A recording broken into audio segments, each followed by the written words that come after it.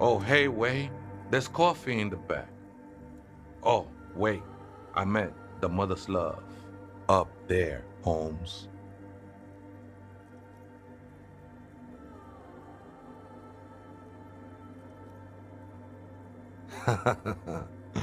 I am. At least in part, Holmes. Into the mother's love burns away the cruel distinctions of the body. A boyadero? No, Holmes. I don't go in for that kind of thing. It's all about surrendering to the mother now. Haven't you ever met a Mex before? Cabron. Surprising number of us around Rabbit Shop.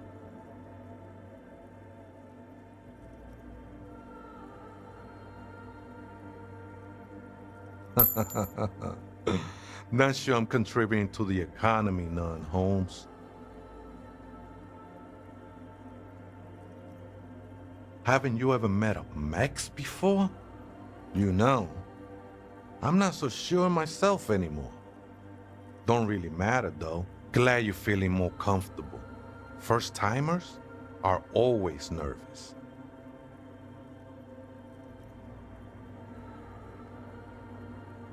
Oh man, I would love to see that statue. I'm sure I'd be trespassing if the church was in use. But it's not, hombre. I done my share of illegal shit. Used to be in a gang, the whole deal. But even memories of that time are fading. Most of them are already gone.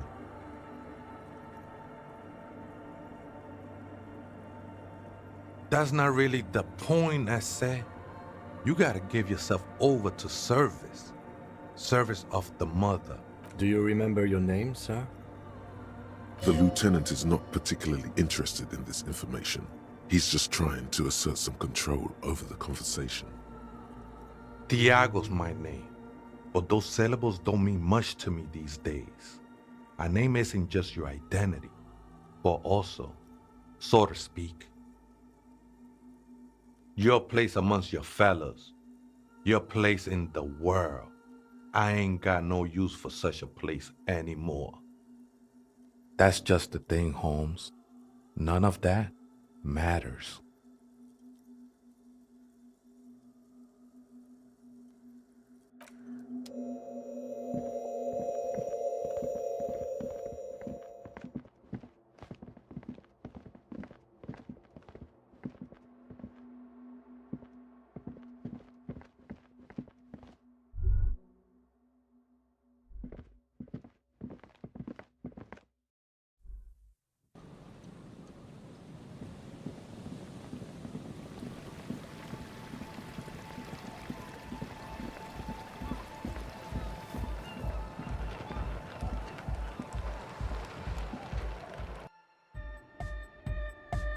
Hi again.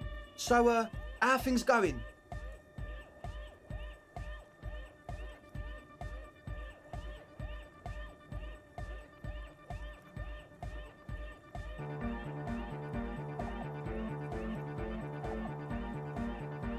And? What happened? Oh man, the crab man you mean? Who is he? What did you think?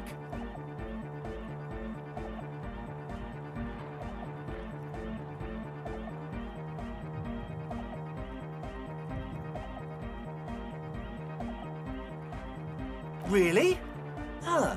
Interesting. What's he doing in the church?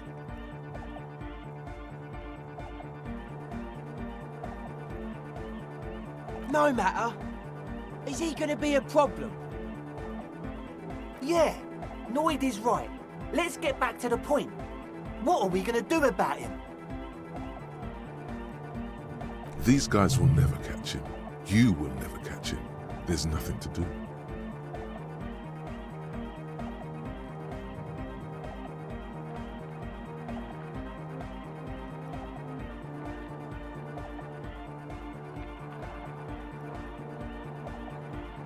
I don't know, man. Doesn't it feel like a major hindrance to you? A spooky guy climbing around when all the guests are trying to have nice, friendly hyper time? I guess it's not a massive problem, now that I think of it. Everyone is welcome to dance till the morning light! Yeah! Maybe. I guess we'll figure something out. Okay, but what about the other spooker? The one in Grandma's clothes? Did you see her?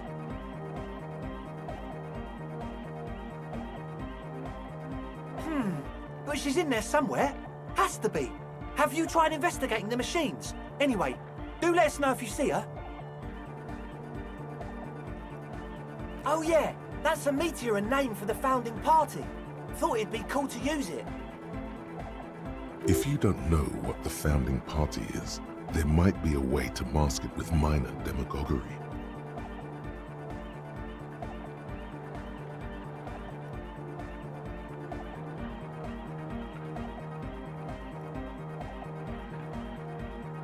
Come to think of it, I've never really looked them up, you know? I can't give you a precise definition, but they're a very powerful religious organisation. And they have roots in ancient mass society. And they're the custodians of the Pericanassian Church. Plus, they anoint the innocents. They, like, made the Innocentic system, no?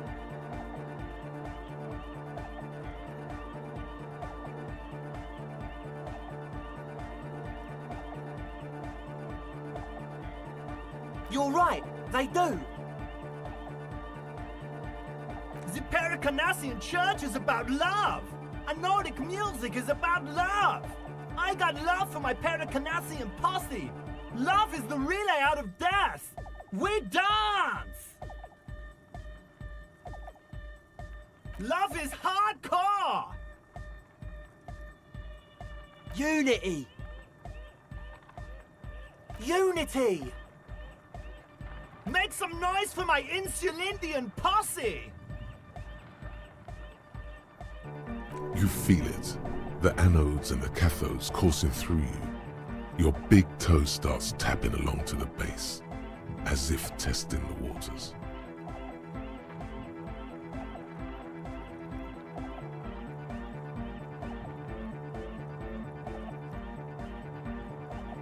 Feels good.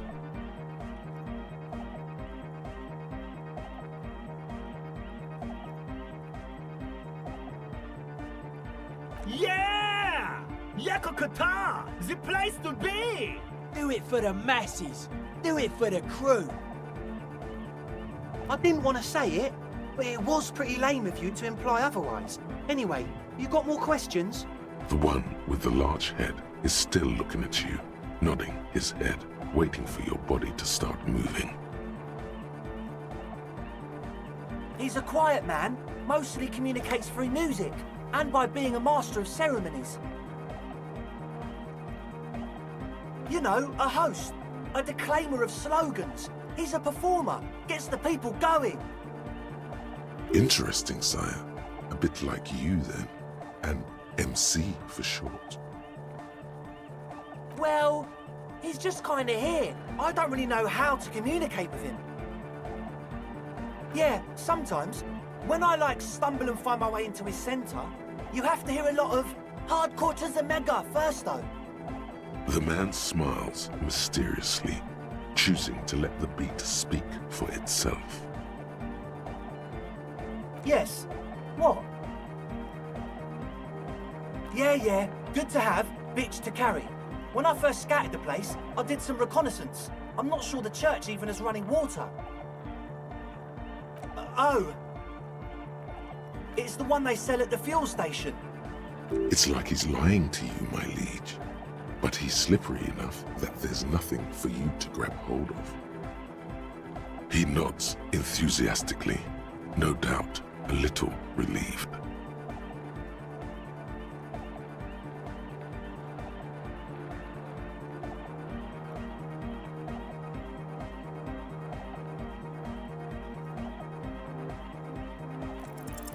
Okay, so the speed freaks want to start a club for dance music. That much checks out. Youths like music. The gist of it is, they want to turn the church into a club, but a suspicious element has overtaken the building. It's very important to understand what the gist of things is.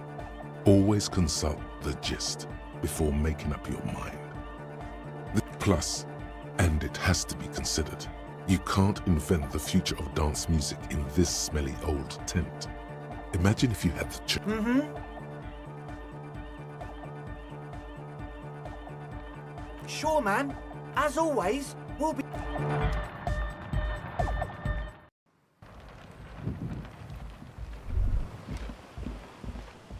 The shaggy-haired girl kneels on the sea ice. She looks... So you talked to my associates, right? Are you going to help us? Great. Let us know if there's any progress, will ya? We've been waiting for weeks here.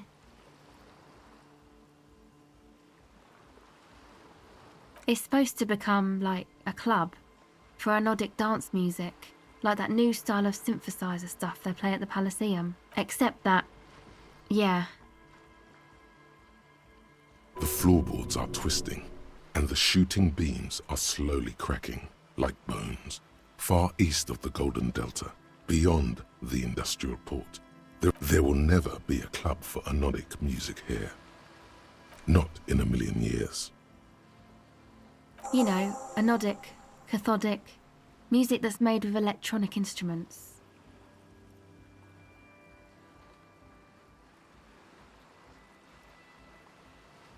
What do you need to know? Go ahead. My associates? I haven't got much to say about them. Of course I do. I just don't tell people about my friends and who they are and so on. I don't provide information on them. To the cops.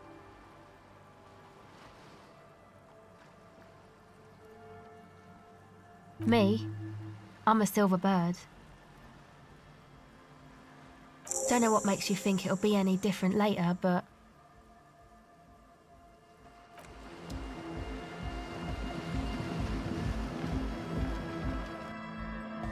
The young man with the tape recorder acknowledges your return. When he looks at you, he squints as though you were the setting sun. This is hardcore. Hardcore! Hardcore to the mega! Internally coherent. Encore! All right! Yeah! He furrows his brow as his very large head traces the sublime, invisible movement of the music in the very real air of the stuffy tent. Hardcore! Ah! Is it though? But is it? I mean, really? Feels like you should reply with the very pinnacle of idiocy here, so that things get totally transcendent. But you haven't gotten there yet, so you don't know what to say. I am the mic enforcer. I am the chicks checker. Yeah! So you had a talk with Andre, and now you want to discuss things with Noid. Good. It's good you talked to Andre first. Gave me time to get a reading on your sign. Can't really talk to people before you get a reading.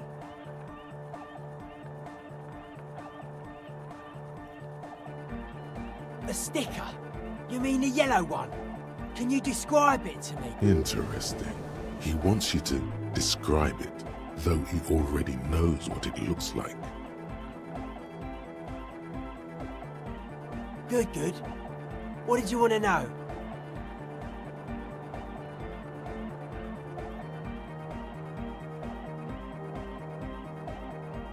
Simplicity was brought to us by classical solarist modernism, but that was a tasteful, harmonious simplicity, right? Well, hardcore is not tasteful or outwardly harmonious. It's a warning shot. This will be dangerous. The echo of man's loss haunting him. The sticker, the clothes, the music, same thing. It is. Yes, you're the 23rd person to get it right, and I've asked 23 people. Looks like it's a dead guy smiling to the entire human race. Really? We're all the same. Same eyes, same smiles, same death. He defeated history. We are living in the age of history, and in the eyes of history, we are always already dead. How can we ever smile then? Because history is a lie, and so are its deaths. The present moment and life are the hardcore. The hardcore expels death. Or maybe he's not dead. Maybe he's just really ecstatic about the beats. Or drugged out of his mind, come to think of it. It should be sold, but not by us. I guess one could write an entire treatise on the thing. But what for? Nah. Still strongly out of sync. Stage gamma disalignment. You heard me. The hardcore aesthetic is esoteric. It's not meant to be discussed with the law at this moment. It's not easy to reach a harmonic resonance of signs without some adjustment. Yes, further sign matching would do good for us. One way to achieve this will be by getting us into the church. Yeah, gotta compare. See if we can align. I suck at socialising, man. Even now, our sign synchronisation is way off. But I'll see what I can do.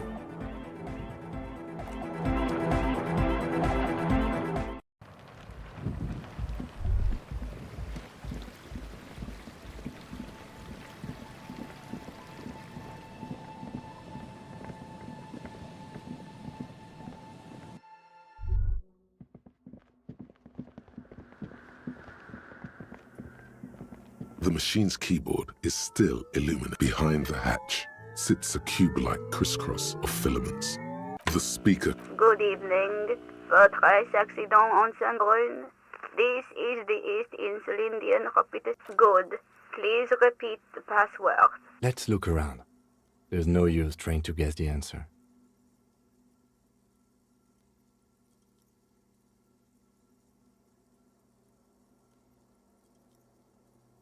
No.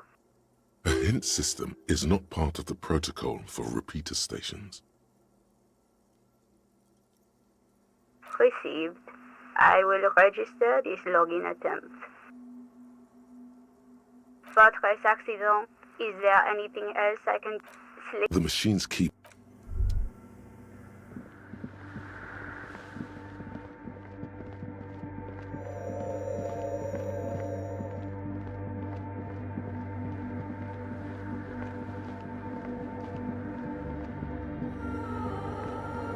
Oh, hey, wait. There's coffee in the back.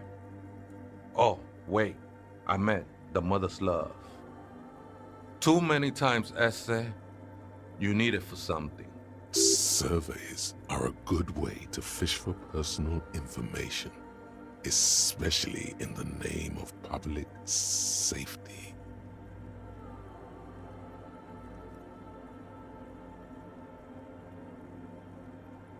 Don't sweat it, vato.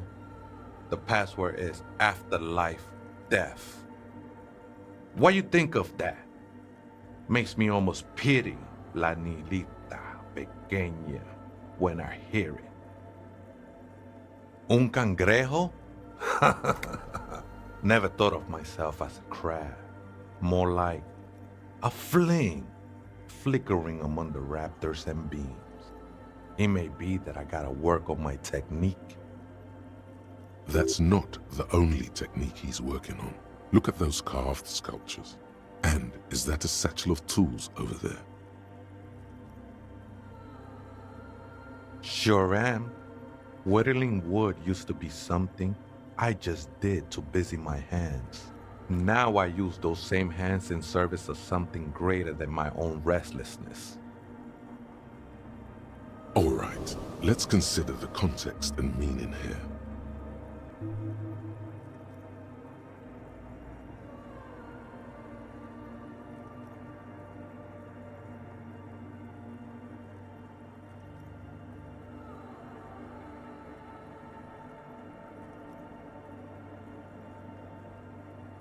It's all just for the mother, man. No need to overthink it.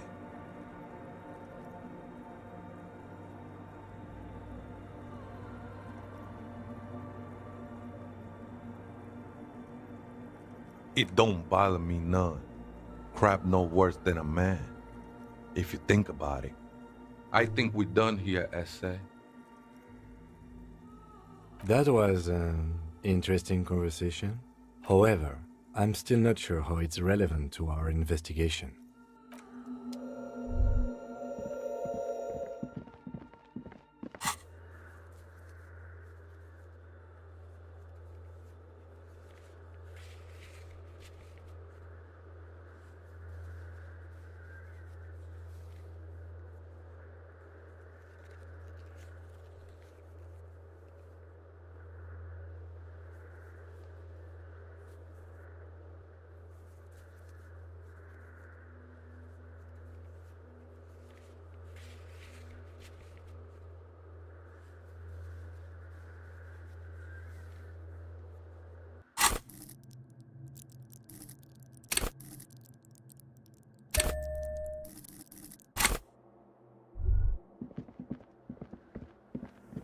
The machine's keyboard is still... The speaker comes to... Good evening.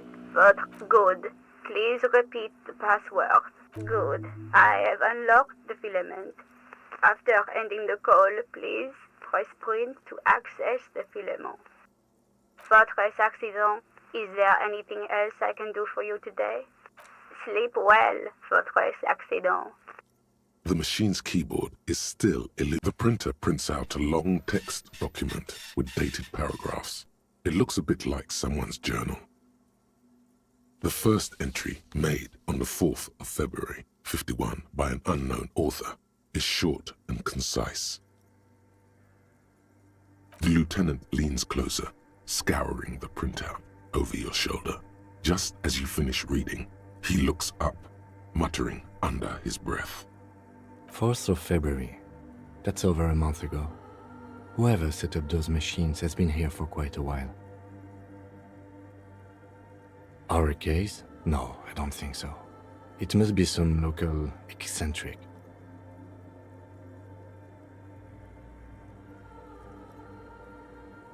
"6th of February, 51. Had a little chat with the local fishermen.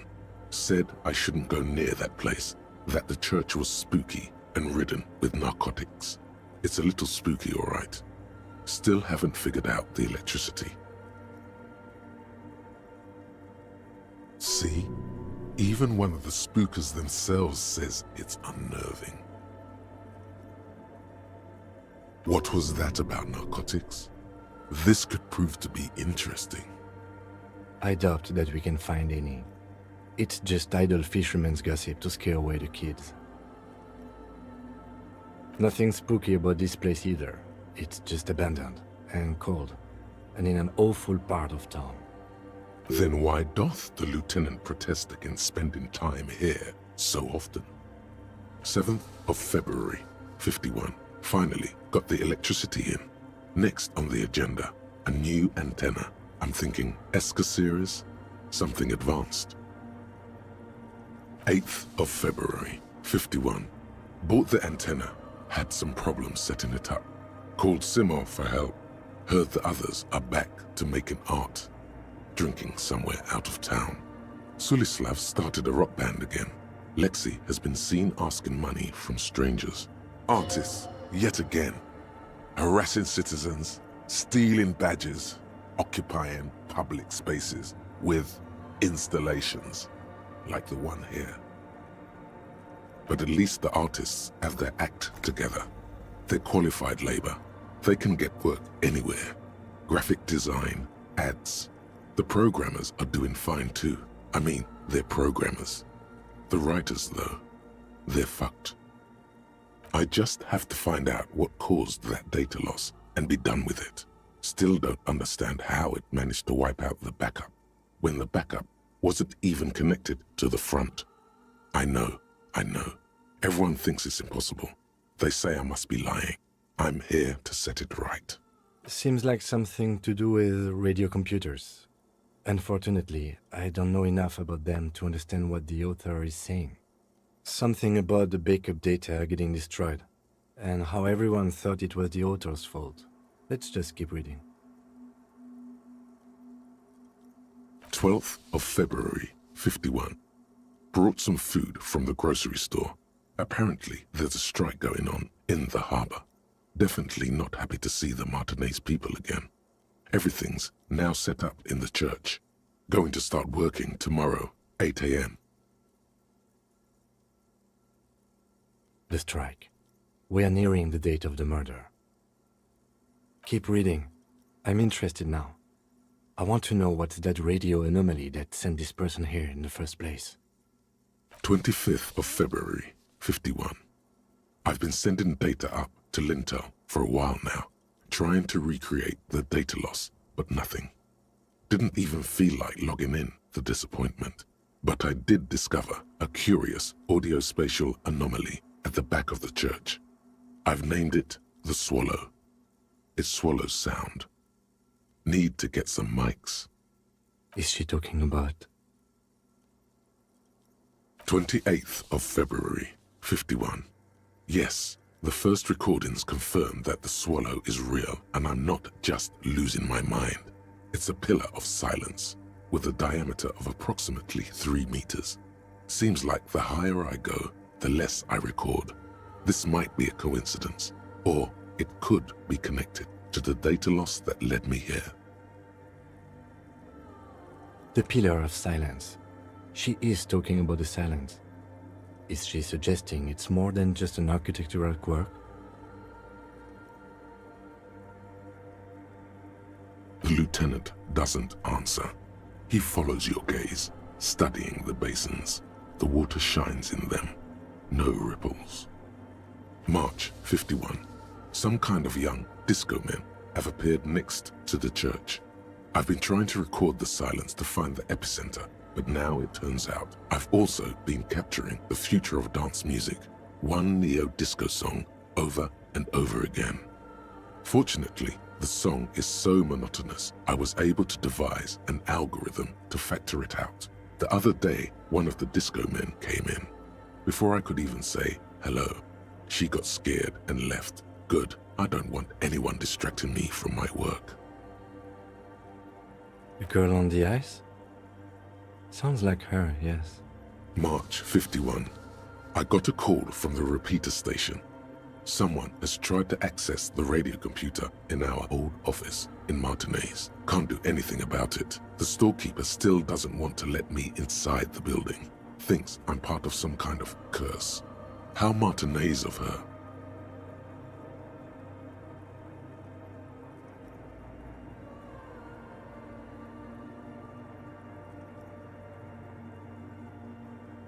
I knew it wasn't a good idea to meddle with the machine. March 51. A new 2-meter aux cable. Noodles, crackers, ping energy drinks, water, toothpaste, gum. Also some canned air. Your reading is interrupted by the sound of the church door opening. A strange woman makes straight for the radio computer.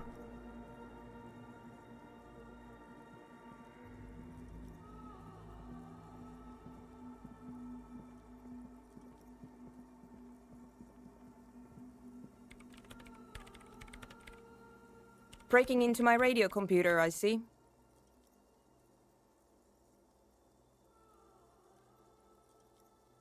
I do apologize for the intrusion, madame.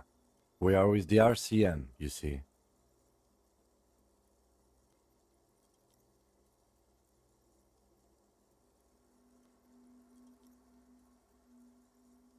Well, you won't find any music venue organizers here. It's just me and my computer, and it has been this way for weeks. Now please give me some room. I need 2 seconds to see that you haven't destroyed anything. We should talk to her after she has rebooted the machine.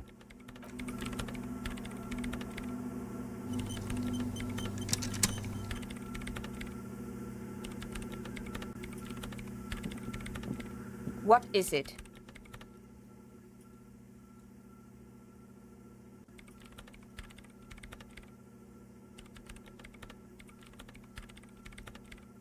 Yes.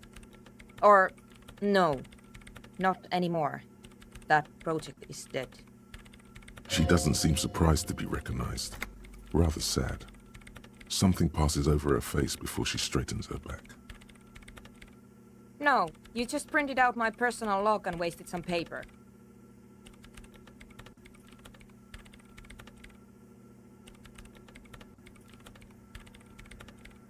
I am Soona Luukkanen-Kilde, the former lead programmer of Fortress Accident and RSA radios. I have over 16 years of programming experience, and I'm proficient in both Vox and Orbis languages. If you're not here to hire me, I don't really know how I can help you. Did she say over 16 years of experience? She must have started programming when she was still a teenager.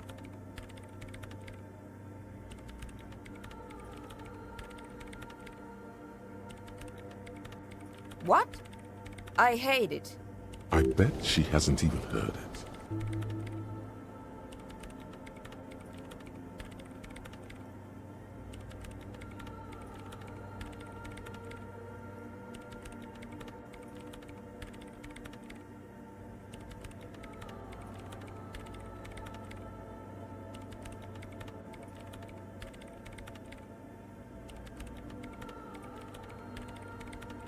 Maybe I'd have to be on drugs to get it, but to a sober mind it just sounds like uninspired rug whipping. No idea what it has to do with either dancing or music. This is about those speed freaks in the tent, isn't it? I've got some news for you. It's not a nightclub they want to build here. Take a guess, why don't you?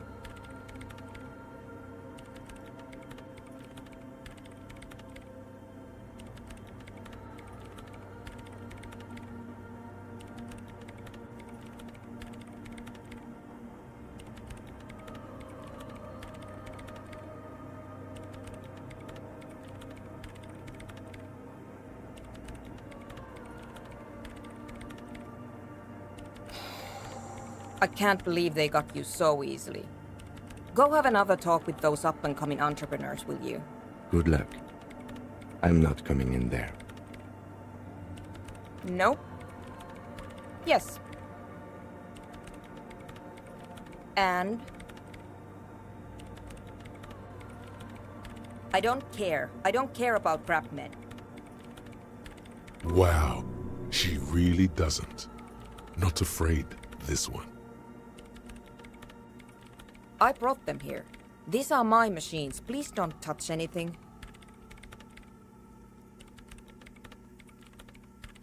I use the AR-1 as my RAIN prefix processing unit.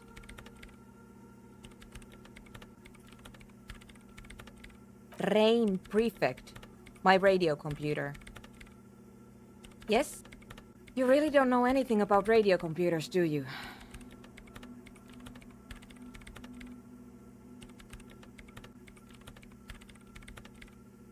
All right. Well, all radio computers perform operations up on air.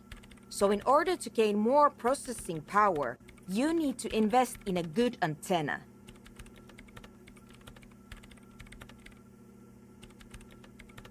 I guess it is. So far I've been quite satisfied with it. Martinez is an unstable region with bad coverage, and the operation has been surprisingly stable. But it's not the cheapest one on the market, so I wouldn't recommend it for your regular red tape operations. Fraser 1000 is a foolproof line for civilians. Anyway, you should do some research before you decide to buy anything. Ask around, compare the prices. There are many milieus dedicated to that sort of thing.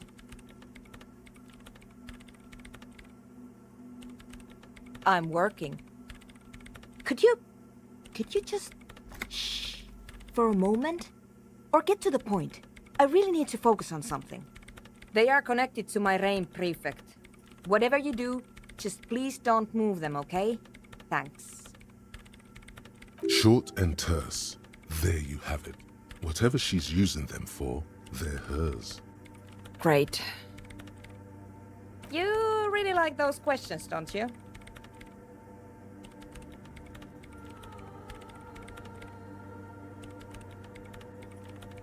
I'm conducting scientific research here.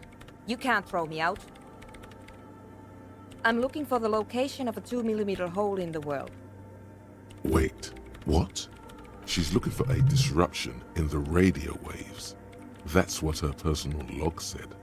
The lieutenant raises his brows, but doesn't say anything.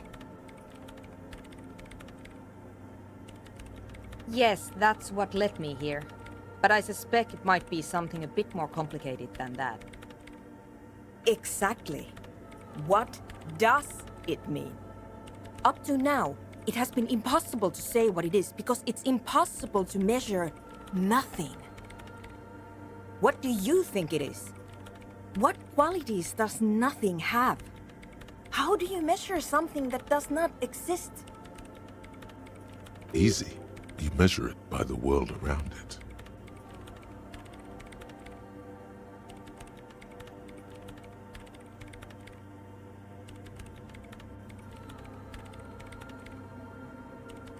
Exactly. Very true. That's what I've been aiming for. That's why I have those basins. I've tried using hydro transducers to record the silence. To find out where it begins. Hydro transducers. So that's what those water basins are.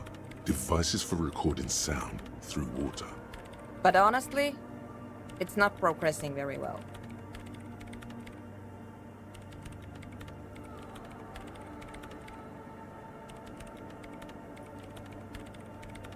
Somewhere underneath those roof beams, I assume. Strange things may flourish in the dark. There's this place at the back of the church.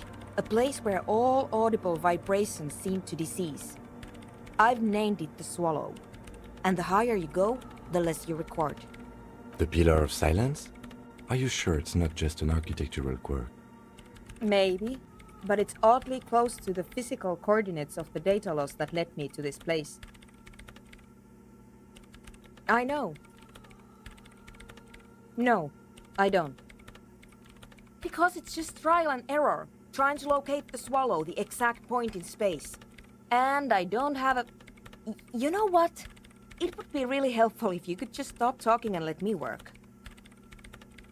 Great. Thanks.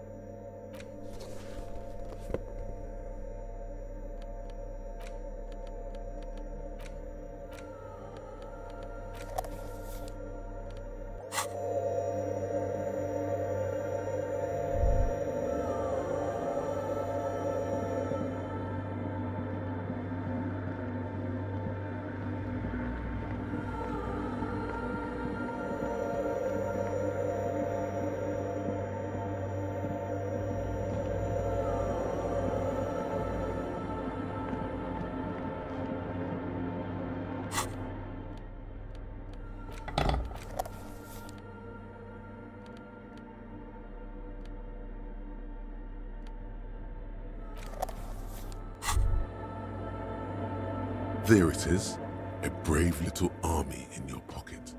The 1st Smokes platoon. 20 brave souls standing in salute, ready to step into fire for you. You picked the best one. This soldier is fat and succulent. What are you waiting for? Light up. Re-become yourself. Get a load of this rock and roll cop here, people. Johnny Thundercop fishes a cheap lighter out of his pants. With a flick of the thumb, there's fire. A primal satisfaction. Here we go.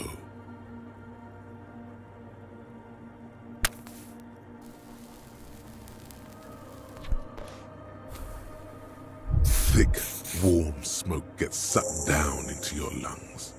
Immediately, you feel a warm nostalgia fill your head, body, and soul. In the bottom right corner of this...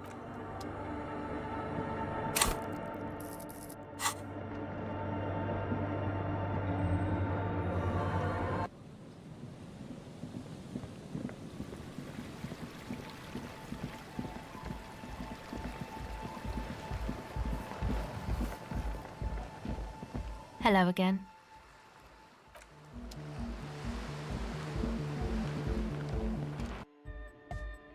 Hi again. So, how are things going?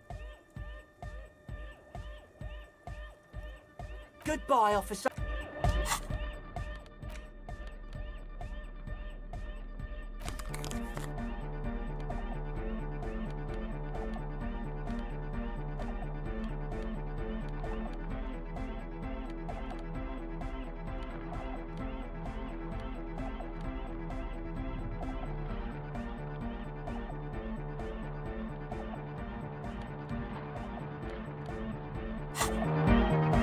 Hi again.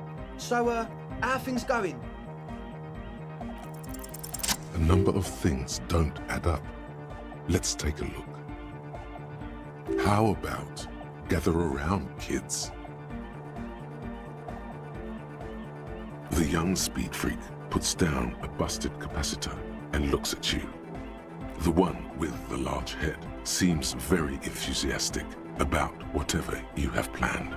Their would-be leader is less amused.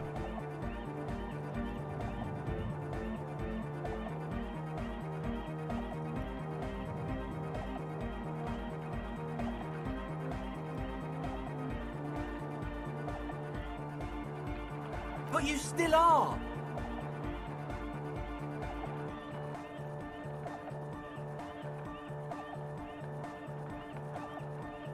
What happened?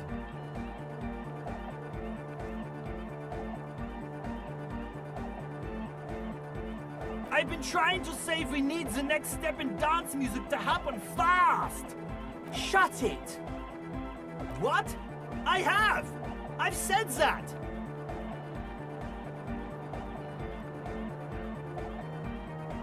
The young speed freak is silent.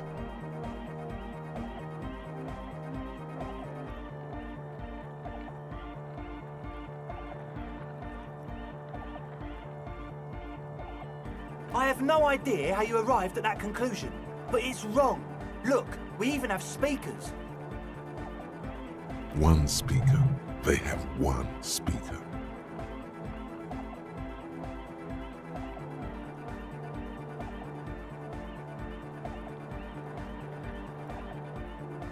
What do you know about spinning tape?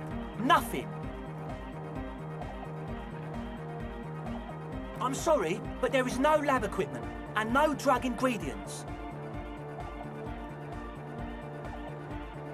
And of all cellular-based life, what's your point, Lawbringer? What do you mean, friend? It's a one-speaker system. It's monodynamic. You wouldn't know the first thing about sound reproduction in anodic music.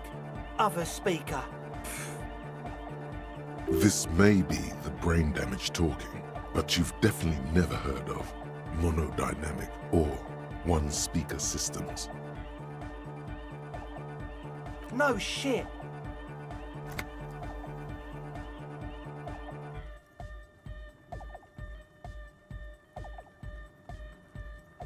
That's... Come on, that's...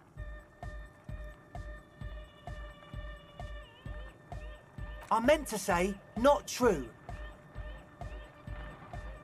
Hey man, who knows what she's on about? I get it. She doesn't want us in the church. She's got something against us. Who doesn't like to dance? She doesn't like to dance. What do you mean, do? There's resignation in his voice. He's almost ready to drop the act. It wouldn't take a lot of pushing. The optimal way to go about this would be indifference. It begins by you telling him you don't care about any of this.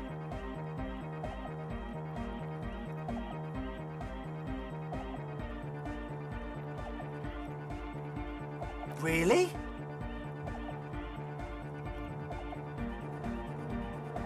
You wanted to just ask me about something else?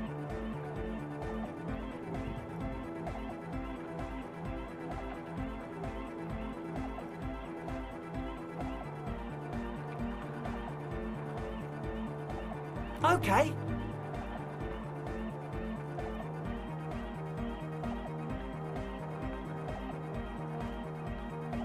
Yes? What's the deal? A programmer? That's odd. What was she like? Did you ask her about the nightclub? What a pity! That's my favourite thing in the world! And she doesn't like it at all! A shame. What can we do now? Do you see a way out of this jam? And into a laser-lit future of dance and unity? Unity! Dance! And you can't just evict her? Look at you, honour man! No, Noid. He's right. Maybe we've approached it the wrong way after all. I'm sure there's a workaround. We can make a deal not to bother her. If that's okay with her, we only want to get in the church and spread the joy and ecstasy of music. The lines in the dark exist! Coexist! At least Crabman seems like an advanced being. He's hard. He'll understand. Yeah, he can do his climbing thing in the tower. And the programmer, does she like Nordic dance music?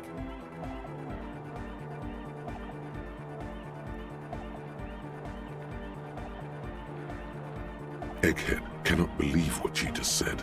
It makes him pump the jam a little slower for a moment, but then he returns to the full swing of it. No worries. We'll figure it out. If coexisting fails, you can always muscle her out, right? If it's all okay with you, what do you think? Oh man, but the drug lab was like an integral part of getting the club going. For me, it was my favourite part. Chemistry's great. Besides, imagine all the drugs we could do if we had our own drug lab. I mean, anodic music is great and all, but drugs, they make you feel really good.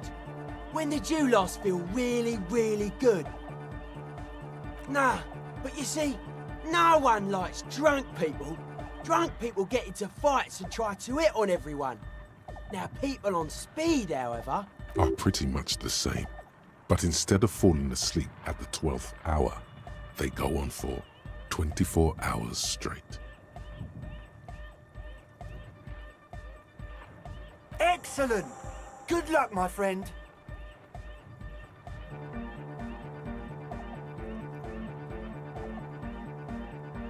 Goodbye, officer. huh? I see you're here again. Off.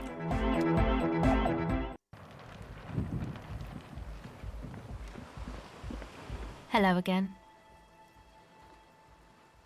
I did, and I'm sorry. For what it's worth, which isn't much. This is why I didn't go into the tent. Typical delinquency. You don't get to choose your posse, they choose you. Mine are idiots, but they're mine. I tried to talk Andre out of it. Okay, but I still regret it. I should have been able to control them, and I will in the future. I promise. May I ask? What did you tell them? Hello again.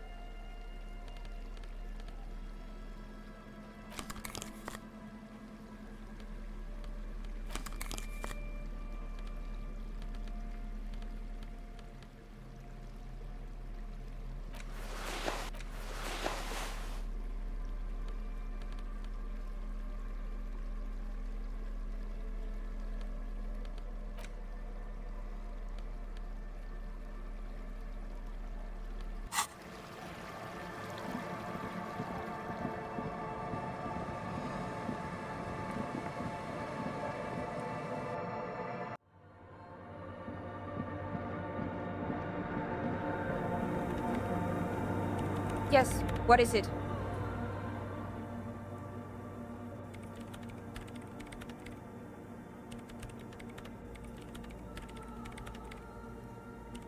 I don't want to make anything work.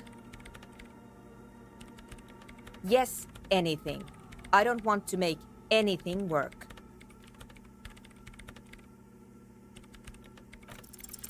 Easy.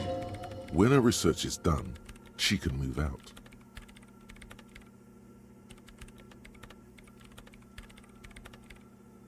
What? No, I don't really need any help with the project. She thinks about it. A glassy look in her eyes. A gust of wind brings more snow in from the broken gallery. It touches her hair. All right. Bring me the game's offsite copy from my old workspace, if you really want to help. It's stored on a filament memory, and I'm unable to go and fetch it myself.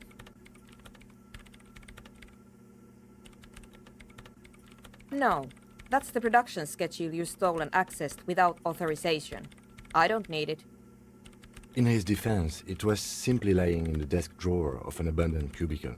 Okay, but still.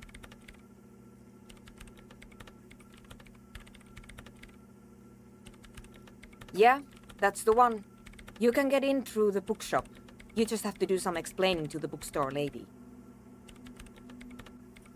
Good. Then you might know the giant ice bear fridge in the building's cellar. The filament is inside the fridge. Just go and get it. In the giant ice bear fridge. I just told you. But you've been to the fridge and it wasn't there.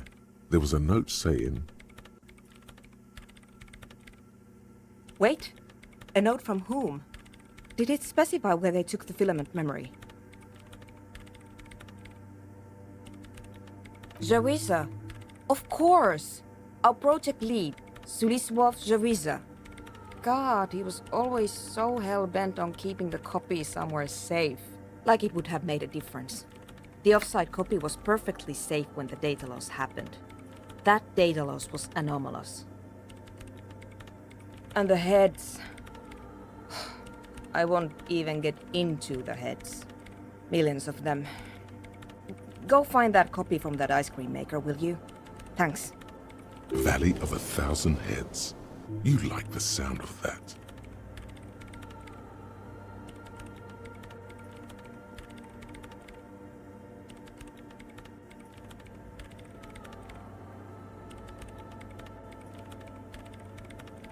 This is getting ridiculous. Can't you just defrost it? Or, I don't know. I don't know about the ice cream maker. Just figure something out. Thanks. And here's my Kvalsund multi-tool. You might need it to hack loose some ice. It opens everything. If you get me the offsite copy, then you can keep the Kvalsund.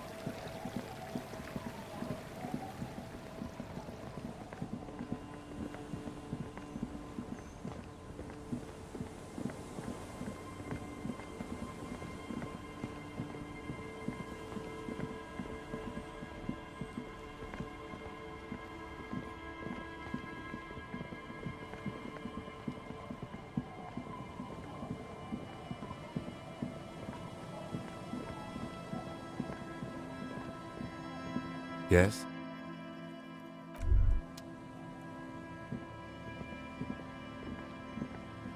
There's a trap in the reeds at your feet.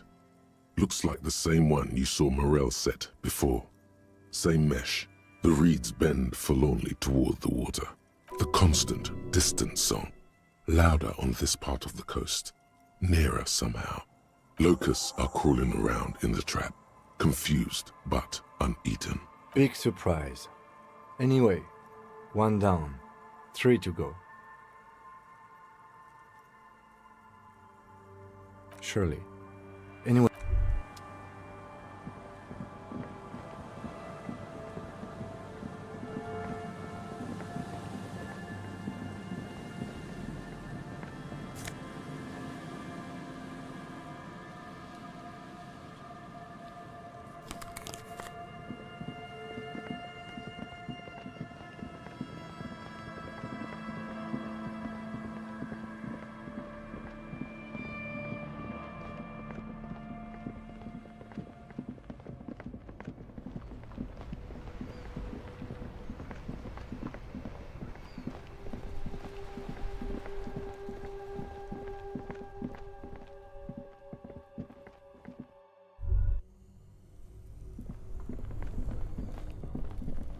This orange machine is dead still. It has a hand-cranked ice cream churner and an electric freezer. The ice around it slowly melting.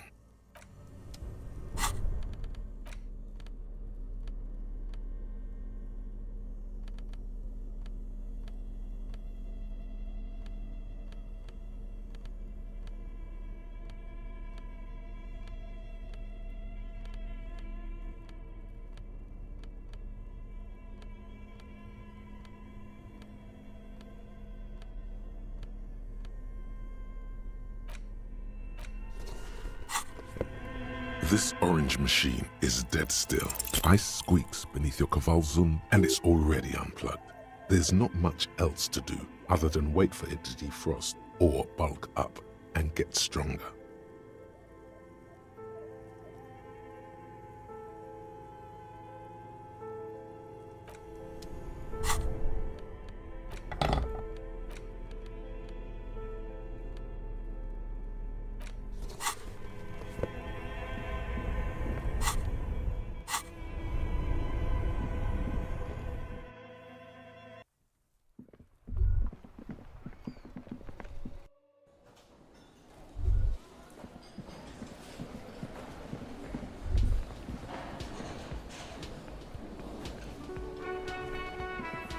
Can I help you?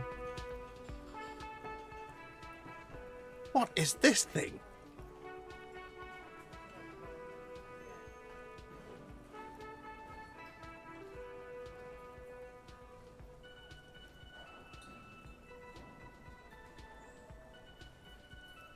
What, the interior decorating kind?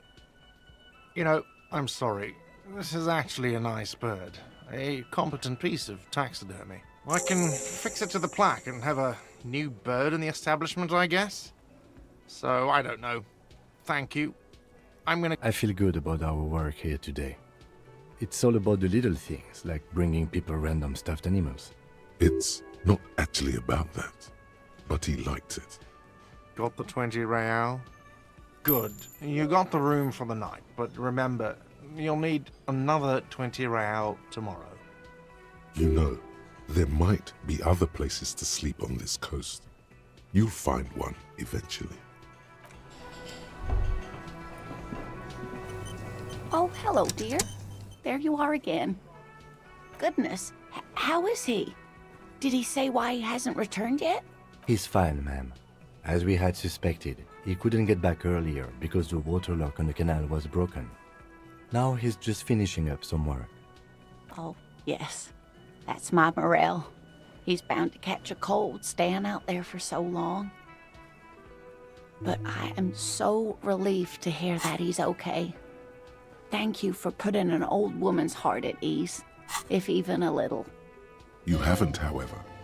There are dangers out there. Our aging body's foul. Her heart won't rest until Morel is safely back with her. Oh, you don't want to hear about some old woman's ramblings. Reflexively, the lieutenant read his familiar notebook. Well, it was summer. I was building a racing track out of sand on the beach near a tall stand of reeds. Quite a tall one. Many times my height, I remember. When, all of a sudden... I looked up, and one of the reeds moved. Not like a plant, but like a living thing.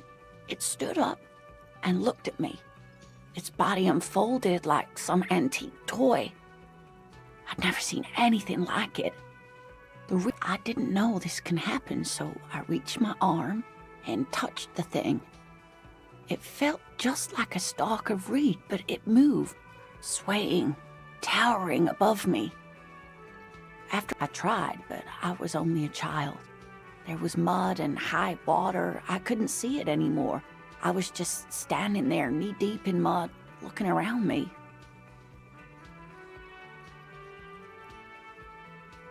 Where did you go? Don't go.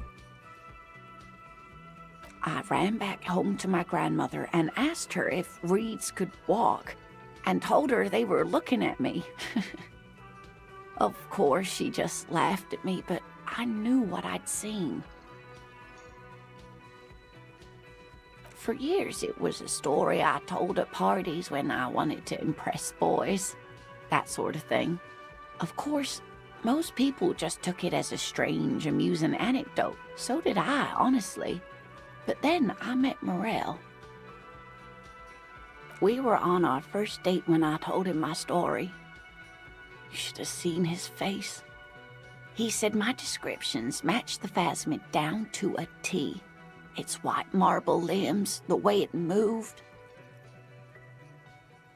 So that's how they met. This is beyond significant for them.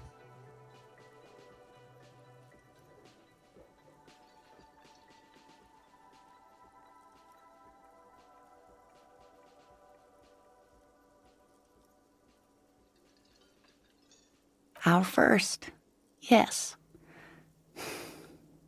The sigh is tender. The sigh is tender, yes, but tempered by something else. A thought she can't express. Interesting. Not all of them, as far as I remember. Some of them, on the inside like stalks of marble, if that makes sense. It's hard to say how big things are when you're quite small yourself. To me, it seemed to be taller than I was then, but that's probably not the case. What if it is the case? I thought it was a wonderful story, ma'am. But I don't believe it. A child left unattended on a warm day. Children make up stories and then end up believing them. Of course. I've thought about it. But Morel says my report matches with the others. And I'm sure I hadn't heard of the phasmid as a child. Nor had my mother or my grandmother. So how did I know what to imagine? It was only when I started telling my story as a teenager that boys would tell me, "Lena, you trying to tell us you saw the Insulindian phasmid out there in those reeds? Get out of here."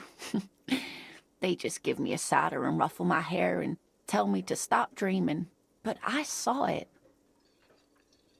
You're welcome, sweetie. I do appreciate the chance to relive it whenever I get one. It was just such an impossibly sunshiny day. So warm.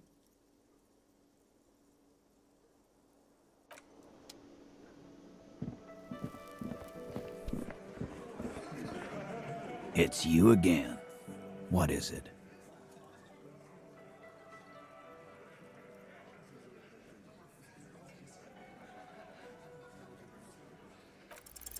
Convince Titus he's being manipulated? Bad idea. Bringing her up will do no good. You should know by now. Titus will never falter.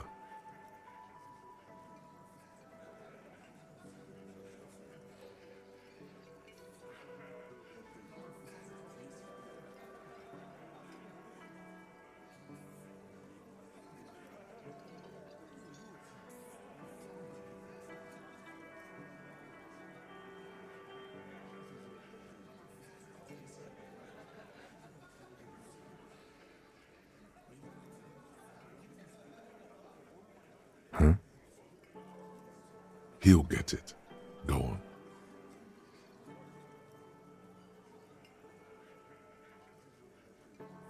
Got it. Kill you because they don't like you. All because...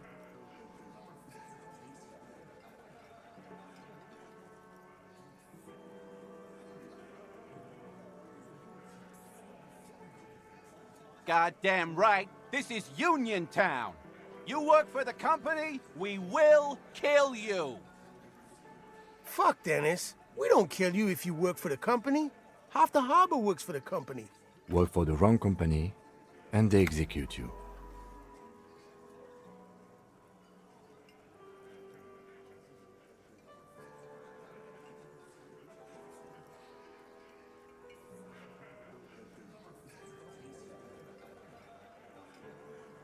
It wasn't that. It wasn't... We didn't hit him, okay? That's it. That's the weak one. You flushed him out. Now go in for the... Officer, you will be next if you don't shut up. He's onto you. He knows what you're trying to do.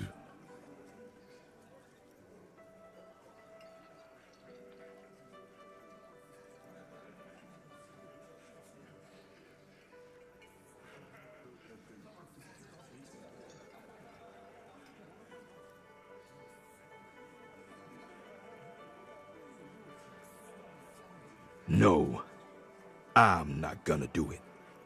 I'm too old for a shot like that now. Suddenly, there's an awful ringing in your ears. Your body temperature spikes. You're burning all over with fear. To your right, you sense the air move. The lieutenant draws his firearm. You only manage to perform one more movement. An instinctive jerk to your left. Then, no sound. No one screams. It's impossible to say where it comes from. More dead cops. Sad news from the district of Martinez, as the bodies of 2 police officers are found floating in the canal. It is believed the officers were pursuing a murder investigation, but got caught in the dock workers' strike and were gunned down under unclear circumstances. Such needless loss of life is truly tragic, a local union leader, Everett Clare, commented, and added that although the event is truly horrid, we can expect similar incidents to follow if right-wing vigilantes are allowed to run around uncontrolled and try to wriggle their way into well-organized neighborhoods.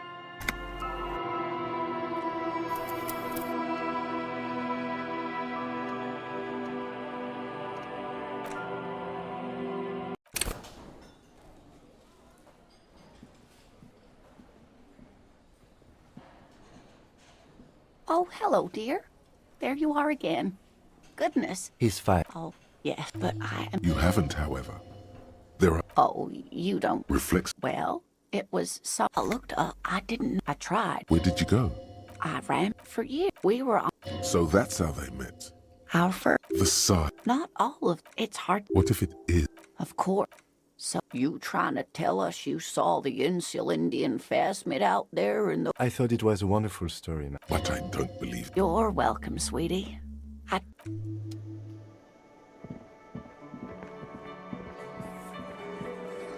It's you again. What is it?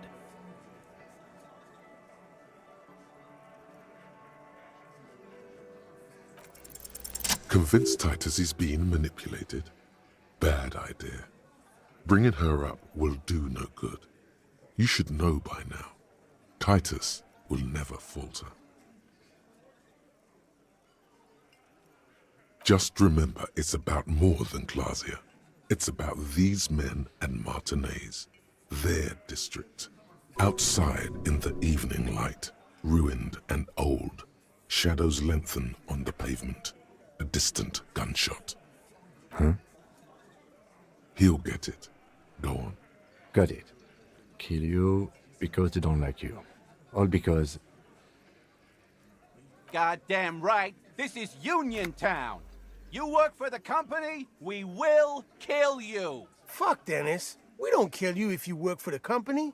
Half the harbor... Work for the wrong company, and they execute you. It wasn't that. It wasn't... We did... That's it. That's the weak one. Officer, you will be next if you don't shut up. He's onto you. He knows what you're trying to do. The lieutenant has put down his notebook. His hand is resting on his holster. He gives you an imperceptible nod. What? What does that mean? We didn't kill him. We didn't even hang him. He was dead when... Shut up, Angus! Fatty! Say one more thing to the cops and I'll... Dennis, stand down, or I'll beat your head in. Theo, take your hand off the belt. This isn't 31. I've got this under control. Angie, where's your goddamn inhaler? You sound like you're dying. I left it home. I can't get it. I'm too fucked. Why are you so fucking fat, Angus? Now it's all pointless. Because of you. You wasted my time. I told you, Titus. I told you just give her up. Lizzie, your help is no longer needed here. Go tell Everard. Fine. I'll tell him. After a long walk along the coast. What just happened between these two? You're in. He's all yours. Questions?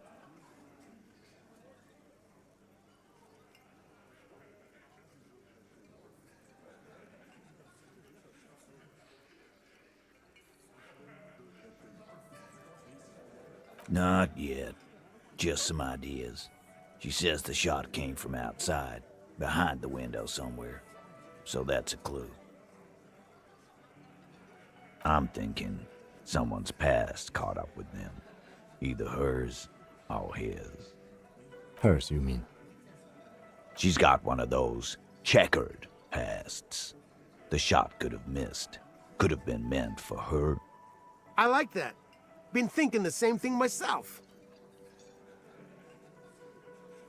Might do. One of those mercenary buddies of his could have done it. They got guns, training, years of bad blood, probably. Or it could have been someone else from Crenell. Tell you what I'd do. Check out the coast for vantage points. Maybe consult with a ballistics buddy of mine. That's what I'd do. If I wasn't too busy doing this clown dance with you. These theories, not bad. Don't buy either one, but still, this guy's not as dumb as he looks.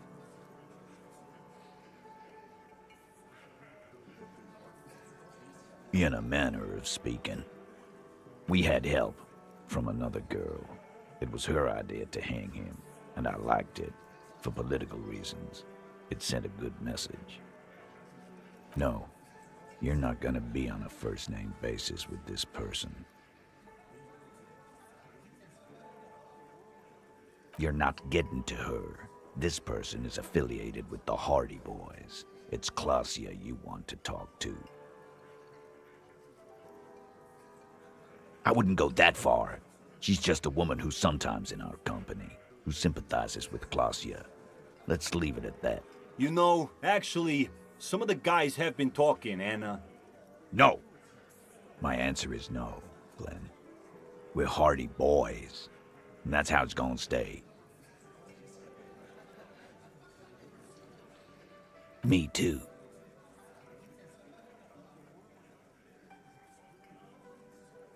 The lieutenant gives a smile only you can see.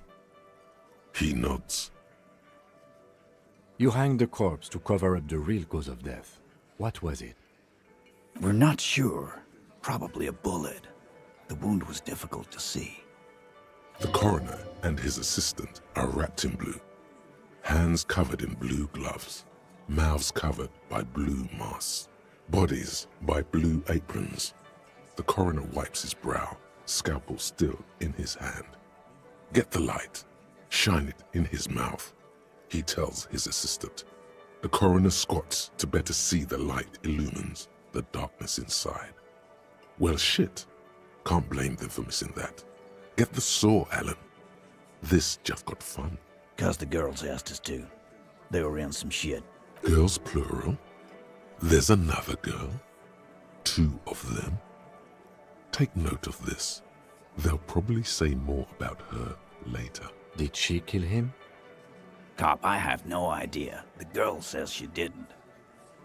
Classier came down. She seemed really out of it. Drugged up, even more than usual. Bug-eyed and gurning, you know? Not in a fun way. It looked like she'd redosed after something went down. I've seen that look before. She was scared. I knew someone had died. I've done this job for 10 years. I've seen it before. It's the politician in the motel room with the dead hooker scenario. Only in reverse. Good analogy, boss. You don't get to talk yet, Shanky. You're still on the bench. And you keep taking it easy too, Angus. We went upstairs. Sure as day the Merc was dead. There was a bullet hole through the window. Fucking dirty sheets and bottles everywhere. He means they'd been fucking? Tibbs patched the window. And the corpse. We hanged.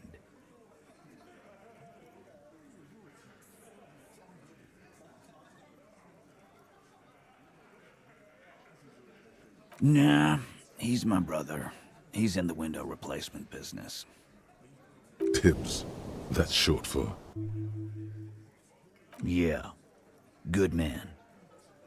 Bet their father's name, Atticus Hardy. Lucretia Hardy would be their sister. Anyway. You may have noticed our girl's in some shit of her own.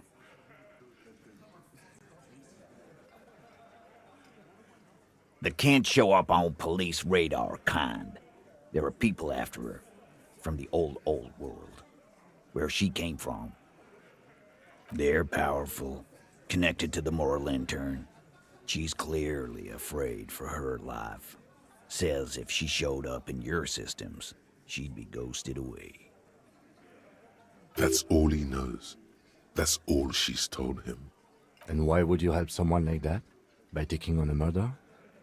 Why would I? I guess we abide all sorts of runaways and losers here. It's a Martinez thing. You do that. Hey, cop. Before you go... Suddenly, the wind picks up outside. You hear it rattling the large windows in their frames. It carries newspapers, circles the whirling in rags in a warm column.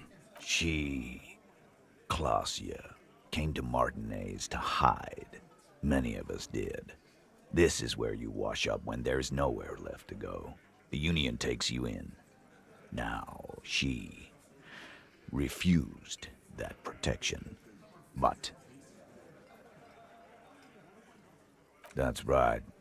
If we didn't take care of the people who end up here, this place would just be a couple of ruins and some cargo containers.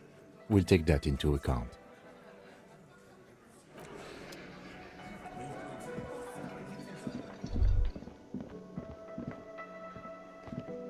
Hey, was there something you needed? Well, well. Bringing him that new bird sure made a difference in his attitude.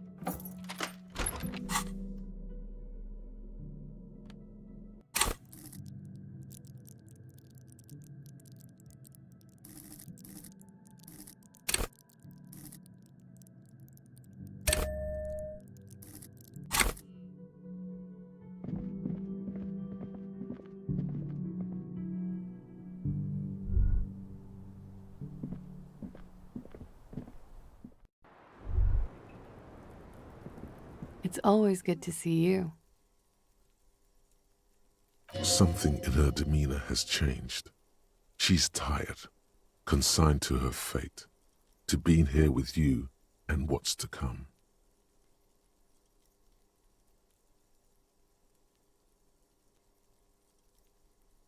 Ah, yes. The night before I saw you in the hallway and reminded you you're a police officer.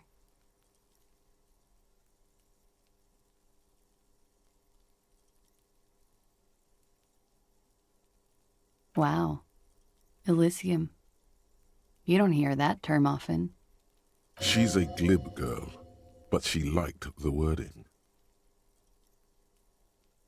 There was the usual ruckus.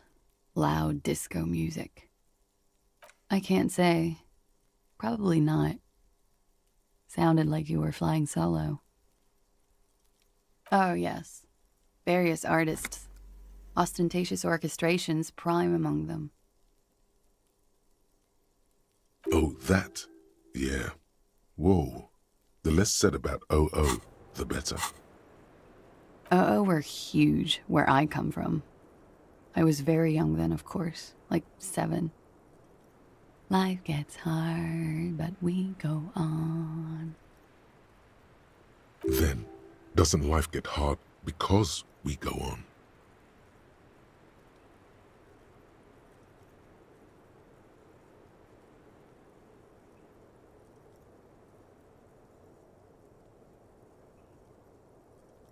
I think you might have come to the same conclusion last night. At around 2 o'clock, the disco stopped, and there was a change of pace. A slow, sad song started playing, like organ music on repeat. That went on for quite a while. That it doesn't matter anymore, and that we're alone now. It was difficult to tell. The song itself was very quiet and soft, but you sounded like a wounded boar, sir. It was hard to understand what you were singing on top of it. Yes, it was very cool. It's impossible to say whether she's being sarcastic or really means it. Then you started screaming and trashed the place.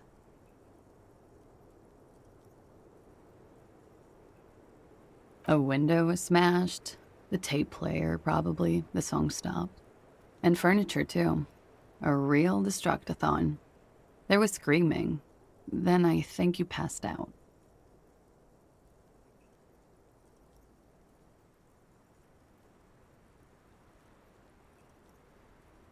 There was.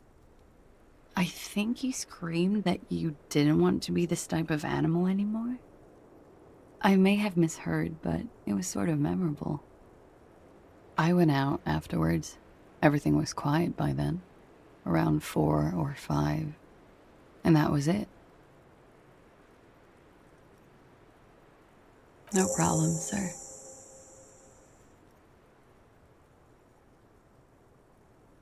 Yeah? Thank you. I've put a lot of time and effort into it. Technically, possession of narcotics is legal in Revachol, but you should still reprimand her. No, don't listen to the stiff. Be cool.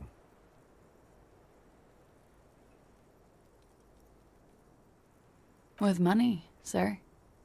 It's not exactly the anti-star size caboodle I intend for it to be one day, but it's getting there. The anti-star is, or was, a Vespertine rock and roll star who liked to do drugs. He did so many drugs, he eventually mutated into a corpse.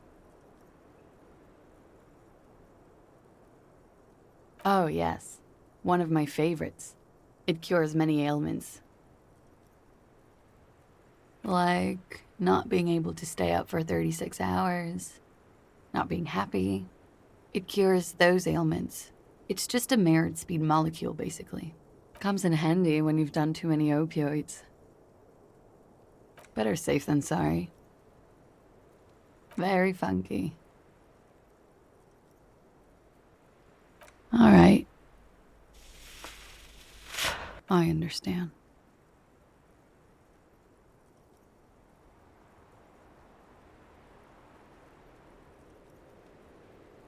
I knew there was a chance you'd get them to tell you.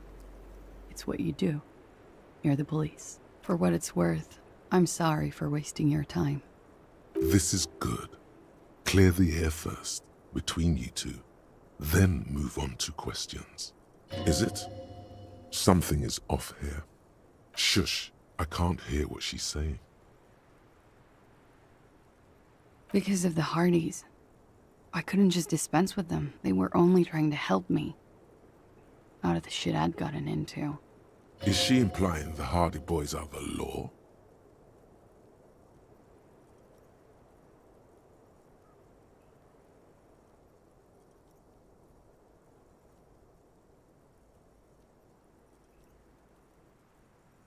You're right. There's more. You answer to the coalition government, and by extension, the moral intern. Briefly glancing over her shoulder to the sea, as she's done time and time again. A grand expanse of water reaches over the bay and to the horizon, wine dark in the evening light. The Pearl, the Muindi Isola, the Occident, and then Oranje, the old, old world.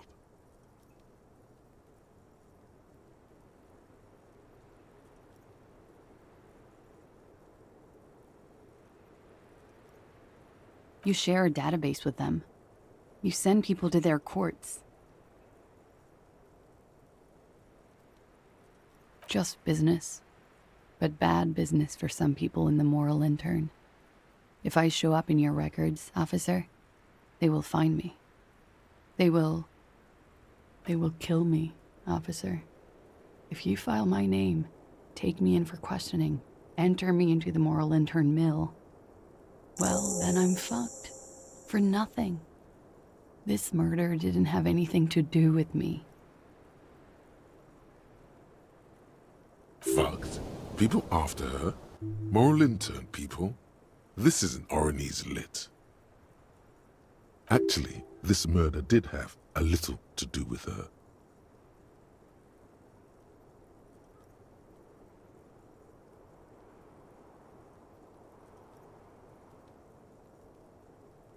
I did. I also had a side job selling insurance that I was really good at. Got picked up by a bank. Competitive intelligence, they called it. After that, I sort of, transitioned out of the whole culture scene.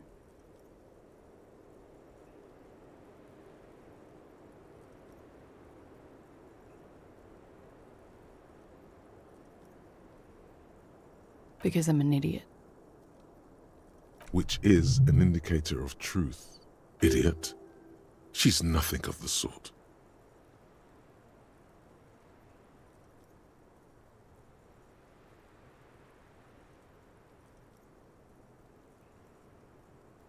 You have to understand, the people around here, no one was making the call, and he kept rotting.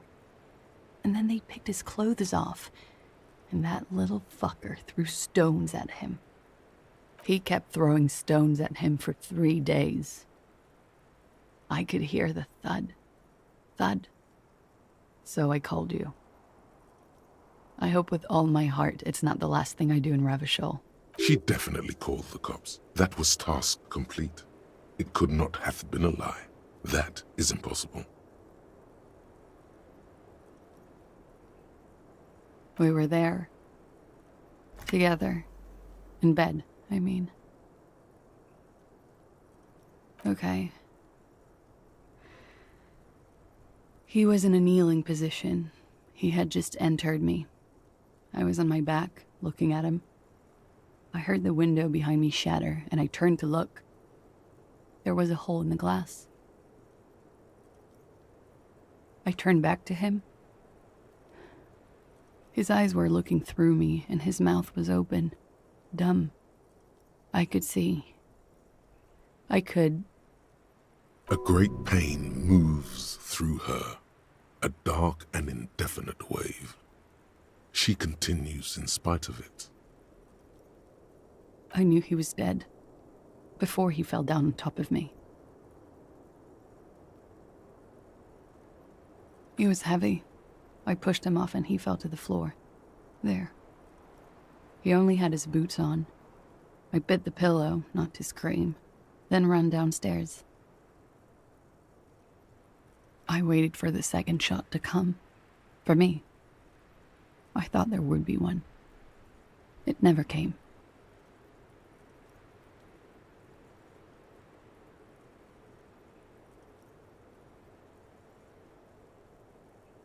So am I. She throws it away and immediately proceeds to light another one. 11:30 to 12:15. I don't know the exact time. Around midnight. Not as much as usual. He'd done a line, plus other things. I was drinking. Wait. Titus said she was gurning her jaw off, much more than usual. Oh, yeah. I did one of his lines, just to clear my head. Good thinking. Clear your head. You should clear your head. Get into his mindset. No. Nothing. I was trapped. I was stuck in my room downstairs. I got some clothes on and crawled back up, drew the blinds. Blood was coming from his mouth. Not a lot. Just a little. He was still on the floor, slouched. I couldn't be there with him anymore. So I ran down and out of my room, into the hallway, down the stairs. I knew there would be people there.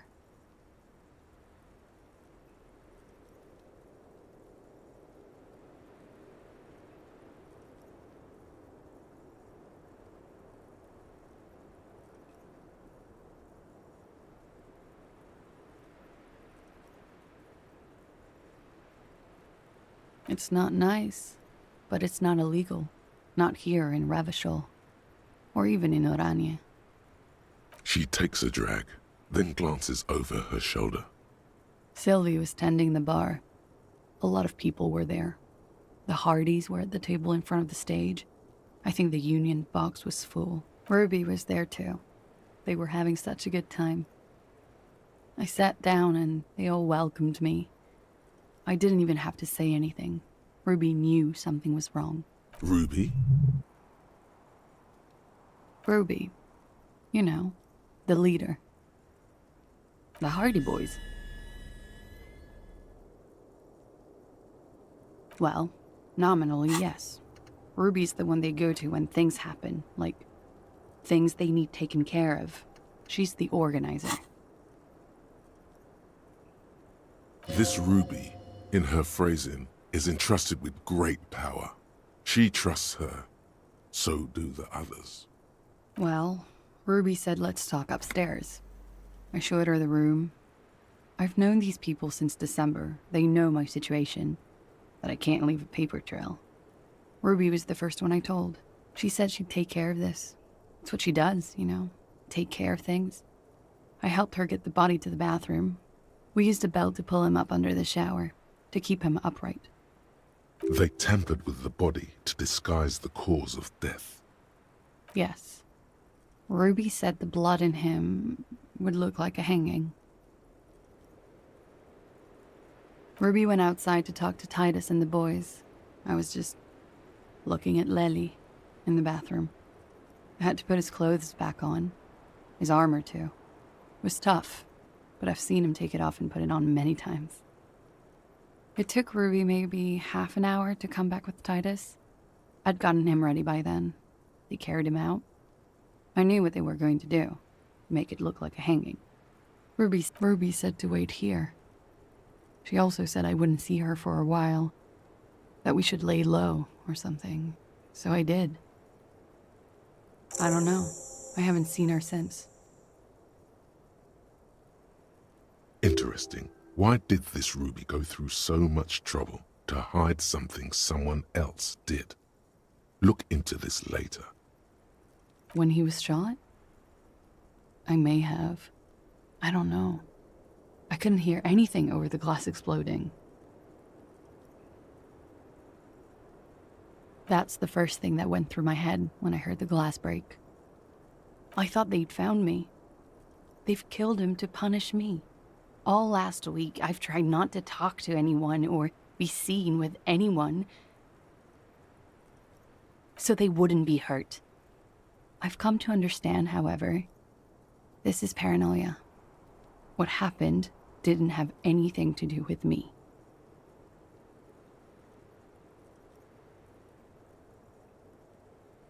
If there's one thing I know, it's that you'll get nothing from Luskop. They don't fuck things like this up.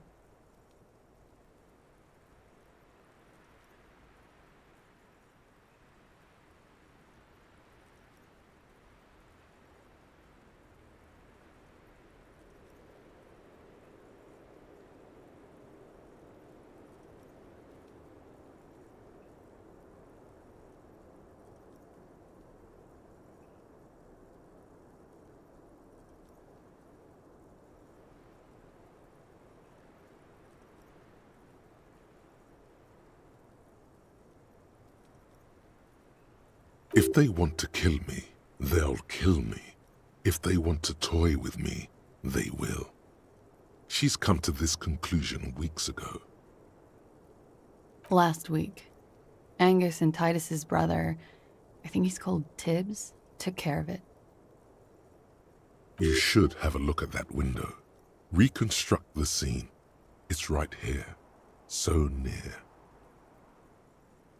Yes, you see the glass sparkling out of the corner of your eye. She nods, silently.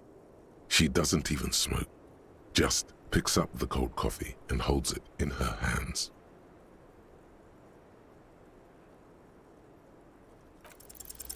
Who? What? Dear God, you've been lied to. She could have killed her lover and lied to everyone. She's not candid at all. She's smoke and mirrors and will-o-wisps. She probably didn't give you her real name either. Why would she? Arrest her immediately before she further entangles you in her web of lies.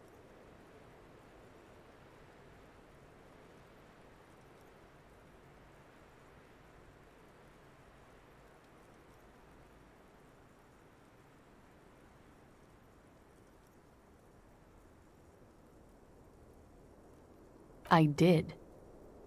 What is this? I called your desk or whatever it is. The numbers are all over town.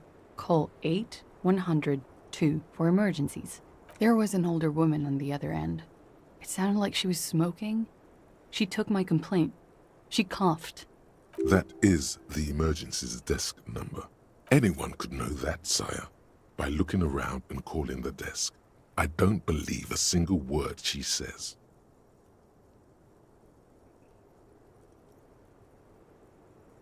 I can give you the time, too. It was late. After midnight. 12:20. I know I have not been 100% truthful with you, but I am now. Okay. Okay, it's not. You log your work every week. It's all transmitted to Common, sir. I couldn't just beg you not to enter my name. So I lied. Like I lied before.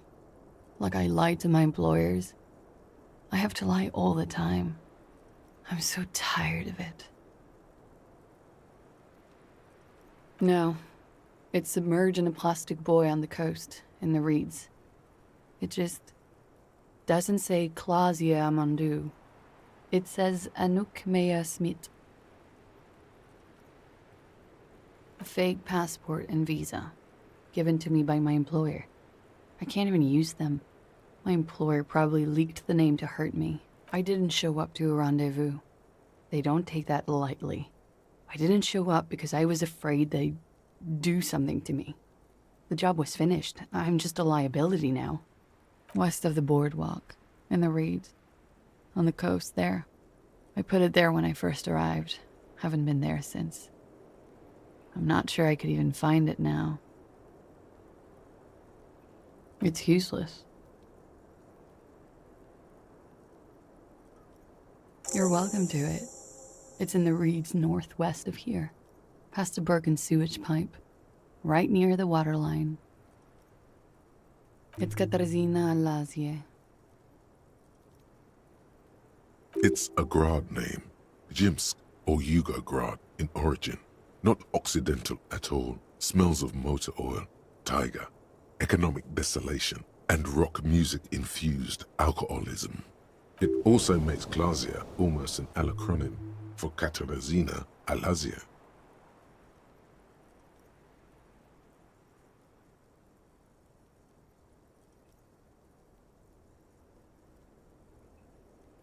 It was a sentimental thing. I wanted to be more me here, this time. So I used my nickname. A nickname? Who gave you this nickname, Glazia? A teenage boy. 1,000,000 years ago.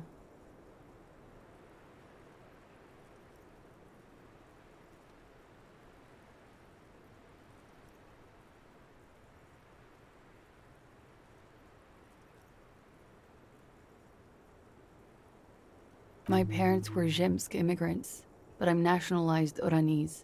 All I remember is Oranje. Elysium is my father's name.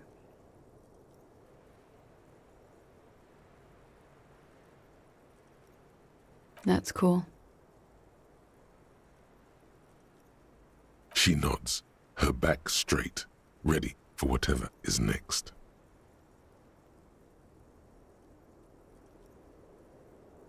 You almost say the words, then stop.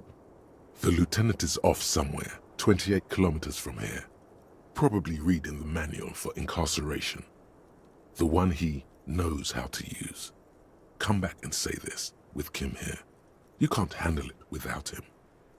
She slowly lights another cigarette and steadies her breath.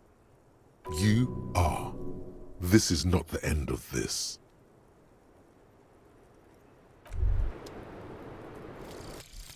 Date of birth generator. You were born in the year 07, in the last year of the commune of Revachol, right before it fell, in the old military hospital on the ground floor, where people usually came to die during a snowstorm.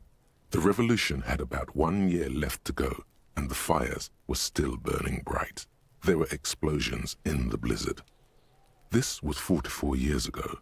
You are 44 years old. The bloating might never leave your face, but beneath it, you still have some years.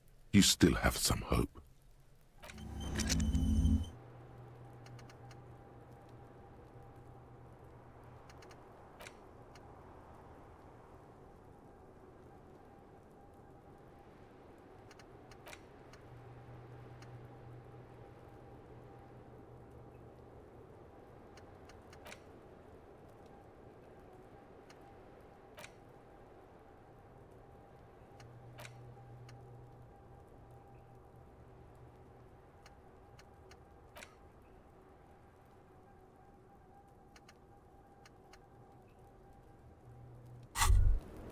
As you look back, you think, so love did do him in.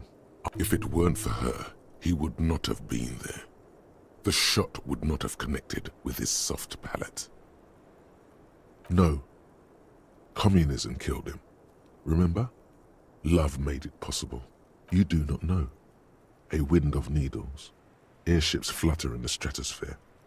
Who knows? It's getting cold out. You should go. The same small, heavy door. No lock in sight.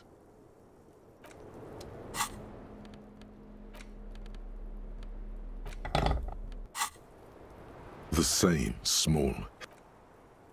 It's barred from the inside.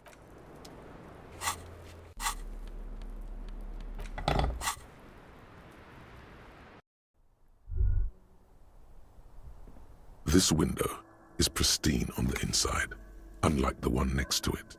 Light from the desk lamp reflects off the glass in an untarnished golden halo, smooth as ice. There are spots of mud and rain on the outside, even smudges. But the surface of the window is clear from the inside. No chips, no hairline fractures. The golden light melts away into the blue, glassy darkness of your mind. In it are two neon-lit shapes, a man and a woman on the single bed. A two-hearted spider.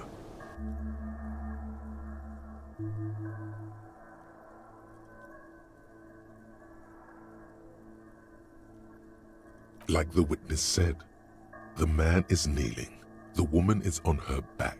It's the night of March 4th and a shot has just been fired. The man looks directly at the woman. The shot's possible directions converge in his mouth, a ray cast from somewhere outside, entering his brain. From the roof outside, location A prime. The glass fractures around the bullet hole. Shards face inwards like a corona behind the woman's back. The man does not know the bullet has entered his brain. He never will. Death comes faster than the realization. The ray cast from the man's mouth unravels into a fan of possible directions, all on the roof at first. The shot could have come from any of them. This is composite location A prime, most likely of the origin points. There could have been. Then the rain and slush and wind washed it away. This was more than a week ago. 72%, with a weapon that's good for medium range, like a rifle or sports pistol. This is a good short distance, but not too short. The perpetrator aimed with their back against the railing, or possibly kneeling for precision. This would explain why it only took them one shot. The lights were on in here. Outside it was dark. It was like shooting fish in an aquarium, a well-lit aquarium. The victim opened his mouth to let the bullet in. Neither of them would have seen anything outside, in the darkness, too busy with their own bodies.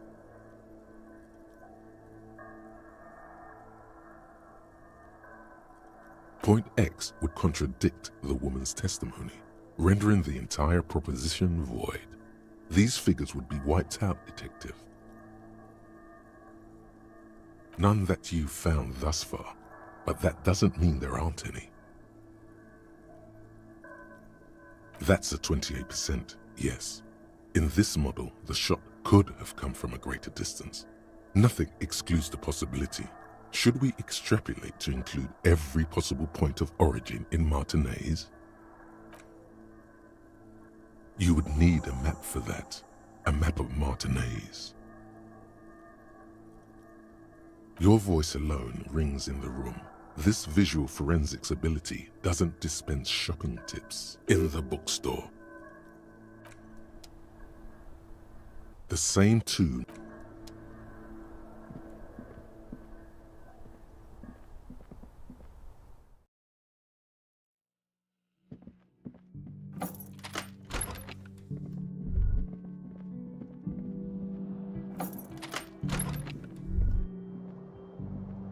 The window stands broken in its... The window stands... You see some lights shimmering outside.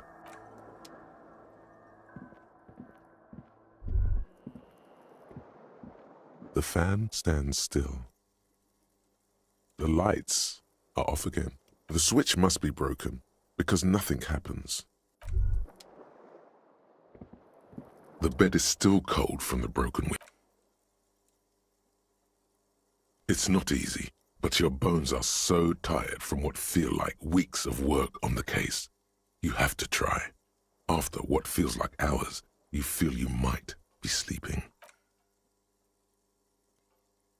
Thoughts, baby. A million little lights in the dark. You're one fine instrument, brother. All those faces and all those names. All that laughter and screaming and scheming around. Every corner and every street. Recorded in you forever on Ferrotape. On and on it goes for untold hours. At the disco where you first asked her to dance. rising, rising, above the dark curvature, the great wingspan of sleep, studded with stars. Behold, there are millions of them down there. The first time, the last time, the smoke in her mouth, the plotted flowers, the faces turning, changing. It's the world, Harry boy, and you're made of it. Every day you're out there, you make more of yourself from it. I'm afraid you can't be unmade now. You can never forget this shit.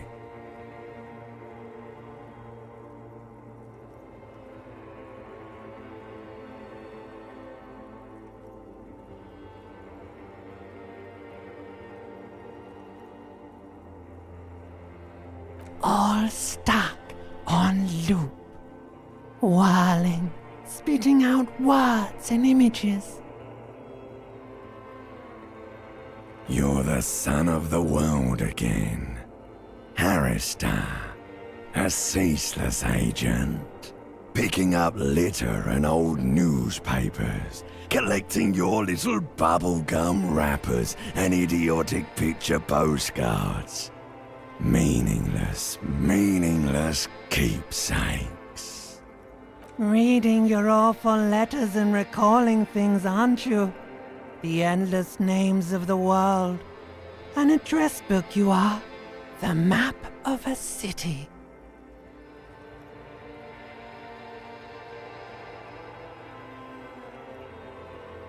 You'll go insane if you keep going like this.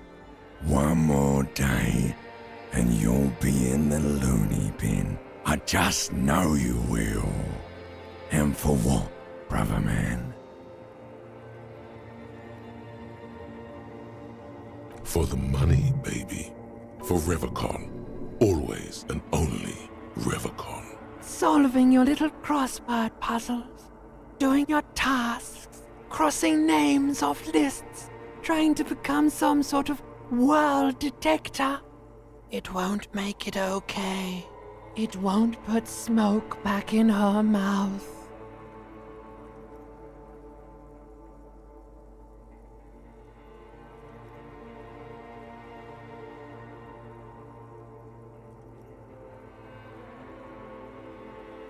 There he goes again. He's a real political animal, our Harry.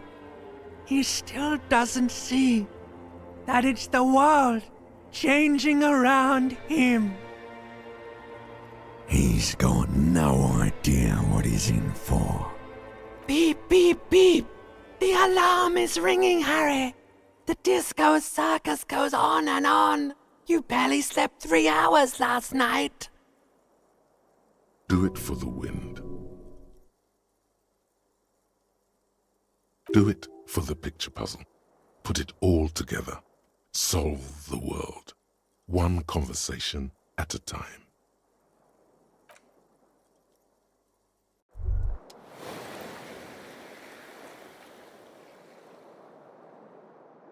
You were right, brother. Back there, in your sleep, all the weak-willed delinquents, dilly-dalliers, foreign moneylenders, insane anarchists, and yes, the woemen. They've run this place to ruin.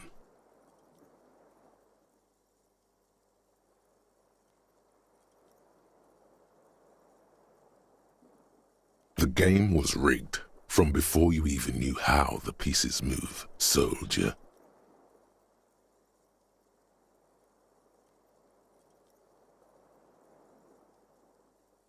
No, brother. Forget about your gut. We've got much more pressing matters to focus on. It's time to turn back time. I will send you back to the time when the sun had not yet vanished, when it was still setting into the sea. the time of the suzerain, the time when love was still possible.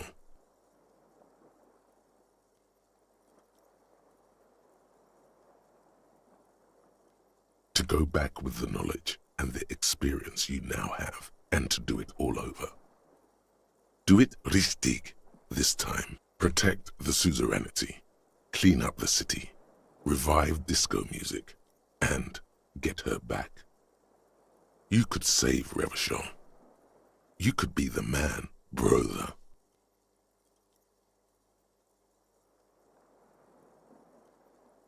There must be others like you, men who long for the days when words like loyalty and love meant something. People whose yearning for the past is so great they barely live in the present. Those are the men you need to find. Those are the guys who know. Think, maybe you've already met someone like that.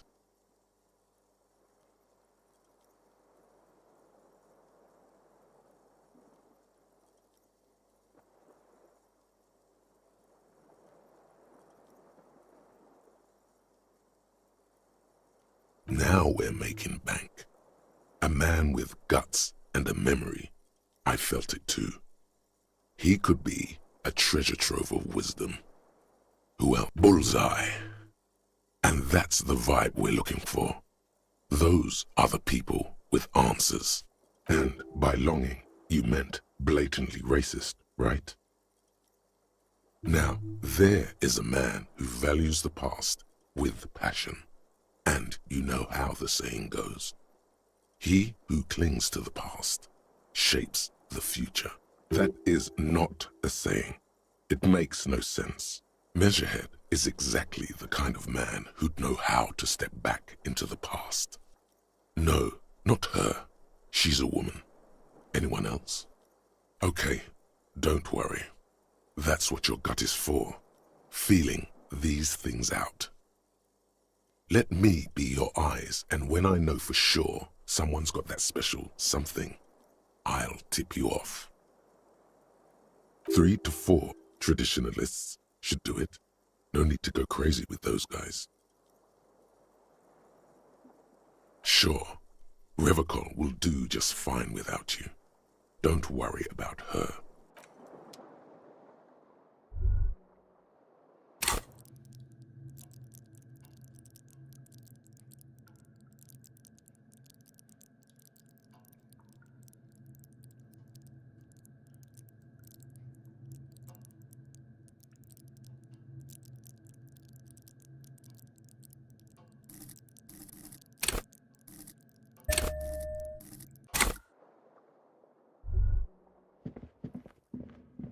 A mirror hangs on the bathroom wall.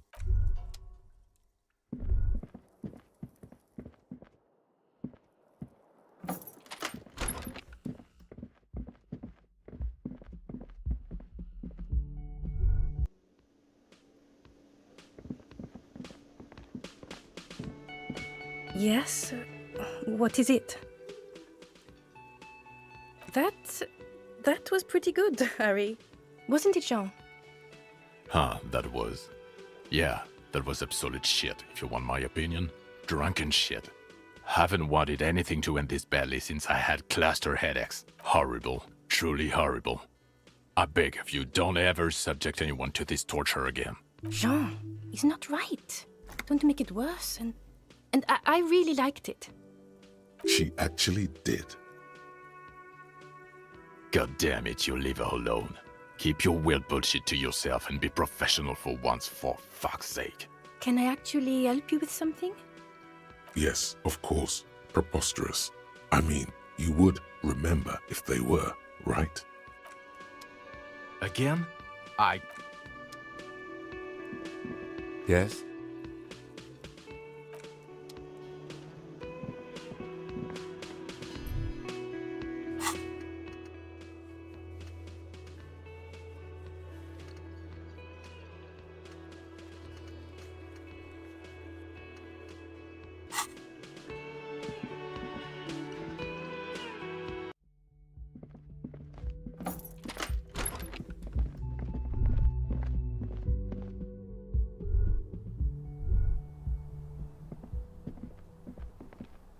The same two neon lit shapes. The ray cast from the man, 72. The lights were on in it. That's a 28.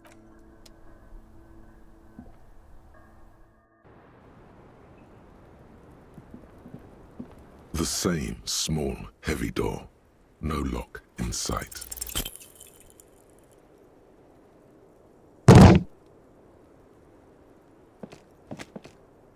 You give it another, more ferocious kick. Demolish the place. I don't see how this is going to give new results. There must be another way in there. Through the kitchen door, perhaps. Let's explore rather than destroy. It could be that your eyesight is still too poor to notice it, behind that window.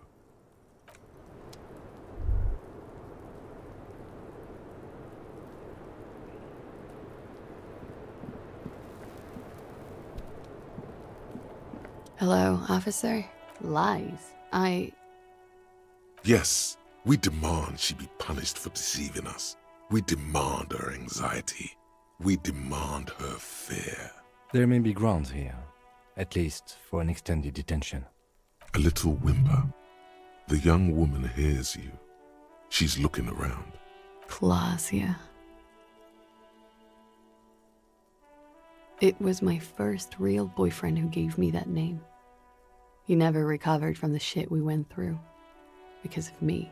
He was a writer. He made Oranizlet. And I destroyed him. I know I'm shit. I know. But I haven't done anything. At least nothing illegal. Failure to aid a police investigation. She purposefully misrepresented information crucial to the case. Fucking mind games. Enough. That's right, gang.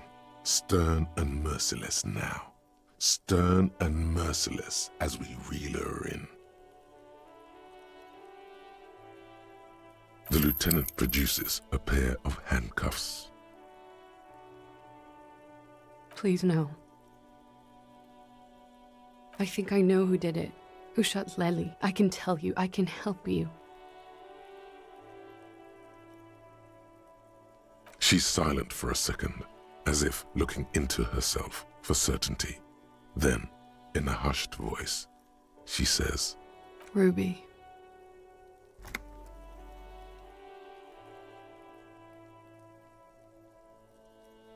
She has this thing for me, ever since I met her and the boys downstairs.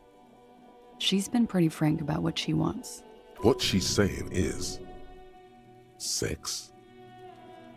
And more. I made the mistake of confiding in her. I told her I was on the run. She started protecting me. It became an unhealthy relationship. When I started spending time with Lely, she told me to end it. Said there would be shit if I didn't. It was not a good meeting. We stopped talking after that, but... I don't understand. What exactly in your relationship made you think she's romantically interested in you? She said she's in love with me. She even asked me to run away with her when I told her I'm a fugitive.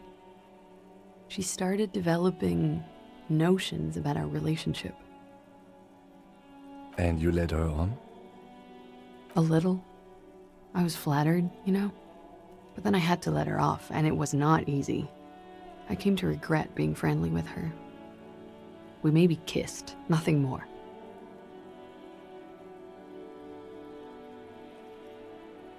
This is just an assumption.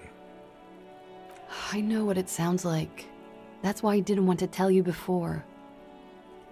But she knew what had happened when I came downstairs. Somehow, she knew Lely was dead.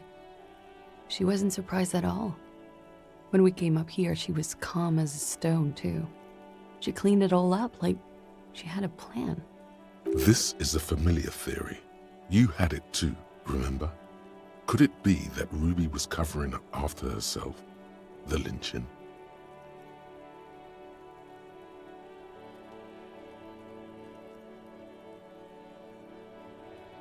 She came over one night, drunk, said she'd turn my life into a living hell. I've been threatened before, so I can tell when someone knows how to do it.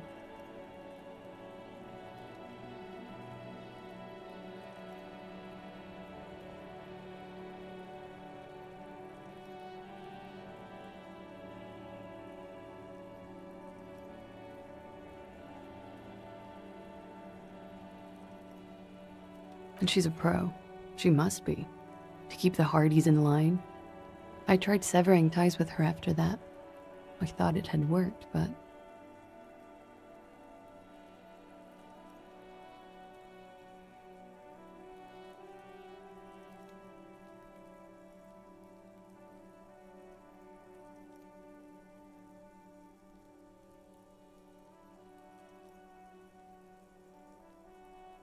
What are you talking about?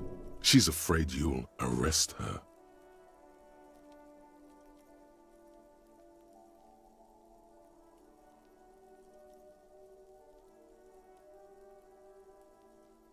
You've been trying to kick that door down, right? Maybe it leads downstairs. She could have come to the roof through that, then taken the shot right here, where I stand. It was dark outside. I wouldn't have seen her. Then slipped back downstairs without anyone noticing. That is possible. Interesting theory. Did she know that door exists? Had you been out there with her? Yes, of course. She's been up here many times, jacking private stations off the ring antenna. She used to come here to drink on the roof with me, before it got weird. Okay, and what? Arrest the liar now. Why? She told us some pretty interesting things there. Don't arrest her. Push her a bit more, but then let her off. That Ruby theory was solid. And she's beautiful.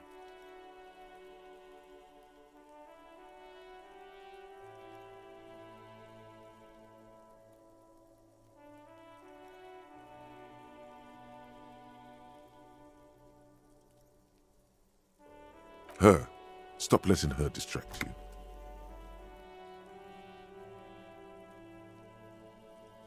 Still? After all this, sir, please. It's a shitty world, and I know I'm shitty too. I know. But I don't deserve to be sent to the moral intern and ground into paste just because I disturbed the sanctity of accounting. That's some multinational... She's gearing up for a last stand. This is it.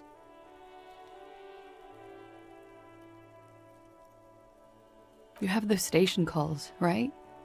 Where I have to show up at the station or I'll become a fugitive. You can write me one. You don't have to take me in right now. I promise I won't go out anymore at night. I'll be right here. I know you can do that. Just let me come in on my own. In 2 months, or maybe even 1 month. That's all I need. You do have the form. By God, she's playing him too. Like a fiddle, sire. Who would have known? Everything could change. This city, the extradition rules, the people after me could be in jail. Or maybe Revachol. Maybe Revachol could be free. I could be tried in a free Revachol. An independent state that doesn't hand its detainees over to the moral intern. A free Revachol. There is a low, distant rumble on the motor tracks. A great machine shaking the pillars down south. Electricity runs up your spine. I find that hard to believe, miss.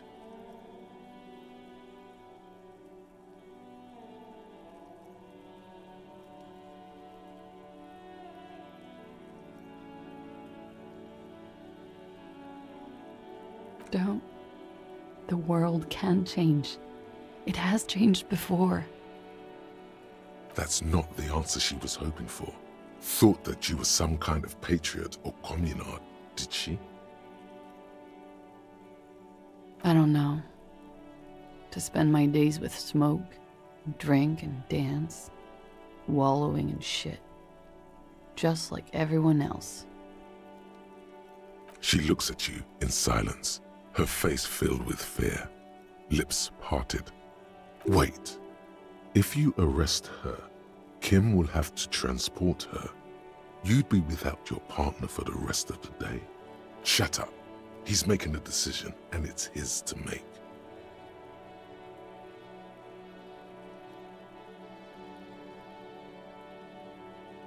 I won't.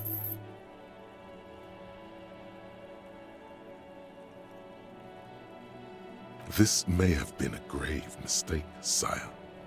I promised I will be right here all the time, nights too. I'll help you any way I can in this investigation, and I will be at Station 41 in 6 weeks. I promise. She nods. Then no. Okay. She slowly lights another cigarette and steadies her breath, as if in the presence of some tiger.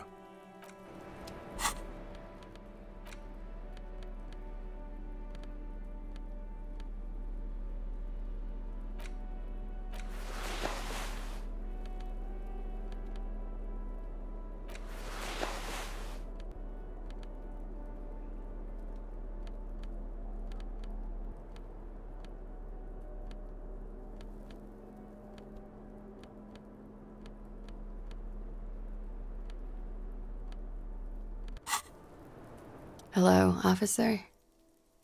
What brings you? A warm column of air rises around you, encircling the building you stand on. You feel its twisting shape, bits of paper and birds on the thermal, along with several million liters of water, all rising up into the great Insulindian sky.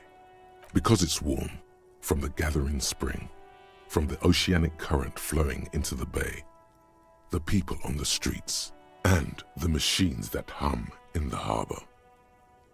From the vapor, a great cumulus is formed, a cloud castle 1,000 meters high. A flock of seagulls screams, hitchhiking on the thermal. They too are part of the procession, the honor watch. For her, the guest, waiting. As safe as you keep her. For Gloria, soon these clouds will all fall down as rain. Spring will come. 2 more months, maybe less. It's time. You mean here in Martinez? I'm waiting for the miracle to happen. It'll take one to get me out of the mess I'm in. And what would that miracle be? The return, of course. Now, I know I'm not from around here. I would only be hitchhiking. The return is a big hit in the industrial espionage circles. A lot of desperate, seedy types there. All screwed in this unipolar world.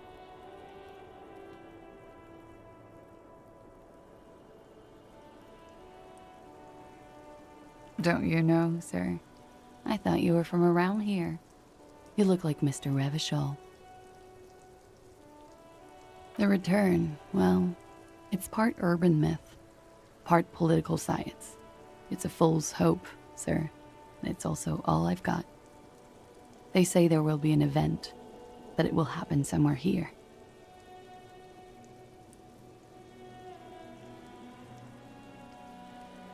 In Revachol West.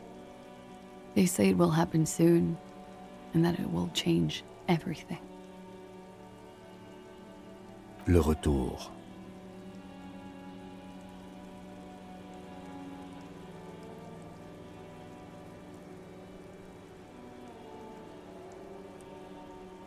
I do. I agree, detective. Something is coming. Trouble. It will be a hard spring. I don't know what exactly, but... Something is happening in this city. I can feel it when I'm out here at night.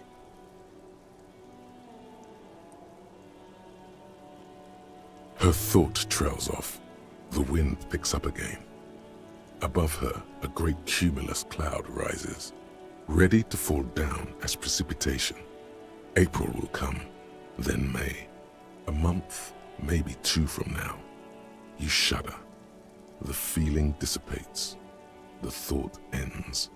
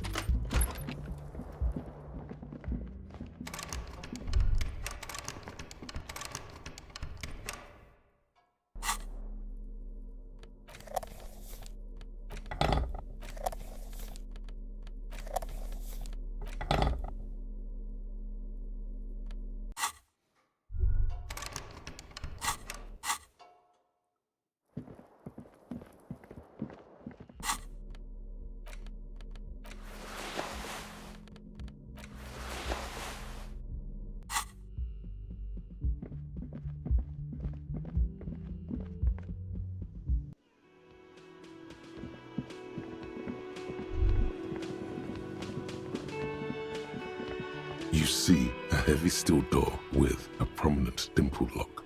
It could be connected to the barred door upstairs. The cobalt blue surface feels rough to touch. It leads to a side building, adjacent to this one. The old building, the door does not budge.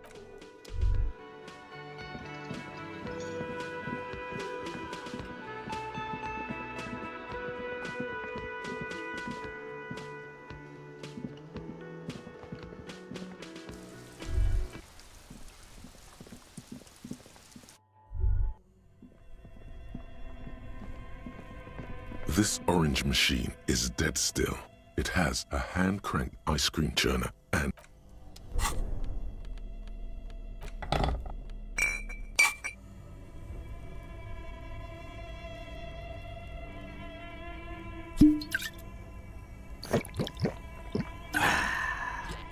This orange machine is dead still. It has a hand-cranked ice cream churner and an electric freezer. The ice around it. Ice squeaks beneath your Kavalzun multi-tool, and it's already unplugged.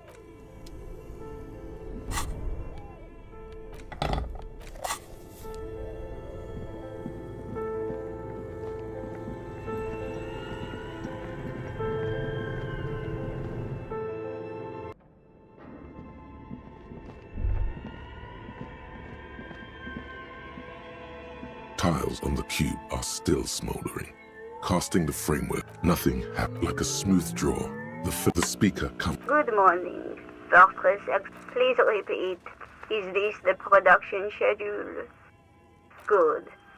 Please repeat the password. Good. I've unlocked the production schedule. After ending the call, please press print to access the filament. Really? She just used the same password? Maybe those radio computer guys aren't that paranoid after all. Fortress accident is there. Thank you and goodbye. Tiles on the cube are still smoldering. With a quiet determination, the printer starts printing, a piece of paper unfolding like a handheld fan. It's a project report written by the lead producer, Andrew Andy Schott, about Whirl Untethered, a radio game developed by Studio Fortress Accident. The first few pages give an overview of the capital and workforce, while the rest of it seems to be a production schedule. In its short time of existence, Fortress Accident SCA managed to burn through truly insane amounts of money. The first tranche of seed financing brought in 150,000 Riyal, but then came the delays. Eventually, the damage reached 400,000 Riyal, with only half of the game finished. 400,000 Riyal? You're my yaw. These guys knew how to party. Let's just say it was a real adventure for their Igaunian investor. Fortress Accident employed 18 people. The bulk of the team composed of writers and concept artists. There were also radio programmers, sound engineers, a CEO, 2 marketing experts, and a single overburdened producer who developed a habit of popping Pyrrolidon in the basement to escape his obligations. But on the other hand, their obligations were piling up at an inhumane rate, a rate that could only be amended by Pyrrolidon. Why did Fortress Accident have so many concept artists? It didn't. No, definitely not.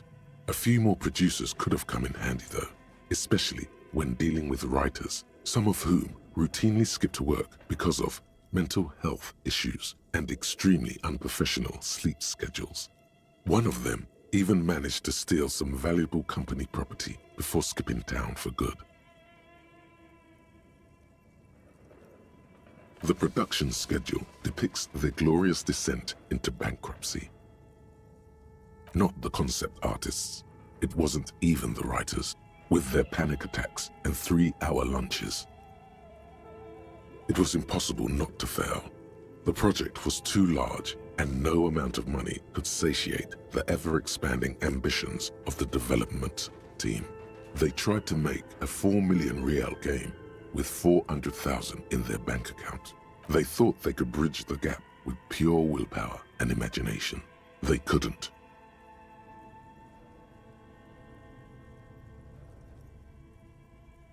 No, you couldn't have. Definitely not. Not a chance. Even then, success remained within an ever-narrowing margin of possibility that, despite everything, never entirely disappeared.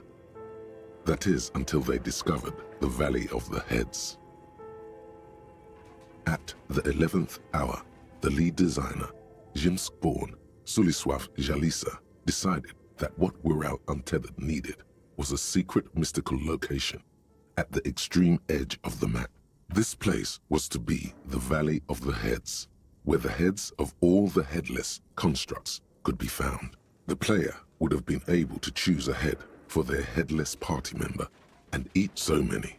The last count, there were approximately 10,000 heads for 10,000 headless men, all of which could be endlessly recombined. Do you really want to know? There seems to be a calculation here, but it may take a while.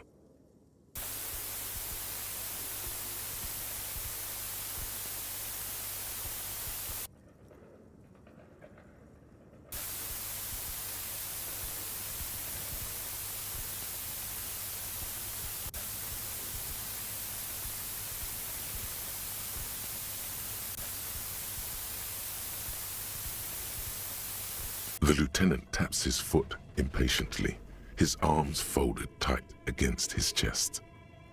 He's dying for a cigarette. Come to think of it, you are too.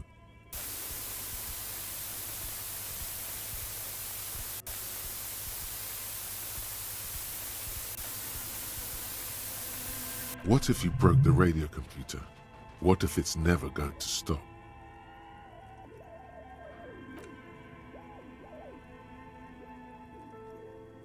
And that's it. Well, yeah, that and the catastrophic data loss. On the nature of the data loss, there's ominously little information in the production log. It comes at the very end where things get fuzzy and dark, where tables and numbers seem to vanish into an eerie nothingness, before the Igaunian investors pulled the plug. What is clear is that one day, an unidentified numeric anomaly occurred on the East Insulindian Lintel front, just as the Wirral Untethered project was being compiled that day. When the project was returned, it was completely blank. The team spent weeks on the phone with Lintel, the service provider, but despite their diagnostics, they could never produce a satisfactory explanation or pay for the loss.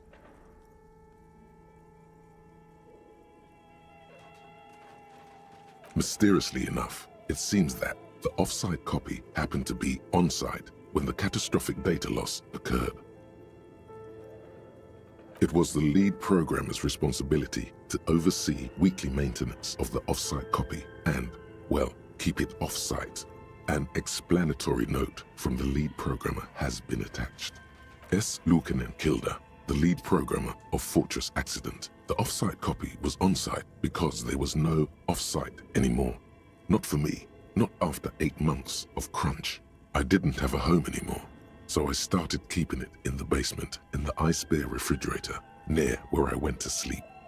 It was perfectly safe there. The temperature conditions were optimal. Her former colleagues would agree with you. The production schedule ends with a few random notes that seem to be added sometime later. 4 months later, by an unknown author. I am the only one left, and it's gotten rather damp here. A few other businesses have gone under, too. Slipstream switched to making skis, and the hairdressers just left, cursing Martinez. They're right, though. Something's seriously wrong with this place. Martinez, all of it. Still haven't got an answer from Lintel about what happened. All I could get were the physical coordinates of the error on the East Insulindian front on that day. Since the computation happened on air, I reckoned it had to coincide with an actually existing location. I have compared the coordinates to a map of Revachol West. Turns out it's only 800 meters from here. The address is Saint-Brun 1147. I am going there to look this thing in the eye. Saint-Brun 1147? That's what the street sign next to the church said. Tiles on the cube are still smoldering, casting the framework in a soft glow. Fluorescent play and print keys shine on the keyboard. The filament slides out of its glowing nest.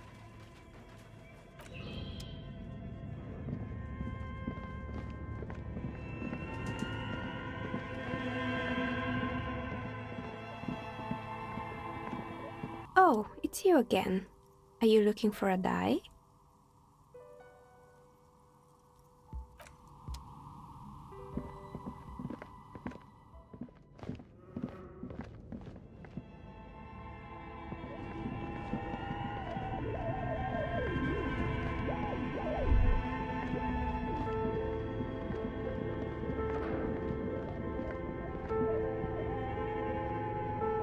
The barbell waits patiently on the floor, like a dog.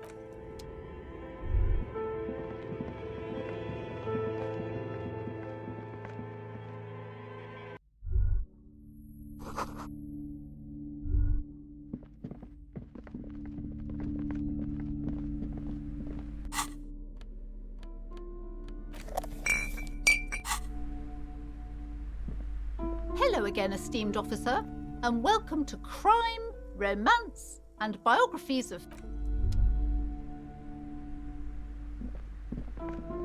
The display rack is brimming with war. This is entirely, completely, a small mountain of colorful board game boxes. Wonderful board games, sir. The Viticulturist is a classic for sure, or perhaps you'd like Archipelagos of Insulinda. A very educated Braubritter is a fun game of economic competition, but can get quite intense after a while. We have games for the whole family. You can play with your children. Who are you going to play board games with? Do you have friends or family? Are you actually friends, or just colleagues thrown together by circumstance?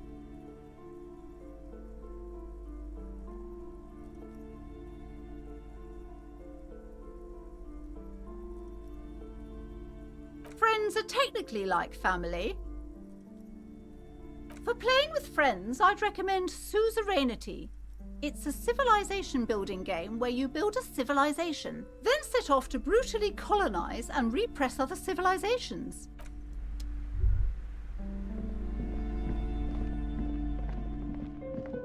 Shelves filled to the brim with crime novels featuring the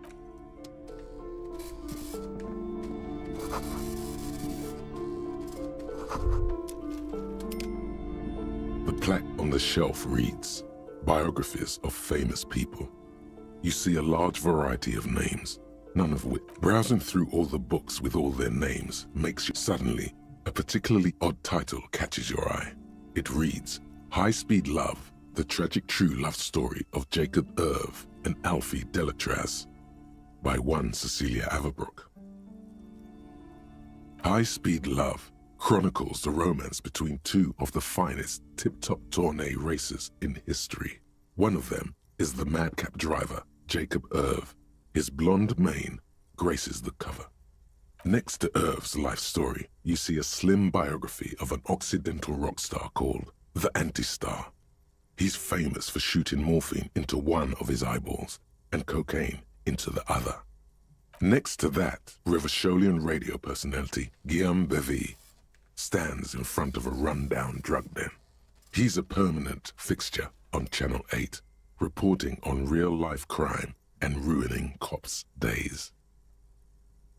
I really must insist you buy one of the books. Reading them is not for free. Do still browse, though, but not too long. She understands she has erred against the customer and immediately corrects course. I'm sorry, I did not mean to rush you. You are browsing. Go ahead. Take your time. I would say... The Greatest Innocence. Yes, most certainly. It's an important educational tool delving into the depths of history, religion, and their relation to innocentic power. A very influential historical figure, but surely I don't have to tell you that. You're a law officer, and law officers have at least some education. The book is also very daring. The author aims to re-examine the universal understandings of the innocentic system, creating a fresh vantage point and a shift in the tired order of things. Perhaps for a layman, deep analysis is necessary to peel back the multi-layered meanings. Do her words seem vague and abstract to you? Certainly, it's prudent for a person to have at least an elementary understanding of history and society. Imagine the chaos we'd be in otherwise. You feel like you should get this one? Definitely. It's important. Several maps have been... The maps look old and faded. Your eye catches a map of Insulinda, a map of Revachol, and a map of Martinez. Map of Martinez. This could work, maybe.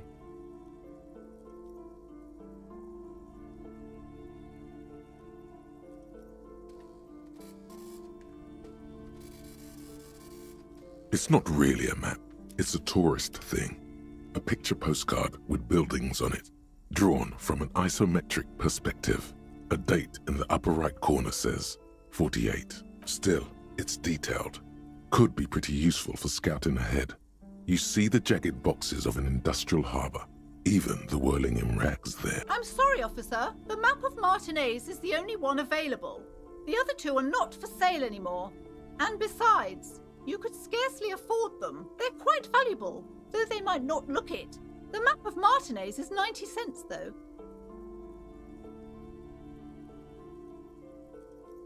That old thing? It's an out-of-date map of a tourist location that never was nor came to be, from when some design studio people tried to spruce the place up 4 or 5 years ago. They also renovated the horse statue, set up those coin-operated viewers, and designed the new street lamps. The place does not look like a successful tourist trap, does it? They didn't get that far, for some reason. A shame the project never got going. Always good to be informed of your surroundings.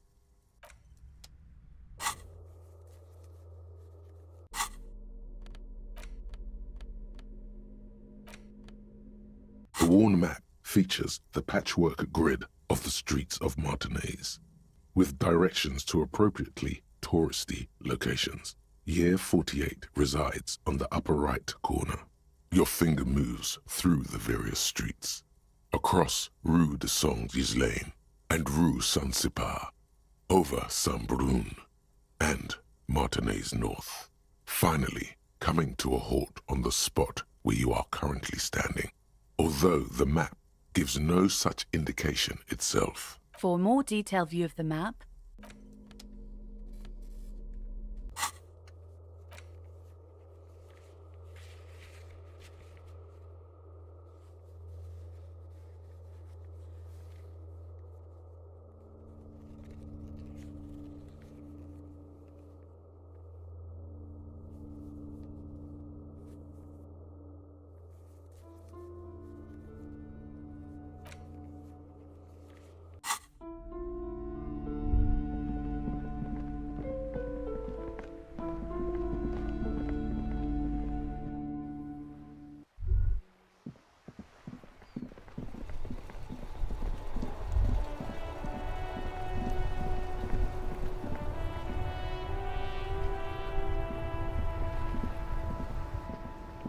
That's one brutal motor carriage. If I were a real skull now, I'd jack it, paint it in palm tree livery, then bottom light it, neon style. A snazzy shit-ripped skullmobile like this would make a fine trophy. We could, like, hang fucking shrunken heads from the side mirrors. Cops' heads. Scary tribal shit. Yeah, tribal shit. A cop carriage like this would have proper skull value. While I appreciate the interest you take in my brutal motor carriage, I have to stop you right there. The RCM takes threats directed at its property seriously. It's just theoretical work, Copper. No basis in reality. Man, if we were certified skulls right now... Skulls. Now there's a strong organizational title. Was it a good idea on the lieutenant's part to get into this? Don't even answer that. Just leave. You can always come back later, on your own terms. I can tell you who we're not, cop. We're not snitches or skulls. Which is not to say that the skulls are bitches and... On the contrary. The part of this presentation you want to take home with you, cop man, is we're not part of the skulls yet. Okay then, let's indulge in some intellectual exchange. These young men seem eager to share their beliefs. These skull people are more than an authority. They're deities.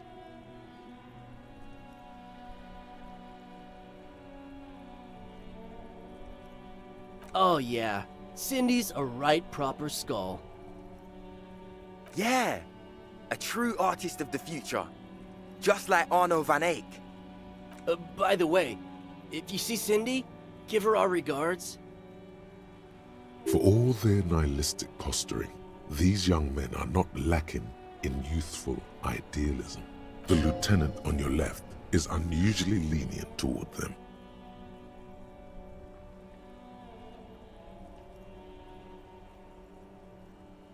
The Union does their share of policing in Martinez, at least where gangs are concerned. That's why there isn't much organized crime around here. Apart from the unions themselves, of course. Don't you worry about that. We're gonna make up for the deficit. Yeah, we are.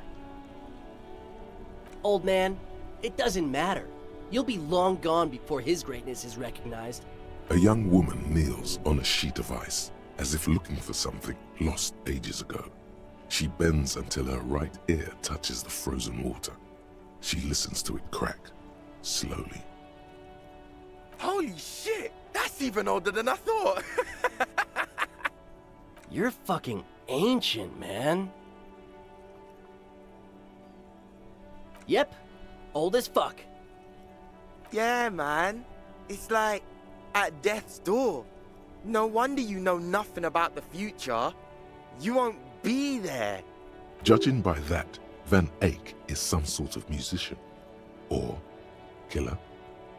We're not franchise skulls. Well, not yet. Once we get our name out there, we'll have a chance to join them. Because we can be just as psycho and vicious. You'll see. Ah, you'll see for sure once we're in. It's the last thing you'll ever see before the void consumes you. Throw him off his game. You don't feel very scared.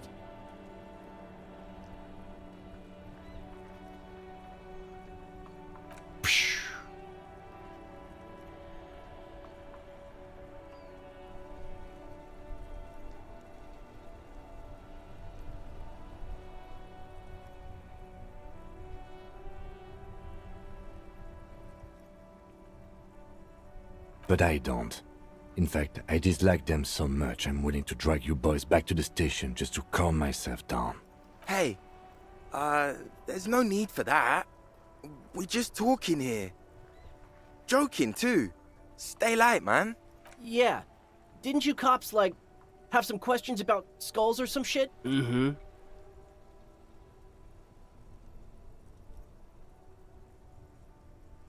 What about them? Well, first off, it's a statement and not necessarily something that characterizes me as a person, even though the statement has character. And I do like piss. The word piss epitomizes the struggle taking place in the world. Things being defined as they seem, not as they are. And I guess it's also about communal spirit, the future, and truly appreciating our differences. Also, you've got to admit, it catches the eye. And since the Grand Piper is slowly but steadily moving towards basing the economy on it, attention, it is imperative that the medium itself convey the message. What I mean by this is, we are all pissed, and that the world is inherently meaningless. It seems that the young man has a certain expertise in at least one field. Like I said before, many men keep searching for the one, for so-called true love, which is actually just obsession masquerading as kinship. The thrill of the chase, the hollowness that fills your chest cavity after catching it. I'm wondering if the poetics come with the jacket, or are they derived from something else entirely?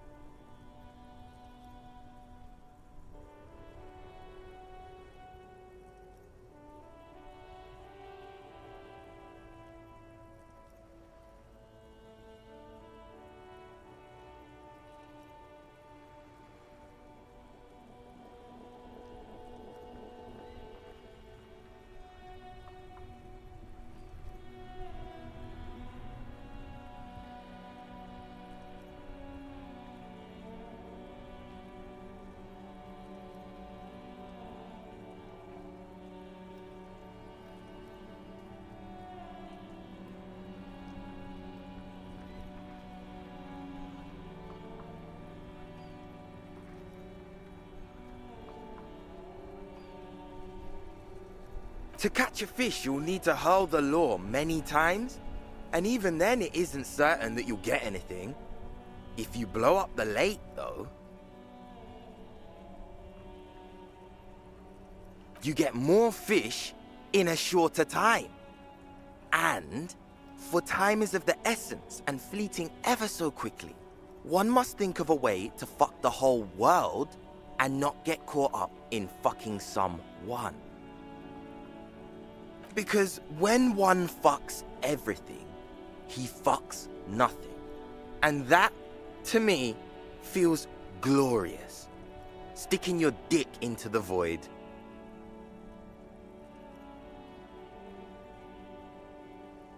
Hate to admit it, but in a weird way, he's got a point.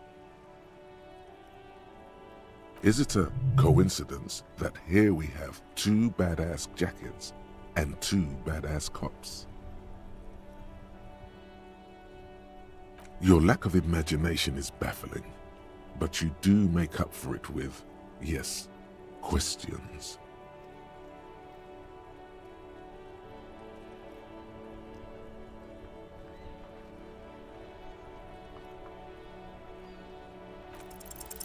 No, no, no. Don't ask anything. Be subtle and scary. The boys dream about being skulls. Use that.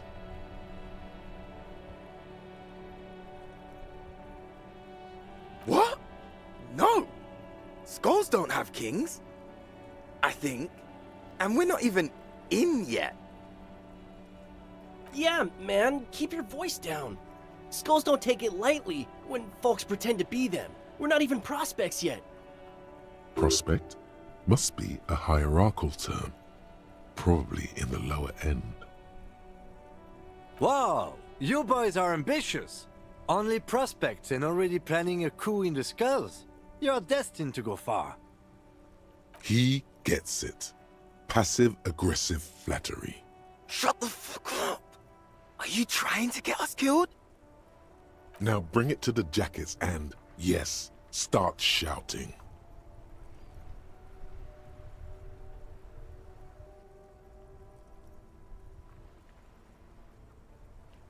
Please be quiet. What? What do you want? The jackets?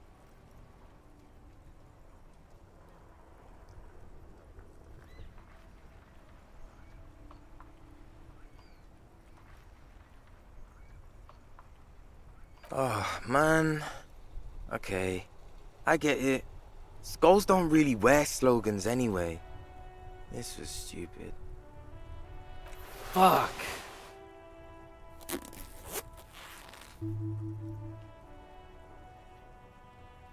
The lieutenant watches the boys take their jackets off with mild amusement.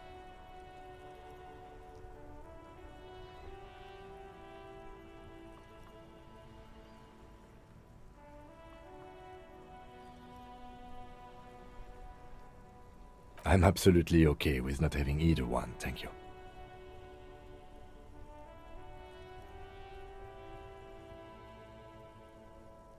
This case doesn't require us to go undercover or raise hell. In fact, I don't think the jackets will be useful at all. I just wanted them to not have them anymore. Cold-hearted cop.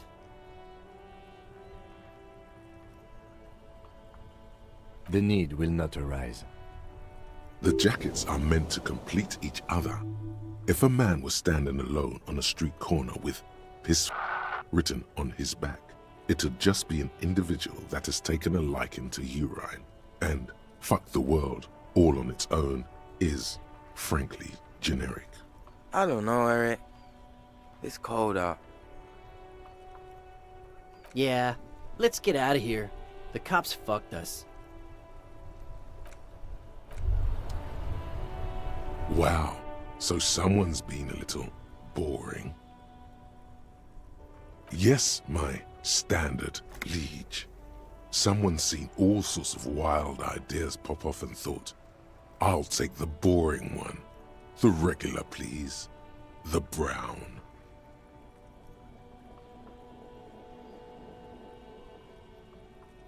You?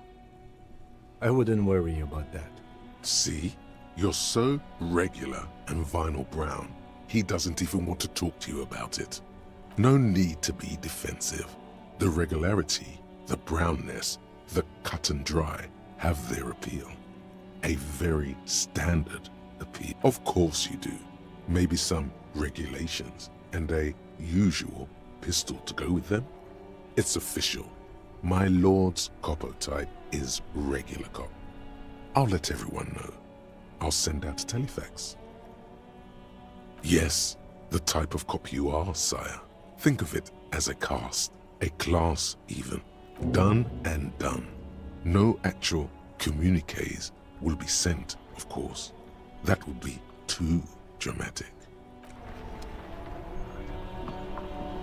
Yes?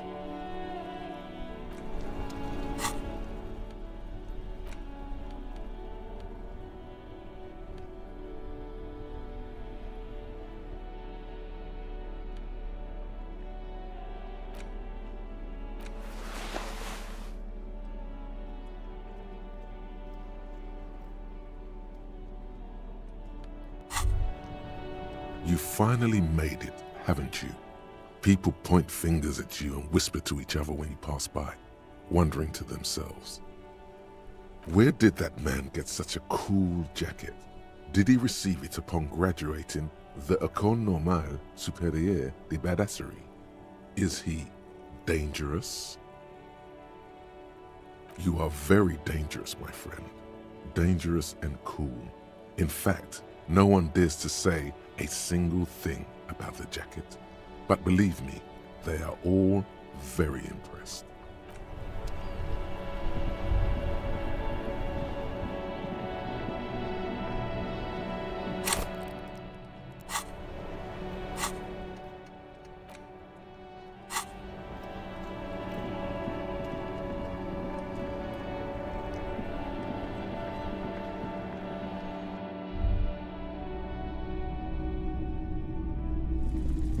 You see rows of toy soldiers guarding the rest of the trinkets displayed on it.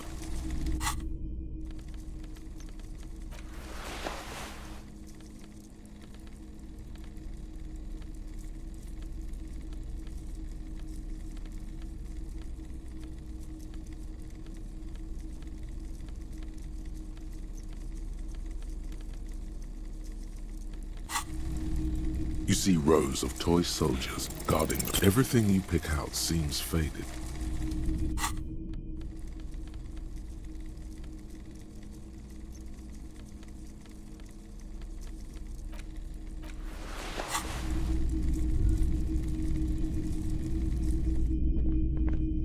Hello, hello. Let me know if I can help you with anything. Sure, let me have a look. I'm not purchasing any more clothing at the moment. Anything else you're thinking of selling?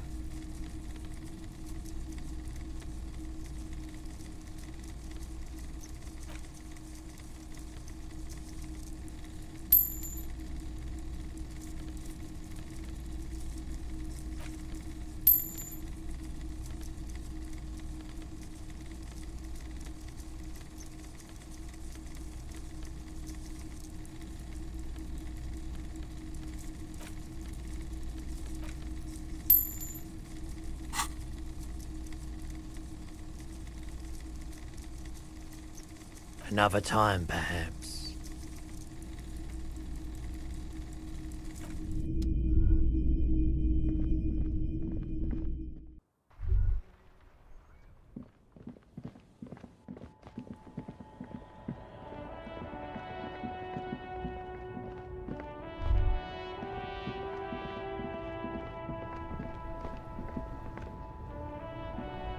The speakers below are banged up and worthless.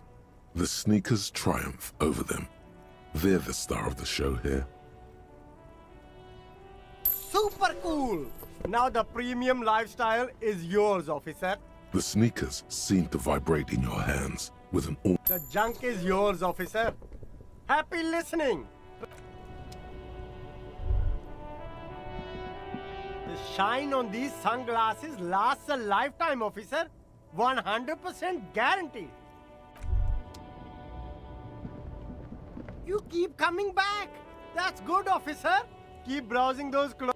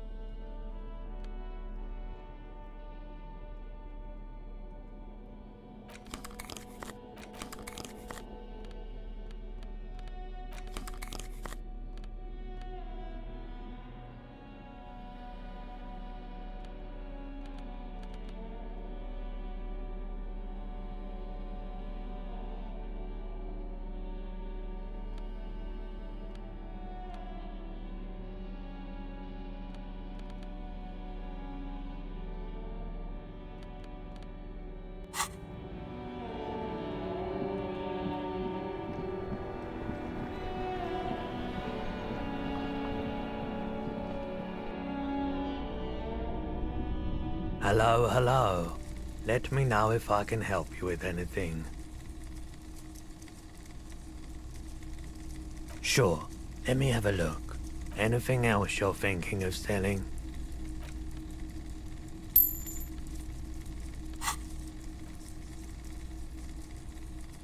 Another time, back.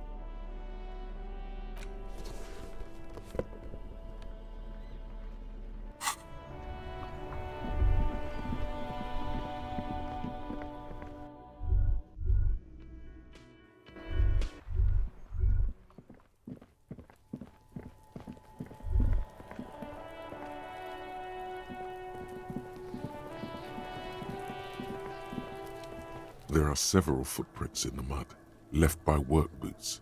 Anywhere from 6 to 12 pairs have walked here. 8 pairs of boots have shuffled back and forth in the mud. Where else have we seen a gang of men in work boots? That's right, the hardy boys in the mess hall of whirling in rags. 1. Standard work boot. Steel reinforced toes. Number 46. Just like Titus was wearing in his booth. This is the big dick, Titus Hardy, the one with the ball cap on his head. 2. Standard work boot, steel reinforced toes, number 44. Either the blonde muscular guy, Glenn, or the young guy with a plectrum around his neck. 3. Hobnailed work boot, steel reinforced toes, number 43. The inked banger, perhaps. 4. Standard work boot, number 45 or 46. Theo, the old smoker. You think you even see a tiny fleck of cigarette ash inside the print. 5. Another standard work boot, reinforced toes, number 44. Same as before. Either the musician, Eugene, or the muscle-bound blonde, Glenn. 6. Light as air. Same make of boot, but number 41. Small like a rat, shanky. 7. The glowing outline of a standard work boot, number 46. The imprints are twice as deep as the others. The weight exceeds 200 kilograms. Fat Angus. Carrying something? 8. Another standard work boot, number 44. There's an aberration in the pattern of the sole. The right sole is smoother, more worn. Curious. A missing 8th Hardy Boy. 7 sets of tracks, right? The Hardy Boys were here. That's all? Interesting. Then one of them seems to be missing. Anything else out of the ordinary? Note to self. This would be a good question to ask Titus. Where's the 8th man? A leader like Titus doesn't let one of his guys out of sight easily, especially at a time like this.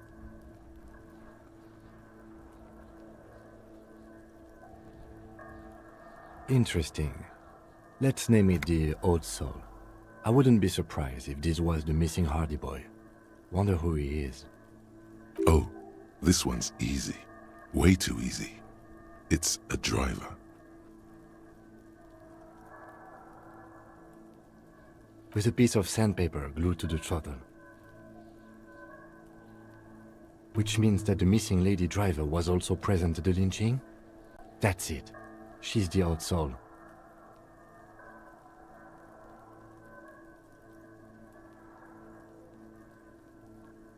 This looks like proof the missing 8th person at the lynching was Ruby. Do you think that Hardy and his boys could also be involved in the drug operation?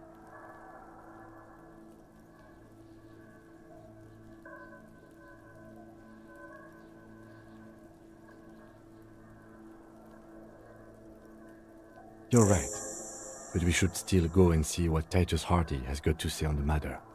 This might throw them off, work in our advantage. So, what else?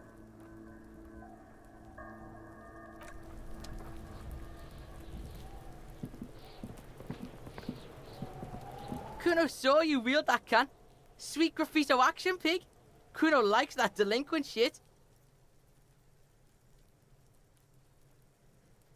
Kuno's part is, you're just shit at life.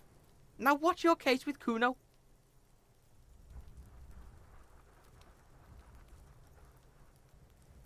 Kuno doesn't...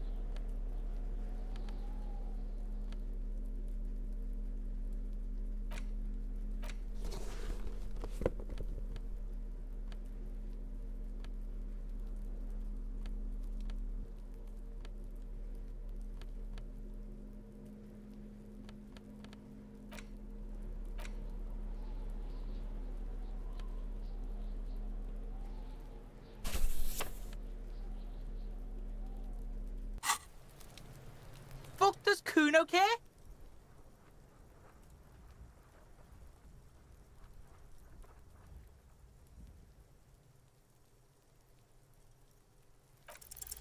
It's not Kuno. It's Kuno S.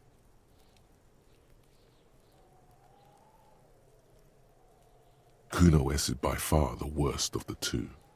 Kuno has no problem being near you, but the other hides behind the fence, afraid for her life, like she's done something very bad.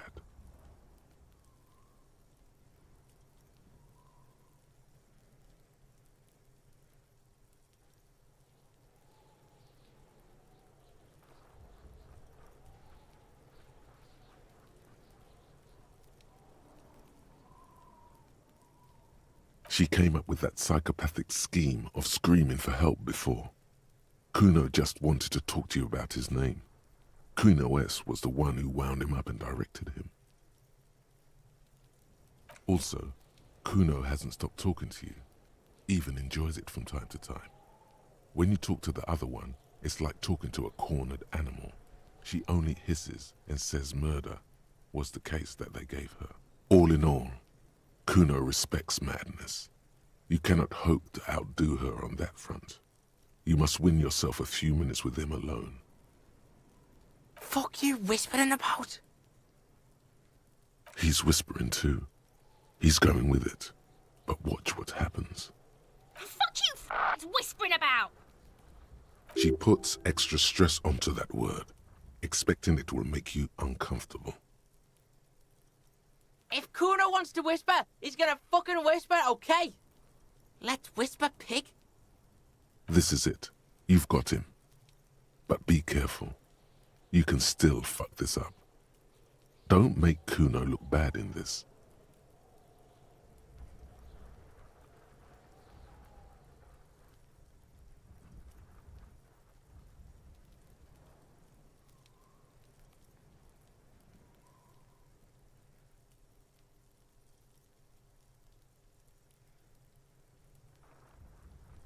She's not fucked up. Everyone's fucked up. Stop judging shit. Wrong move. But he's whispering still. You haven't lost him. Just don't mess up again. Or you will. There are... It's okay. The pig's trying to pit us against each other. Not gonna let him do that. Idiot. You bungled it up. That's it. You let him off the line. That was a bad, manipulative thing to say. You should understand. I got you this far. I couldn't get you all the way. Try to fuck my Kune! Try to fuck my Kune away! Me and Kune are tight. We ride for life. A chill comes over you, the wind from the boulevard south, lashing you for trying to separate them, for trying to take the street out of Kune. You were too pushy last time. Think this through. Try to really understand the psychological bond Kune has with Kune. Just look. While Kune has no problem being near you, she came up with that. Also, Kune hasn't stopped talking. All in all, Kune respects madness. Fuck you whispering about? He's whispering too. He's going with it. But fuck you! She puts extra... If Kune wants to whisper, he's gonna fucking whisper, okay? Let's whisper, pig. This is it. You've got him. But be careful. You can still fuck this up. Crazy? You don't know the half of it. She's not crazy. She's insane. Dangerous. She's smoked a man. She's done people in. Probably even pigs. Stop talking to him! Kune, I'm fucking warning you! You're gonna get us into shit! She understands what you're trying to do. Yo, see? Did Kune not tell you? Kune told you. Kune talks to whoever he wants. Talk, pig. Kuno's got it under control. You did it. They're separated. He's even turned his back to her so she can't read his lips.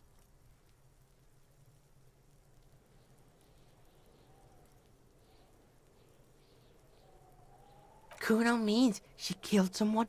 That's right. She's a killer. Like, actually a killer. He's meant everything he said before. But right now, he not only means it, he is sincere.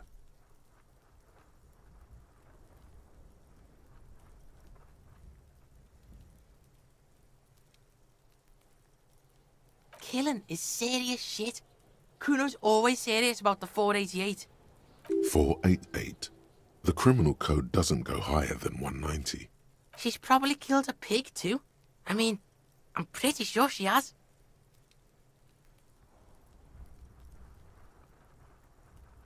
Forget Kune said that. Kune was just shitting. Kune was just running his mouth. Kuno's stupid like that. There's something cold in the air, like water lapping against cold stones, or dripping in a hallway nearby. 3 years ago, there were shoes in the corner. A cop would be too large for her to overpower. but a determined child of her size can still kill the vulnerable, the elderly, the homeless, or other children. The creature peers at you both from over the fence. There is something searching in her eyes. Fear.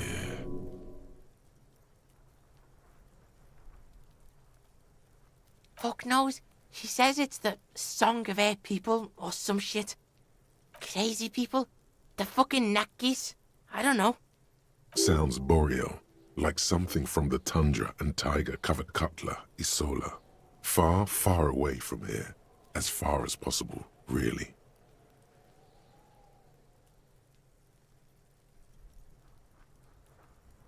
So is. Like that man from Helmdall shit. She could be. She could be that Helmdall shit. Revelshot does have a small Suarese community, or she climbed into a yakberry crate and was shipped over accidentally.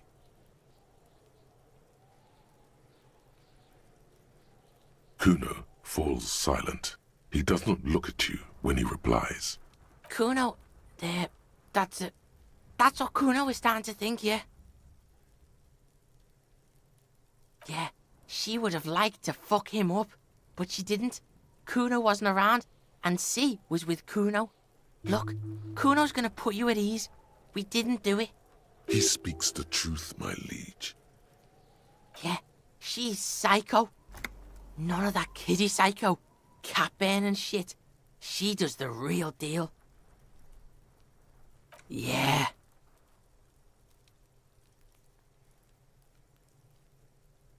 Yeah, let's.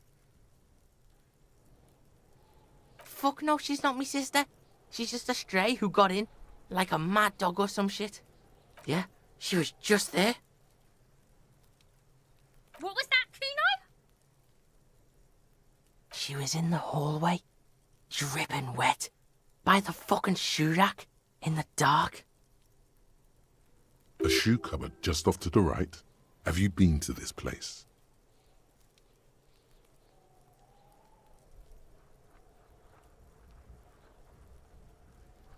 Yeah, that's the place. She was just balled up near the closet, psycho style. Kuno's got no fucking idea. Her hair was all wet. I think she pissed on the floor too. She was there for 3 days, in the corner, every time Kune went out. I don't know. Someone left the door open. Kune comes home and she's sleeping under the desk, under the pile of clothes, like a dog. Kuno's dad doesn't give a shit. Doesn't even see her there. Or thinks it's fucking Kune. Shit's all on Kune. Kuno-S, two of a kind.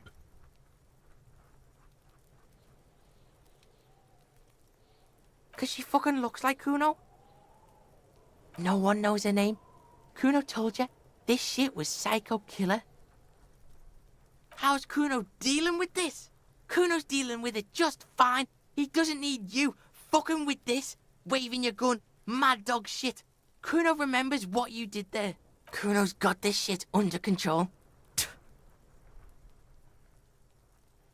Listen. C is Kuno's go-to. Kuno's protecting her. You fuck with C, you fuck with Kune. You threaten her, you wave your gun around her one more time. Try to take it away. This is what it all comes down to. He needs you to take him seriously now. I'm going to kill you. I'll run when you put the cuffs on her, sneak up on you later, and fuck you up. You understand? He may not be able to do it, but he will try. Right now, he believes he will.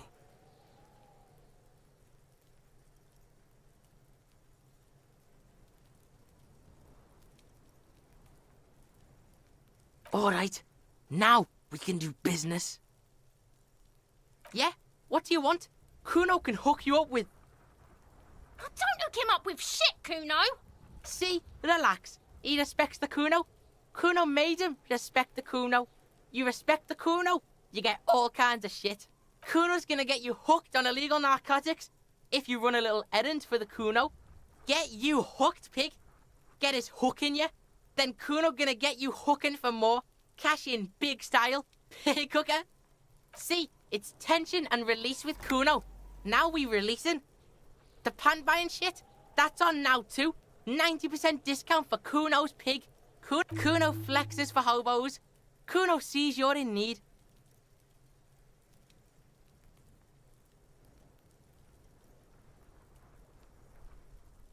Here, pig.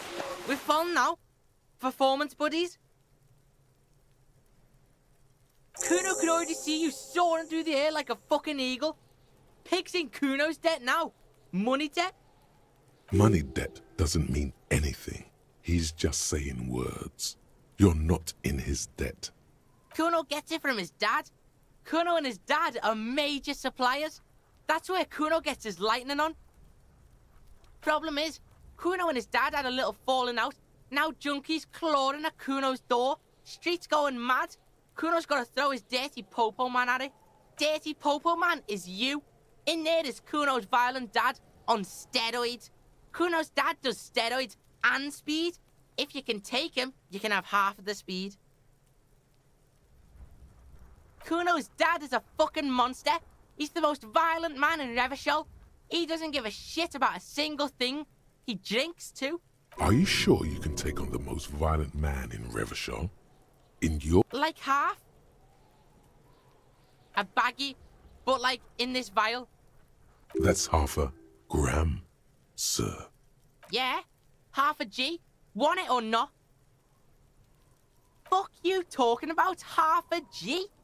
This shit is giant, grade A shit. So clean you can barely see it.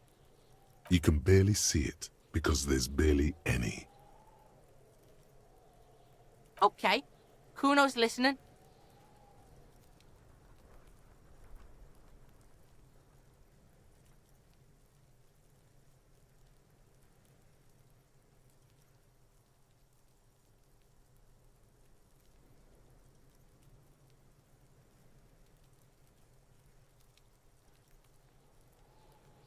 Sure. Confiscate it for Kuno, and you can have half. So half of a half is a quarter, right? We're probably talking about a quarter gram here. Just get in the apartment building. Kuno knows you already fucked your way in. Kuno knows everything. Go to room 12, first floor, and kick down the door. Police violence style. Kuno style. And then it's action time. You're locked in the room with violent fuckheads. That's it. Next time Kuno sees you, you better have his shit. What the hell are you signing us up for here?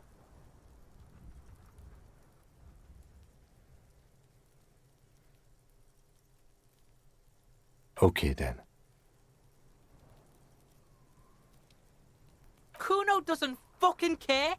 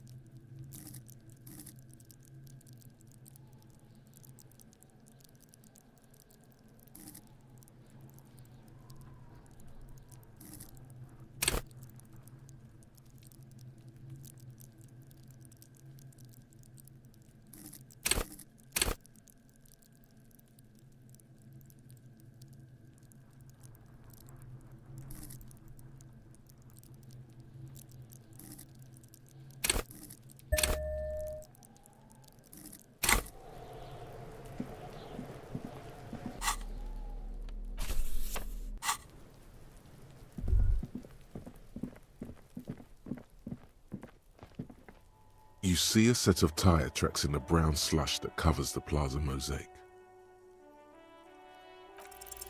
The tire tracks were left here by an unknown event that took place some days ago. It's a message, written in the language of burnt rubber. Some of that rubber stuck to the tiles right in front of the whirling-in rags, and then accelerated straight into the fence, left a hole big enough for the Franco-Nigerian cavalry, according to the cafeteria manager. The driver proceeded to back out of the yard, barely stopping before hitting the adjacent building. Before heading south, must have been in a hurry. No wonder the cafeteria manager seemed frustrated when he was giving us directions to the yard. Well, you did provide us with a very convenient access point to the crime scene.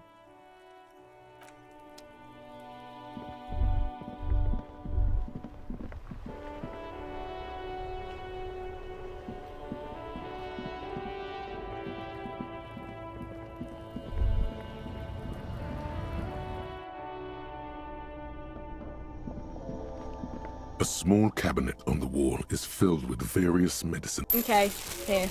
I hope so.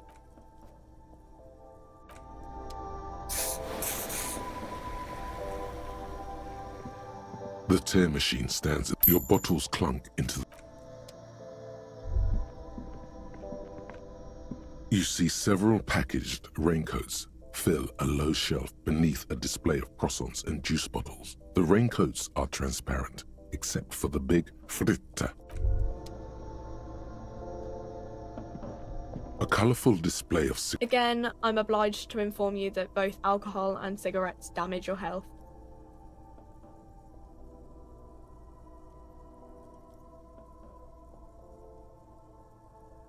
No, Frit only sells legal drugs, like the law says.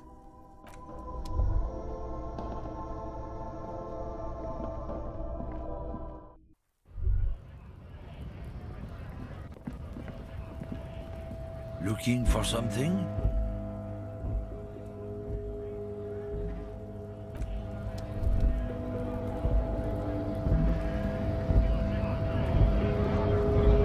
Right, two.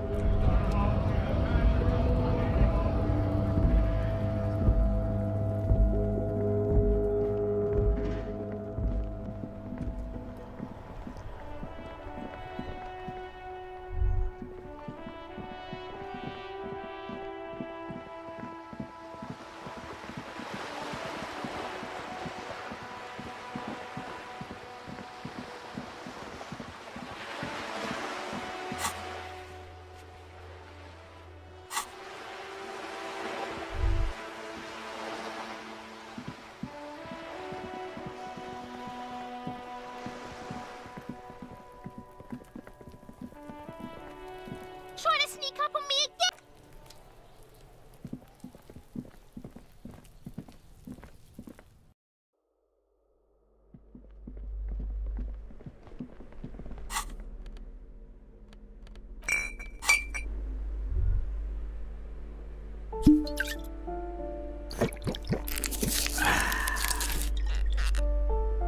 A shabby door hangs oddly on its hinges, secured to the doorframe with a safety chain.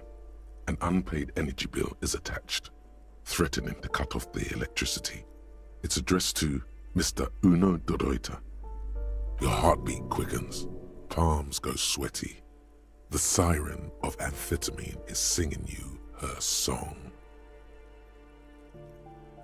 And the place comes with 3 months' worth of utility bills. No response. Nothing happens. It must be an ambush. Let's get your adrenaline pumping, just in case. You'll need to equip the chain cutters to enter.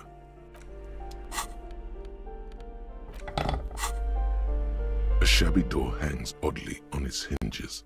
Secured to the door, snip. The cutter goes through them like dead leaves. The links fall to the ground on the other side of the... Don't let the quiet fool you. The beast is in there somewhere, ready to rip you to shreds with a broken bottle. I know there's no stopping you, but let's at least make this quick.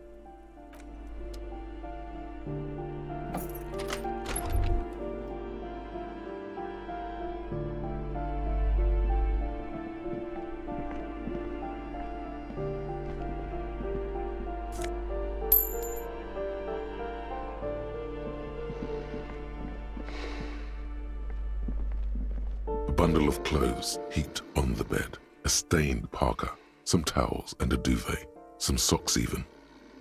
Mm-hmm.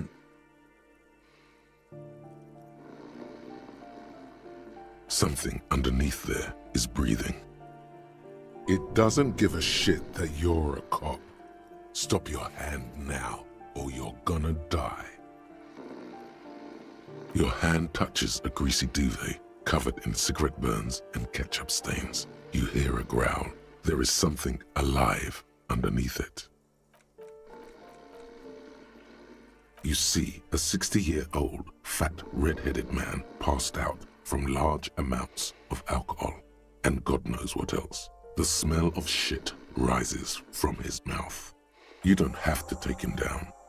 He's already down. I'm afraid it is. Look, it moves. A groan rises from the man's throat, dry like a death rattle. He's trying to say something in his sleep. The man groans once again, but his tongue keeps failing him. It's impossible to make out the syllables. A hand emerges from the blankets, trying to gesticulate something.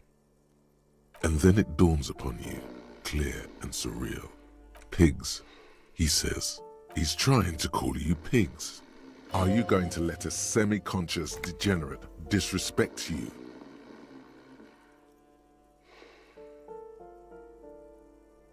His hand falls back on the bed, limp and defeated. A loud snore escapes his mouth. He's asleep again. At least he got to say his piece. Well, judging by the color of his hair, I would say yes. The lieutenant's right. The man's unwashed hair bears a familiar ginger tone. Even the hair on his chest is coppery. The light from the window falls into his half-open eyes. There's still plenty to be scared of here, just not what you thought. I think he's still quite bad. I mean, what he has come to. This man won't be feeding his family anytime soon. Not that he was, but at least he won't be beating his son. A pair of half-open bug eyes is staring back at you from the dark, empty, and frozen. It's clear that the person behind them is not awake. His half-open eyes give him the look of a dead man. But he is in there, and not enjoying himself.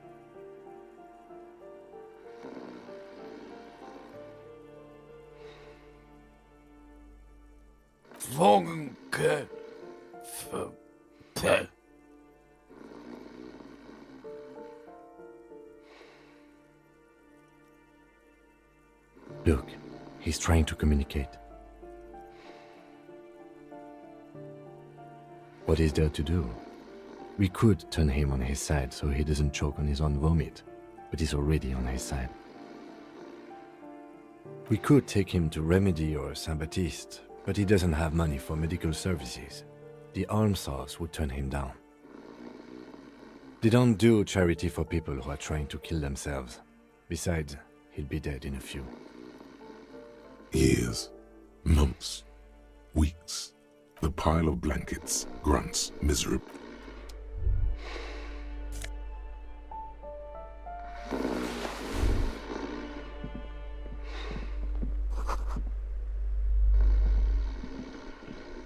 A phone book lies open on the table, covering a stack of utility bills.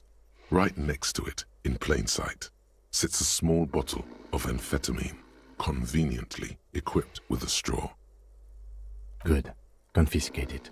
The minuscule amount of amphetamine doesn't interest the lieutenant in the slightest. He listens instead to something in the other room. You pocket the bottle as if it were the most natural thing in the world. Don't wait. Celebrate. Blast that shit right here. Take inventory of it once this boring table shit is done. Yes?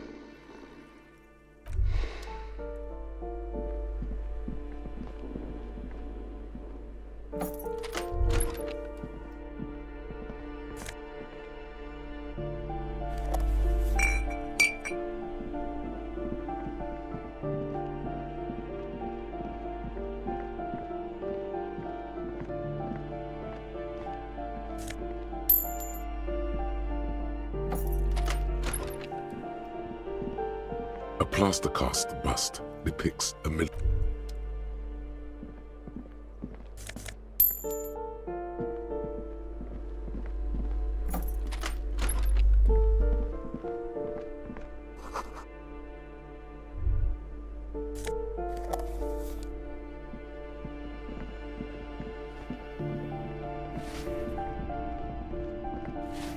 Give me a moment.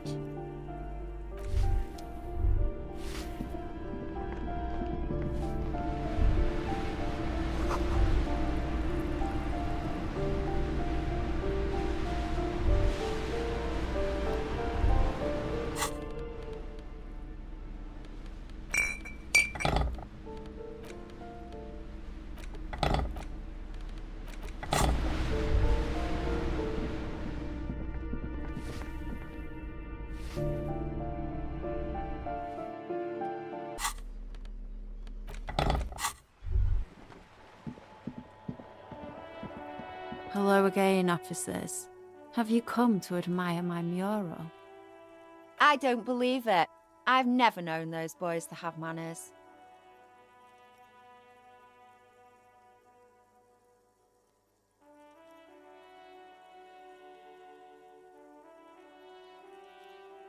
There'll never be skulls, but their hearts are in the right place.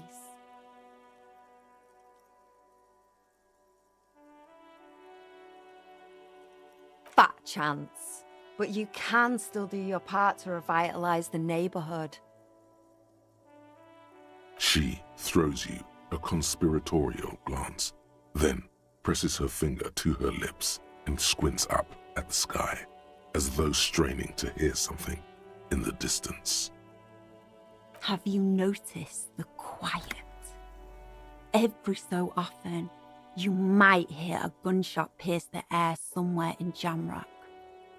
But in Martinez, no gunshots, no sirens.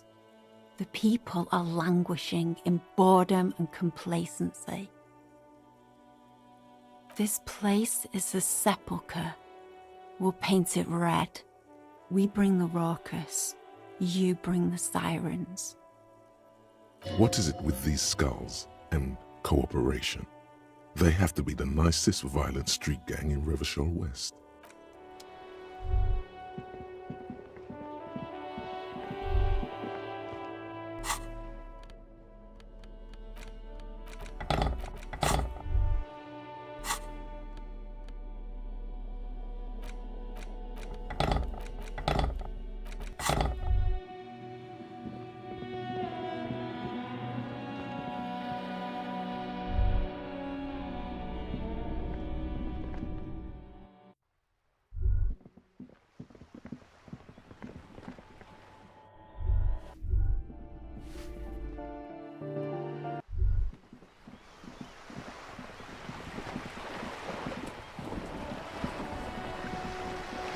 You're back? Good. What?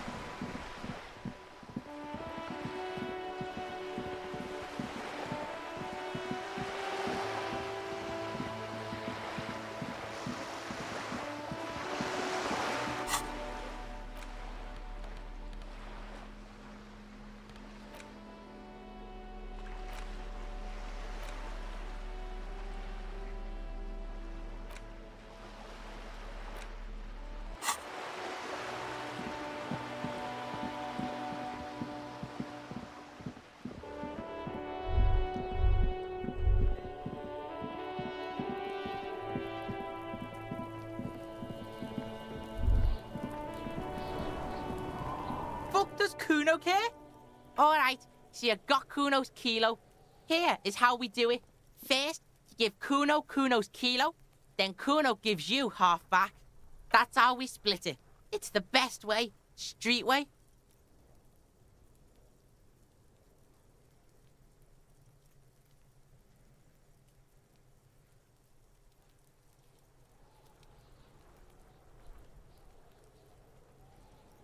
Word on the street is, you sent your little friend in dressed as a hooker? Distraction style? That's some sick shit. Not a single muscle moves on the lieutenant's face. Kuno wants to hear all about it, but Kuno knows what Kuno means. Kuno means Graham.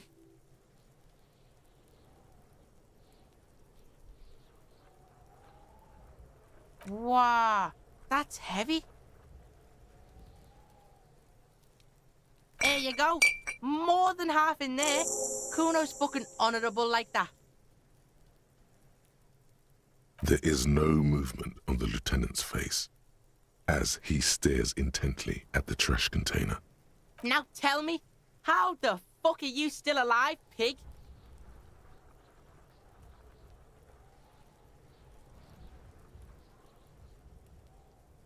The fuck do you know about Kuno's life? Kuno's got plans. Get the fuck out of here. Yeah, we got plans. 6 meters underground, below piping from before the war, the collapsed remains of the Martinez storm drain system. There are 2 stolen flashlights with piles of batteries next to them, beside 2 bedrolls, in the dark and opening into the lower tunnels. Yeah, you do some Sambo shit, sneak in. Is the hooker thing real?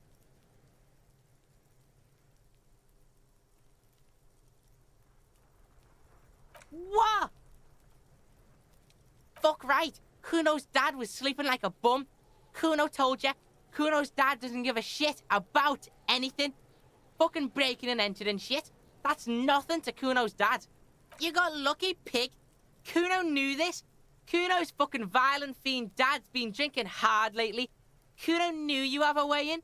Narrow window. Kuno window. Kuno window?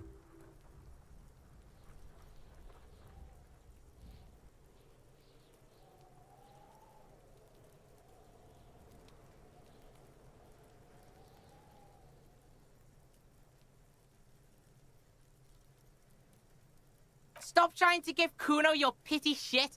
Kuno knows what that shit is. Kuno's dad's gonna be a fucking vegetable. Stroke shit, stomach fucked up and... Kuno's gonna go out like that too. Gonna be just like Kuno's violent dad. Fuck on speed, do crime shit, go out fast. Revachol West style.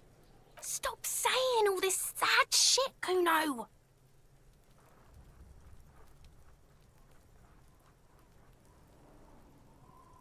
Fuck are you talking, sad? Kuno's got hard shit, death shit, nothing shit.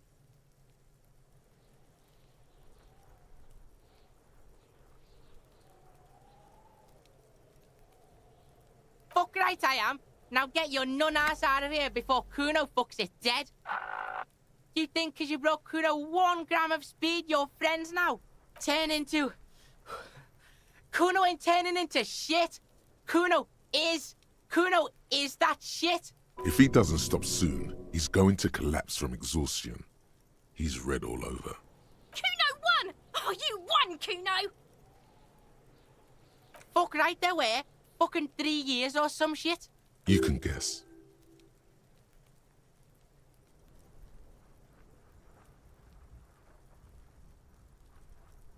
Fuck that shit. Kuno's gonna move underground. Lead I am shit. Ancient shit. Kuno's gonna live in a fucking catacomb. Yeah, in a tomb, Kuno! Yeah, pig. This shit is done. Now get the fuck out of Kuno's face. Kuno needs to drop the bomb. The fuck do you want with it? Good call, pig. Kuno doesn't fucking...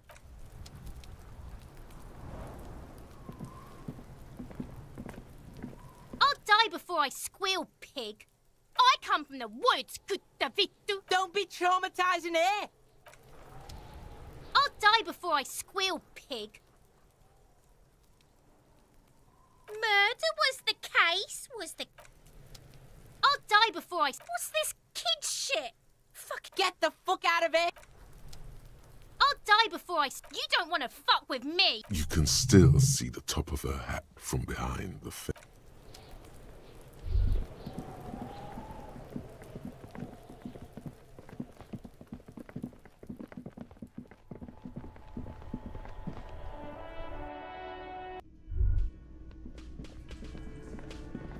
Hi again, gendarme. Bye-bye, gendarme. It's you again. What is it?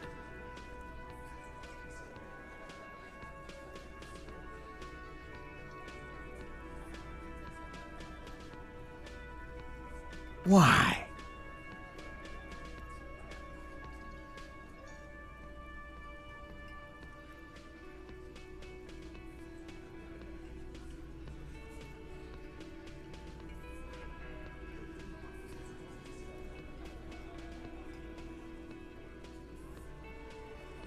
You're cuckoo, cop. I'm the only man responsible for this unit. Get with it, or fuck off. How many times must I tell you? Yeah, fuck off!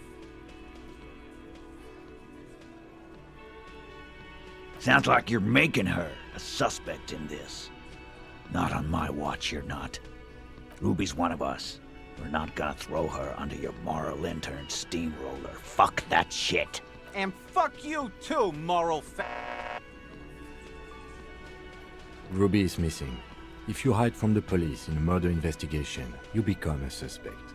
You know how it works, guys. That's nothing. That's just legalese. You don't even have a sound theory. I don't want to be rude, but we're trying to get some R&R here. Think you could fuck off now? I think we'll keep sticking around, Titus. You'll be surprised at how quickly a theory presents itself if you keep looking.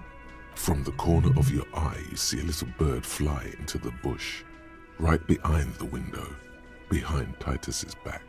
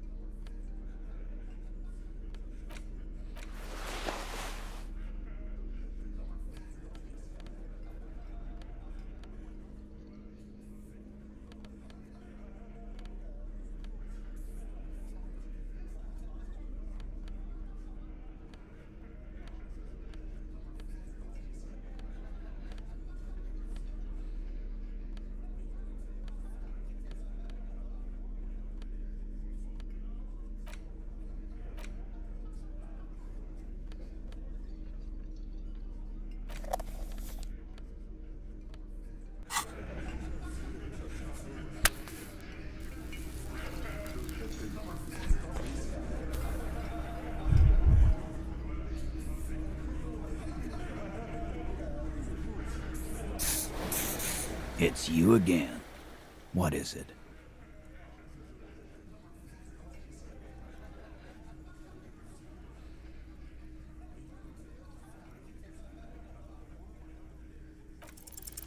A sudden flash of lightning in your neocortex. The hostel cafeteria is lit by its airy blaze.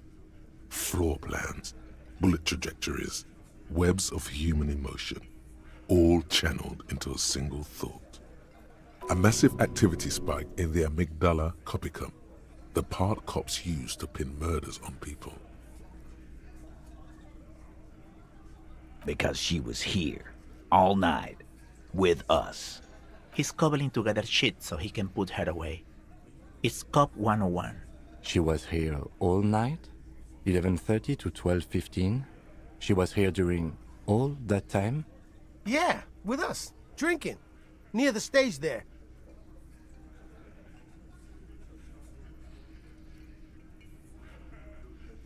No. That's a lie.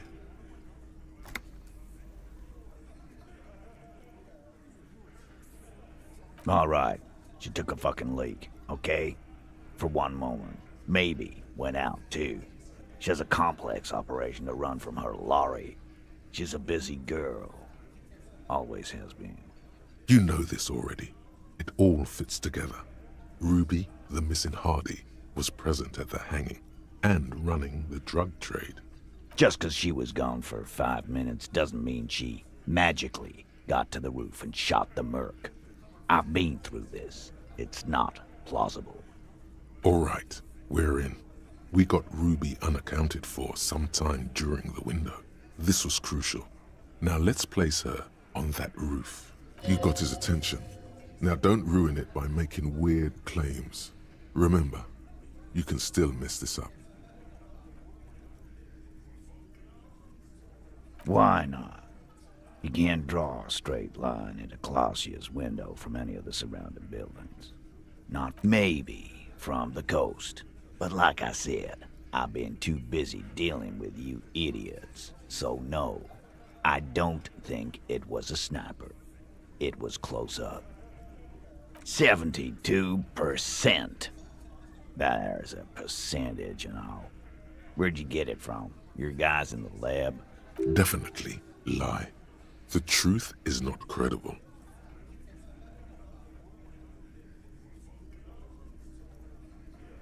Wouldn't hurt to have one of those in Martinez. Still, all the labs in the world don't put her on that roof. How'd she get there? Climb?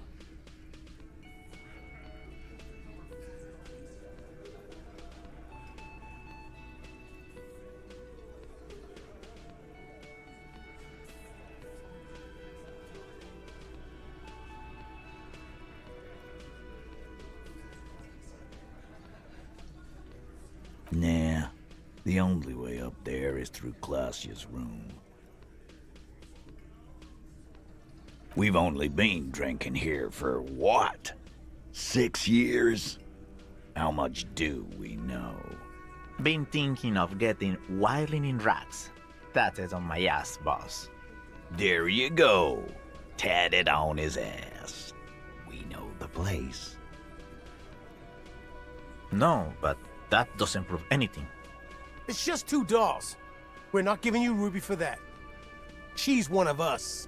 What if those 2 doors are connected, Eugene? Is that your name, Eugene? If they are connected, she could have gone to the kitchen, gone up, shot him on the roof, then come down. All in 5 minutes. How about that? Yes, she could have. This is one long shot.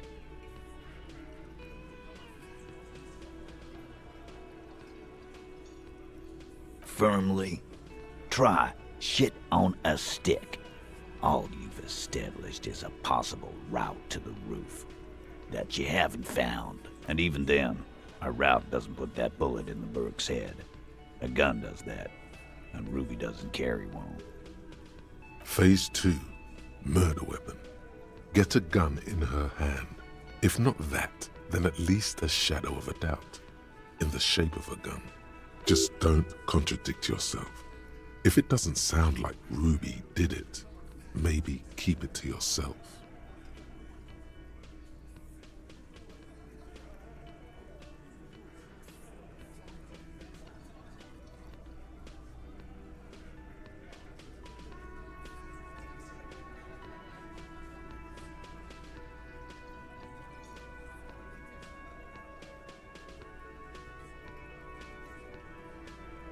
You lost your gun? What an idiot! Tell me, did you lose it before the murder? Of course not. And Ruby didn't use your lost gun to kill him. This was merely a thought exercise. He did not lose his gun. Let's move on. Look, fucko. Ruby and I are pretty tight. She would have showed me the gun if she had one. She knows I love guns. Yeah, everyone knows Glenn loves guns. I don't know, Glenny. Ruby's a little secretive, isn't she? Wasn't like she told you every little thing. This one does not like Ruby. May prove useful.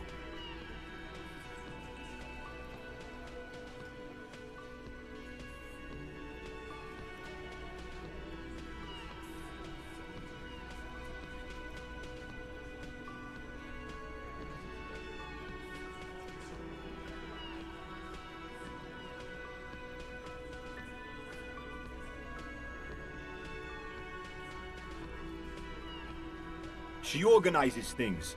She doesn't whack people. That's not the kind of person she is. She's a talker. It's clear this one is protective of her. Easy now, Glenn. What he's trying to say is, people who don't have guns don't shoot people. You need a gun for that. You can't prove she has one. You don't need to prove anything. Doubt is enough for now. And Titus must have some.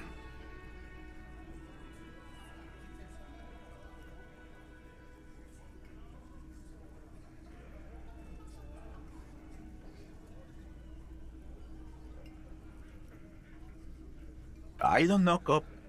Why don't you find your lost gun first? Easy now, Al. This isn't comedy hour. Titus, we're not seriously considering it, are we? Ruby wouldn't do this. Why would she do something like this? Phase 3. Motive. The last component. The big one. Get this and they'll give her to you. Remember, don't piss him off. That never works.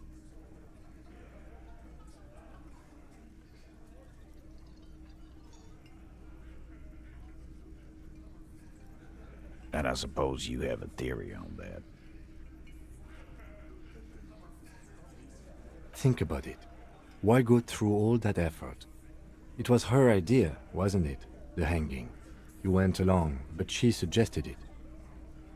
She had, like, a fully formed plan and shit. Right when she came back downstairs. Really, Shanks? Claudia wanted to talk to another girl, that's all. She was just the first one up there. I could have come up with that plan if I'd have been first. Time for a logics demonstration.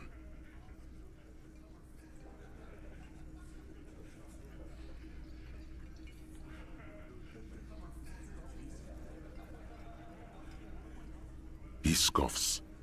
Think. You kill him. Get up there. Shoot him. Get down.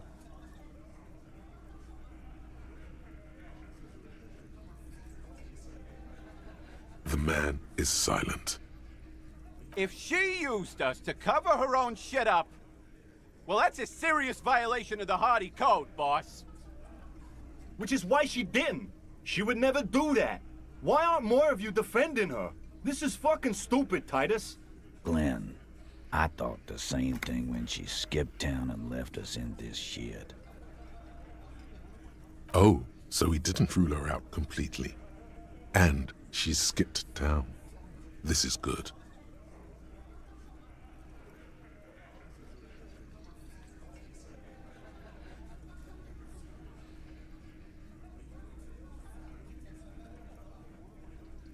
Nah, man. That's just Ruby. She's got shit under control. That's her whole thing. That's why she's so good. Plus, man, it's like female intuition, you know. Women talk to women. Which is sort of why we need someone on the team who they talk to. Eugene wants a woman on the team so they can do their job. That must be hard. Half of Martinez is female.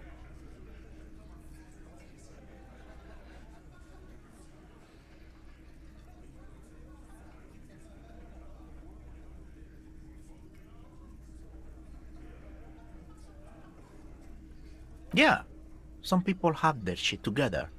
What's wrong with that? Wishful thinking has no place in a police investigation. A more logical conclusion that you wish to avoid is that she knew what had happened because she did it. Yeah, like what?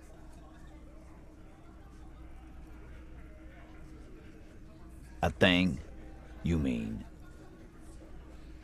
Behind his squinting eyes, dominoes are falling. Fast. It's all beginning to make sense to him now. Yeah, but they're both girls. Girls like girls too, Angus, sometimes. This is one of those times. She liked Glacier.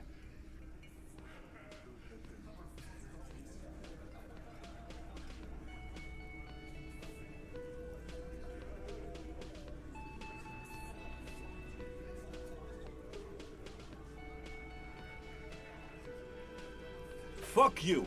First he says she's murdered him. Now she's a too? It's a lie. Come on, Glenn. She likes Monica's titties more than you do.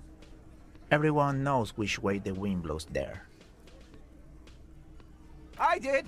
I knew it. That's why she didn't fuck me at Fatty's birthday party. She didn't fuck you, 'cause you're 40, and you still live with your mom, Dennis. So this is why Shanky doesn't like her. Useful for you. It makes him advocate against Ruby. Ruby then threatened her and told her to end her relationship with the deceased. This is some sordid shit. It's also the kind of garbage our Miss Aronier puts out to cover her own ass. Sort of, but he doesn't have to know that.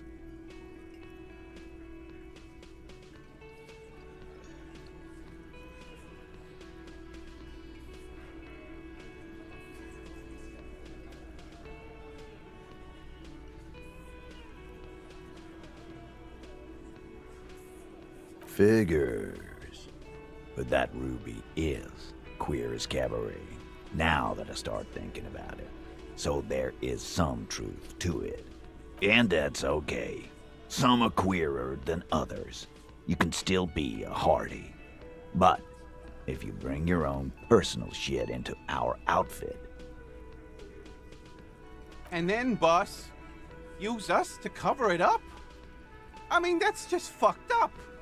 If it's true. But it's not, right?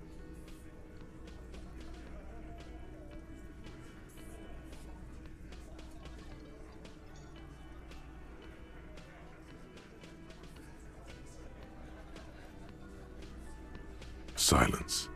He looks around the room. The old man in the corner nods. This is the only option he cares for. Yeah, I see it. There's one more thing I've been wondering about, ever since you asked me where she is. Add it to your list of suspicions, if you want. I don't know where she went. She just got up and left. Got real scared, too. Wouldn't tell me where. However hard I asked. Wanna know why? She was afraid I would tell you. Maybe she was right. By now, I probably would. She knew there's evidence on her, and she knew we'd find it. This is typical suspect behavior, why fleeing is always incriminatory. Perhaps. Ask her if you find her. It won't be easy, though. She made sure of that.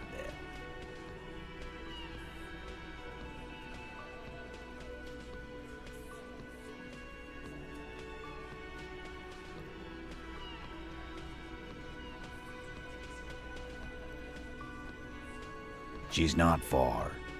We know that much. She didn't take her lorry, so she's on foot. Good fucking luck, man. She knows this place like the back of her hand. You'll never find her. Yeah, Al. And we won't either. She's not really a Hardy candidate anymore, is she? She's not, Glenn. The what now? I have no idea. Boys? She said she's building a pale emitter. What? We were talking about radio equipment. She said she's doing Ulan frequencies and a pale something. I don't know more. This guy barely understands what he's talking about. There you have it. Pale something. A little. On the coast. Where have you looked for her, more precisely? More precisely? On the coast. Past the waterlock. She's not here. So, I'm thinking she's there.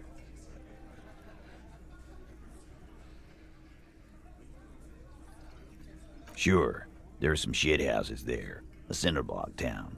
The fisherfolk there refuse to unionize. So, that's one place we haven't looked. I hear they have a shack where junkies sometimes crash. Time for you to step up. We will start there. One more question. What does Ruby look like? Boyish. Hair's red. Dyed. She looks like a Lowry man. It'll have to. His grip is firm and reassuring, like holding a piece of unpolished granite. Not just granite, tightly packed RCM Sergeant material. No, he already is a sergeant. That's what you're feeling. He just wasn't sure what you are.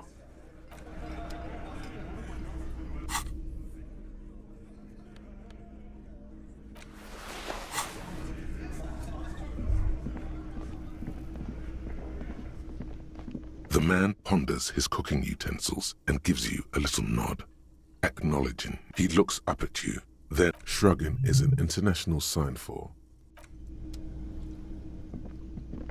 You see, it could be connected.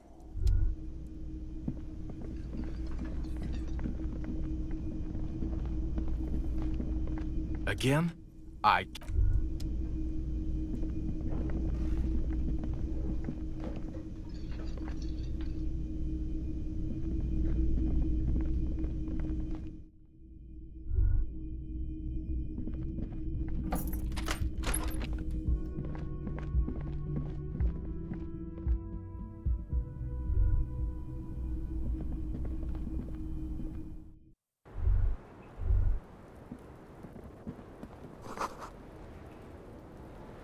Just as you look at the flowers, a gust of wind raises them from the roof, picking them up in the air. The wind brushes them off the roof.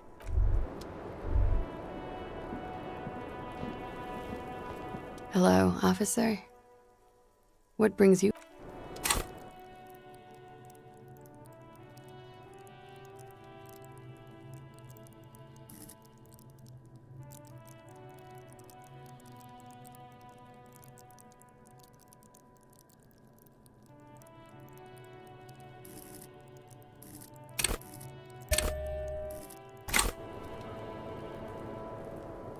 Hello, officer.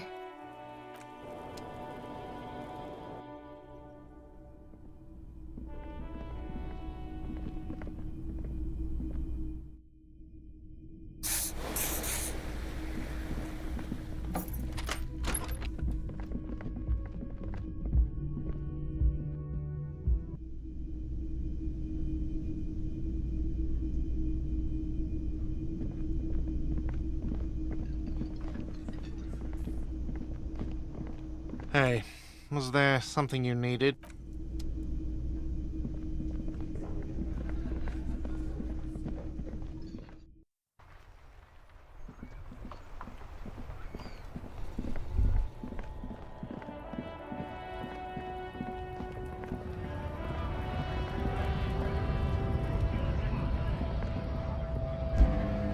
A lorry stuck in the windows are clear. They've been recently.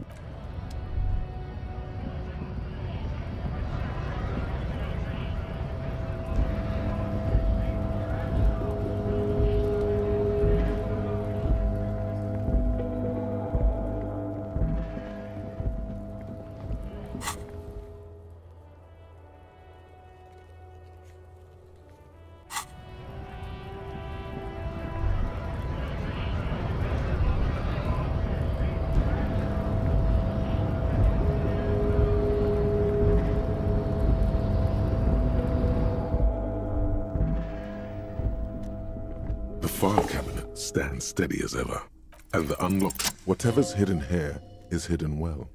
It appears to be a to-do list written in large, uneven capital letters. Remember, Leo, Everart's shoes, special whirling borscht, water Everart's plants, sweep office floor, more banners.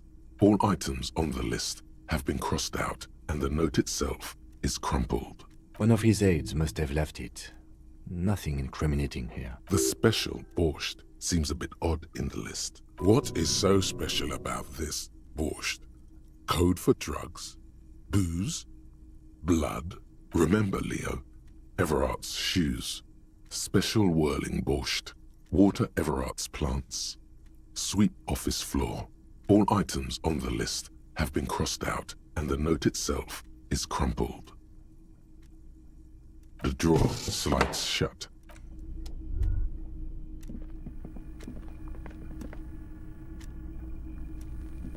The payphone hangs mute.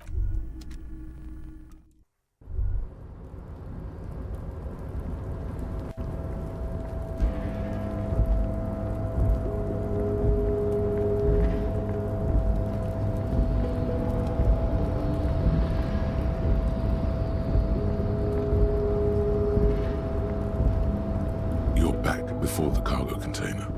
Its drawer has not lessened since you were last here. If anything, it seems to have grown slightly.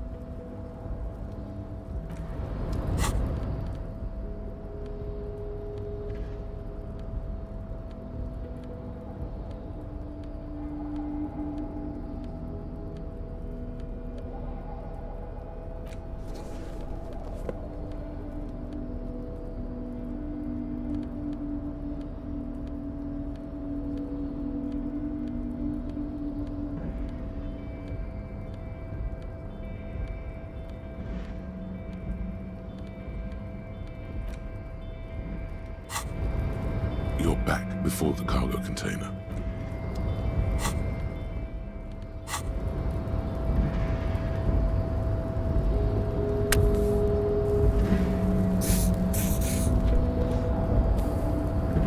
You're back before the cargo container. Its drawer has not lessened since you were last here.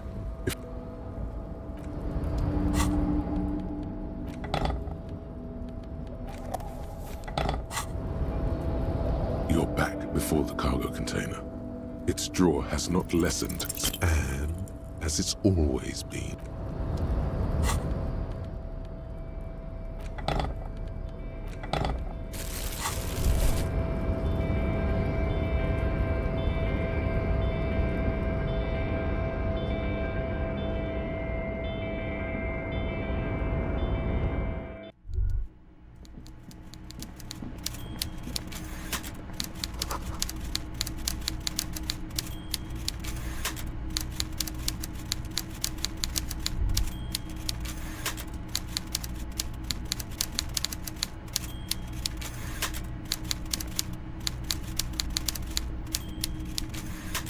Mr. Dubois, I hear the meeting with Titus was a glowing success. That's such a relief. Titus can be a handful sometimes. Now, what can Everard Clare do for you today? Most certainly, Harry. Nothing brightens my day like racist mugs in the trash and in the apartment. You guys are just light years ahead of me. I have so much confidence in the ability of your organization. I'm relieved you're doing this and leaving me to do what I do best, helping people, with the power of politics. Yes, yes. Do you think this weasel is somehow connected to the murder? Oh, no. I don't cross paths like that. All I want is for you to succeed in your investigation. I would never complicate things for you. Oddly, it seems to be true. Believe me, Harry, he's a nobody. Just your basement variety nobody. Can't imagine him being connected to a high-caliber case like this, but he does live nearby. Maybe it's a pedantic weasel. Fascists are neat freaks, if you don't mind me saying so. Of course, Harry. I'm not a real police officer. You are. That's all he's going to say on this subject. Oh, they are simply fine. Old Theo... Interesting. Who's second in command? They're almost all of them work with... That's him. Allow him. Oh, Liz is a bright one. By all means, Harry. What's on your mind?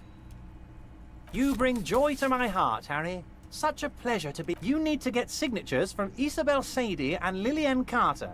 The cul-de-sac is right past the pawn shop and across the canal. I heard... Once you have the signatures, mail this to 13022 La Rocca in La Delta. Then I know we can do business together. No, you didn't. I know the mailman, Harry. I know everyone and everything that happens in this town, and I know there's no letter in that mailbox yet. Just like I know you'll get it done. Once you stop horsing around, by all means, Harry. What's...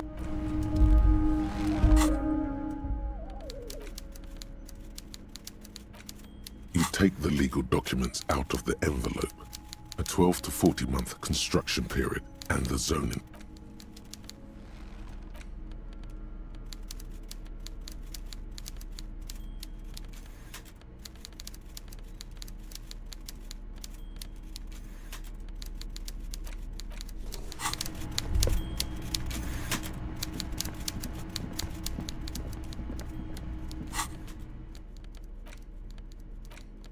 Take the legal documents out of the envelope. There is no loophole.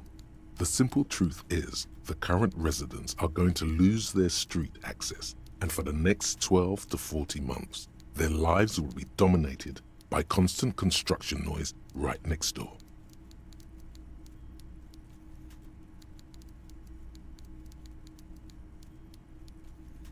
I should have seen it. Evrard probably has eyes on us, but we could try to get other people to sign this instead of those listed. Or you could forge their signatures yourself. By the time he finds out, we'll already be gone. The youth center cuts into the ocean like the bow of some great modern ship. Apparently, it's going to cover most, if not all, of the street and the square between the existing houses. It's going to be awfully close to the already existing buildings, almost wall to wall, practically integrating them into the youth center. This is either an ominous or cool architectural choice. My money is on cool. Looks like a cubic pyrite.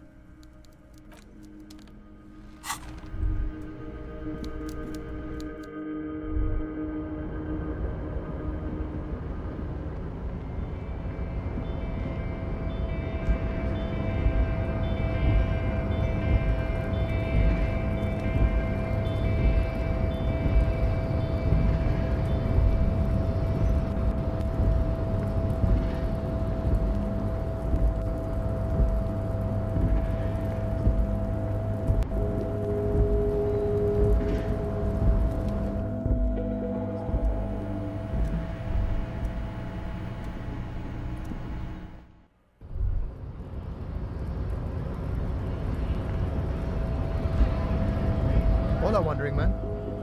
How can I help? Yeah, the janitor who gave me the key to his apartment said the guy's a bit of an asshole.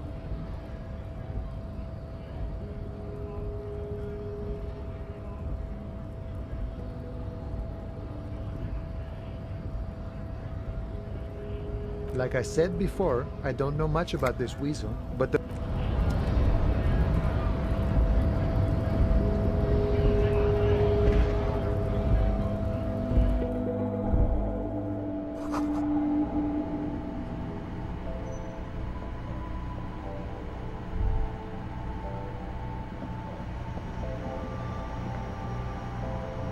A small cabinet on the wall. Okay, here.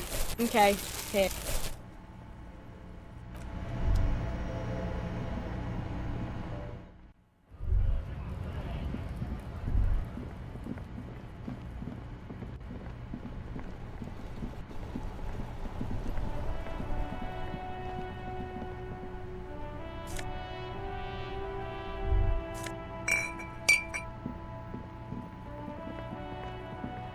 An old callbox. East Delta Commerce Center.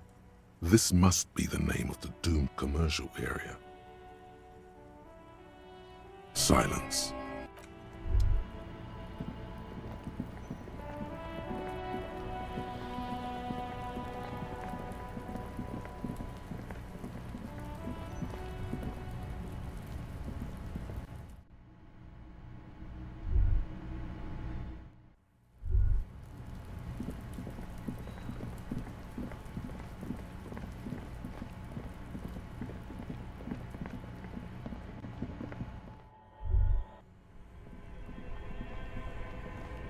This orange machine, you slip your fingers under the frozen lid. Didn't Sona give you a perfect tool for this kind of job?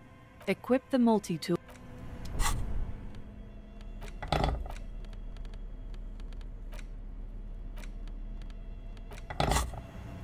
This orange machine is dead still.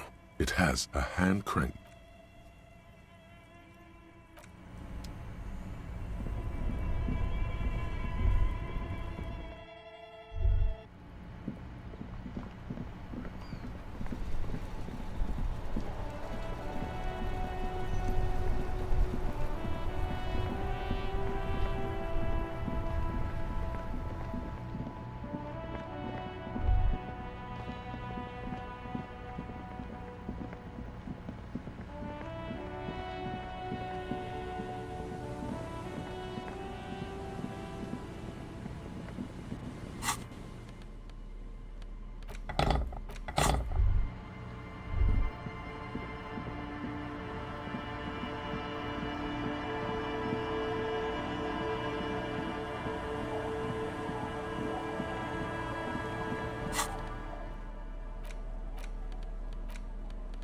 take the legal documents out of the envelope.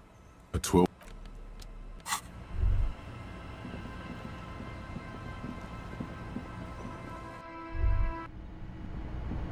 A brisk coastal wind still howls against the window of the shack. Occasionally, the waves crawl in under the foundation. The room feels muffled, like you pulled your hat over your ears. Outside, it is cold and windy, but you're inside, and it feels safe and warm. What is this place to you?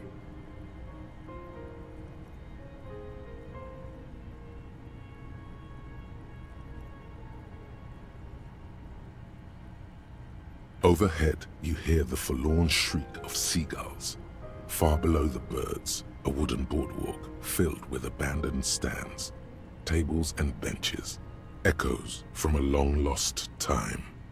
A middle-aged man stands in a rundown shack on the edge of a fishing village, listening to the heater hum on the wall. Who are you talking to? There is no one here, not even cold. Outside, the howl of the wind has picked up. The waves crash against the stilts again. It's as if you think the thought, but in someone else's voice. Look under the floorboards. An old mirror hangs on the wall. On the table, you see a bowl of water. The water you almost look like your face.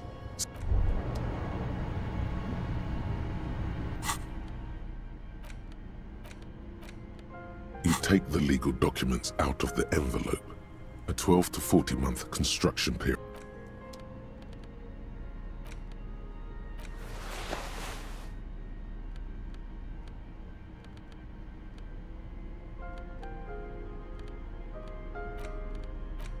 You take the legal documents out of the envelope.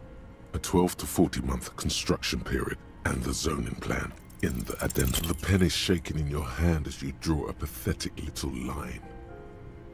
The line gets even shakier and starts to curve towards the bottom of the page.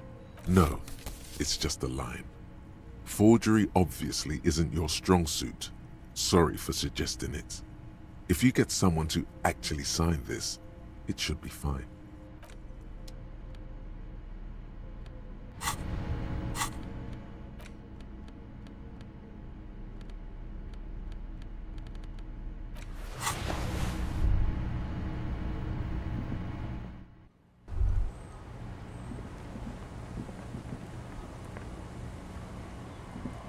Our tenant, the policeman.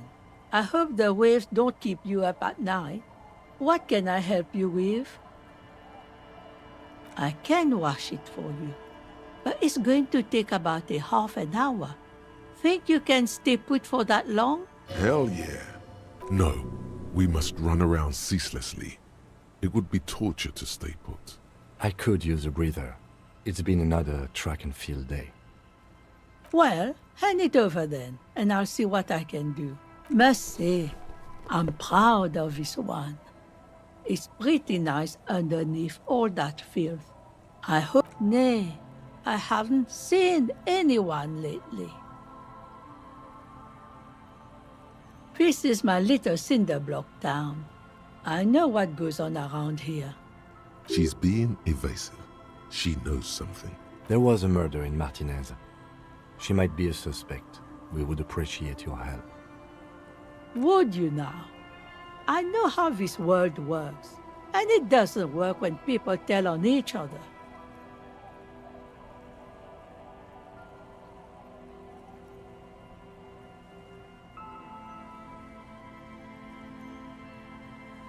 Ah, I should have known. This is yet another union mess. I'm not afraid of them, you know. We are not in the habit of being afraid around here.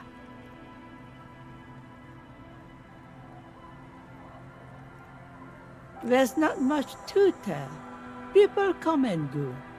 Now, was there something else? I see, ma'am. I hope you don't mind if we look around anyway. You should look around your shack. Maybe she's rented it out to others too.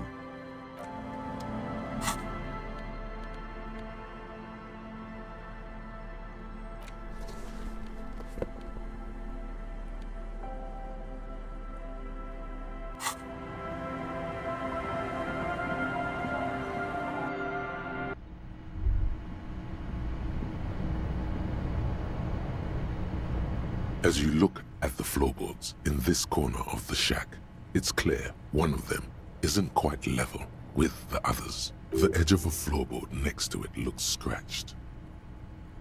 Hollow space underneath the floorboards is dark and damp. You can barely make out the mixture of sand and sawdust below. Nothing particular catches your eye. Looks like more reeds. There might be something hidden inside the sand, though. You stick your hand in and start combing through the sand. Dry, not like outside. Fine dust. And then, something hard wrapped in paper. A small cylindrical object. You pull it out. A bullet. A 9mm bullet, to be exact. Fit for all muzzle loaders of that caliber. The floorboard doesn't care. But maybe the washerwoman does. You have enough to confront her with.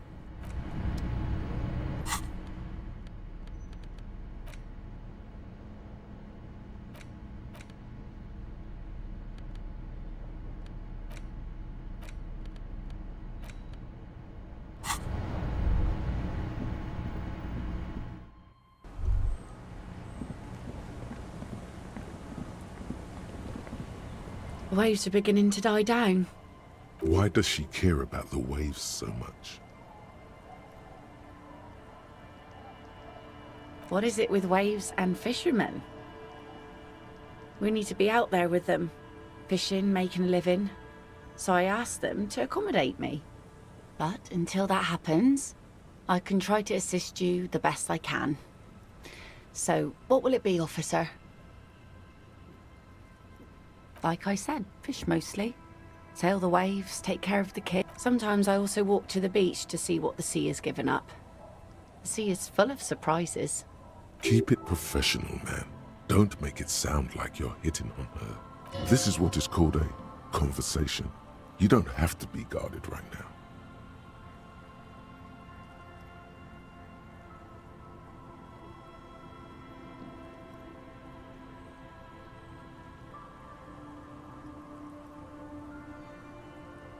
Wood, pieces of glass. Every once in a while we see dead bodies. Human, animal, fish, other odd sea creatures. A mine washed ashore once.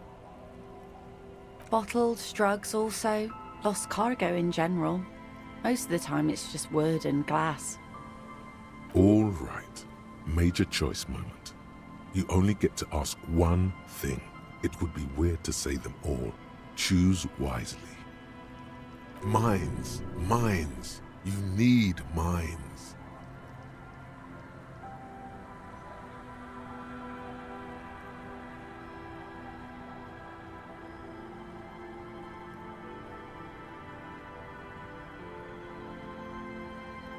Don't have any. Those get cleaned out so fast even the local bums can only stand by and watch with watery mouths. Always by strangers too. Union folk don't stand this kind of stuff around here. You could use a hit right about now. Any hit, really. Feel that itch in your hands? The stiffness in your neck? Oh? Who? Okay. When did this person stay here? Oh. I've been out on the sea for most of the past week. The weather's been good for fishing, so I usually start at 4 in the morning. Yes, that's the optimal time. Got to make the most of the calm. I've been sleeping like a corpse after. The sea really takes its toll. Now I'm just waiting for the wind to settle to get out there again. Sorry I couldn't help you out. Maybe I can help you find someone else.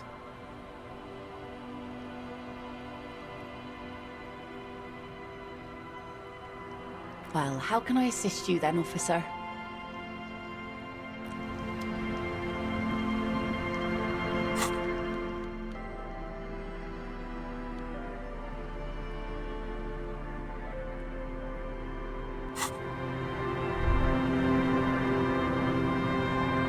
I'll just keep the Corda Lacey in the channel, if that's okay. It's too shallow near the pier. Aye, ma'am. And it's a jetty, by the way. Of course. Jetty. I prefer a good jetty to a pier any day. Something about the way she says it makes you want to sing. Hello, detectives. It's good to see you here. I only just arrived myself. What brings you here, madame? Nothing, really. I've had my eye on this jetty for weeks now, so I decided to investigate it personally. This cluster of buildings isn't on any of the official maps, as far as I can tell. That. And she's also keeping an eye on you.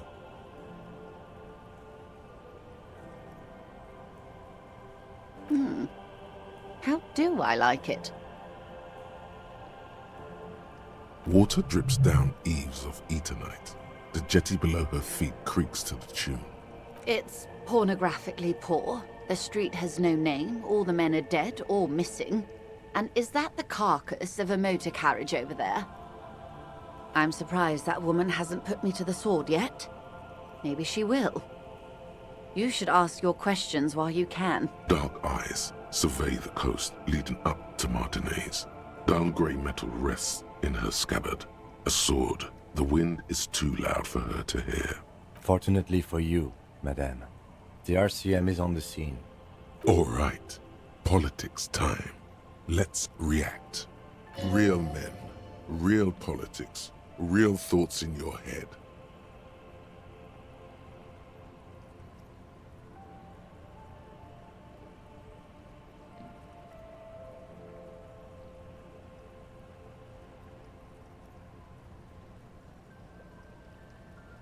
Oh, I'm not frightened, officer.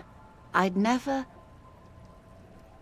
Above you, there forms a quilt of altocumulus clouds, twisting into each other. The wind tugs and stretches them over the bay. Their cloud shadows slide over the ruins of Revachol West. Wherever they pass, the temperature drops slightly, but perceptibly. Have I told you how they discovered this place? No, they're in Celindian, Isola. Well, your condition has left you no worse off than most of these people.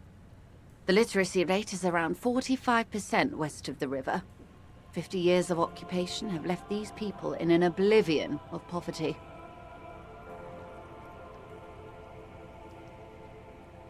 I knew you would sympathize. Most Revacholians will never know what this place means. Our home. This island of matter. Or why they were ferried over in the first place. Remind me to tell you one day. For now, how can I assist you in this new location?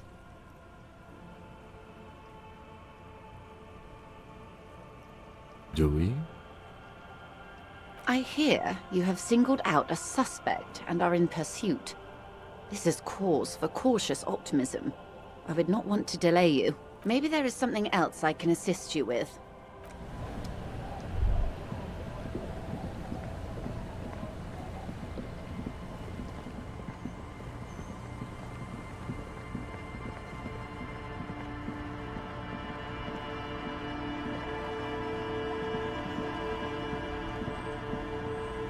Our tenant, the policeman. I hope the waves don't keep you up at night. Damn that girl. But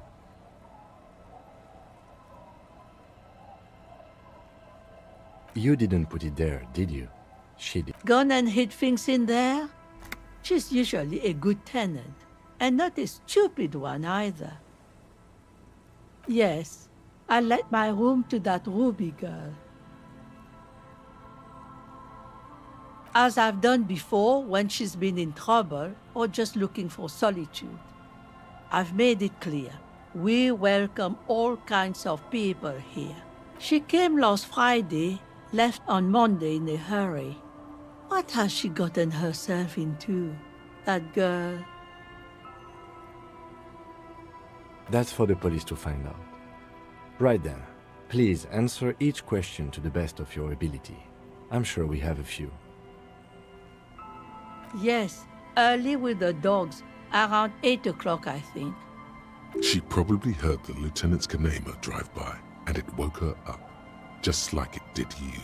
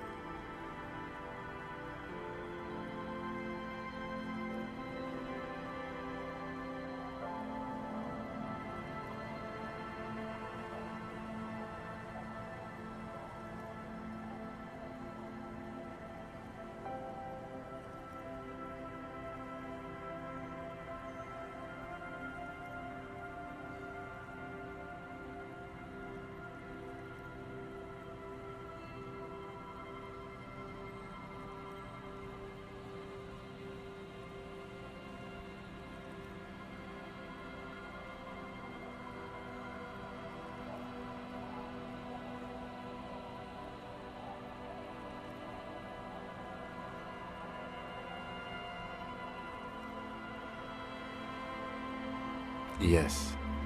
That is a downside of having a 130 kilowatt engine. It lets the bad guys know when you are coming. I cleaned it, like I always do. No. The truth, sire. She's good company. Knows how to talk to an old woman. At my age, you don't get a lot of quality conversation. So I really appreciate that about her. Did she talk to you much during her last stay? No, she was mostly silent this time. Kept to herself. She tried not to let it show, but I could tell she hadn't come to fish. Usually she likes to cast a few lines, but this time she mostly stayed in her room. How would I know? She's a gruff one, but not violent. She doesn't go around toting a gun.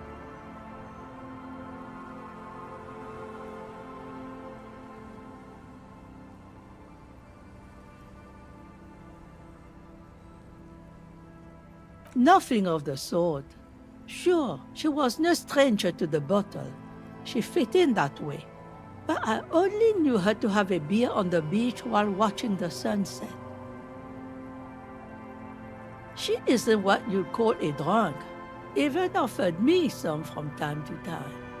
Said it was part of the communal life. But I never saw her lose control of herself the way some people do. Not that I know of, though she was into nice music.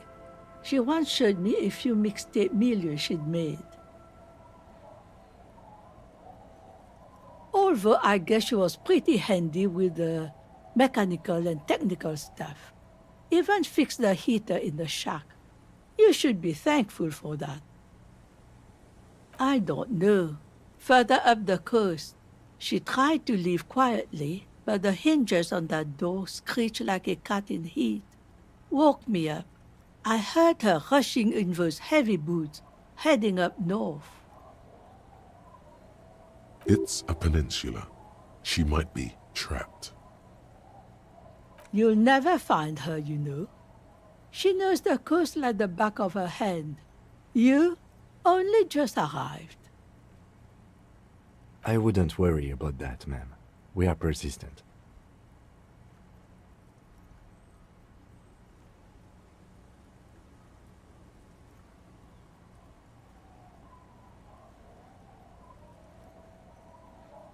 Are you sure you would rather stay here? Get a nice cozy fire going in the heater? Seems like a better idea to me. The failed electric mural. You feel like you should go look at it again. Step closer this time. One thing, officer. If you do find her, please go easy on her. She's a good girl. Whatever she's gotten herself mixed up in.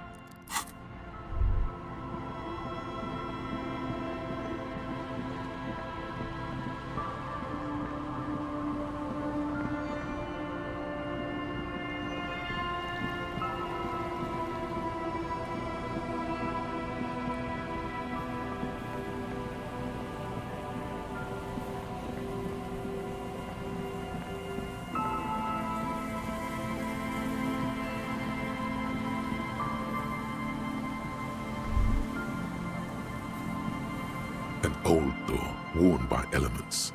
It's military, probably some. It may have.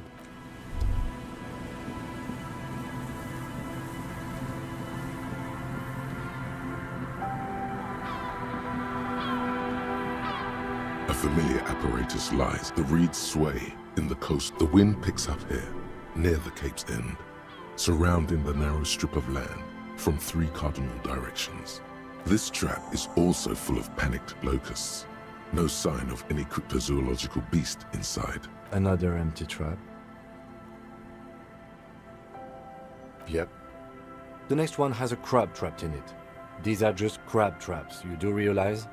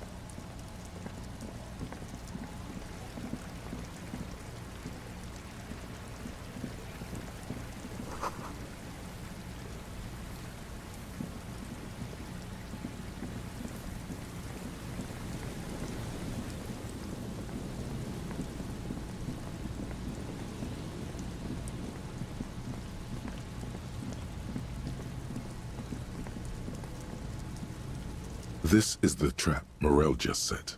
Checking it over, he said. The reeds by the later it gets, the colder. Remnants of the camp, Nothing but locusts in this trap as well. Definitely no cryptozoological monstrosity. Empty as all of them. One more of these and we're done.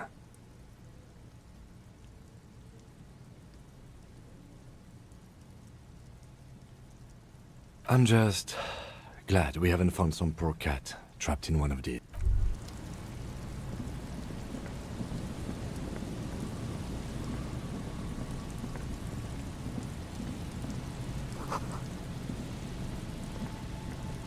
A metal and plastic contraption bobs up and down amidst the trembling reeds. That over there must be the boy class you told us about. The one she hid her passport in. We should take... Ooh, hidden things, secrets, lies. Yes, spindly extremities have been here. Snap the cords keeping the boy in place. A little longer and it will be floating somewhere out in the open sea. Moves across the water, leaving no traces. You're cold again, as always. Splendor.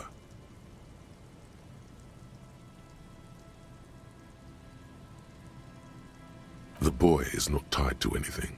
The cords dangling from the bottom really have been torn or cut.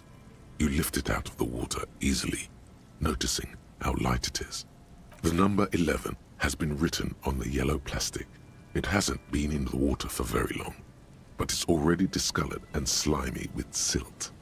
A latch holds it close, but only just barely. Simple construction. Very unsafe. There's something in there, splashing around.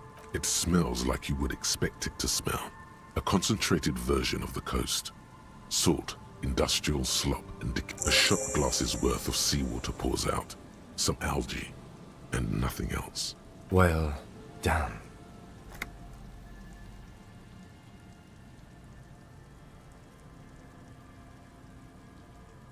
I have no idea.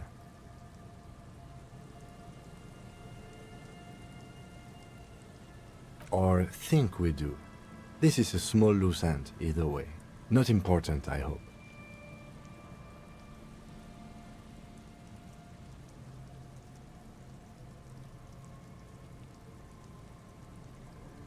That may very well be the case. We should keep an eye on her. Nothing more for us to do here. You could ask the miss what she thinks. Later, if you have the time. Though you doubt she'll tell you much at this point.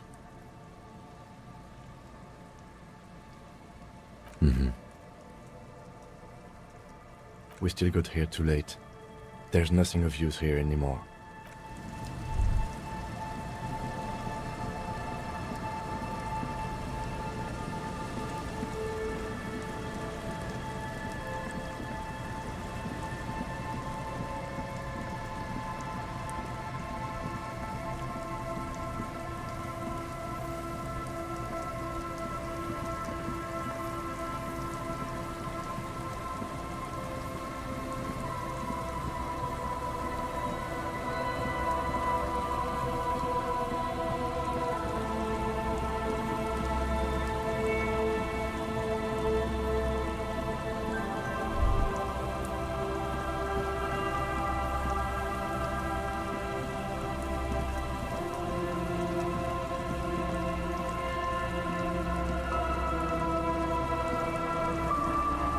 You see, a once bright mural towering above you. Above the mural, a collapsed roof, broken windows set in walls that are cracking and will soon also fall.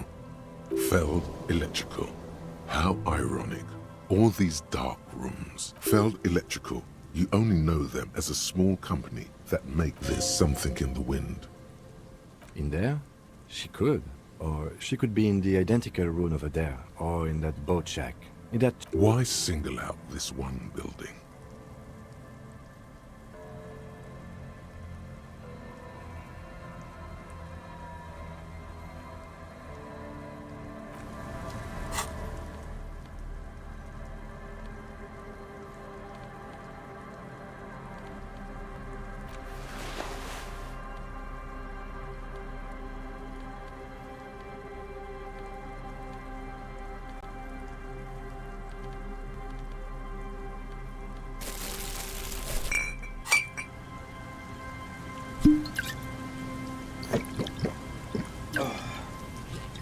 once bright mural towers above you, saying, Feld Electric.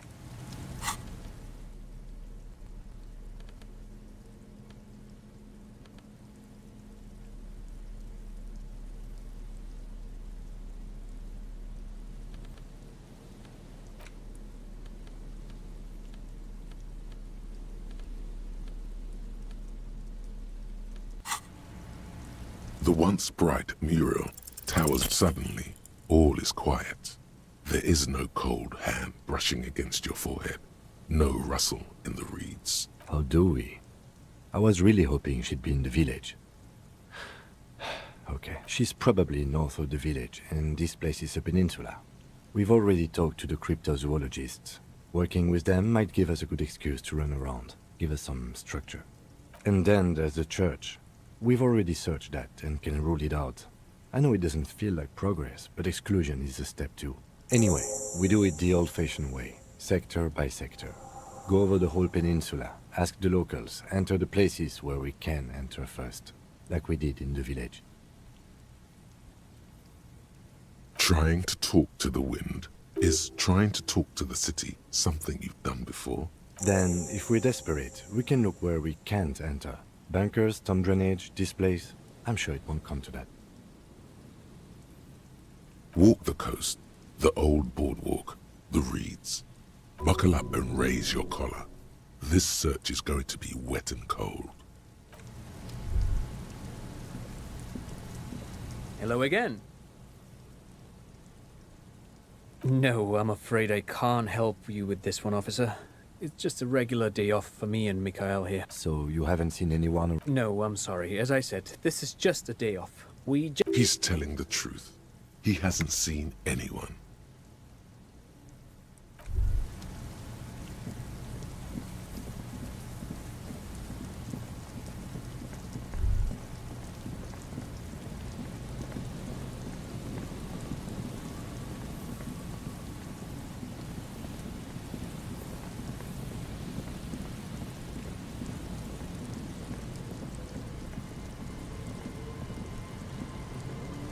There's some tear. An empty cigarette. 2 empty. A tragedy. A man lies on.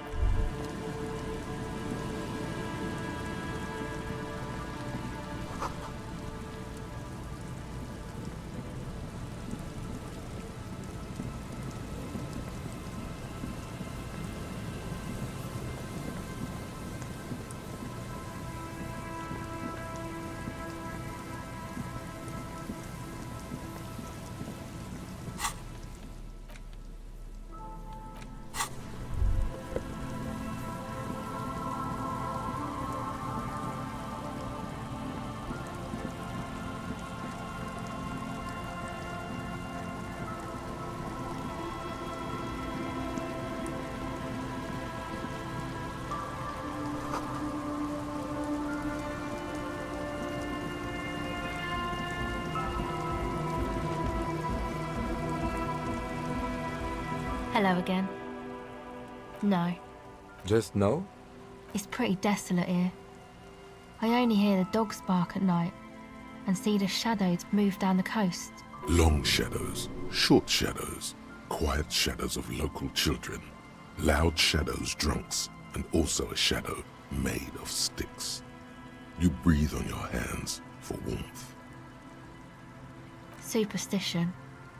We can turn the grim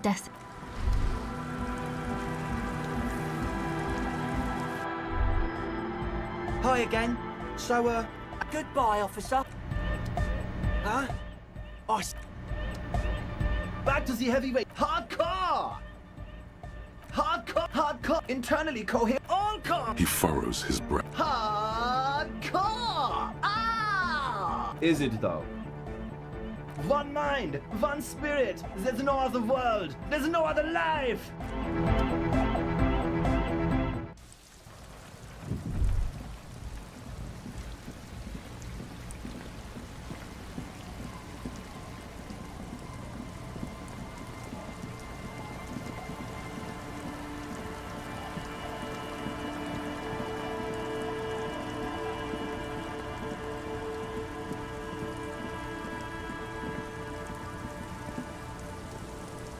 The scruffy-haired little boy kicks a stone while the other watches him do it.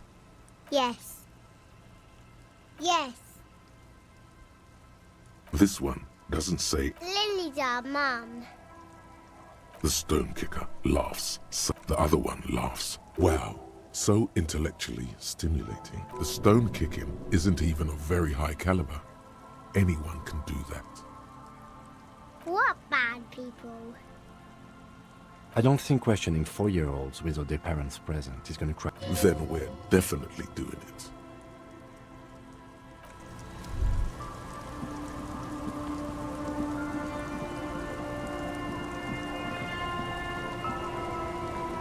Waves are beginning to die down. Look at those little bastards.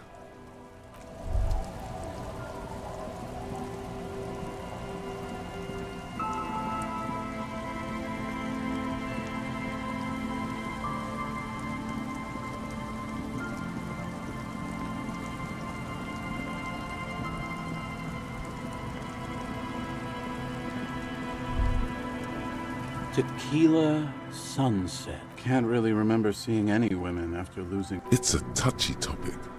He hasn't got laid in ages. He really has no idea who this Ruby is, sire. Time to call Abigail. Abigail? Abigail, where are you? I'm called Abigail. The legend! He's back.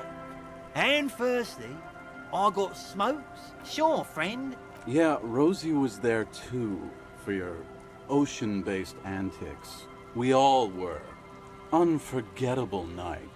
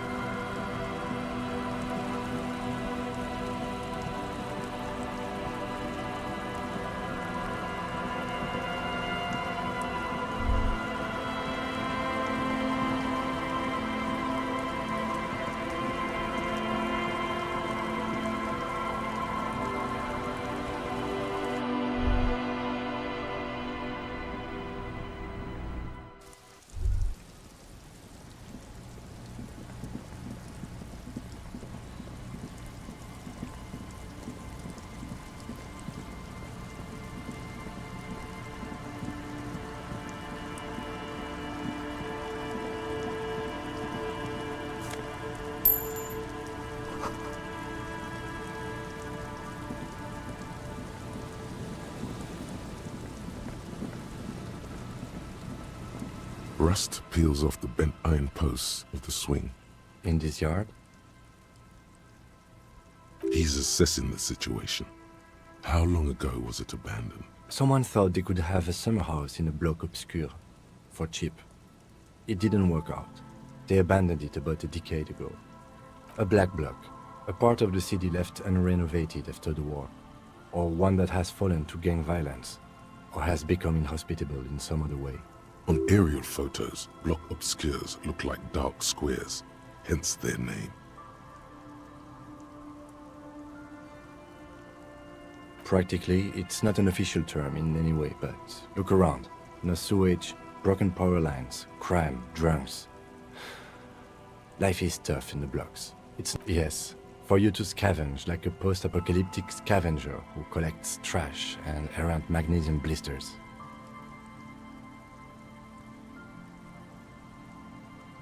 It's not meant as nagging, just an observation.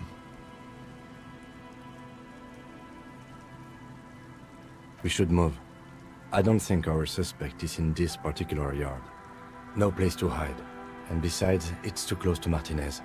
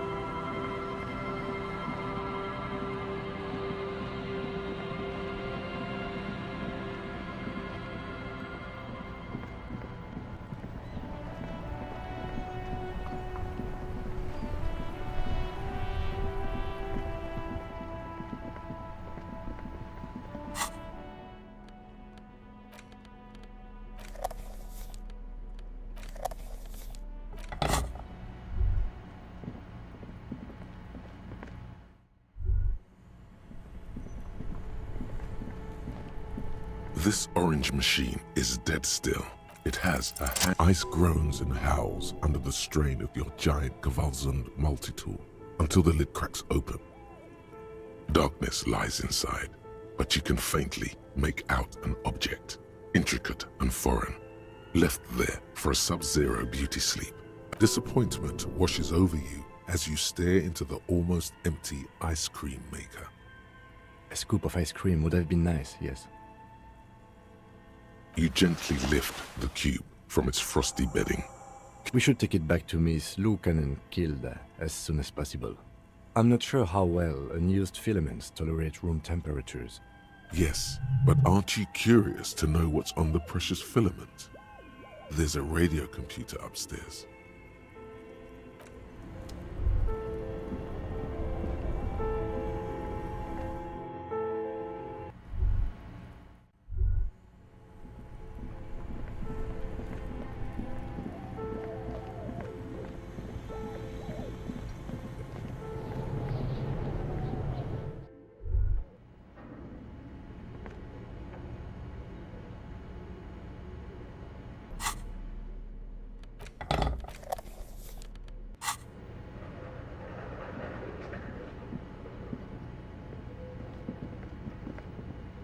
Tiles on the cube are still like a smooth draw. The filament slides into place. On the keyboard, the play key starts blinking. The speaker comes to life. Static seeps through the machine's planar magnetic. Good afternoon. Fortress accident en rue de Saint-Ghislaine. This is East Insulindian Repeater Station 1. Please repeat. Is this the offsite copy? Good. Please repeat the password. No, that's not it. What does she mean? That's not it. What's the password then? Maybe it's the second part of the leitmotif you saw on the stained glass window. Good. I've unlocked the offsite copy. After ending the call, please press print to access the filament. Ka-ching. Fortress accident is thank you and... Tiles on the cube are still smoldering, casting the framework, and it sounds like something cracks before the piece of paper starts filling up with pure black ink. The paper is soaked with ink, its monochrome darkness spanning from margin to margin. It's not possible to make out any information. A single speck of white shines out from the shade.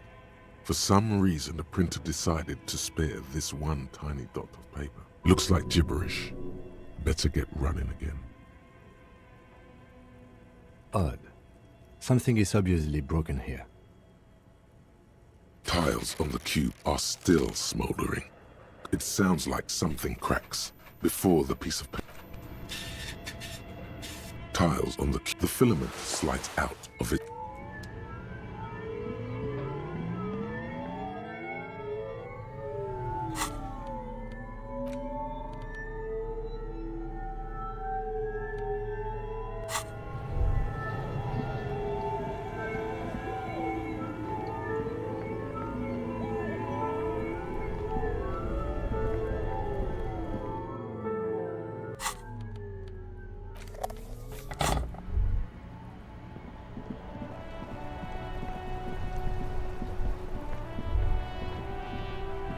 The dented yellow mailbox greets you with its graffito and bullet holes in the front.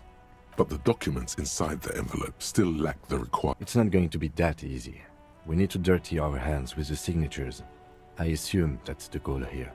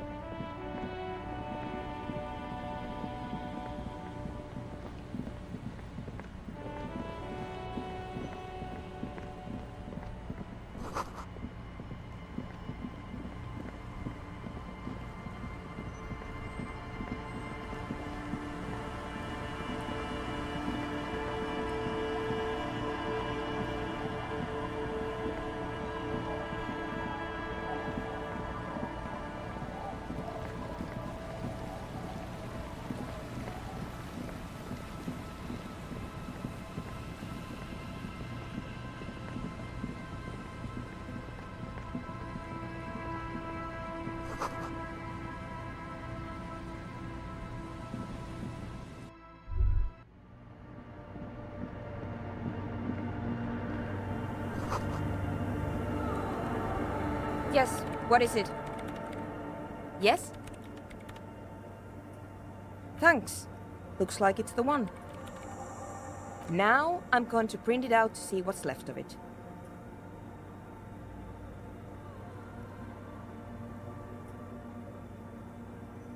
I have a theory. Lintel was able to divine the location of the anomaly from this broken copy. I want to repeat their calculation, only this time with better equipment. Watch. What an intricate display of failure.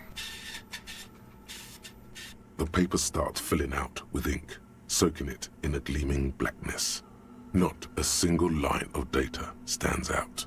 Cold sweat trickles down your spine. This is spooky as hell.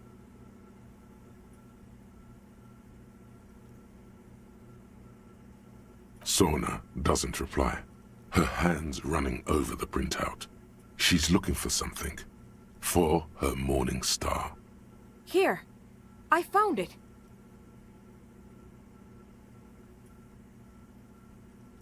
Hold on.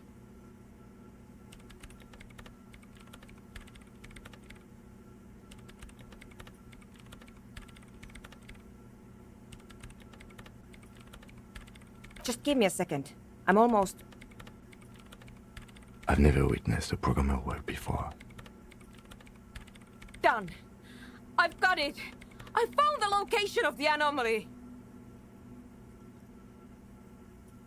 I found the coordinates! Thank you! Time for a celebratory drink, perhaps. Just a thought. There. In the swallow. Think you can help me again? I need you to go move those water bowls for me. I need to double-check my calculations.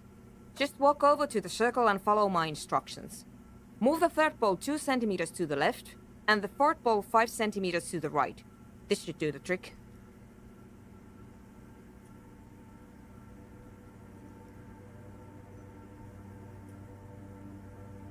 Thanks.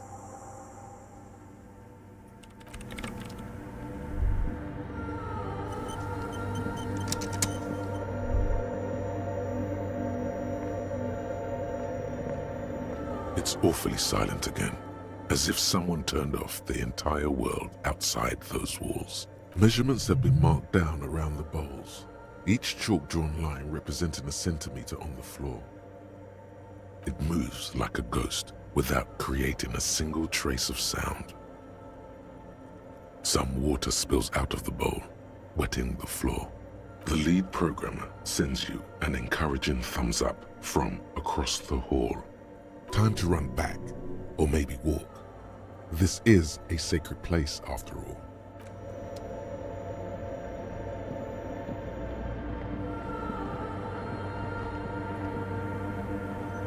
Yes, what is it? Great. Everything should be aligned now. Yeah, let's do it. Now the only thing left to do is to unmute the headphones. If we got the location right, we should then be able to hear whatever sound this anomaly makes.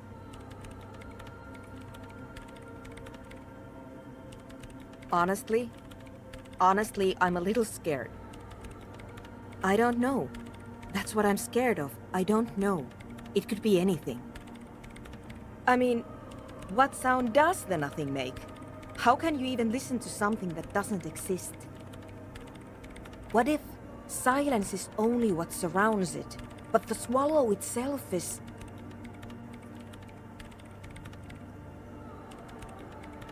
Maybe I'm just tired.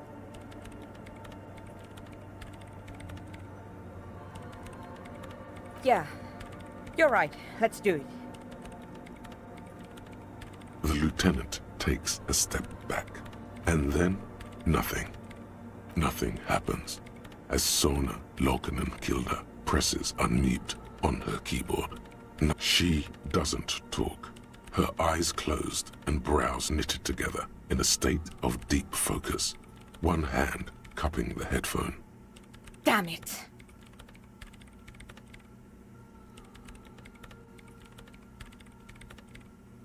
No, of course not.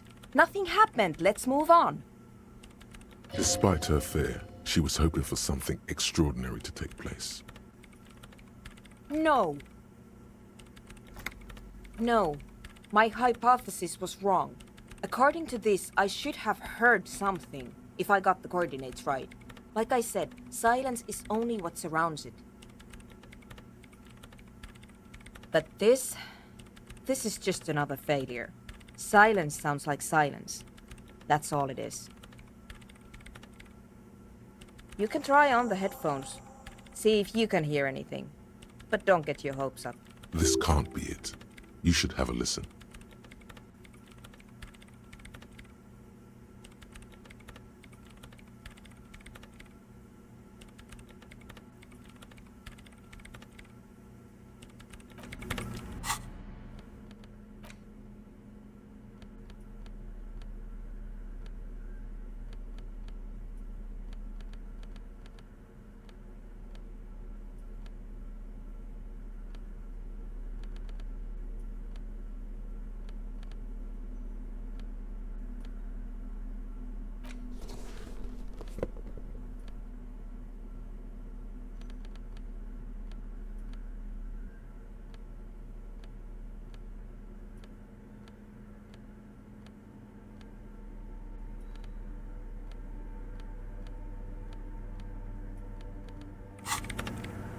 Yes, what is it?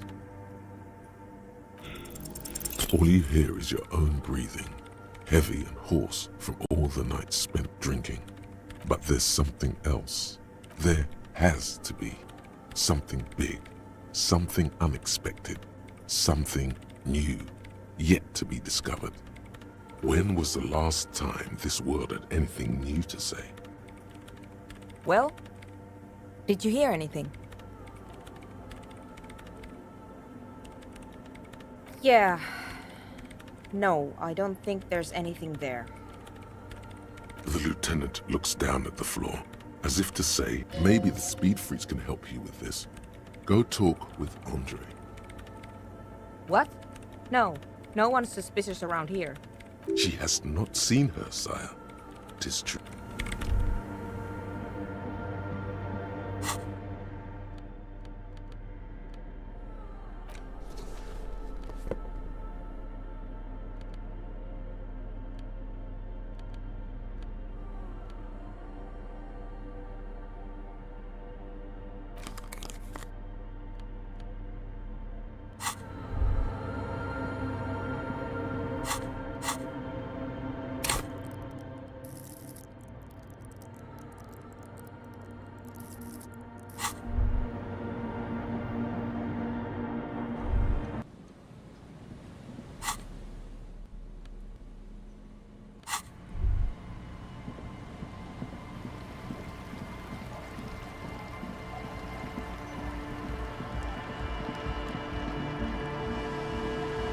Hello again.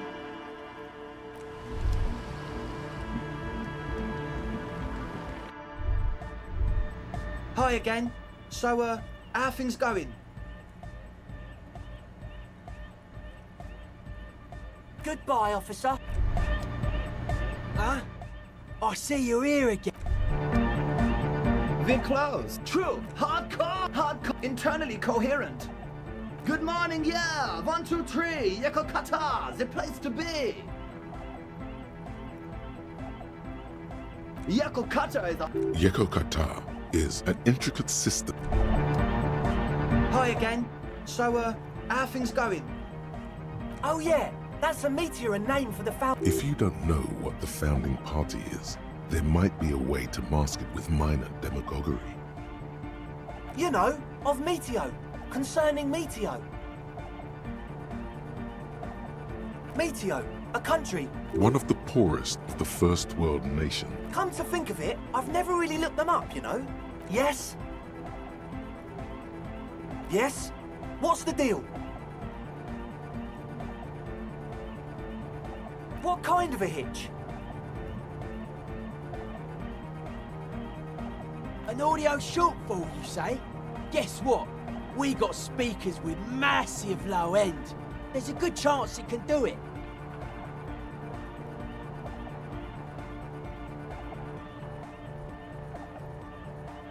We've got some serious range on this baby. It'll blast her shoes off, believe me. Goodbye, officer.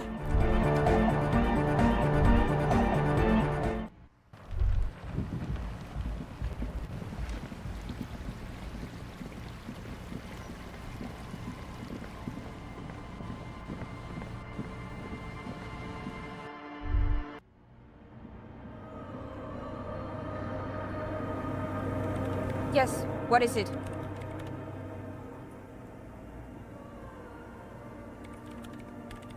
The Swallow, you mean? Great. Thanks.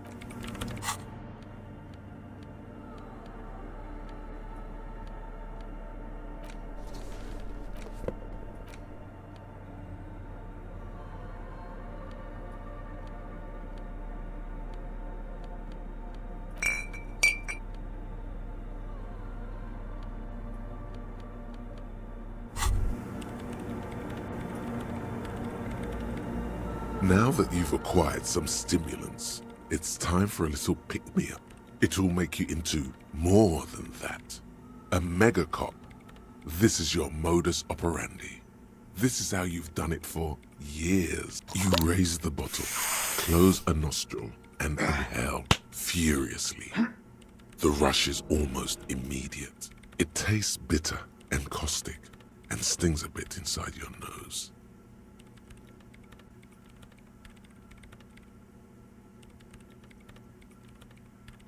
Now the taste is slowly receding into your throat.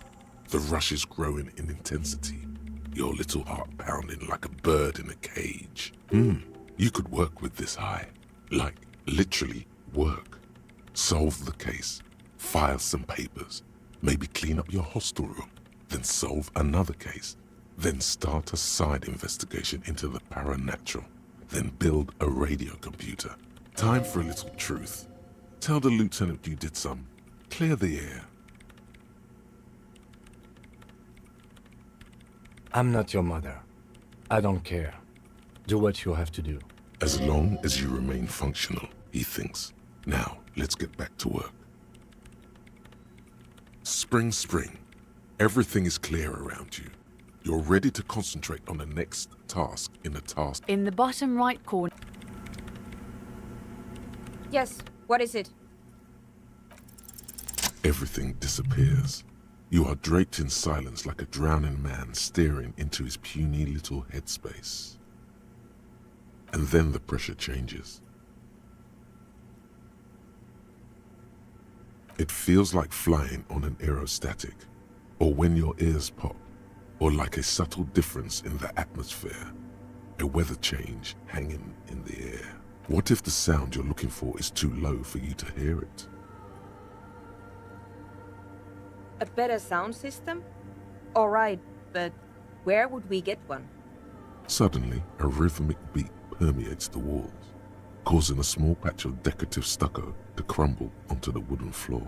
They should really allocate some renovation funds to this place. No. What they really should do is shut down the disco men for disturbing neighborhood peace. You mean the speed freaks? Of course, the speed freaks. They have a fantastic sound system. And you think they would help me? I guess I could live through a week or two of peaceful coexistence. Brilliant negotiating there, detective. As always. Sure. Let me know how it goes. Thanks, officer.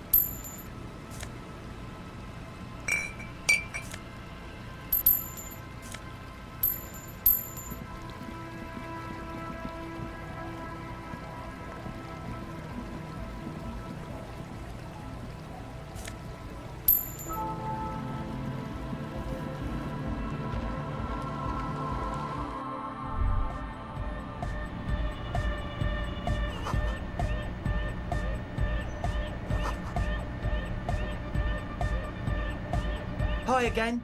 So, how are things going? Yes? What's the deal? We are grateful, Copman. You're an augury of a new era of Nordic dance music. That's fine. We can manage. And you're still sure about keeping our little side business, right?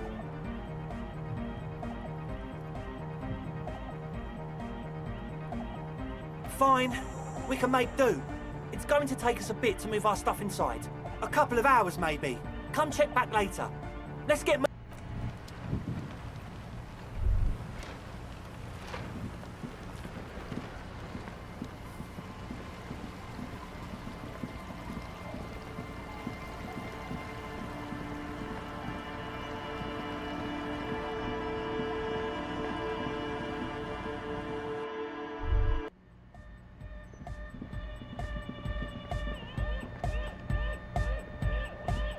Yeah, it's all set up, man. Can you already imagine 1,000 people in here? 10,000! Ecstatic vibrations, totally transcendent. And I've finished setting up the new compressor too. Now the only thing left to do is the name of the club. Will you do the honours, detective?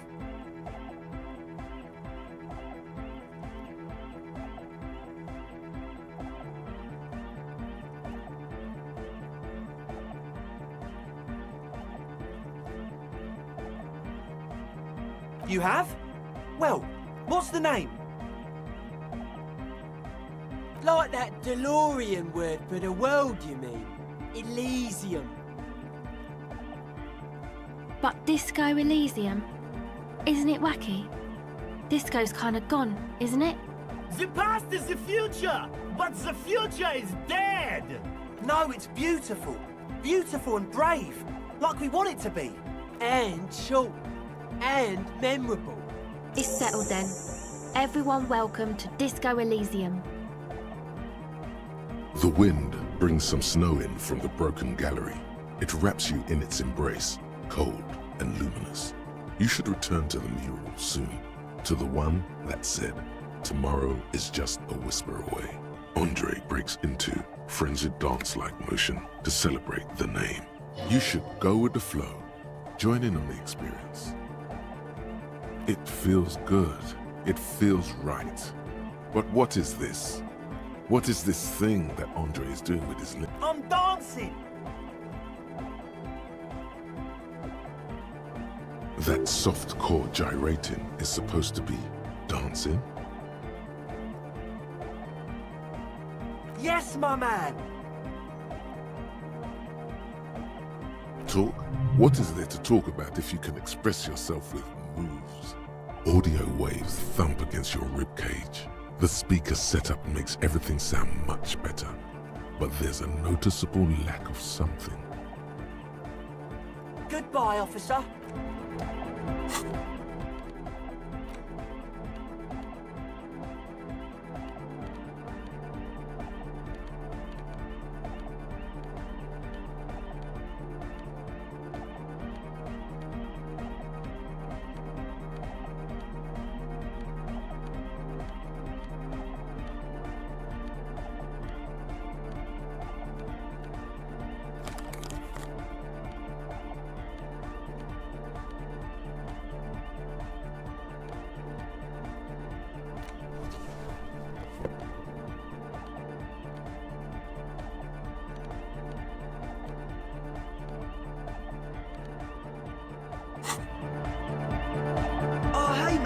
Good to see you.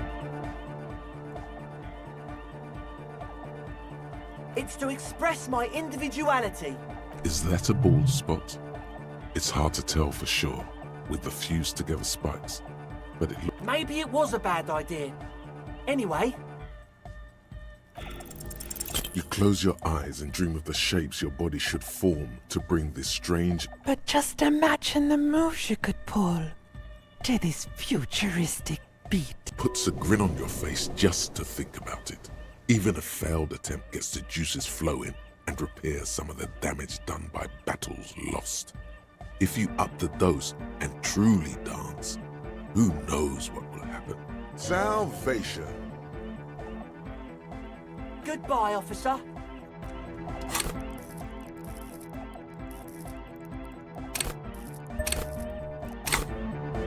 Oh, hey, man. It's good to see you.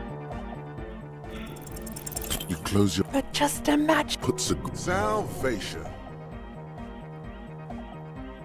Goodbye, officer. She's whistling a melody. Her trusty contact mic attached. Hey there. I've been recording some new audio from all these beams and rafters. The sounds travelling through the wood are pretty cool. Creaks and stuff. Like you're underwater, you know? But that's not really what I wanted to talk about. I wanted to thank you instead. For getting me and my friends in here. And we even found some new associates, such as they are. Good, I think. Lloyd is getting a read on the place. I think he finds the carpentry very impressive. Andre's been setting up the compressor and dancing. Egghead's been keeping the party up. He's got the stage under control. Sauna, the programmer, she's doing whatever she does. But sure, you helped us out. I can repay the favour. What do you want to know? Andre, he's a cool guy. Doesn't really come off as one, but he is. To me, at least. He takes care of shit. Sorry. I mean, he's got a vision. Of what life should be, you know? He tries to push things until everything falls into place.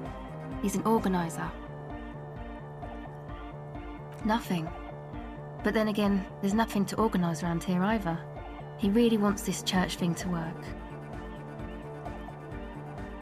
Must have taken it as a sign when he found it abandoned like that. Said it was an augury. I don't know where he got that from.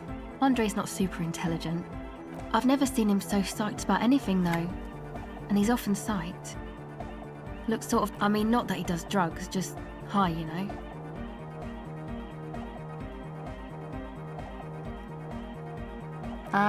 Yes.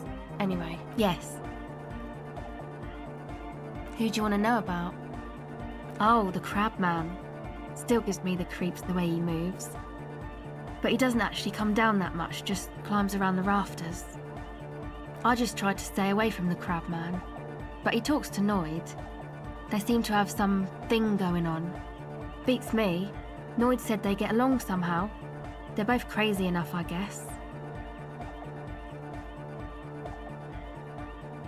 Who knows? He doesn't really answer our questions, see? Not that it's easy to ask them. What are we supposed to do, yell up at the tower? Who do you want to know about? He's a four-burger, I guess, like the rest of us. Okay, maybe not Egg, I don't know about him, but Noid and the rest are from Forberg, making the pilgrimage up north to visit the Elysium. He's real hardcore about the lifestyle. What do you mean, do? Like, for a living? He's a carpenter, trained and all. He's very good, he just doesn't have the mindset to work like that, in a shop somewhere. He abides by the hardcore, sir. You would have to ask him yourself.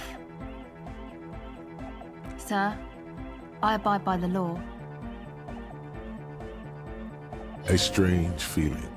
Every now and then, something feels off about the way she speaks. She doesn't change tone, but you feel as though there's more about her than she lets on. It's just something poor Forberg kids do every spring.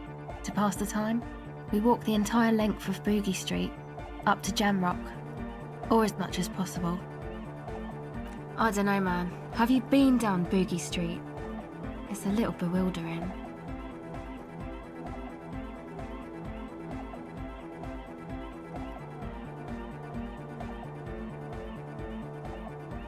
Okay, then you should go and take a look, I guess. Boogie Street is cool. It's got a lot of immigrants and all kinds of different people.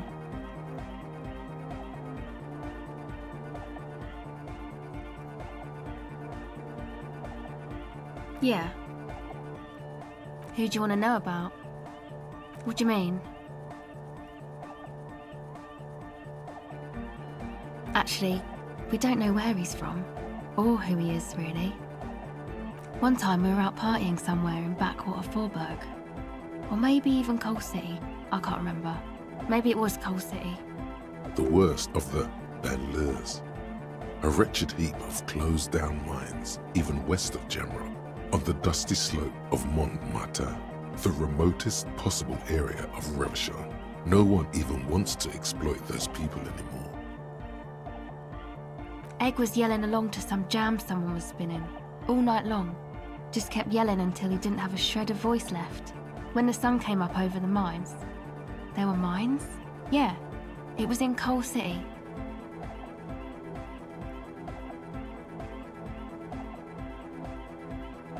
Egg came with us. He made this wheezing puppy dog sound all the way back. Couldn't even speak.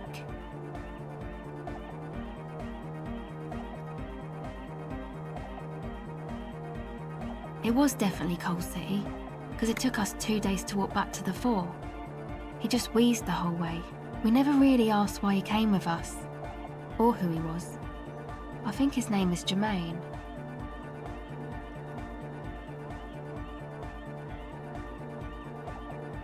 People are sweet. You can see it must have been a great night. The memory causes her to go silent for a moment or two. You wish you'd been there.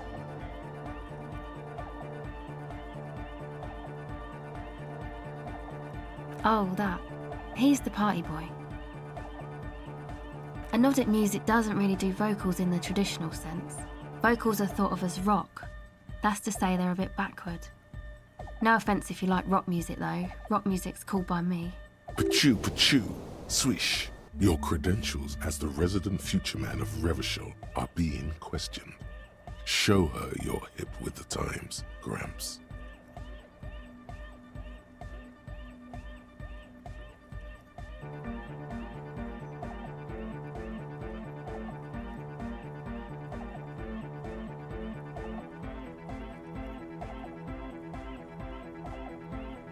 Ah, okay. Anyway, even if you don't have vocals, you still need someone to say something every now and then, right? To urge things on. That's where the party boy comes in. He basically just stands on the stage and dances and yells how awesome everything is. It's very catchy.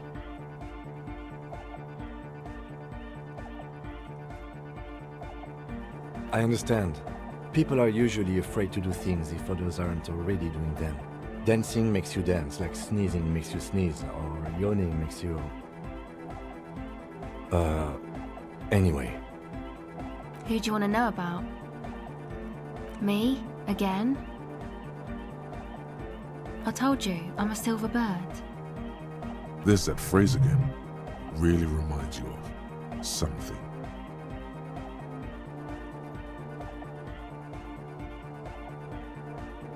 It means I don't answer questions about myself.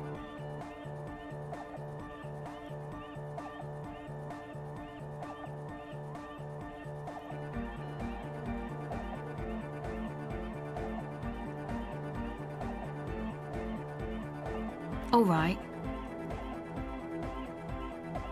There is. Thank you. Oh, she's a bit odd, I have to say. Doesn't talk much. I'm not really sure how to vibe with her, you know? Seems like she's not in a very good mood most of the time. But earlier today, she told me about Welkins, and she seemed oddly happy, like she had some idea with those little creatures. Some artistic idea. I didn't really listen, I was busy with my mic. Sure.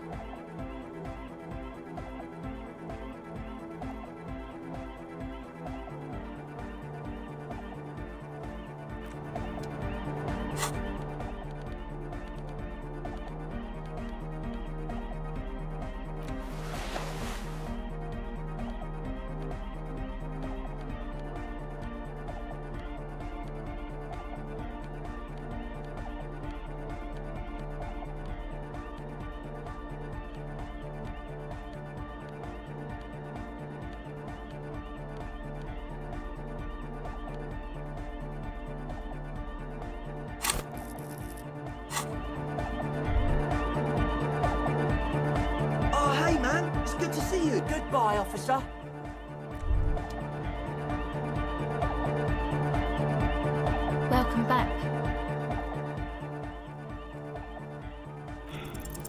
The silver bird has already flown away.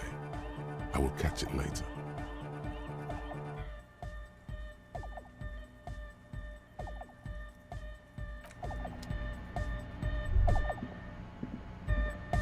You got us in, cop. I can't believe you got us in. Between you and me, I don't know if you've noticed this about me. I'm a little suspicious of authority.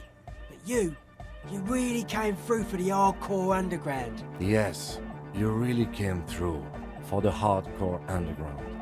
How come? Andre is busy cutting some slightly less lame, but still quite ungainly shapes on the church floor, sweating profusely. Estelle using her contact mic to listen to a tree underwater. The one with the large head is blasting the dance track on repeat, while the stained glass window behind him is rattling from the bass. Sire, the tent. 'Twas a security risk. And in here, sanctuary. 'Twas only noble of you.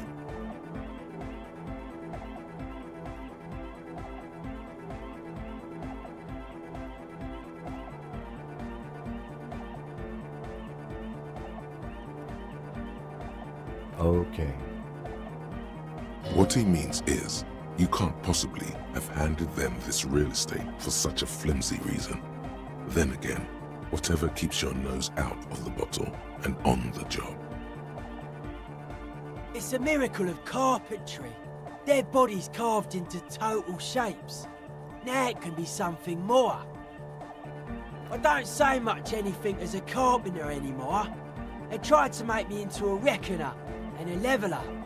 I regret the time I dedicated to that profession and that worker collective. I say things more as a member of the hardcore side dance community these days. The material knowledge is mega though. Guild shit. Teaches independence. That's right. The first settlers built it, plus 6 more like it, on the coast here. Was one of the first things they did. Must have been really scared of something, but I understand.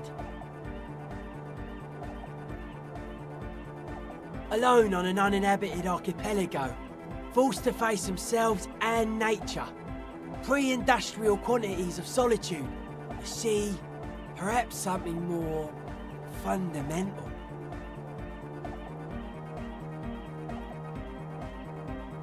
I would want to build a safe place for myself and my own as well.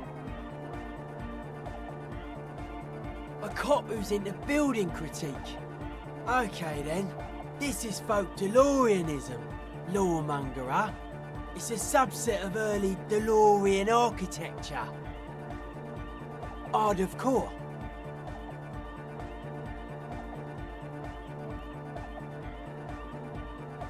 Total. Everything between an ancient concrete cathedral and a glass cube is DeLoreanism. This is just an homespun version of it. Folksy stuff. Early mass production. They made thousands like this. Does that help you out? Like that woman there. Vertical, thin, white. A false image of grandeur. The source of the system is up there. You're at the bottom. They really dug that power vertical. Like to show off large and intricate structures. Arches, spires. Put you down with them. They were really into painting everything white too. Virginal shit, you know. Marriage shit. Virtue and tyranny. Right. Stands to reason it used to be white on the outside, before the sea wind took all the paint off. Year after year, flake after flake, whitewashed clean, then covered in green moss, slowly peeled by the wind. Your skin crawls from the sensation as you look around. I don't. Fuck her giving me the evil eye.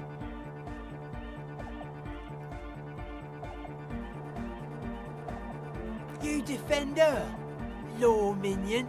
She was a mass murderer. What's up with that? Mellow, man, mellow. No one's a mass murderer. This is a house of love. Mass murder on the floor!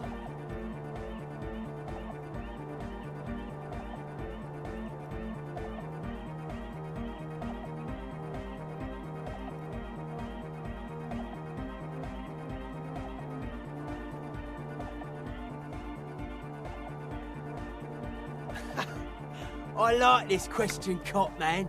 She did not live the life of a human. She lived like someone who's playing a game. The life of an operator. That's not the life that humans live. She was adored. Humans aren't. I don't know about you, but they hate me. And they do not think I'm innocent or some shit like that. Yes. This speed freak does not quite understand the sudden escalation of emotion in that argument, but he agrees nonetheless.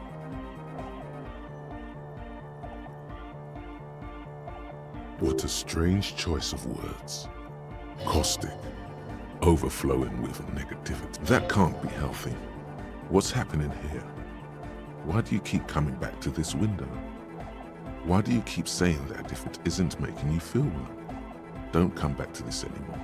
Stop talking about that damn window.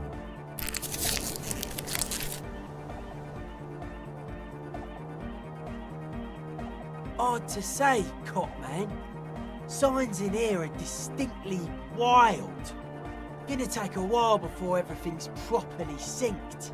I did get to talk to the crab man though. Anyway, he's been giving me kind of a psychic rundown of this place. Dude's seen some crazy shit, but he's actually a lot like us. Have you been listening to what Egg's been saying? Love is hardcore, man. And the mother's love is the hardest core of all. The man picks up on stuff. And he knows a lot about the church. Good thing you didn't squash him.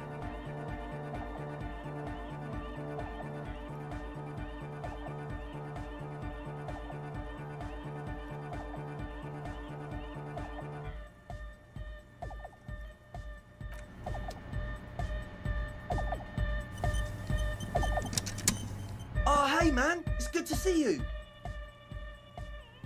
Goodbye, officer.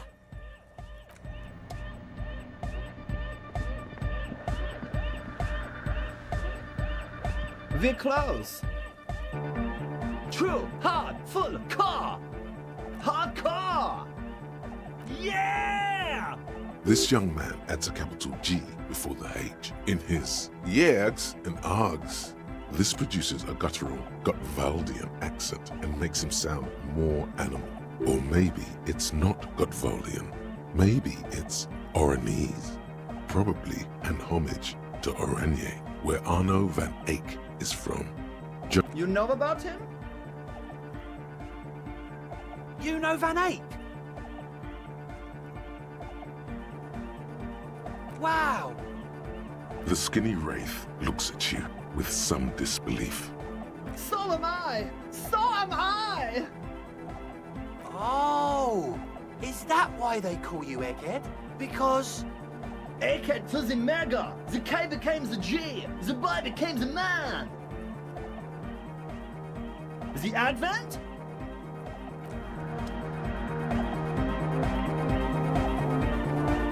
Yes, what is it? What? What did you say? I can't hear you! The music is too loud! Oh, the project! It's not going well! There's that guy! I need him to plug a 3.5 cable into the auxiliary input so that I can route the audio signal through the mixer into the speakers. Egghead! A 3.5 cable! Into the auxiliary input! He doesn't listen to me! He only ever seems to care about hardcore and Yekukata! A place to be, apparently! Thanks! Maybe you can get through his magic rhymes! Let me know how it goes!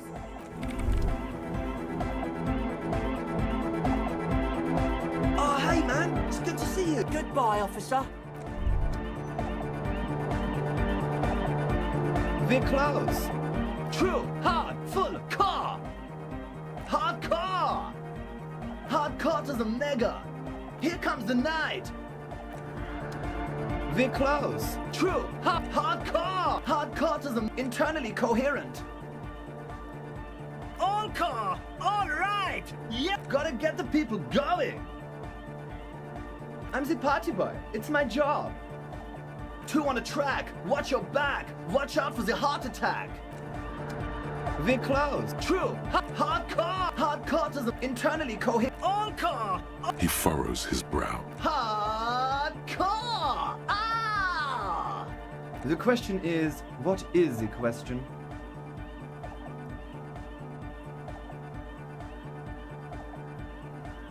But there was no question. We're close. True. Hard. Foot. It's hardcore. Skibber-dee. Skibber danger. Your cop training did not prepare you for this. What to... We're close. True. Hardcore. Hardcore. Internally Encore. He furrows. Hard. Is it though? But is it? I mean really. I am the mic and force. We're close. True. Hardcore. Hardcore. Encore. He furrows his brow. The question is, what? But there was a question? We're close. True. Hardcore. Internal. He furrows his... Hard. Is it though? One mind. One We're close. True. Hardcore. Hardcore. Internal. He furrows. Is it though? But is it? I mean really.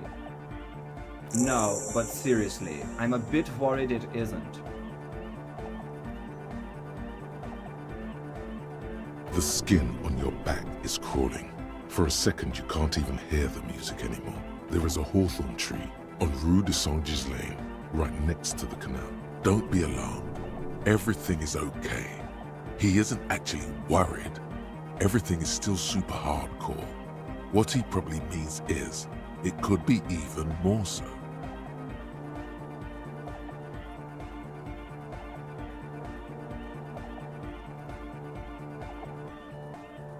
Yeah! Back on the case! No disgrace! The first page of the second chapter! Could it be? Maybe for him, you only have a chapter or 2 left in you. There's nothing wrong with it. I'm still in love with the hardcore. Sometimes I just feel like anodic music is in its infancy, you know?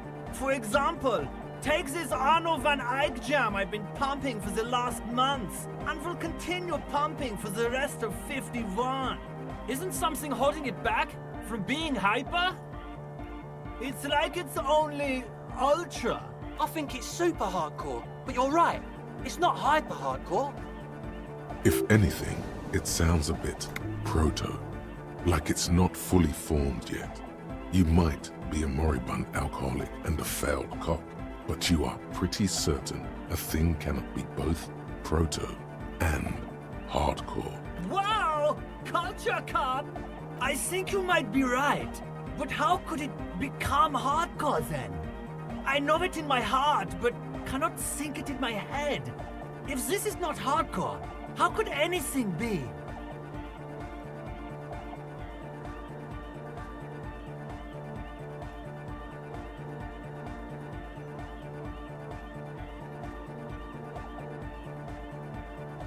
What?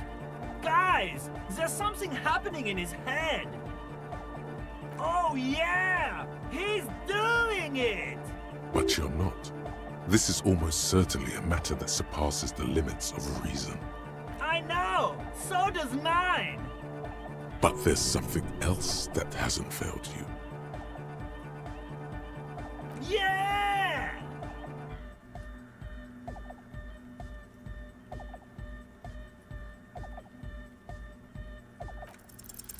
You know it in your lungs where the pressure should vibrate, in your heart that's alone, and in your solar plexus where the hits should land. So does every caudate animal. What?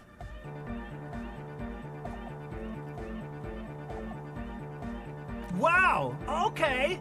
We should start with the melody. But where would we get that stuff from?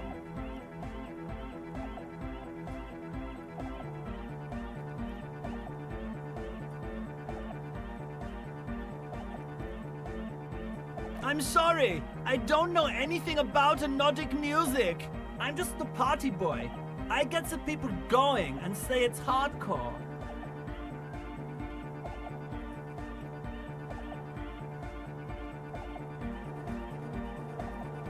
The young man falls silent with appreciation. He even tries to contain his smile, as if it could hinder your investigation. Basically, what you need to find here is a tape with some banging music on it, so that Egghead could use it to remix Fan 8's jam. Yeah, maybe that street talker across the pawn shop has got some tapes to sell. That's just an idea. There is a hawthorn tree on Rue de Saint-Gislain, right next to the canal. A reel of magnetic tape is caught in its branches, like bronze ribbons blowing in the wind. Oh, I know! I know this! I can tell you where it is! St. G is the boulevard before the canal bridge. The one that takes you to the whirling in rags and the industrial harbour. I knew that! I could have said that! And the mosaic sidewalk.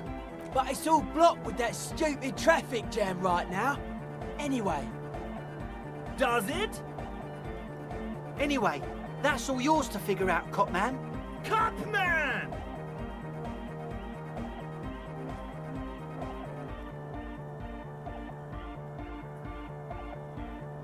To the Mega! Yeah!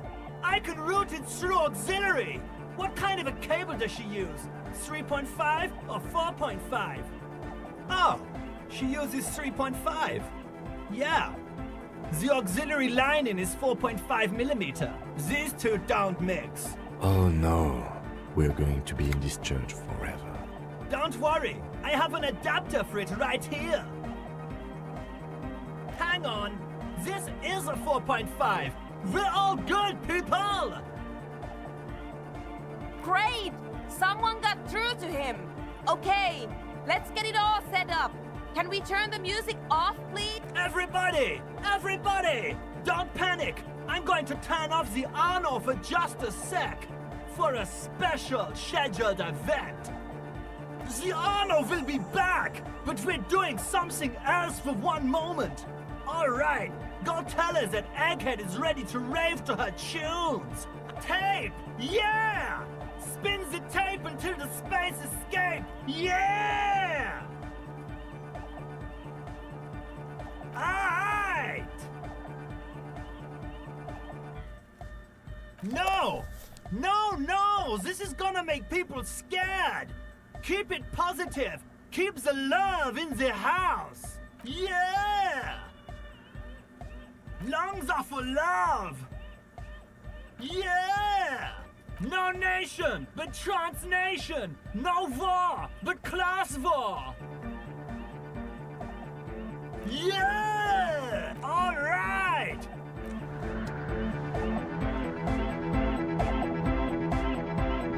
Oh, hey, man. It's goodbye, officer.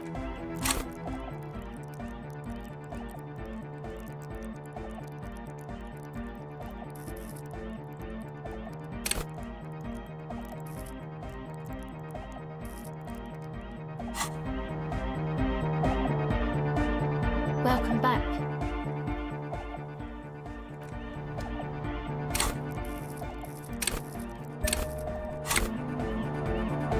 Welcome back.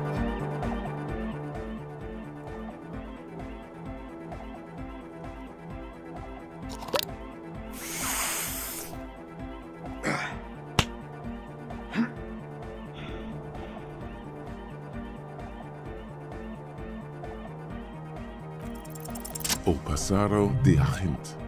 It flutters by your ear. It's what the Zemoyaki, the Gradian community in Revachol, call a person who never breaks under interrogation. It's an organized crime term. Excuse me? She's attempting to remain calm, but the phrase made her flinch. What do you mean? All right. My father was a Zemyaki. He died years ago. He was a bad man. Not a lot of good things to say about him and what he did.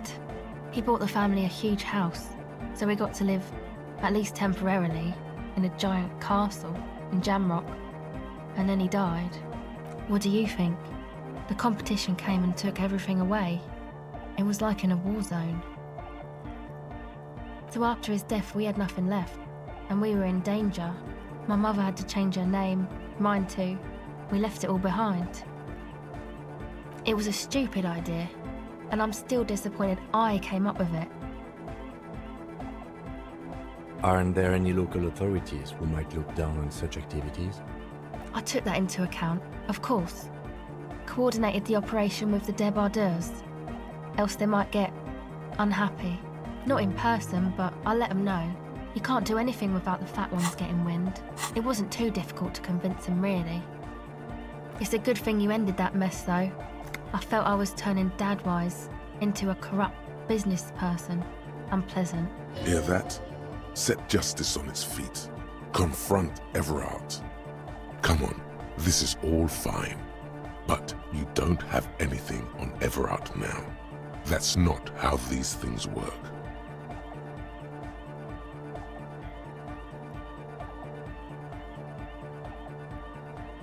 No, I don't think it would lead anywhere with Everard.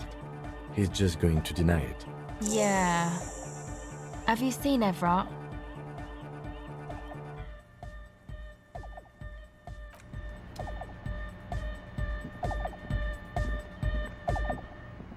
Oh, hey, man. It's good to see you. Goodbye, officer.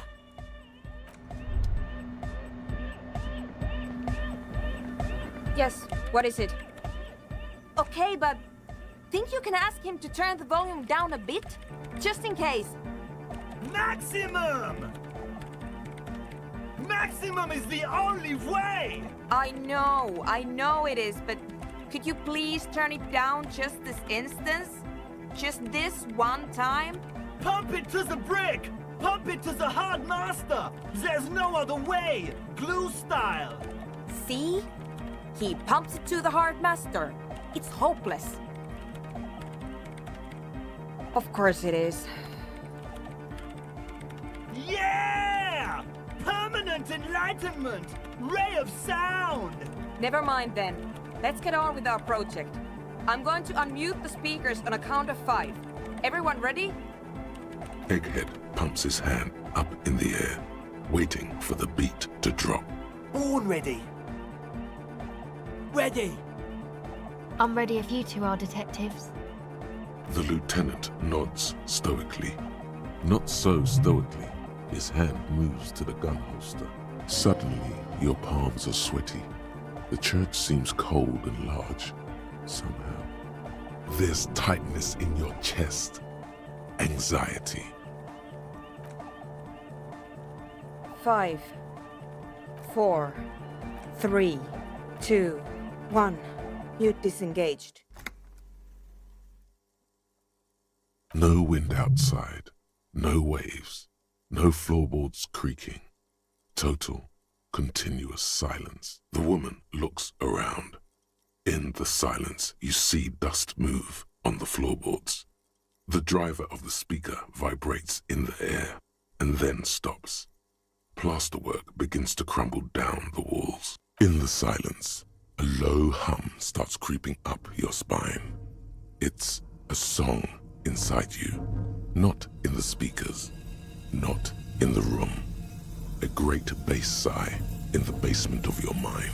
Slowly, it builds until the air around you starts to vibrate. It's out there now, in the world, made manifest. It will devour everything.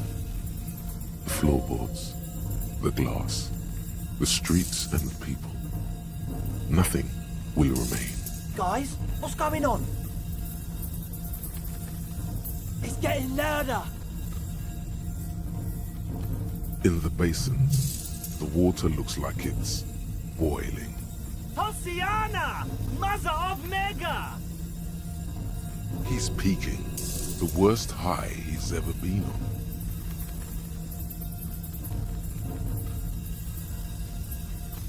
The beauty and the beat! The future of dance! Planetary! No, Egg! It's the window! In the corner of your eye, the lieutenant steps aside, cautiously. his eyes searching for a possible evacuation route. The window is going to come down. No, the roof! Cracks appear on the stained glass window. Cracks run up the wooden pillars in the dark. Come down to earth! Love! Below it, all the base grows, like the jaws of a giant compressor gnawing on metal and wood. It does not sound benevolent at all. It's shaking the building's foundation. The floor twists. That's it. I'm muting it. Beautiful car! Beautiful life! Shit! It doesn't stop. A seal? Have you? Yes, I've turned it off. Andre, pull the compressor! The place is gonna come down! Fuck! I can't shut it up. The signal's passed. It's not in here. It's... In the mixing desk now, building into a positive feedback loop. This is it. A great roar. The vault of the roof twists above you. Glass shatters somewhere near the door. It's coming down. And then it stops. Totally and utterly. As if there never was a sound. Only your ears still ring from the shock. Everybody is staring at Egghead, holding a dangling cable in his hand. Egg. I pulled the plug. It was getting too hardcore. You did good, Egg. Most of the place seems to be intact. Fucking hell. Programmer lady, tell me you were recording that. 4 years. 22 people. Millions of reals. All that time? This is what we were up against. Just erased it. Suliswolf is... Yeah, but did you record it though? It was dope. I think we can use it. Yes, Andre. I recorded it. Damn, I need to send some letters now. Thank you all for doing this. Eggman, you too. And you, officer. I don't know what we've discovered, but I know what it sounds like now. That's a start. It was mathematical information from the anomaly, presented as a waveform. That's what it was technically. Theoretically, I have no idea. I've never even heard of anything like this. A voice seems muffled in the silent church. It's your ears adjusting after the exposure. It was very hard not to.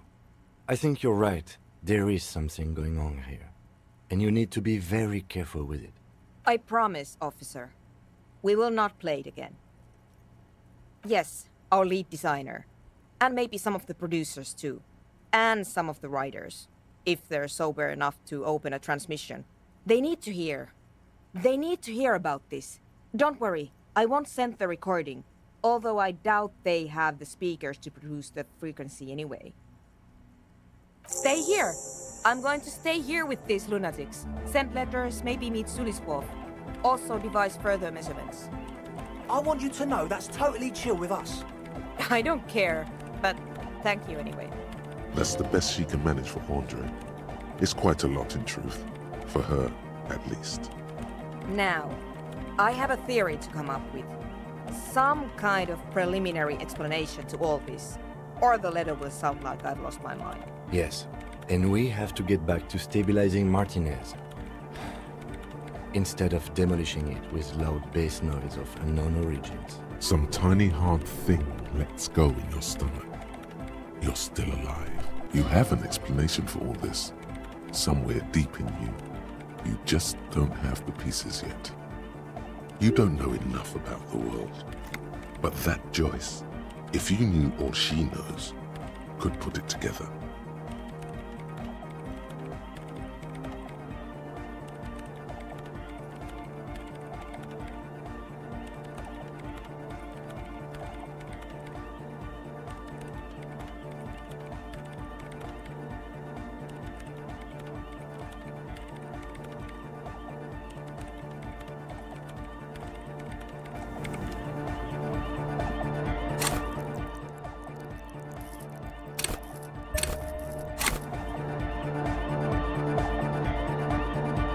Hey, man, it's good to see you. You close your eyes and But just imagine. puts a grin on your salvation. Goodbye, officer.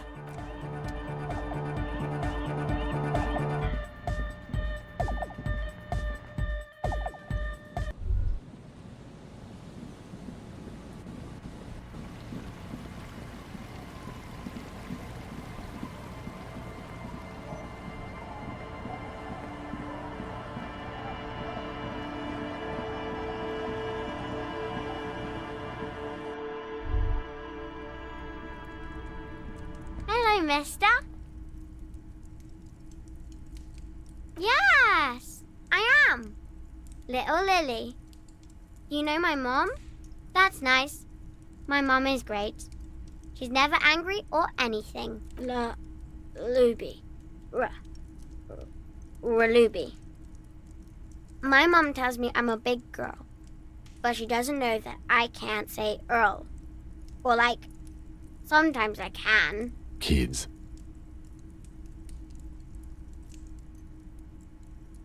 Bye!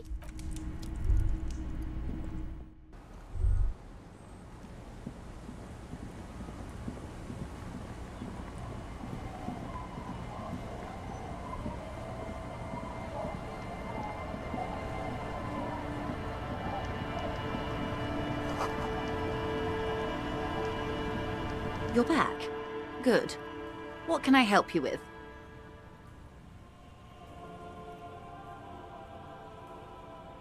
More lessons in basic reality? My favorite part of the day. Go ahead, ask me anything. Glad to have been of assistance.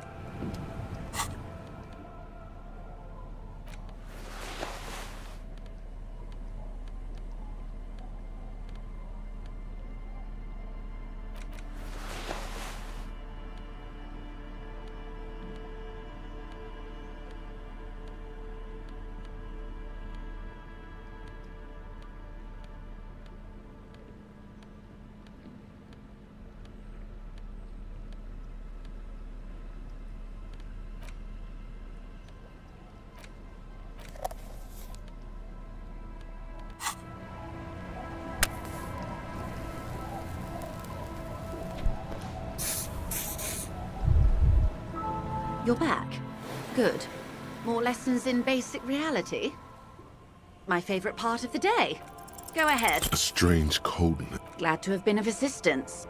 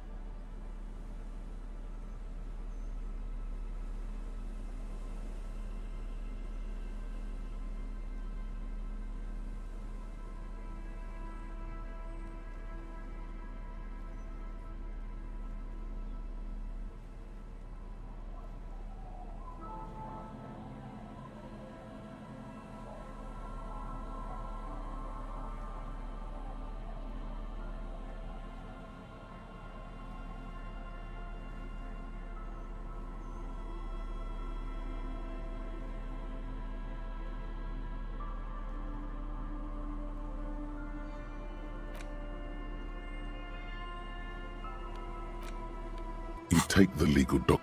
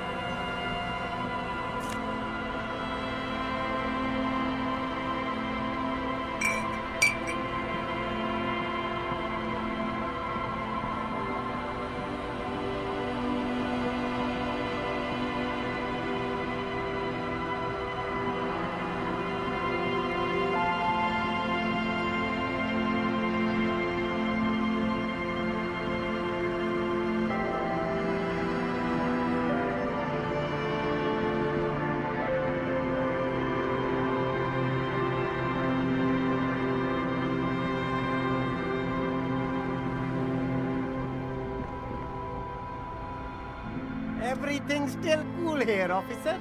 Tapes? You mean like music tapes? No, music is out.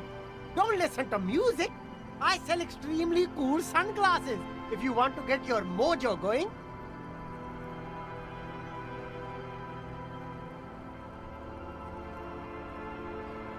Tapes? Tapes are everywhere. They're worthless. Kids throw them in the trees. There's one in the bushes, right behind this lorry. No one would ever throw a good pair of high-quality plastic sunglasses in the bushes, mister. To the west, dark brown ribbons of tape hang from the tree, flowing in the wind.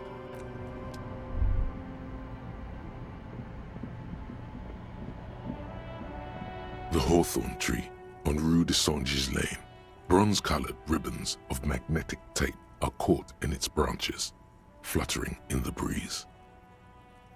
Just like promised, you've stood here for what seems like eons, guzzling the sickly fumes of lorries and carriages. Patting the tree reveals a small sticker which has almost been worn to oblivion. It reads, RCM Emergencies Desk, number 8102, underneath a slogan, Mankind, be vigilant. You tree-hugging pansy. The bronze ribbon twists around and within the branches in an intricately natural pattern. But there's something. There's a twisted logic in this mess. You see the ends of the ribbon, the way it flows, how it twists and turns. It's all starting to make sense. It'll be easier to remove now. The hawthorn tree is disappointed by your betrayal and psychopathic tendencies.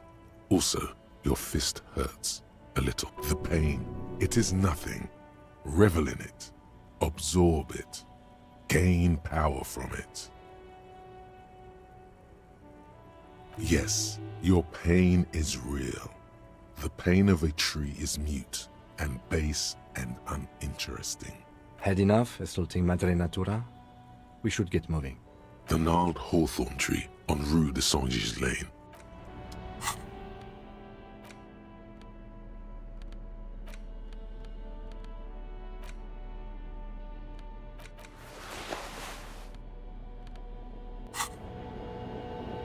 The gnarled hawthorn tree on Rue de Saint-Gilles with slow and deliberate motions, pulling, bending, and unraveling. You manage to extricate the magnetic tape from the branches. It curls up into a mess inside your pocket. If only you could find a way to re-spool it so that you could hear what's on the tape. Maybe Roy from the pawn shop can help you with this. What's the tape for?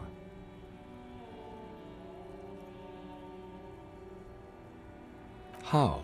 It's broken and unspooled. Do you think your new buddy knows how to fix it?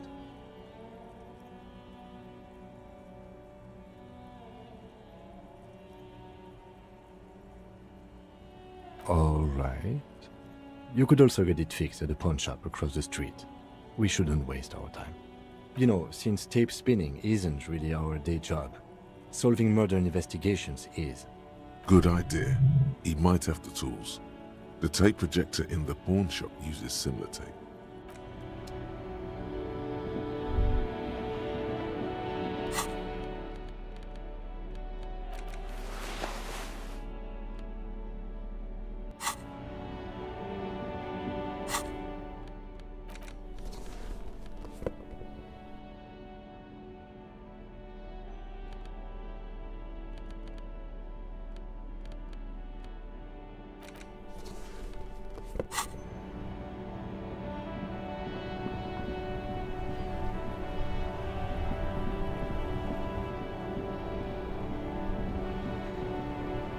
Inside, you see a set of steering levers, a radio microphone, a pull-out toolbox.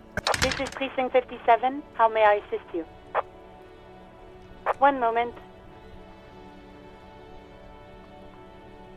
Can you please describe the body? Age, sex, cause of death? We suspect he might have been inebriated when he fell. There were bottles all around him, and traces of vomit on his shirt. Any signs of violence? No field autopsy necessary. You can hear her quickly typing in the background. What about his belongings? Did you examine his clothes?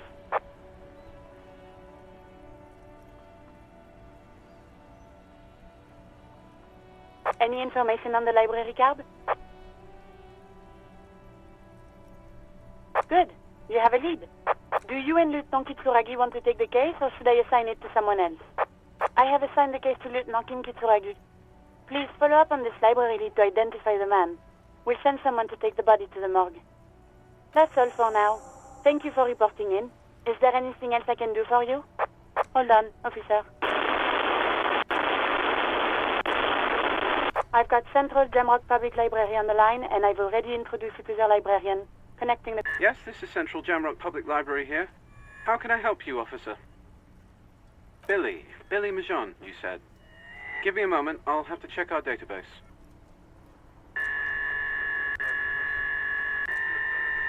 On Moreau Drive in Central Jamrock, in a darkened hall lit by orange desk lamps, far away from the noise outside, a middle-aged man taps commands into an old radio computer. A printout falls on the desk. Behind him, a lonely reader scours some dusty bookshelves, looking for a paperback. Yes, hello, are you still there? I found Billy Majon's home address, is that alright? No phone number, unfortunately. They're too poor to have a phone line. Here we go, sir. Rue de Saint-Gilles Lane, 33B, apartment number 20. It's in Martinez, I believe. Cape Side Apartments, it says. That's all. That's where the smoker on the balcony lives, isn't it? It says here that they returned their last book just a few days ago, but I wasn't at work that day.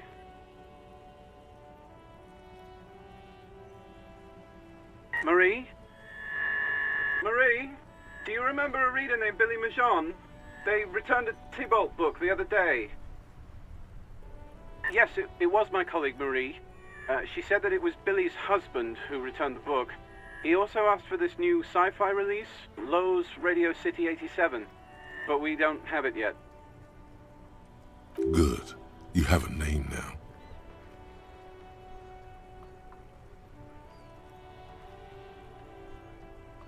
Marie knows Billy.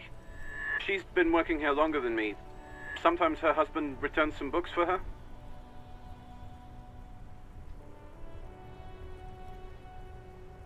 Sorry, no. Marie only knows him by sight.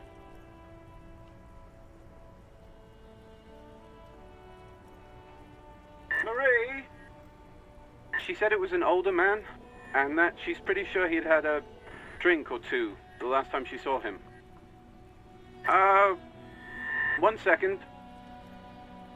Sorry, Marie wasn't really paying any attention to that. Happy we could help. Goodbye, officer. Anything else you need from me? Just a moment. 10-4, come in, officer. Over.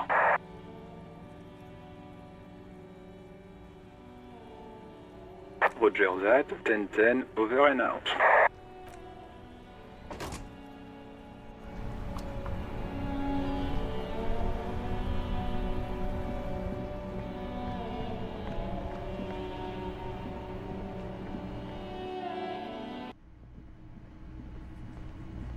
Hi again, gendarme. Bye-bye, gendarme.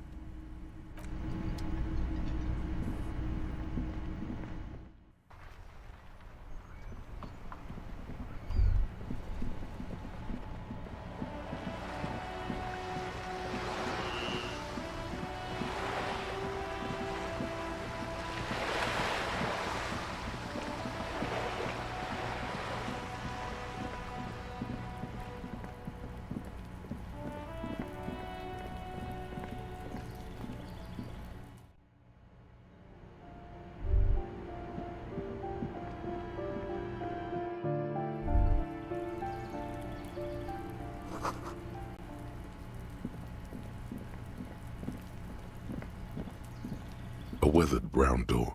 The number reads 20. The lieutenant motions to you to go ahead and knock. Hello? Who is it?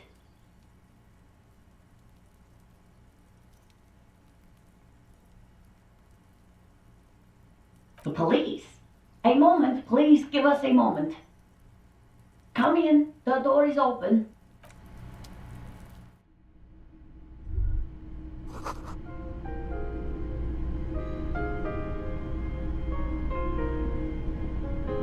Hello, I'm Billy. Would you like something to drink? Tea? Lemonade? The lieutenant has taken off his foggy glasses and is busy cleaning them in his handkerchief for now. You're on your own here. Condensation from stepping inside.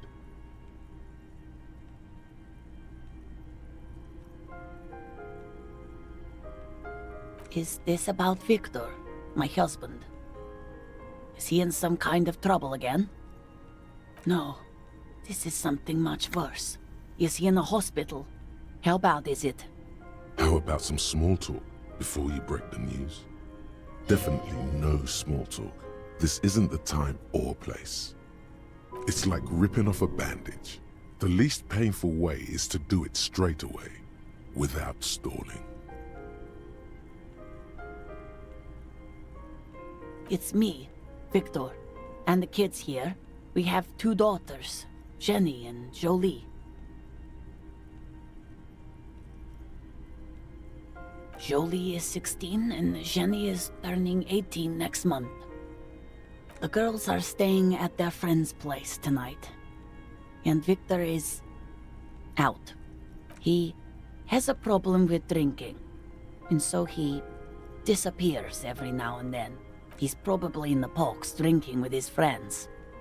I sent him to the library a few days ago, but I guess something came up. Oh, it's in Jamrock. The one at Mayrow Street. I don't know the official name. Central Jamrock Public Library? I think, yes, if that's the one on Mayrow. It is.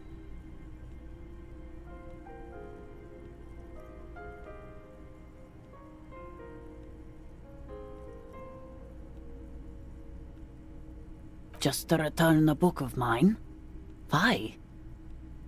Why all those questions, Detective? Yes. No, I guess I'll find out when he decides to come back home. It shouldn't be long from now. His old leather jacket. It's just your average brown leather jacket, but he bought it as a teenager, so... No, well, the lining is hand-sewn. It's blue. I tried to make the thing more weatherproof since he's running around with it in the middle of winter. She folds her hands across her chest. Here it comes.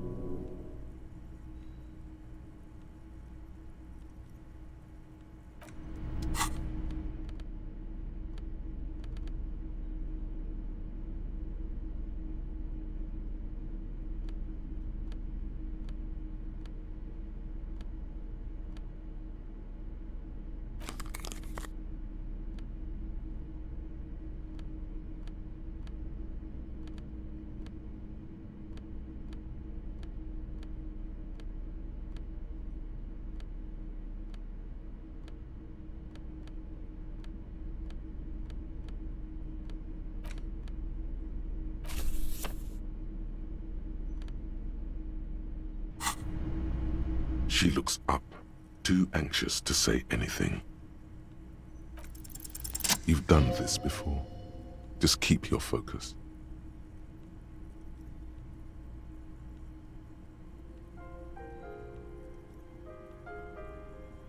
What did you say? A great and terrible spike. The blood freezes in her veins. Oh.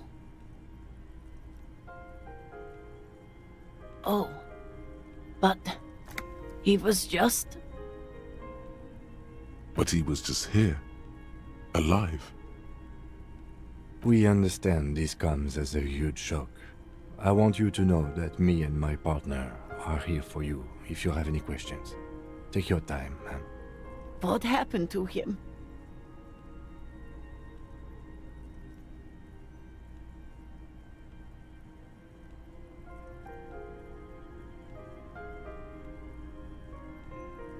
Was he drunk?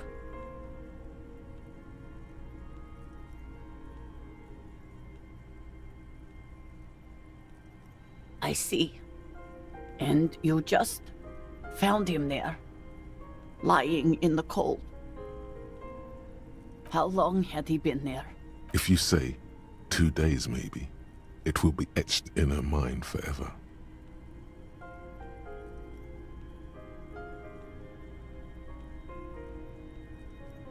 She blinks, eyes welling up with tears, as her hand starts searching for something from the pockets of her dress. The handkerchief.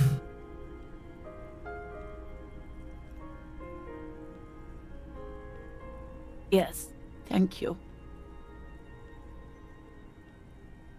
Is there anyone we could call for you?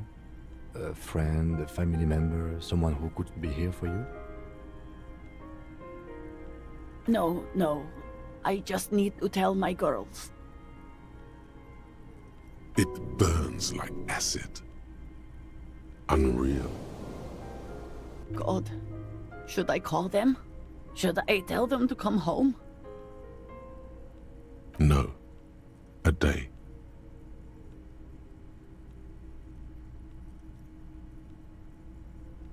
Good. That's probably the right thing. Thank you. Just tell me, what do I need to do next? We've taken him to the city morgue. The local coroner will be contacting you shortly to arrange the funeral. Here's his number in case you want to contact him earlier. A very good call. Is there anything else that the RCM could do for you? No, I'll call you if something comes up. I'm still... Thank you. Thank you for telling me. I'll call if... These are her last reserves of strength. Her muscles will give in soon. Already, she starts to shake.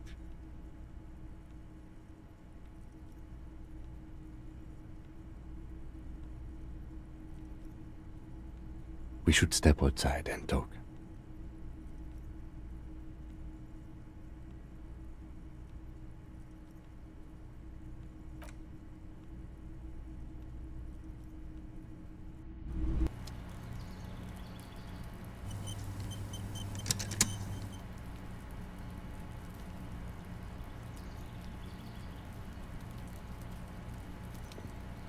You did well.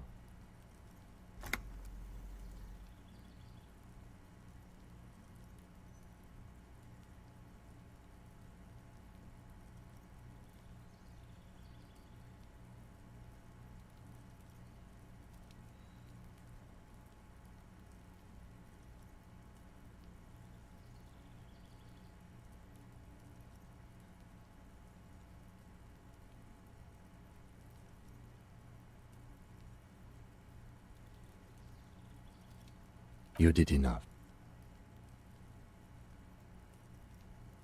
Can save the whole world, you know. Can't bring the dead back. I'll call the station when we're finished with the day, and let them know the name of the deceased.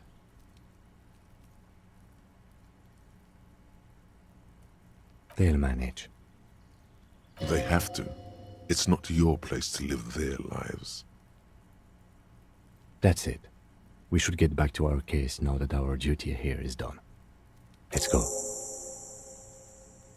You look south, over the crumbling balustrade. There, 1.2 kilometers away, a piece of broken stone cuts into the sky. A tomb. On it, a mural that used to say, "Tomorrow is just a whisper away." You cannot really see the felled building from here, but somehow you feel like you should return to it.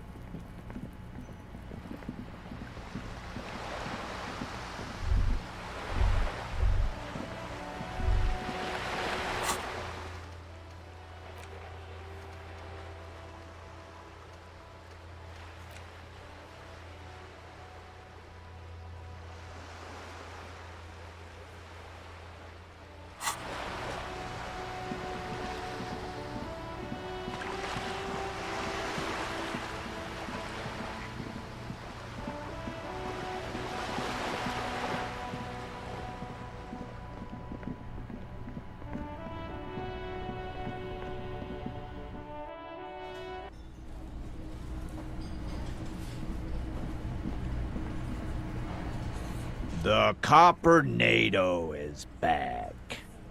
What do you want?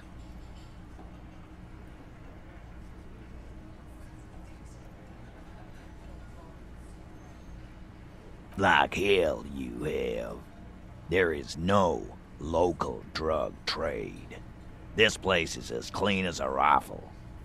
Go back to Jamrock and ask the local junkies how clean your streets are. We'll do that. In the meantime, did you know that there's an abandoned lorry at the intersection that was used to move raw ingredients for drugs from Terminal B to Jamrock? We know Ruby was the driver. We know that's your affiliation with her. Detective, you want to deliver the coup de grâce?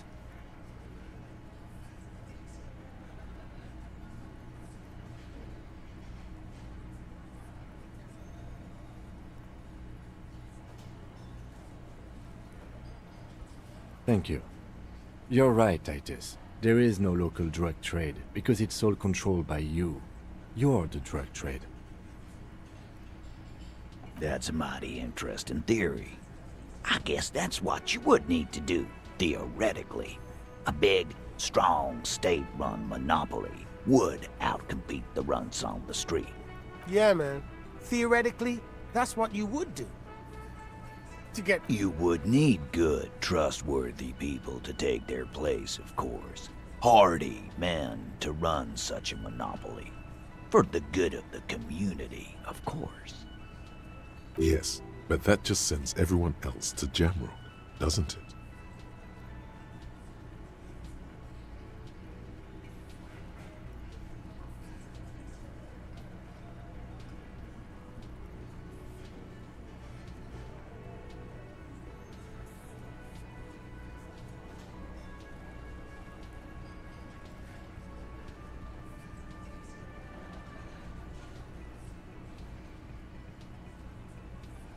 We haven't done anything, but theoretically, it has to be someone's problem, so it might as well be yours. I don't know. I guess theoretical things don't make me emotional. Now, I was sorta gonna get my brewski on.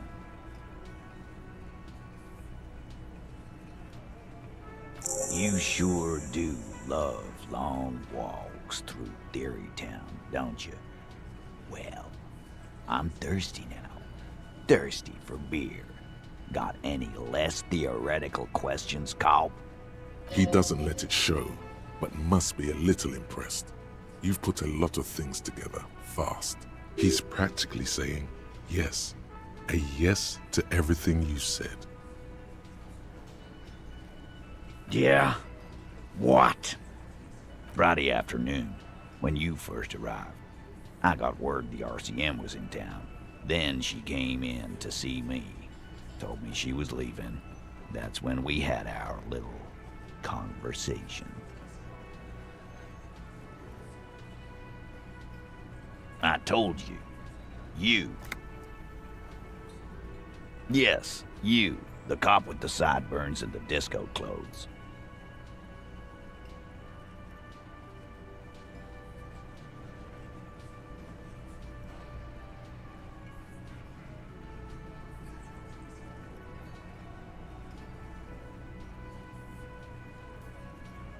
Yeah, that's real funny. She wasn't laughing, though.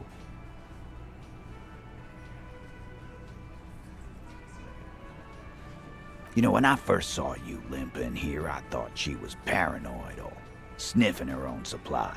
But now I'm not so sure. She said you have a funny taste in clothes, and that you won't stop. Until you have something on her. She said she's heard of you from Jamrock, that you're a human can opener, that you play suspects against each other, open them up like cans. Fucking hell. Titus, did he just... Open Angus up like a can? Yes, he did. Now, we can whine about it, whack him, or we can go on with our lives. I'm having a go on with our lives kind of day, Al. How about you? It's not an actual question. Silence. He nods. Yeah, there was something else. She wouldn't tell me, though. I could see she wanted to. It was burning on her lips. This called Titus, this called Pete. But she was too scared. Scared? You should be too. A strange fear creeps over you. A metallic taste in your mouth. Everard has a file on you, but that's bogus. What she knows comes from somewhere else, from Jamrock.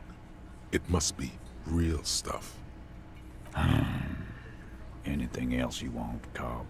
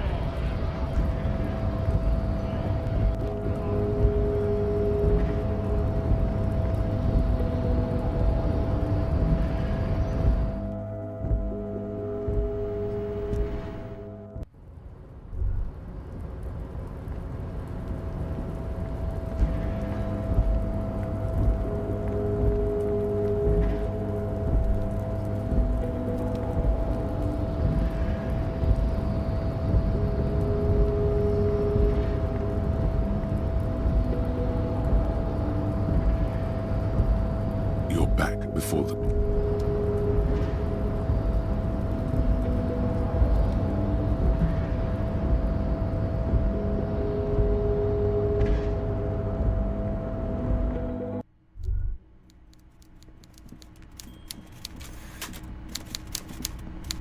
Mr. Dubois, a pleasure as always. You don't have to sit down this time, since you've already sat on that chair. Fanny. That doesn't ring any bells, Harry. Funny. She was trying to set up a narcotics operation in the old church on the coast. Oh, that a cell. Yes, I do seem to remember sending a pretty young thing down there to liven up the place. Get some melodic music in there.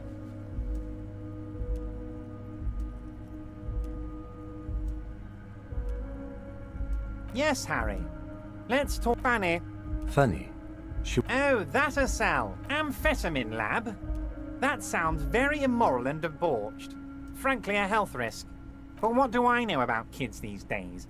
The music they listen to, the drugs they do while they listen to that music? It sounds to me like you are trying to start an amphetamine lab in the district. And you're using some delinquents you found God knows where to set it up and run it for you. Found God knows where? That a cell is the daughter of Miko the kebab, a man who once killed a guy with a kebab.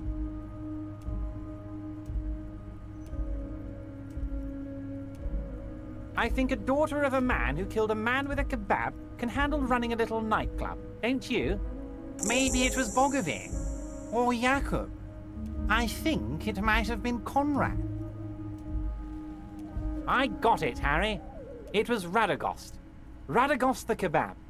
But enough of koikos and kebabs. What else can I do for— Yes, yes. What's that, Harry? You're getting a little pale.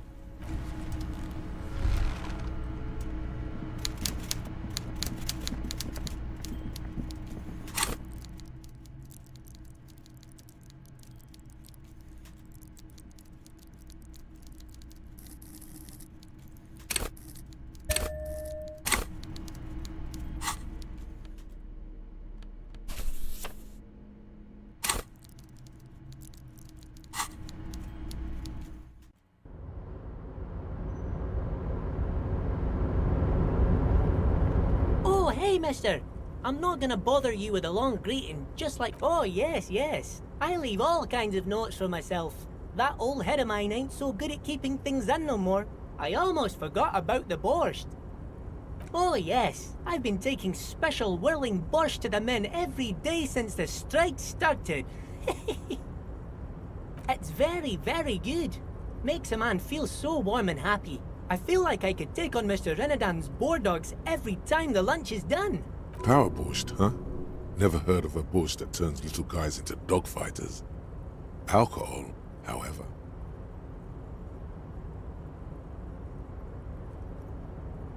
Yes, yes. I'm taking it to them. The borscht keeps them happy and in fighting spirits. Makes you all warm inside. They brew it in the whirling in rags. Oh, the whirling's cook. He makes it. Them is always talking with Mr. Manana in that weird language and laughing together. He doesn't speak what we speak. He's from Grad. Oh, sure, mister. Sure. You do that. Yes, sir.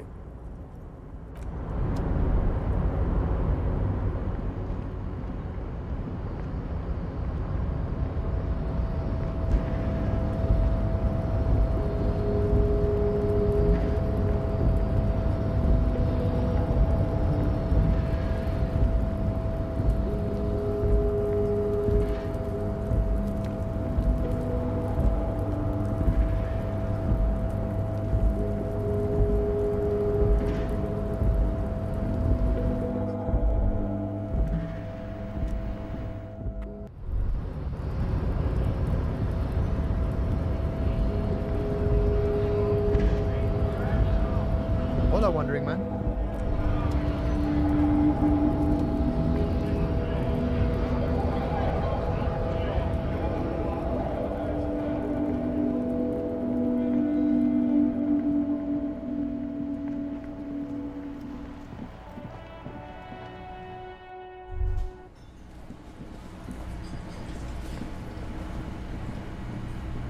The man ponders his cooking utensils and gives you a little nod, acknowledging your presence. The mention of Manana gets his attention. He smiles and delivers a whole slew of unfamiliar words and lively gestures. Then he falls silent again. The man says a couple of sentences in that strange language of his and then seems to wait for you to speak. I'm pretty sure he asked you a question. He doesn't know your language. You can just say something cool in return.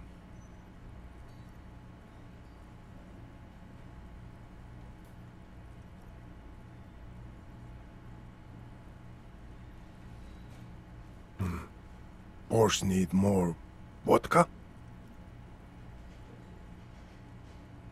Okay, so it's vodka that keeps the men happy and in good spirits.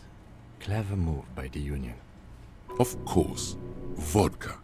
Now that makes a very, very special borscht indeed.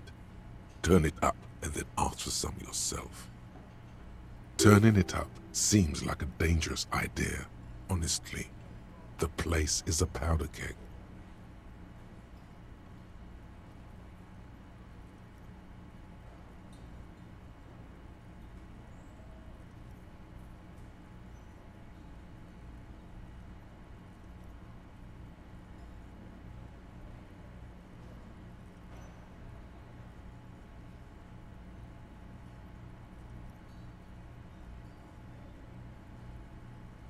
The cook gives you a long, disappointed look, then turns the stove off and seems to wait for you to speak.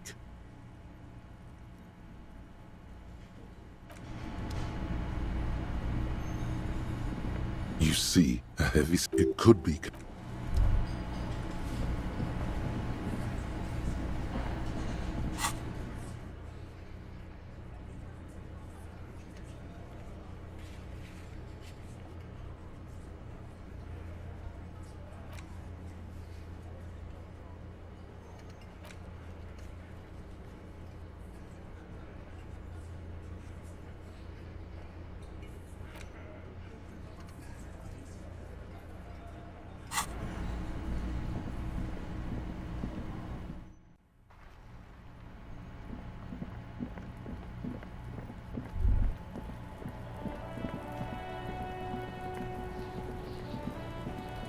Fuck does Kune care?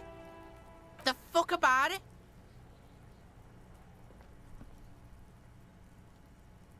Kune doesn't give a shit about the armor. That fucking had one thing majorly wrong with him. He's a fucking mutant. Do you remember how he looked? Fucking growth hormone shit. He's a giant. The armor's too big for any man. Kune doesn't give a shit about that freak armor. Kune threw that shit away. Oh, come on. He's just pretending that he doesn't care because he's too small for the armor. Kune tried to get the helmet on. It was too big. Kune kicked that shit in the sea, rugby style. That shit means nothing to Kune. Yeah, that shit means nothing to Kune. Kune doesn't give a shit about material shit. Kuno's a fucking monk. You wanna fuck on someone about that armor? Go fuck the mustached Union fuck. The jolly troubadour shit at the gate.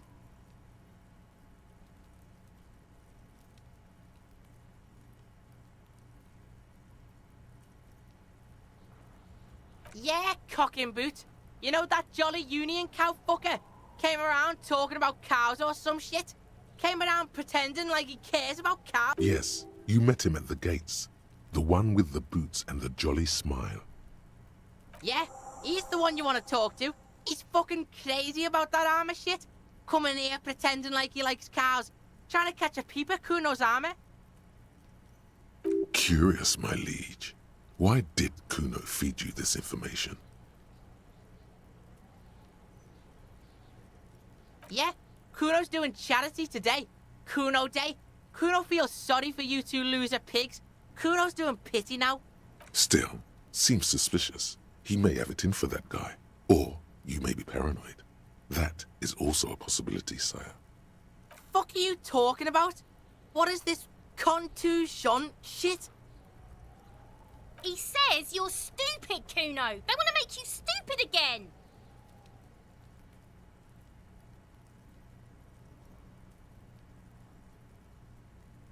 Words are fucking shit. Make you stupid. Kuno's got his own words now. Kuno words. Has Kune been to some kind of school? Probably a school for children with behavioral difficulties. That's the past, pig. Kuno's not there anymore. Kuno did his time.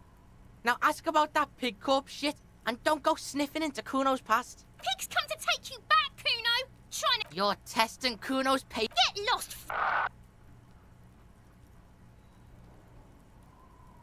Yeah? The kingdom of Kuno? The fuck do you want with it?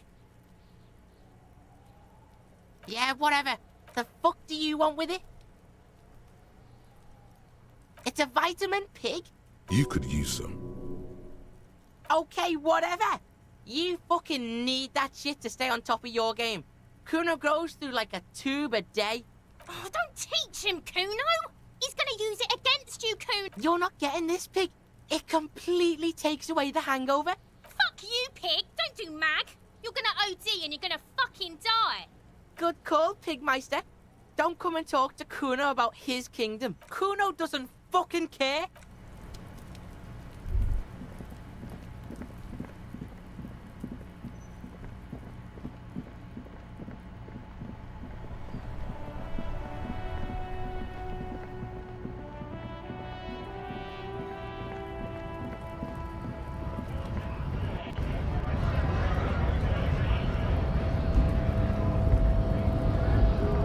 Hola, wandering man. How can I help you? The little boy had a good on his promise. To get me into trouble. To sick the pigs on me, pardon the choice of words, not mine. What happened? I was asked to look into that armor situation. Official Union probe, you know. Track it down, see who took it. Did you? At first I thought, why not? Maybe the pieces can feed the strike. Buy us a few more days under the sun, you know? So I went to this boy. He said he'll make me his prison bitch. He's got eyes everywhere, and the cops in his pocket, and he's the king of Jamrock. Serves me right for doing menial footwork. I dropped that probe right then and there, and it still got me into trouble. One bad move is all it takes.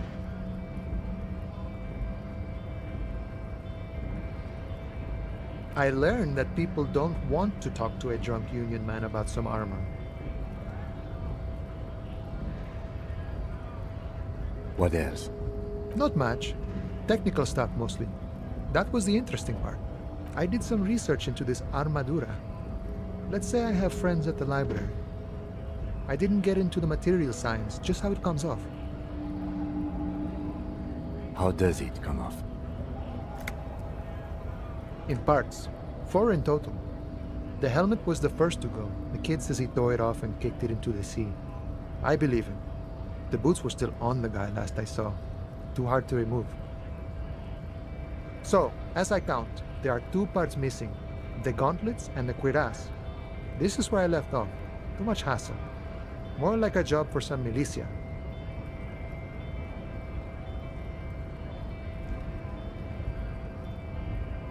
I guess you won't be collecting them all then. That's less work for you at least.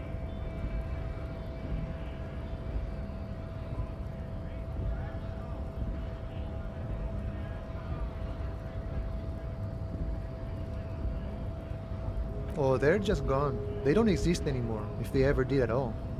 Forget about them. I did.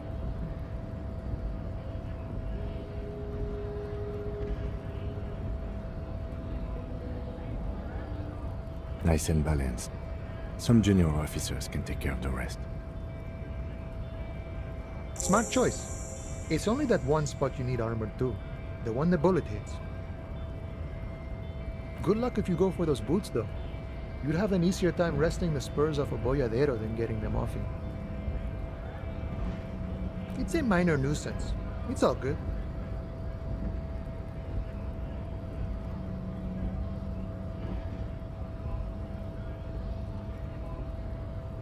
He thinks, not yet.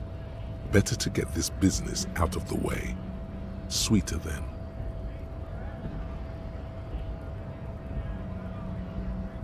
No problem. If you see that kid, thank him from Call Me Mañana. Thank him for showing me the way.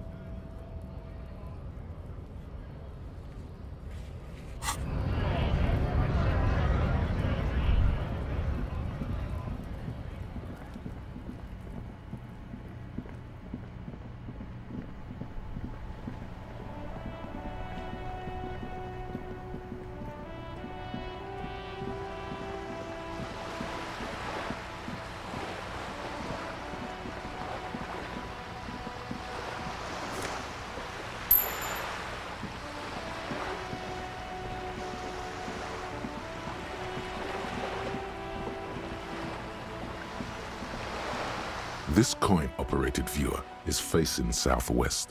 Its coin slot, the metal feels cold. A thick layer, that's Kune.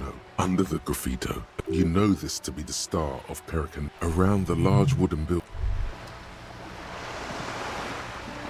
This coin-operated viewer, your money disappears into the curtains on the lenses. It looks as if it was abandoned. Really? I don't have the idea.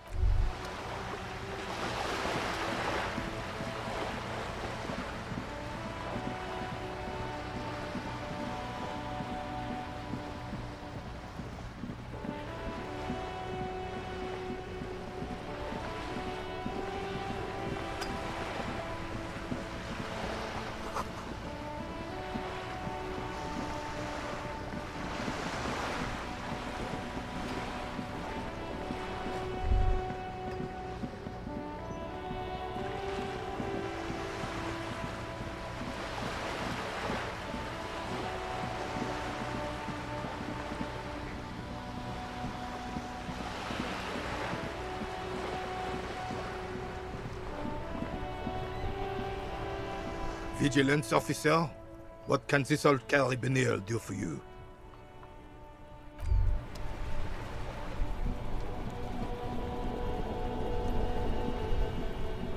I have really outdone myself.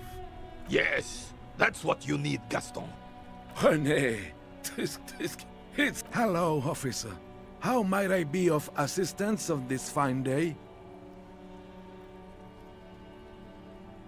Oh, sweet Jenny. She was the finest woman in all of Revachol. Do not defile her memory, Gaston. Let her rest in peace. His tone lacks its usual intensity, like he doesn't feel he has the right to speak on the matter. We knew her, all right.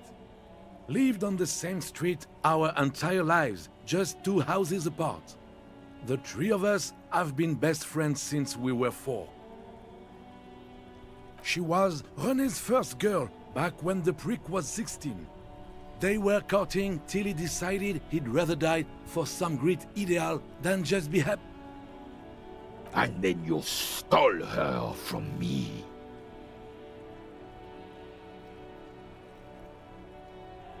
Well, technically, you stole her from me, because we'd been pretty close ever since you two had that falling out over the ink you spilled over her pretty yellow dress. We were just boys then. This was different. You... No point starting this all over again. For the 1000th and the first time. She died of pneumonia 2 winters ago. It was a quiet passage, peaceful. René and I were both by her bedside when she... died. No use sugarcoating it. Won't bring her back. Will it now? Departed. Until the very end she couldn't decide between us. The most indecisive woman I've ever met. A quick grimace of pain passes over René's features, but he immediately regains control. Of course, officer. Memories are all we have left. I'm sorry, officer, but I really don't share food. Nothing personal, it's just a principle. The only one you have.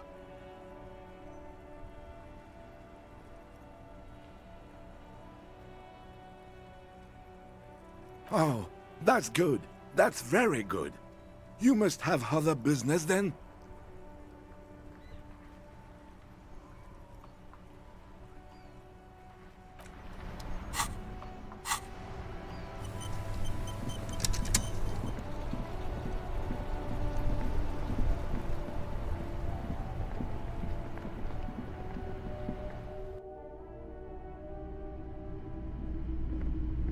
Hello, hello.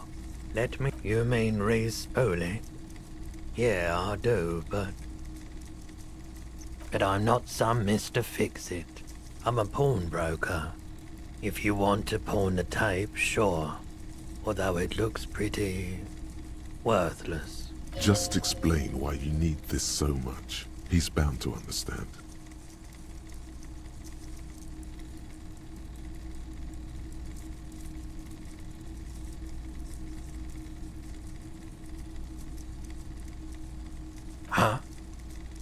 What do you mean? Yes, what about it? Is it any good? The music, I mean.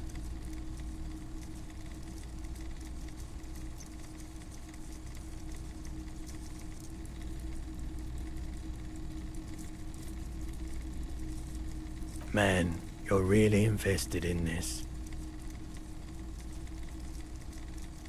Okay, I'll help you out. It's going to take a moment, though, so just sit back and relax. You take some time to look around the store. The play of visuals all around the pawn shop is mesmerizing. Yeah, it was.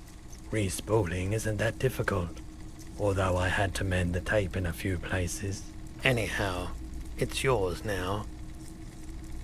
Yeah, my pleasure. I'll do what I can for true passion projects. Just try not to use this tape for negative photon emissions. Take responsibility, okay? You see rows of toy soldiers guarding the rest of the trinkets displayed on the... Why? What's this? A headless man riding a horse? A headless man wearing futuristic tracksuit trousers that say found. Oh, that's the headless phone rider.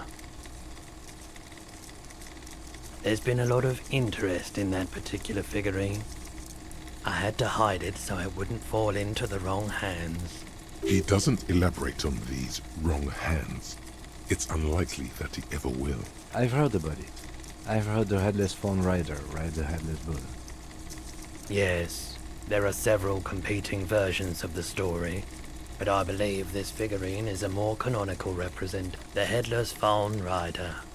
It's an urban legend about a man who rides the streets of Revachol sporting a fawn tracksuit. 50 cents. Bargain price. I'll throw in the tiny cap too. I think he's looking for it, or something. That part of the story has many interpretations. He lost his cap when he lost his head. Perhaps he's looking for the head. Did I mention that this figurine is supposed to be lucky? Always carry it with you. That was a very smooth salesman's grin that almost comes off as earnest. You should learn from him.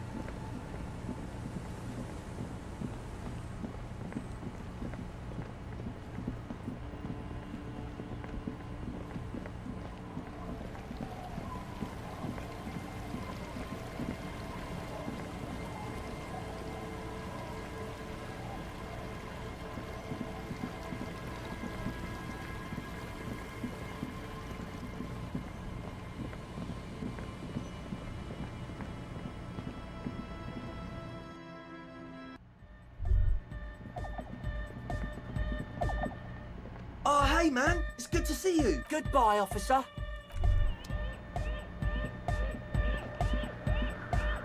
Hey, her Innocence Dolores Day liked little figurines, right? Liked holding little men between her fingers, remember? You have the headless Falcon Rider figurine. You should give it to her. Win her back. So very, very, very nifty. Nifty and mysterious. This is surely what the figurines are for. The mother of humanism stands above you, a precious and complex wax painting on a single pane of glass. A crack runs across the length of her body. Why? That does seem to be a problem. Maybe you meant something else? I don't know. What are we thinking of? Part of your mind has gone on to other things already. The mother of humanism towers above you. A wax. Ghanaian church, the place to be! Make some noise, my church people! Vibrations thump through your blue soul. A hawthorn tree on Rue de Saint-Ghislain, tangled in its branches. He stands on stage behind a table, nodding along to the music and waving his hand in the air. In front of him, the audio mixer, one reel spinning. The other reel deck is empty. Cables run hither and thither. On one side you see an auxiliary line in with the number 4.5 written next to it. Yeah! Remix time! Tape goes here, into deck B. A hand on his ear, he listens to the audio through his headphones and shouts. Wow! Did you get this from Arno himself? Listen, I'm just going to show it to you. Ready?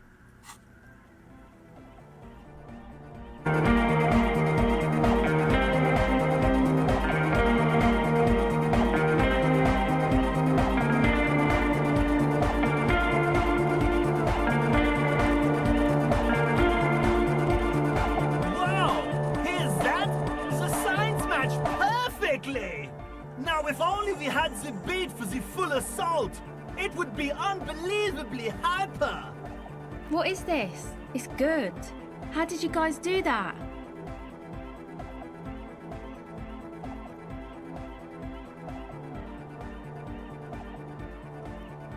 Yes, but what if Van Eyck based his remix on some forgotten local melody, like a folk song, and you just found the original piece that inspired him to create this jam?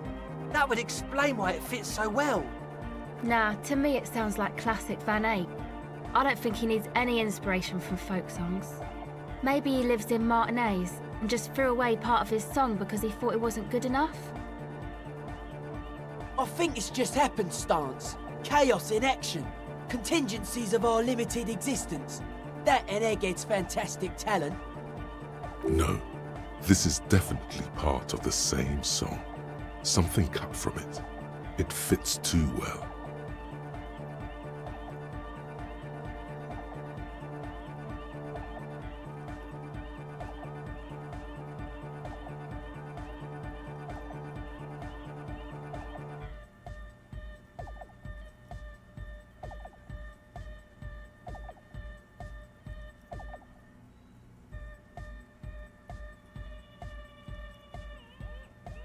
Be how it may, if it fits, it fits!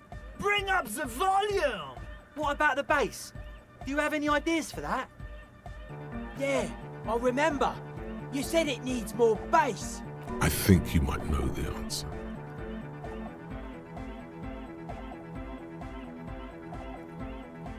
Oh! But how? What about that compressor Andre was setting up to achieve some sort of parallel processing? Don't be too hard on yourself if you don't figure it out. I think the jam's already pretty ultra. But it could be hyper hardcore!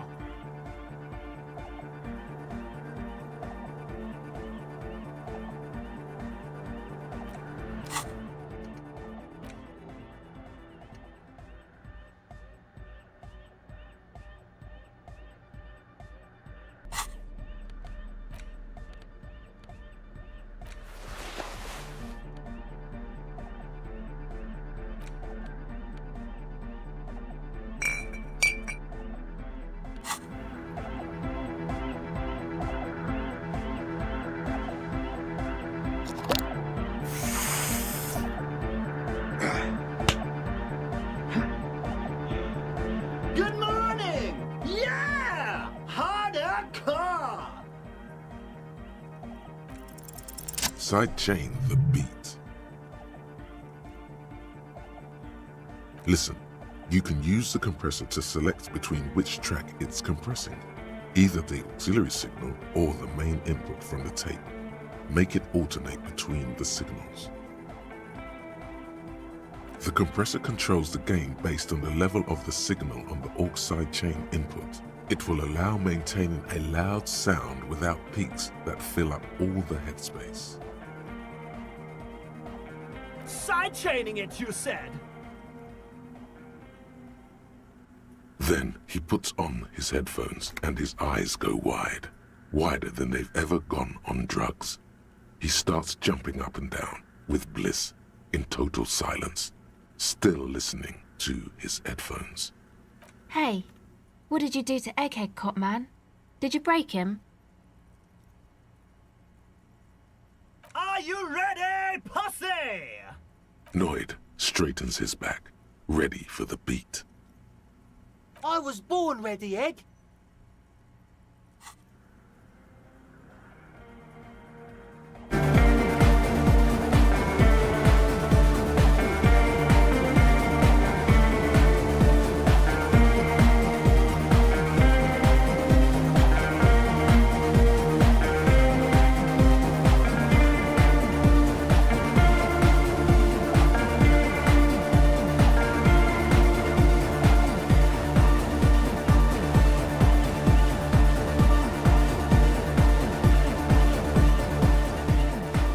The audio assault is glorious.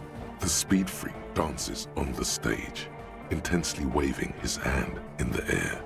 This is beauty! This is life! What in the world is going on? The way melody and bass flow together, it's unnatural. Your body is taking a beating from the low frequencies crashing over you. It's making you feel alive again. Introducing the ultimate sound! God damn it! This dance club idea might just work out. DeLorean Church! The place to be! Pump it! Pump it! This is it. This is a new era. The fabric of the world has been irrevocably altered. Who will be the innocence of hardcore melodic dance music? Yeah! It was awesome! And scary! Very hardcore! Too hardcore, in fact! I couldn't control it! It sucks up all the air in the mix until it's the only thing left! Starts compressing itself and everything around it! Completely fills up the headspace! Extreme! Inside your chest, the heart beats still with the after effects of the sound. Imagine if you could harness that power. Oh! I don't know! Maybe someone can do something with this! I imagine this is the sounds that the future could make! Yeah!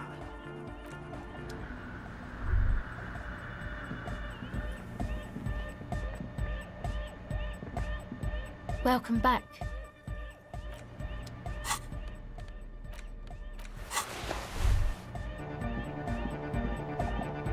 Oh, hey man, it's good to see you.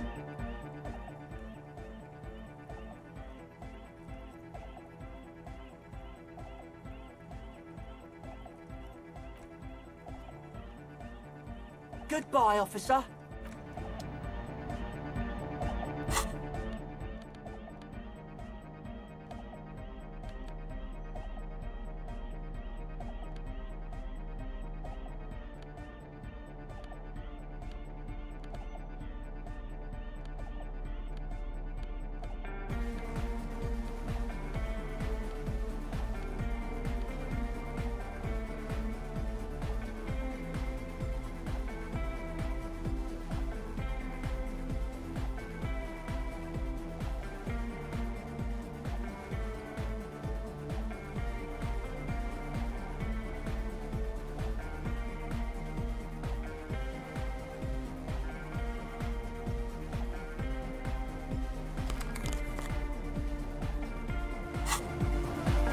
Hey man, it's good to see you.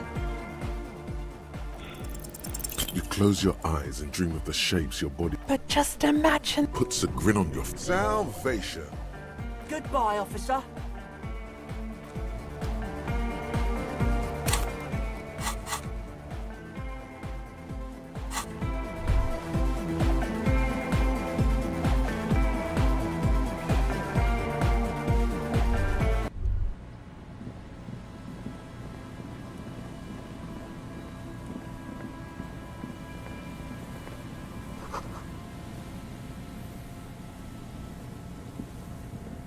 metal payphone under a yellow plastic dome.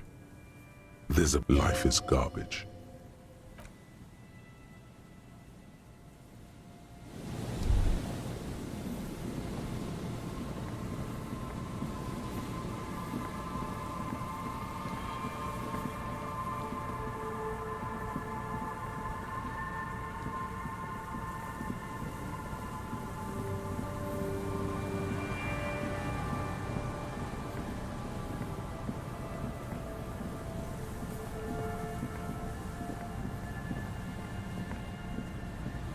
The once bright mural towers above you, saying, Feld Electrical, R&D.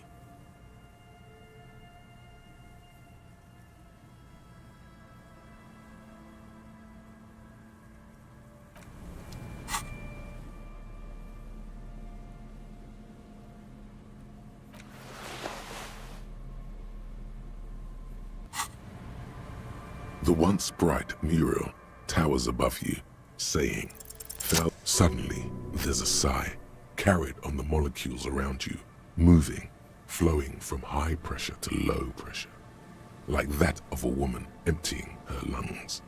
In through the collapsed roof, flowing down a concrete staircase to the basement, sweeping away footprints in the dust on the She's down there. Okay. Why?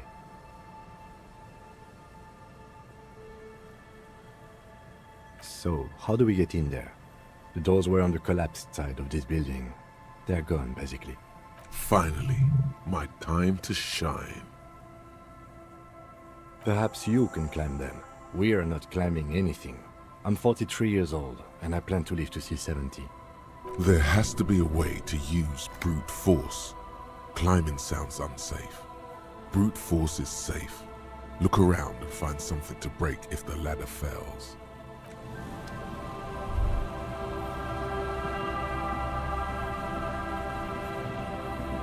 A rusty ladder leads to the rooftop. Yeah, that doesn't look good at all. The distances between the remaining rungs are rather wide. You'd have to use the mounting brackets. However, they seem corroded and the peeling rust is in addition, the first rung is going to be tough to reach. It's what, 3 meters above the ground, and you're 180? Okay, but still, the roof is collapsing and the wind gets pretty brutal up there. Dismounting from the ladder is going to be hard. Perhaps if you were to not climb the ladder. What if you were to do something more subtle? What if you were to reconceptualize climbing the ladder? Astral projection. Be open-minded about this. Teleportation is not a thing.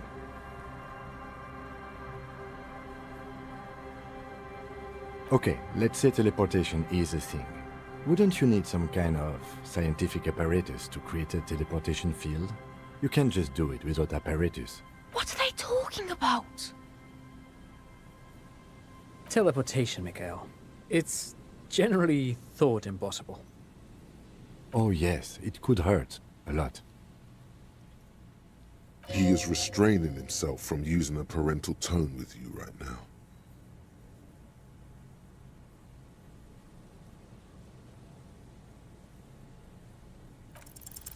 All you need to do is close your eyes and concentrate. Darkness enfolds you.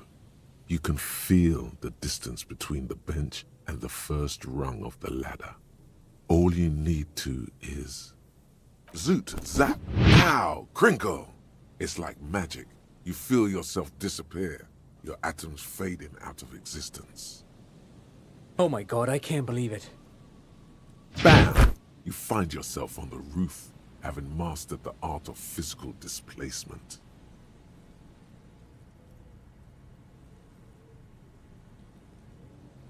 You know, for the record, you didn't teleport there. You just climbed the ladder with your eyes closed. The wind at the top of the building starts howling loudly, blowing away the lieutenant's voice. Faintly you hear. Never mind. Find a way to let me in when you get inside. Don't go adventuring without backup, especially if we think the suspect may be hiding here.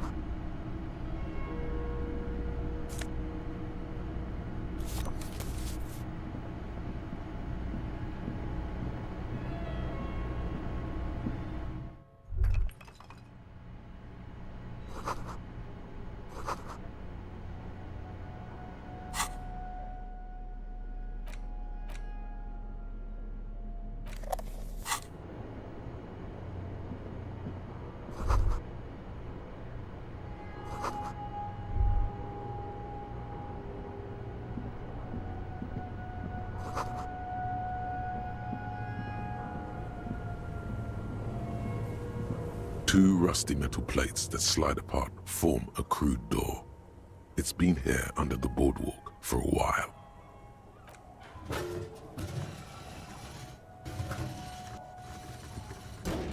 The doors seem to be on rails, but they've gotten jammed. You grab a side and put some strength into prying it open with... Huh. I hope no one dangerous heard that. After you climbed up to the roof, you mean? There's a maintenance entrance under the boardwalk. It's next to a drain pipe, possibly a storm drain. It was easy to miss before.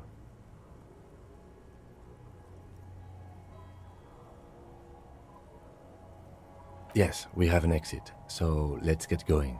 Time to investigate these passages.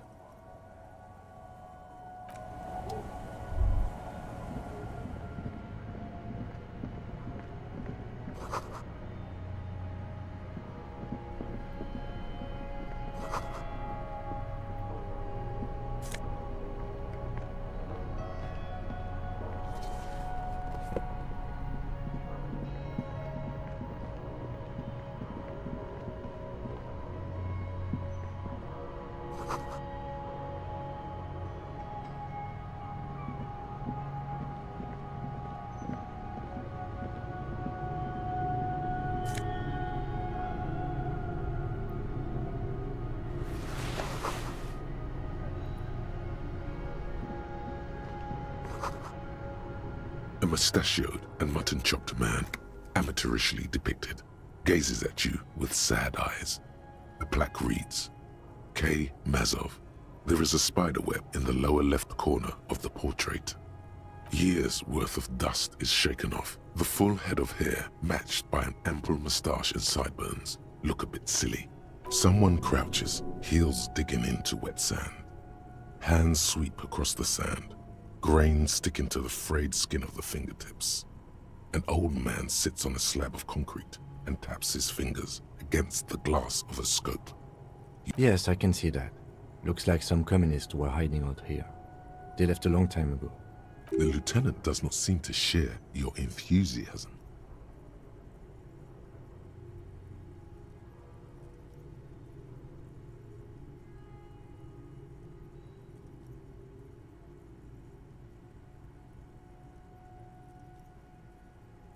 Millions of depictions of Mazov have been produced.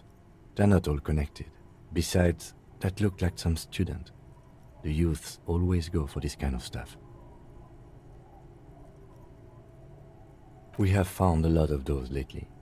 I guess what most people think of as history tends to linger in rundown neighborhoods. Martinez being what it is, no one has gone through the trouble of cleaning out the old bunkers. Good hiding place for someone who's up to no good. Half a century? This was probably part of the network of defense posts the communards built against the amphibious landing. I think the purpose of this bunker was to produce propaganda. It would have had radio equipment back then, but that's all been looted. You mean like Ruby?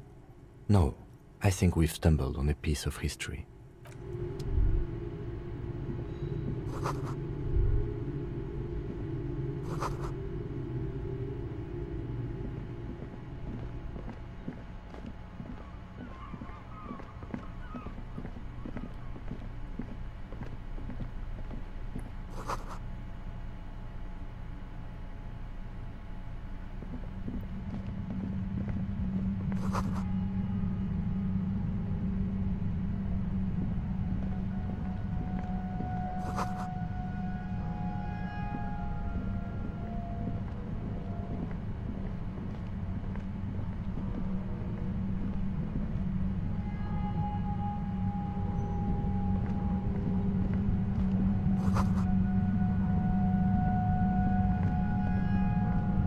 There it is again, like a swarm of hornets buzzing under your scalp.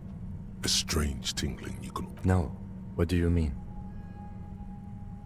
I don't feel it, but we should still be careful. There were footprints back there, and I'm pretty sure they were fresh. No, but you are the sensitive one. It's not a quib. The situation is dangerous. He trusts your gut feeling on this. Looks like our suspect. If she's in here, we need to plan our next step carefully. Once we detain a credible suspect, who knows what the Union and the Wild Pines will do?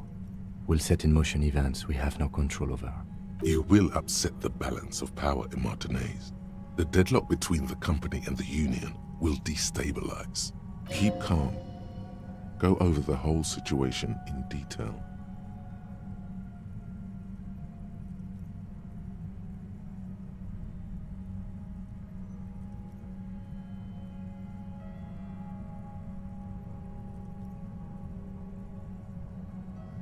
Okay, why not? Whatever goes down might also affect her.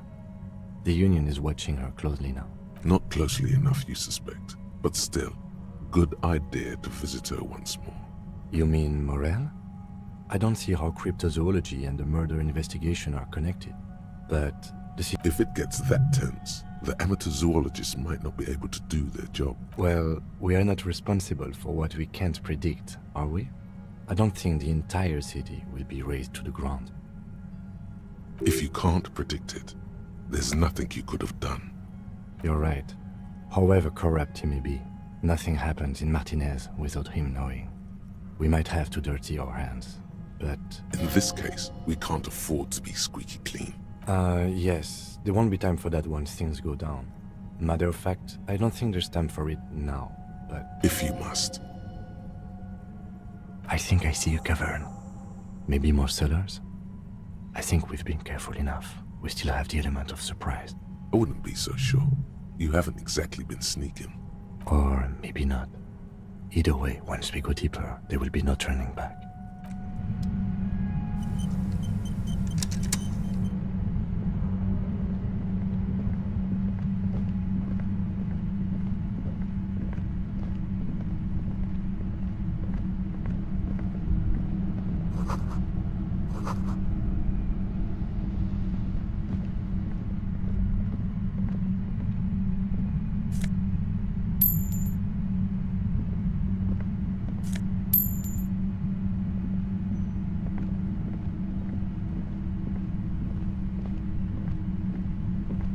Suddenly, your entire body is paralyzed. Aggressive white noise fills your skull. A strange pain, like you've never felt before. Through the static, you hear a woman's voice. It's like 1,000 radio stations are being blasted into your head all at once. But her words are the only ones you can make out. I know you're feeling pretty uncomfortable right now. Don't move too much or fight it. That'll just make it worse. Can't say it's a pleasure, officer. I was really hoping not to make your acquaintance. But here we are. The voice coming through the whirlwind of pain is not malicious. She doesn't want to hurt you, but she has to. Doesn't wish to hurt you, not according to your ear canals. Wait, no, not even your ear canals. This is going directly into your neural pathways. That's an awful decision. Why would you not want to shield yourself from it? It's an entirely new type of experience. Don't focus on the pain. Focus on doing your job. Tell her she's under arrest. I'm using a pale latitude compressor. You and your partner have been caught in its field. The explosion of static you're hearing is the ULAN frequency, blasted from that pale emitter that Angus mentioned. Saw my equations? You've been sniffing through my lorry, right? I expected as much. I am a bit surprised you knew what you were looking at.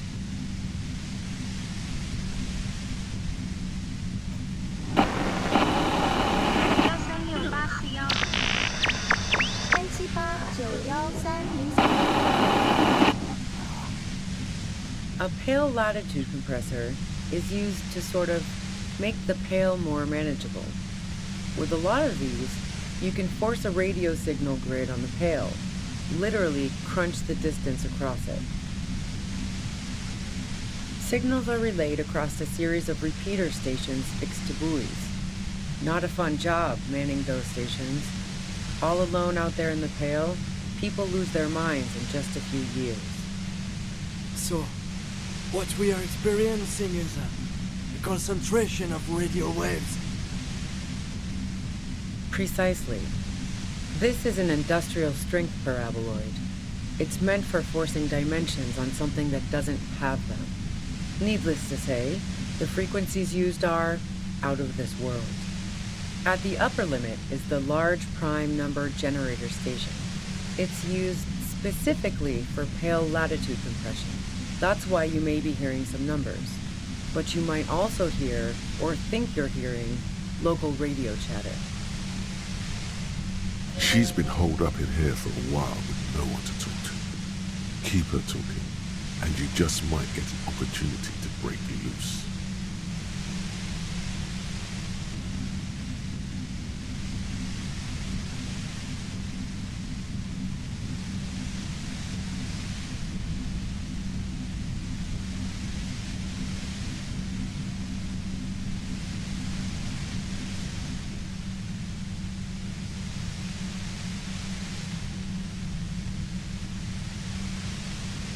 The Pale? It's the end of the world.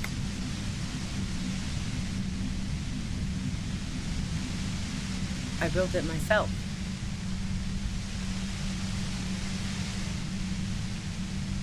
That's illegal.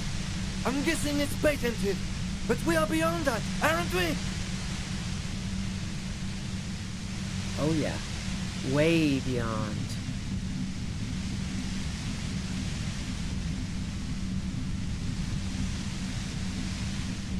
No. Once I shut down the compressor, the pain will end. It may take a few minutes for you to steady yourself, though. It's a bit like waking out of a very confusing dream.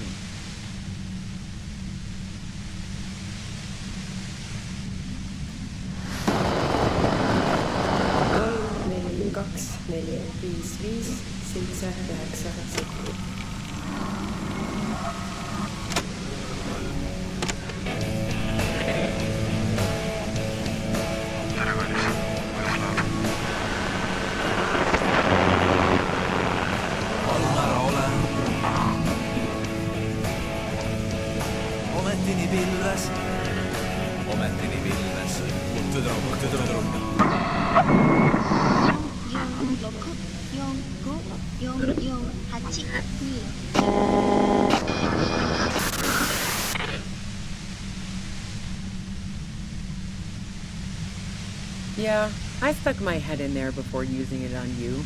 It seemed like the ethical thing to do. Can't say that I enjoyed it. The field was weaker, but I can imagine what you're going through.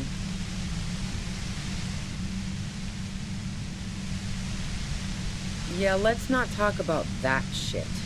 You were hunting me and fell into my trap instead. That's all there is to say about it.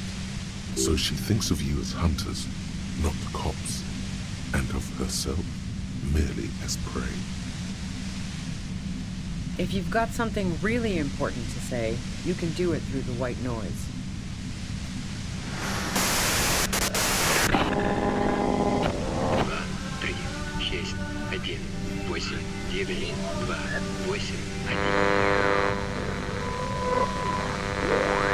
You're looking for a deal on mattress. Speed at Ember.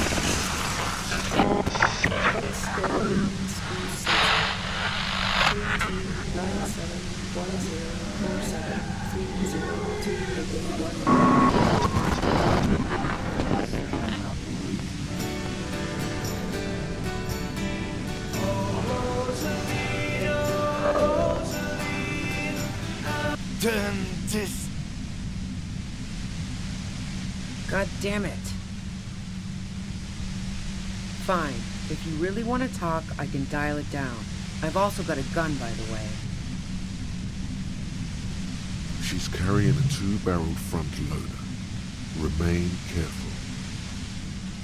Well, it doesn't feel much better, but you can form sentences now. Thinking doesn't seem to hurt as much. Just keep her talking, and you'll get through this. There's only 3 meters between you and the machine. If you keep her distracted for long enough, maybe. Be careful when you make your move. That'll be it for questions. Bide your time. I heard you in the passages, and I've been preparing for quite a while. So you found my shack, huh? I'm not surprised. So nice. That's one knife I didn't want to find in my back. As opposed to the other knives she's finding there now. Hardy for one. This could have turned out pretty bad for me if you hadn't walked right into 25 bands of ultra-high frequencies. That's her admitting the bullet was an emergency exit. No, I didn't do it. I only helped stage the lynching, though I doubt that makes much of a difference to you. So she says she didn't do it, and she doesn't trust you. Is it you specifically, or the citizens' militia that she distrusts? Who ratted me out, by the way? Was it Titus? No, he wouldn't have broken first.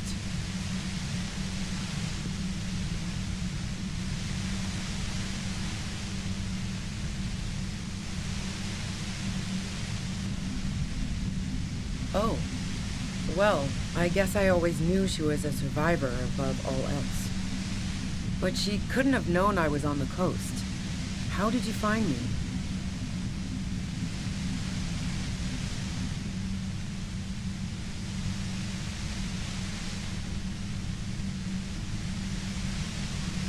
Oh, fuck.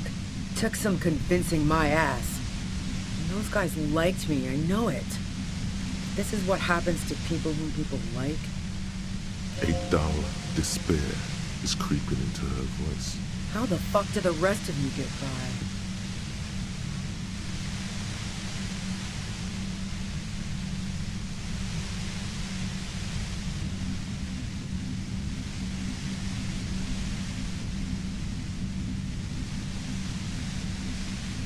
I did, didn't I?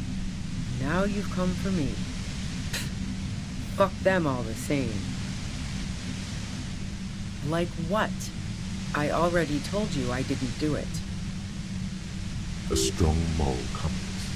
She still wants the opportunity to make a case for herself.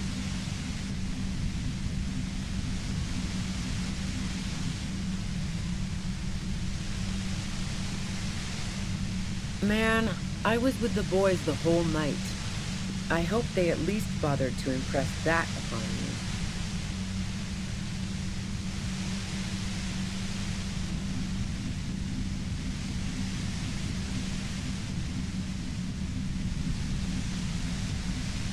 You mean the length of a toilet break?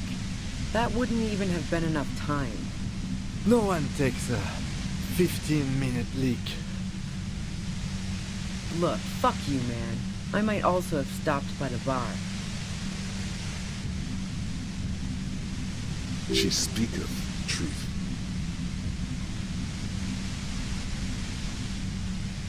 I considered her a good friend, yeah.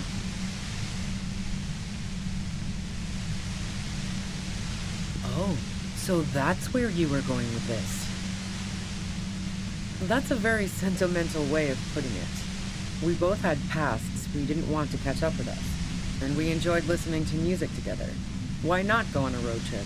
The lieutenant watches her expectantly, occasionally shaking from the pain. Okay, fine. I was into her. Clausy was into me too for a time, I know it. We even fooled around once. And yeah, after that I thought maybe we could make a go of it. Clausia only said they maybe kissed. Someone is lying here.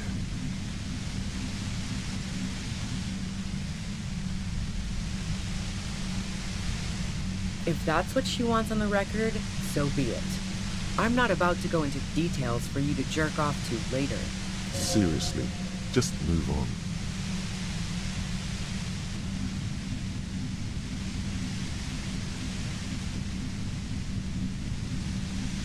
She rejected me with some wishy-washy bullshit about how she was confused because she felt so close to me and valued my friendship so much, and how guilty she felt for leaving me on.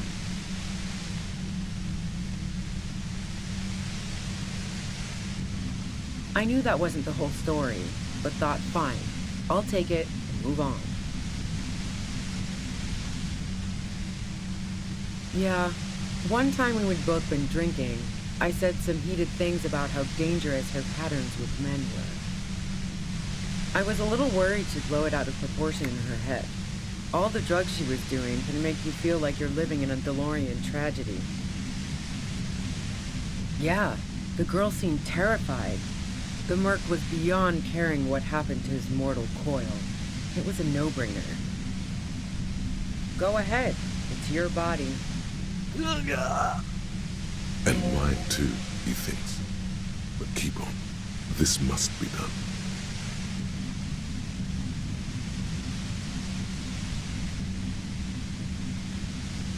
And?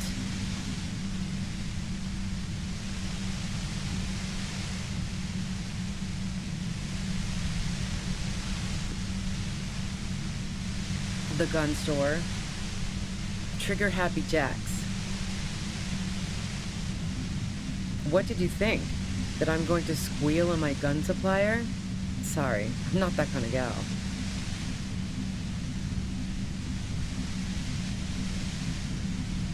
Sure don't. A breech loader? No. A knocked-away 80 front loader. Two-barreled. Not really what you were looking for, I'm guessing. That merc was probably shot from a distance with a military-grade rifle. Otherwise, everyone at the whirling would have heard the shot downstairs. Yeah, evidence. Who doesn't? Oh, you probably mean Claudia's rooftop. Sure, I've hung out there. She's got this great antenna. The view's pretty bomb, too. But you might say the antenna was the main attraction there, yeah. Along with Claudia. It's very powerful. I used it to tune into RCM frequencies. That's how I knew to be prepared for your arrival.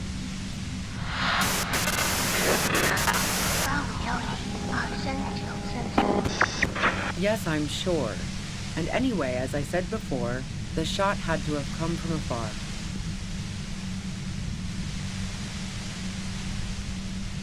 I didn't like him. Hardened mercenaries aren't particularly likable types. Plenty of broken people who don't come with that kind of body count. Besides, they're paid well for what they do. You think I was envious of his conquests? Look, pussy's not a problem for me, and definitely not a reason to off someone. See her confident gaze, her toned arms. Yeah, she wouldn't have had much trouble in the intimacy department. Yeah, sure.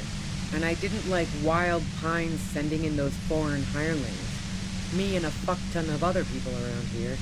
I hate to be the bearer of bad tidings, but I don't think she's perjuring herself. I'm listening. So, Heart of Gold Tommy fucked me over too. Never trust a musician. Maybe twist the knife, just in case. Make her more desperate.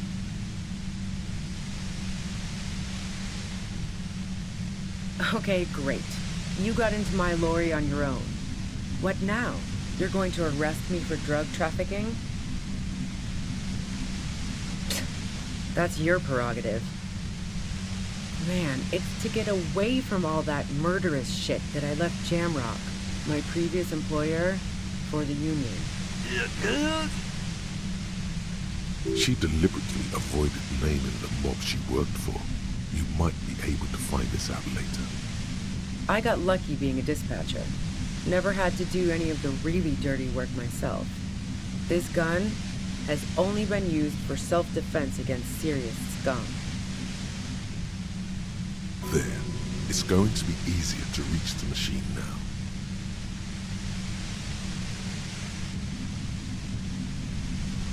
Based on what I've heard about you, you are serious scum. There's a sinister note in her voice. Even with the gun and the compressor, she's afraid of you. Yeah? Where? More questions before doing anything.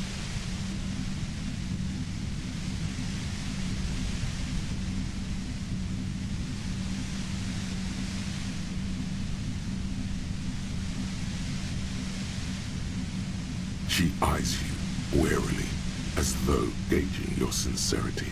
She's refusing to adopt the demeanor of a cornered animal, a leader with no one to lead. She still wants to retain some control of the situation. It's okay. We just want to... All right, don't kill yourself over it. I was shooting the shit with Hardy and the boys over a few beers, like always.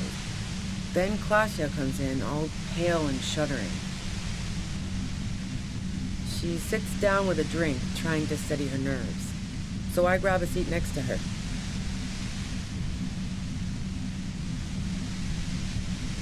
Oh yeah, super.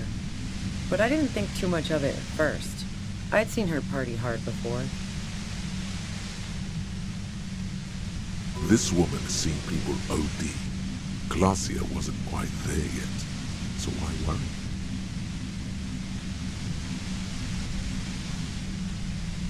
No, I really didn't. She's not that easy to read. I just assumed she'd done too much blow. It wouldn't be a first for her. But no such luck. She was in some deep shit. She asked me to come upstairs. The merc she'd been going with was lying on the bedroom floor, dead. I knew she couldn't get the authorities involved, so yeah. You made it look like he'd been hanged.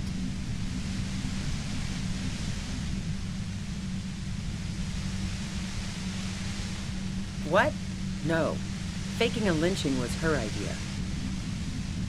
She looks shaken. She wasn't surprised to be ratted out, but framed. Yeah, in cold blood. It really surprised me how quickly she was able to get a hold of herself once we got up there. It was like she was another person. The party girl was gone. She asked me to help her drag him into the shower so she could wind the shower head around his neck to fake lividity. Then she dressed him while I went to get the Hardy Boys.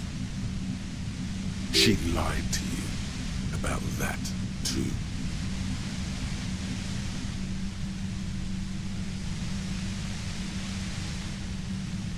Yeah, I wasn't sure whether to admire her or be disturbed. As I keep telling you cops, we didn't hear anything downstairs. No gunshot, nothing.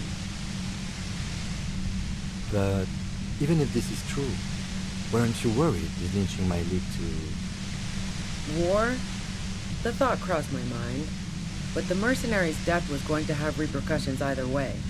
Although the way things are going... She doesn't want to talk about this, but not because she has something to hide. She doesn't want the guilt. Fuck it. I'm not responsible for these people after what they did to me. How should I know? As I keep saying, he already had a bullet in his head when I got to him, and there hasn't been any useful gossip over the radio. Police radio? You've been following the case? Who hasn't? You know, I can still see him there, in Claus's room, lying on his side. He was still warm, but the bluish light coming through the broken window Made him look as though he'd been dead for a good long while. I saw you roll into town. I wasn't about to stick around for questioning by a goddamn La Puta Madre agent. So this is what she was scared to tell Titus. This cop. That strange, distant fear is getting close now. It's a fear of yourself. Yes, you. Everyone says you're his peon, his human can opener. Through the sudden sharp pain in your head, you hear the lieutenant mumble something to himself. It's especially bad suddenly. Felt like a vein exploded.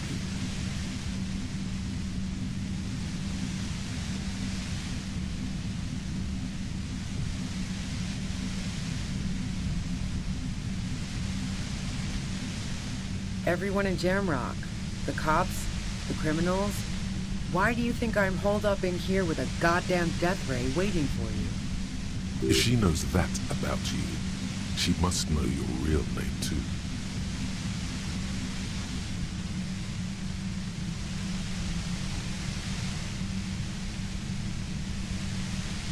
Harry Dubois. One corrupt motherfucker with a disco pants and a funny tie. Agent to La Puta Madre. So she knows your name. That doesn't mean you're on the tape.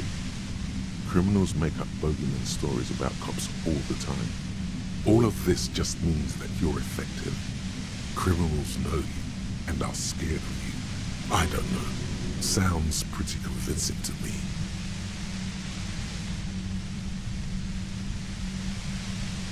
Is that a joke or a threat? I'm guessing both.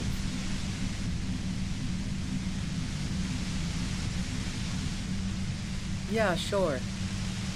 She doesn't believe you. I'm sure La Puta Madre himself will explain it all to you soon enough.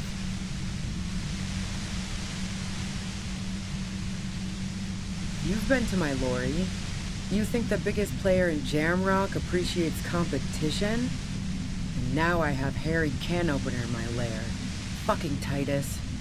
I thought we had an agreement, she thinks. This was not supposed to happen. She's not going to change her mind that easily. She still perceives you as a threat. Wait, one thing, possibly small, but she said you rolled into town. Was that you singular or plural? She might know something. Yeah, you had your death squad with you. What happened to them anyway?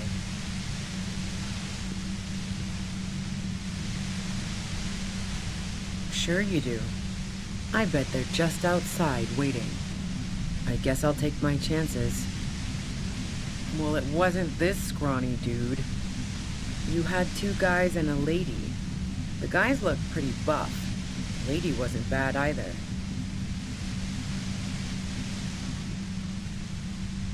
One of the guys seemed chipper, a blonde. The other had a brooding something or other about him. And the woman was the only one in uniform. All were carrying. That sound about right? No idea who these people are, literally. Satellite Officer Vic Mayer looks out of the window grimly, then puts his coffee down and turns to Patrol Officer Mino. We can either take a room here in the Whirling or go home for today. Let's go home, Jean. Nothing's going to happen today, she responds quietly.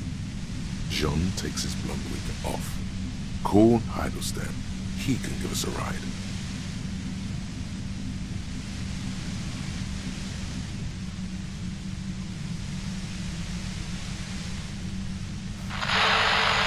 Friction, lock, set. Fantastic. I've got to get on the road. Then you can go find your friends. Unless you have anything pressing to ask me. What bunker? Don't know anything about it. No one's been around since I set up camp. But I'm sure I'm not the first vagabond to...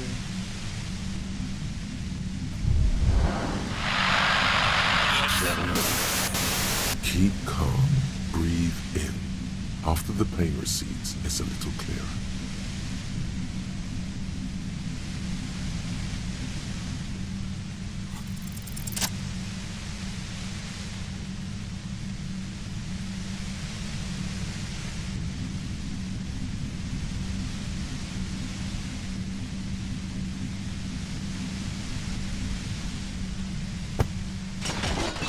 did it. The compressor lies broken on its side. It's quiet in your head again. It still hurts like hell, but...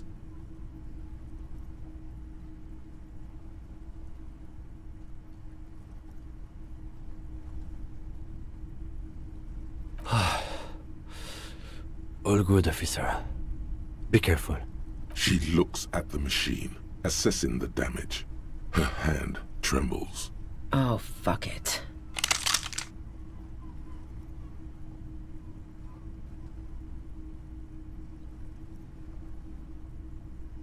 Problem solving. Ma'am, put the gun down. That's not the solution to your problems. You are... Oh, yes it is. She's truly desperate. She thinks she has no other options. You need to give her options. You know.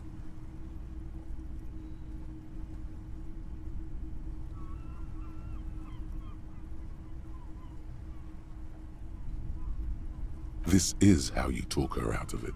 It's the only scenario in which she lives.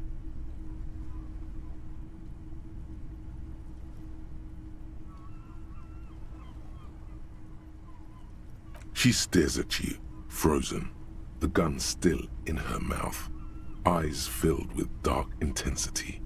Then something shifts in her. Day of miracles. I'll take it. She runs past you, then past the lieutenant, and disappears into the darkness of the tunnel. Good call.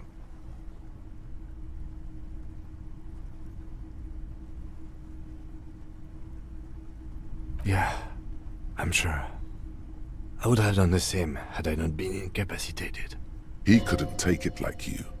It irks him. Then he gets over it. Her tent. We should check it out.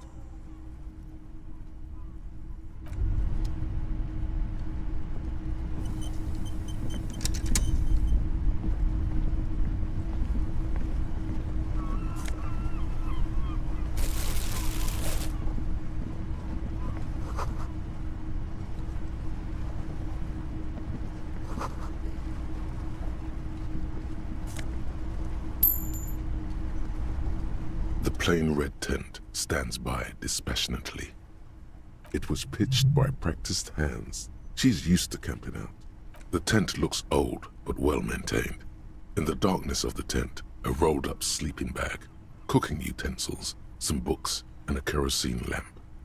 Assorted soft covers, mostly pulp horror. A motor carriage lies buried in the snow on one cover.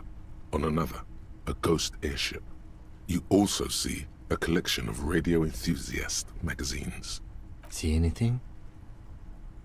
Rager Monthly, Journal of Material Science.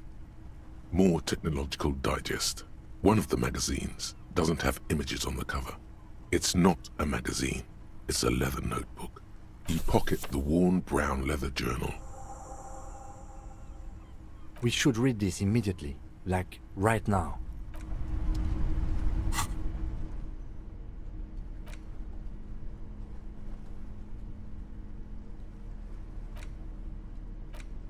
A thick journal. The cover is worn like someone used to carry it around in their back pocket. It's made of full-grain leather. The lower left corner of the back cover sports an embossed brand name, Schneller. Schneller is a stationery brand from Gottwald, beloved among architects and engineers. She's got good taste and must have taken whatever she recorded here seriously.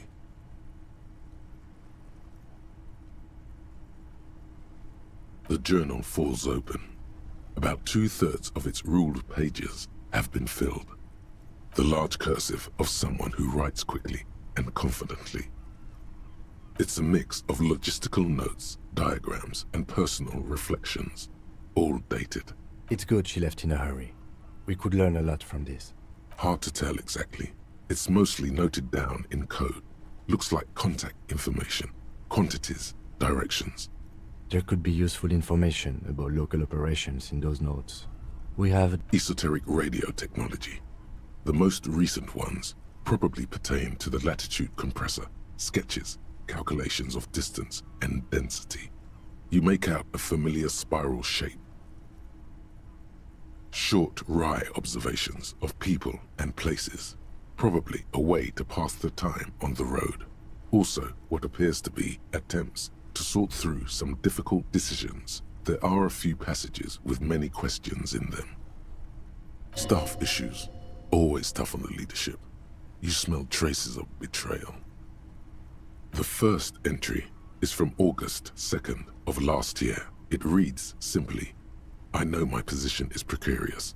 All I can do is make myself as useful as I can while looking for a way out. Remember, no one is indispensable. Nothing on March 4th. March 5th, though, well, that's bound to come back and bite me in the ass. I'm bad at this. Loyal to a fault.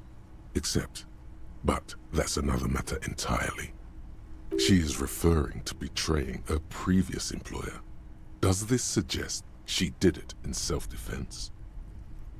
That name isn't mentioned as far as you can tell. Small wonder.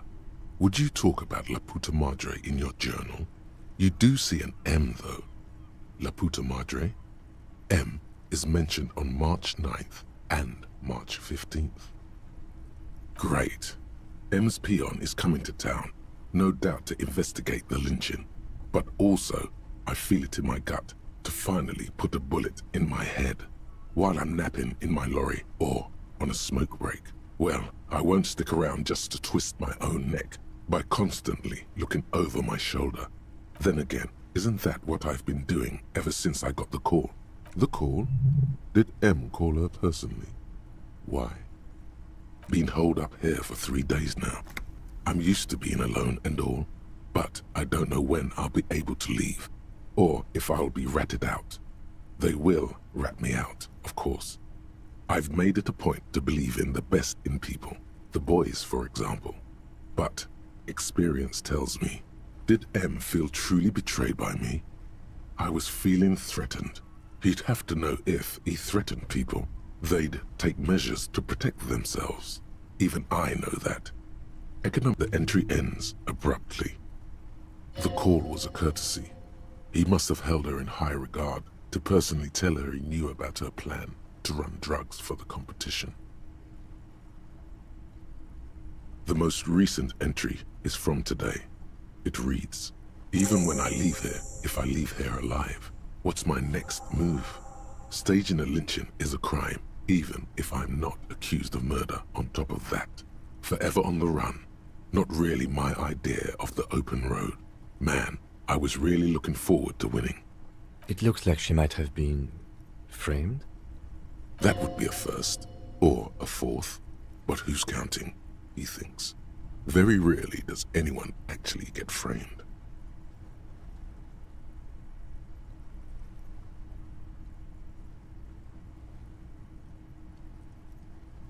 I wouldn't go so far as to say that. We have other reasons to arrest her. Besides, I'm not sure her life as a fugitive is going to be much better than Weda's, especially if she has problems with the Madre. No, I don't think you are. Ask someone in your precinct if you want to be sure. He truly does not believe you are. Perhaps he shouldn't be so trusting. Classy was the one who pointed the finger at Ruby. Perhaps she was trying to steer us away from herself, or...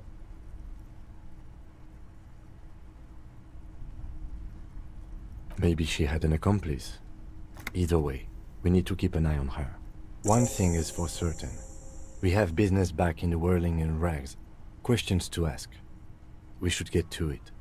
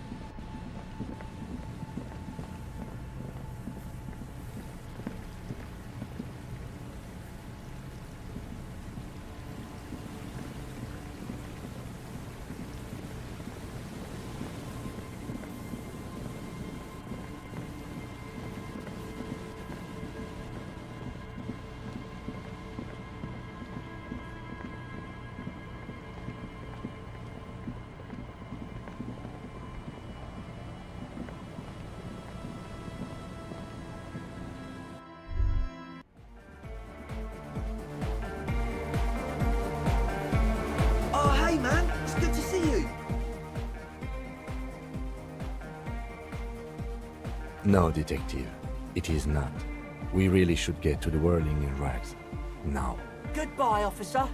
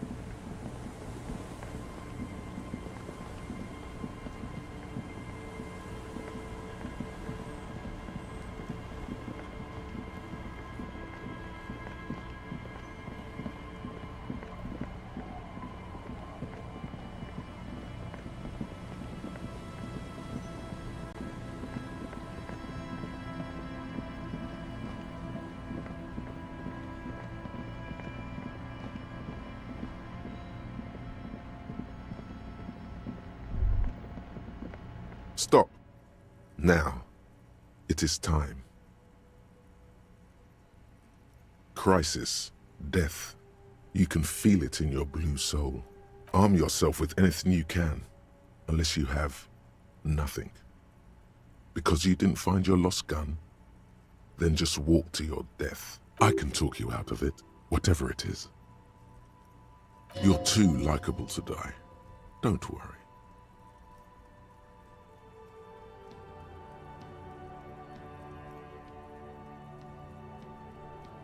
It would be better if you didn't have to. It's not just your own life that will be at stake.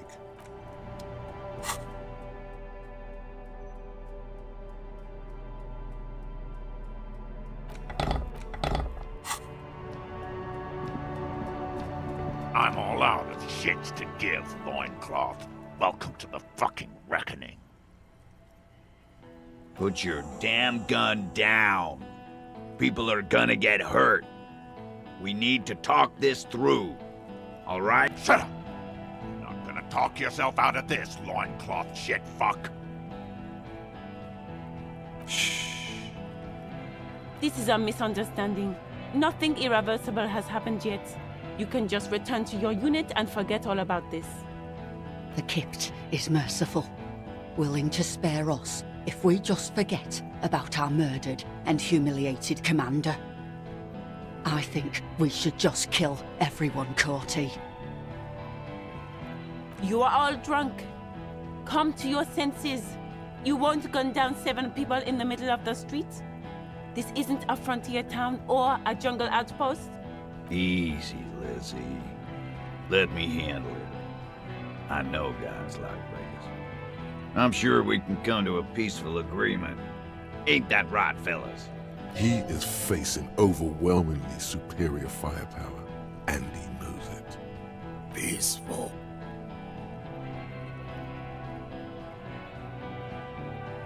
Fuck, there's the third one. How did we miss something like this?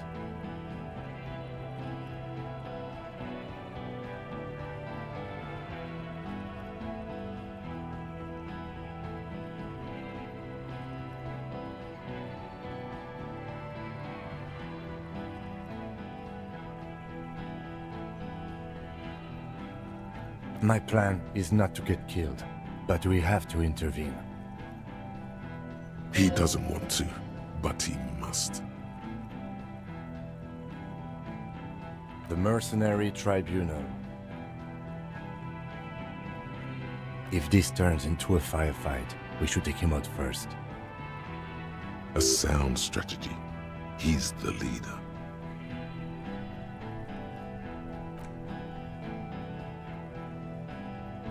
Get lost, comedian.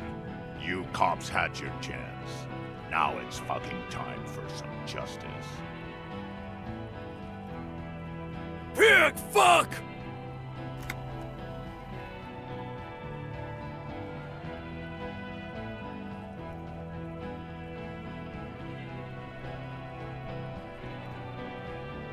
Oh, people are gonna die today. We're not leaving it like this. These tribals hung him up for everyone to see? No one is going to kill anyone. Let's just put the guns down and talk like civilized human beings. With a wordless gurgle, the killer loads his long rifle. The leader gives a small nod to the helmeted man. You feel your fists contract as you stand there between these men, all carrying real weapons. No, it's okay. Soften him up and trust the others to attack if it comes to that.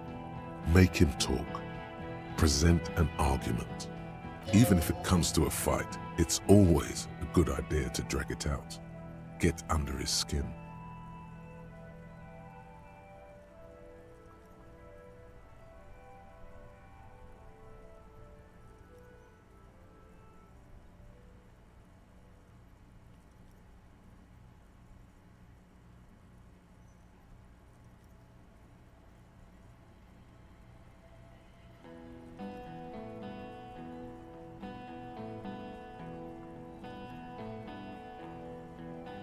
Yeah? Who did that?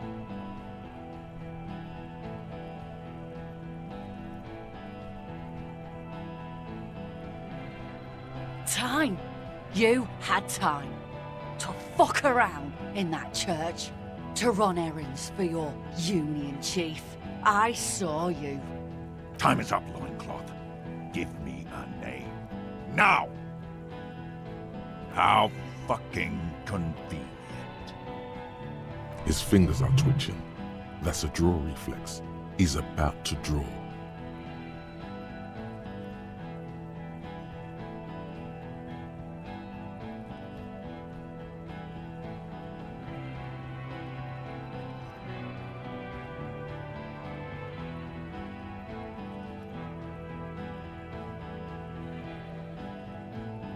You think I'm fucking stupid, cop?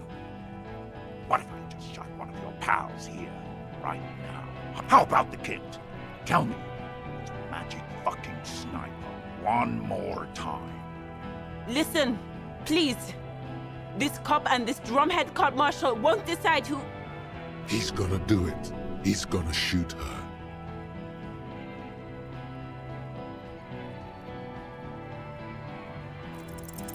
The Hardy Boys confessed to hanging him, all together. Titus said, we took him out back and hanged him. He said it loud, in a public place.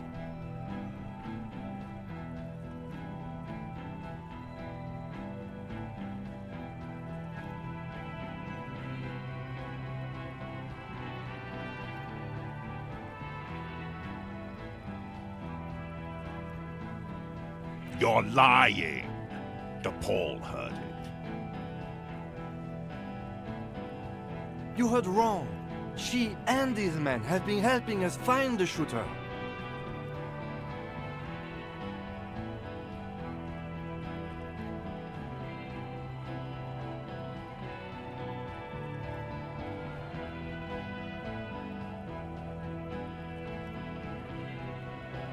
Fucking liars. The shot rings in your ears, a low, tinny ring. Then the Hardy Boys yell something. The young woman stands and looks behind her. The shot has flown over her head, crashing a small pane of the glass window behind her. I missed. I know what I heard, Corty. They said they killed him. They said it was a good way to end a Sunday night. That doesn't sound good. You need to change the topic now. What topic? Shots have been fired. Act before it's too late. This was a close call.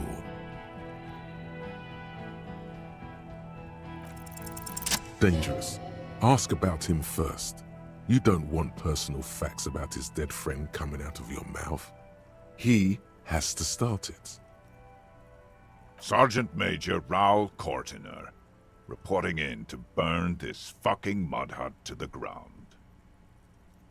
Click, click, click. The realization comes to you like a picture puzzle coming together. His name is Raoul Cortiner.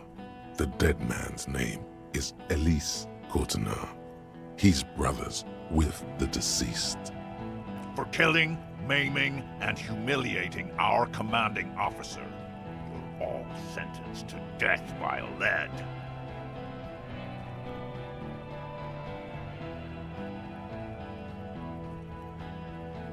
He sways from left to right, inspecting you.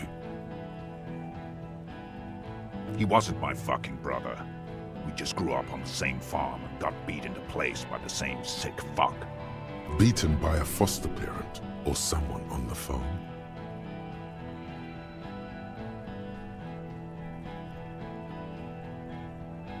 Same fucking mud hut town, too. Okay, good.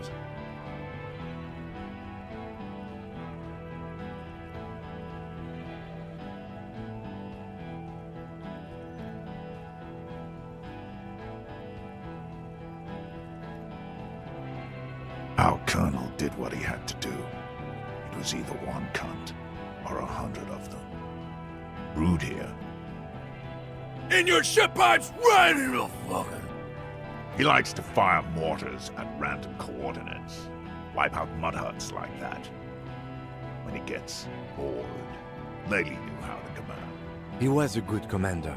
I can see you miss him. Oh yeah! He would have commanded this fuckhell way better than I did. But that didn't happen, because Hayseed, Bill, and Kipty the Kipt here fucking murdered him. Had him stink the village up for 2 weeks after. And you folks did nothing. Listen, man. We told you we... Told us what? What did you say? Who said that? Tattoo fuck! You'll die first!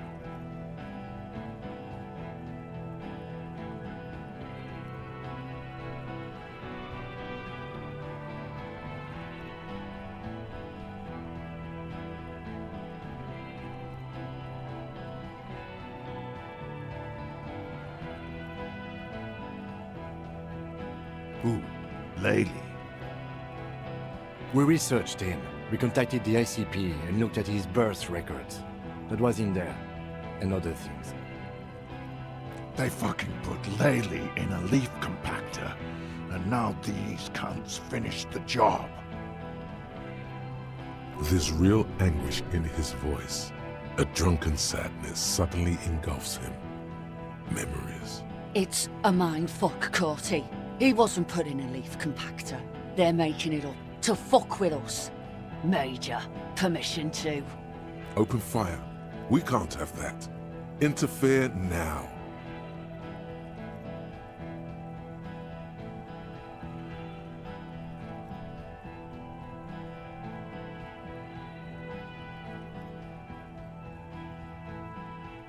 Find his killer. Cop, his killer stands right there, shitting his pants, and you're standing in the way, protecting them. I know what this tactic is, Silo Sam. You're gonna die for them. Right here. Today. Big talk, but that leaf compactor won't leave his mind anytime soon. It's a small thing, but it got him off center.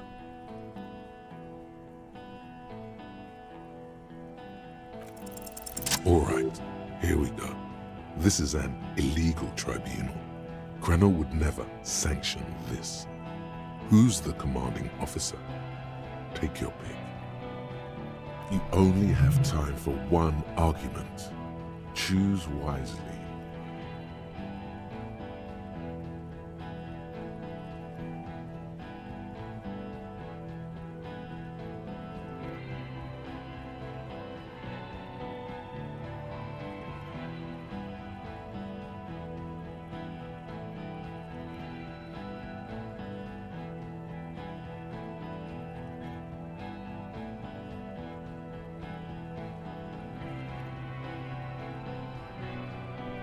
Me? I fucking told you. I'm a Crenell Major with 15 years of live combat experience. When my colonel gets hanged by clay monkeys, I lead the platoon on a retaliation strike. Nah, I just have the biggest gun.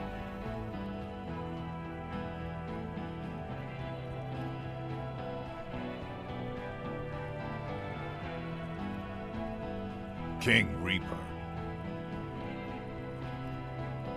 You're right. But you see, I want it to end in bloodshed. Okay, it's not much, but he's thinking about something else, and his hand is off the gun. This did something.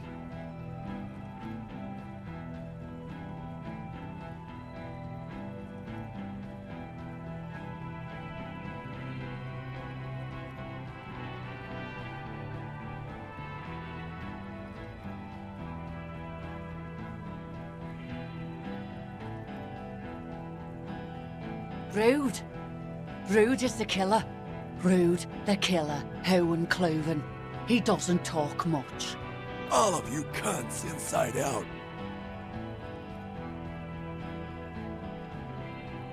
Rip you open. Perhaps it's for the best. Him not talking too much. The gunner, the raddest, the killer.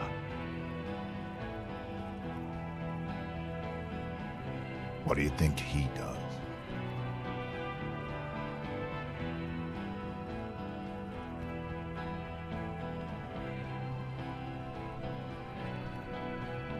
Smart loincloth. He fucks natives up. Soldier of the apocalypse style. Yes. So what? Yeah? So what? You should be drunk too. Or, like, drunker. You don't want to die sober, do you?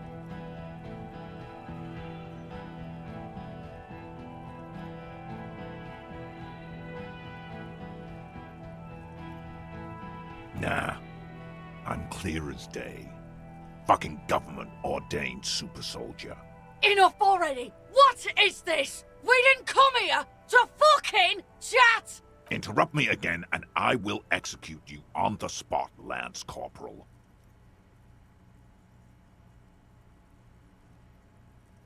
You think I care what that company cunt thinks?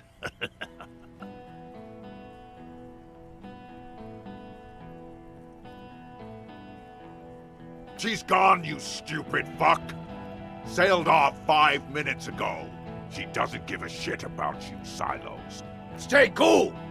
Don't do anything stupid! The company bitch is gone. Layla's gone.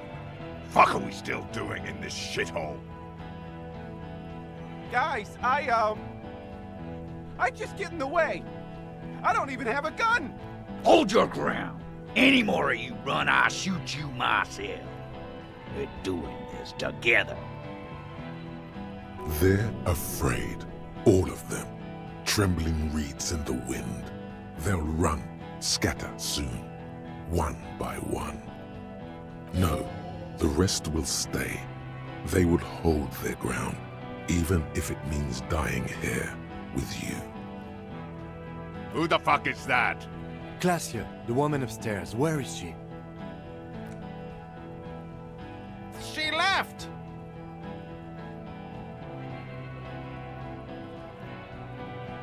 She left! Her room's cleaned out! Right before these assholes showed up! We should have arrested her. Hey, Bushman! Your little cunt isn't gonna help you out of this one! What's that, loincloth? I can't hear you. Sounds like you got your mouth full of dick. Shit, this is it. Tell him anything. Tell him you have more information.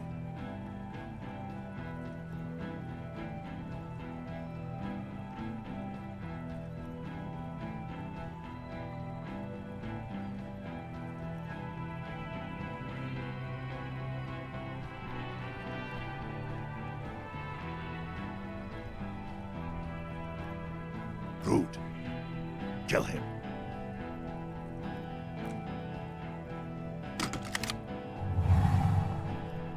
The porcelain man raises his rifle and takes aim at you.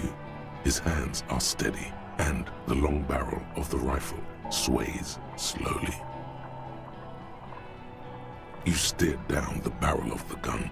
You see Rude's mask behind it, his eyes in the slit of the helmet, like a camera lens, focusing on you. Absolute destruction. Is there anything we could use to protect this frail body? That gun will tear us to pieces. He's drunk. Drunk fighters overcorrect. Move right, he aims further right. Get him to overshoot. A full suit of armor can't be too agile. You can shift direction faster than he can. You leap left. A swarm of angry lead passes mere millimeters from your side, tearing fabric off your coat. Feels like the lightest of tucks.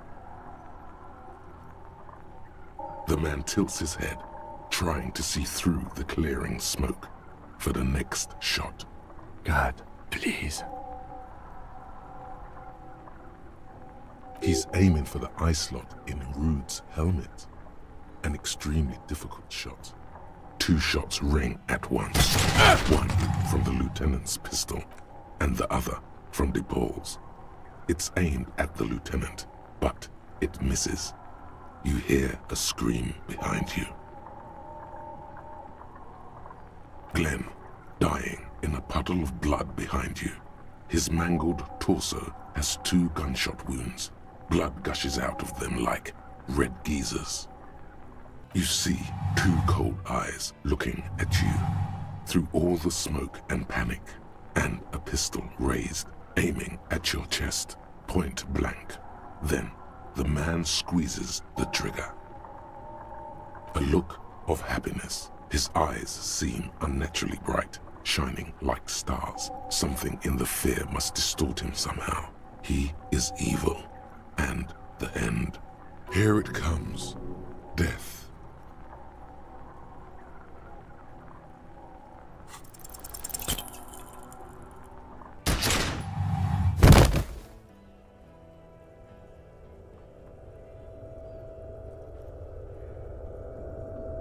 You can't. There is no time. Something inside your pelvis explodes.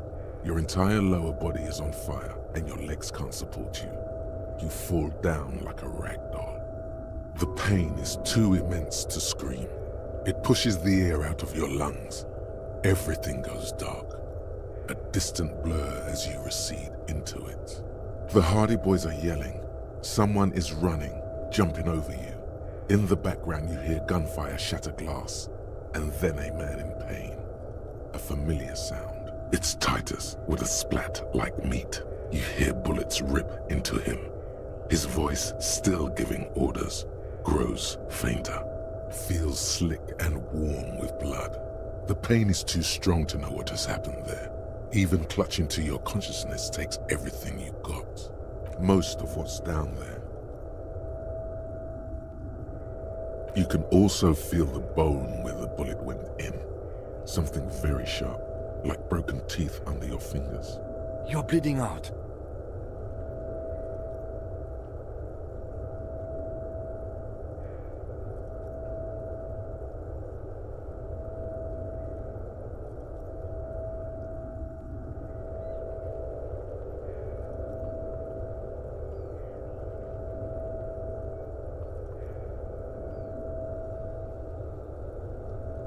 Stay with me.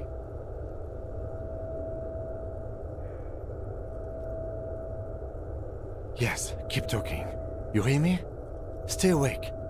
But you can't. It's so hard.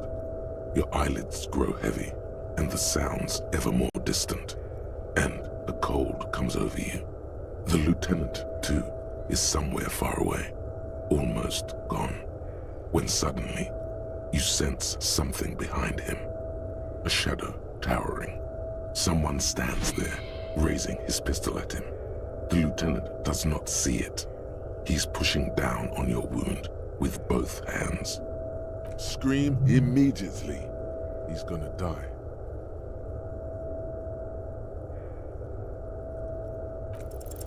No, you scream. Behind you, from your bloody lips. Your eyes are full of fear. There is no room for hesitation.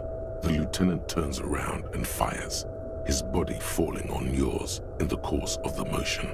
You hear a roar of pain, a death scream. The sound disappears like someone pressed stop on the tape. The hulking figure, too, is gone. And so is Kim, and the whole world. This is death. One more door, baby. One more door. The fight? There is no fight. The fight is over. It was lost 1,000 years ago. He's not taking it.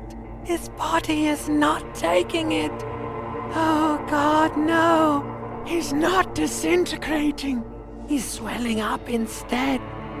Over the hours, hurting, moaning in his and rotting, and being disinfected, and smelling of drugs, and feeling saliva in his mouth, drifting in painkillers, thrashing in his wound sleep. He can't go. Not before the case is solved. Hours turn to days.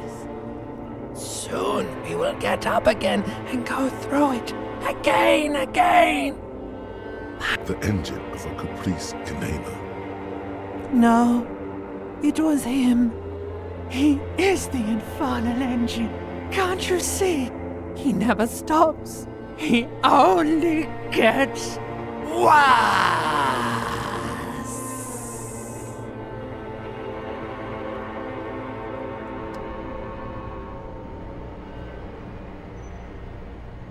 You see the lieutenant's familiar shape in the orange jacket. It turns double, then triple, from the pain. It's nothing. You're alive. That's what matters. Sunrise, Parabellum.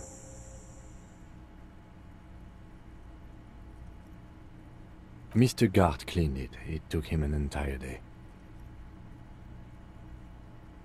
2 days, in and out.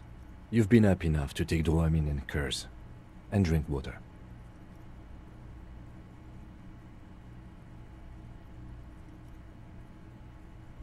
Yes, the joke wasn't funny anymore. I took it off. The close proximity of death must have made the lieutenant contemplate his life choices. He's done with the jacket.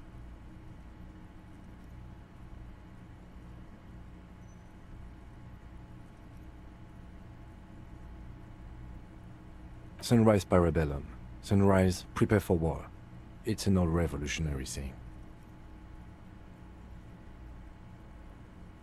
The gates of the harbor are boarded up. The streets are a little more empty. Apocalyptic violence is yet to erupt, I am relieved to say.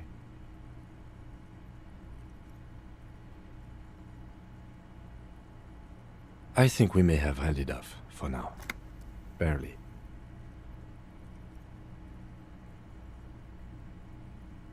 Yes, we have also completely failed, but that's okay.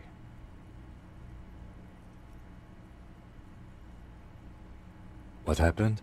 We tried to take the diplomatic route and hoped they wouldn't attack first. They did. The Major gave the command.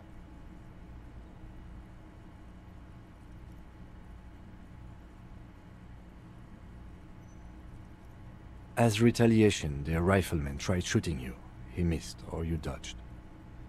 Then I shot and wounded him, while Glenn took a bullet in the spine. It was meant for me. Glenn did not survive. Titus, Fat Angus, and Theo charged. Angus and Theo died before they made it to intensive care. Titus died in a hospital. Yesterday. Alain and the young musician, I forget his name, they are all that's left. Yes. You were bleeding out. I think you said no one wants to party with you. And you warned me. I was able to disarm the Major before he got the jump on me. Thank you. Although I was not able to kill him, as I should have. Crenel took him. A stray bullet killed the Pole, though. And that's what happened.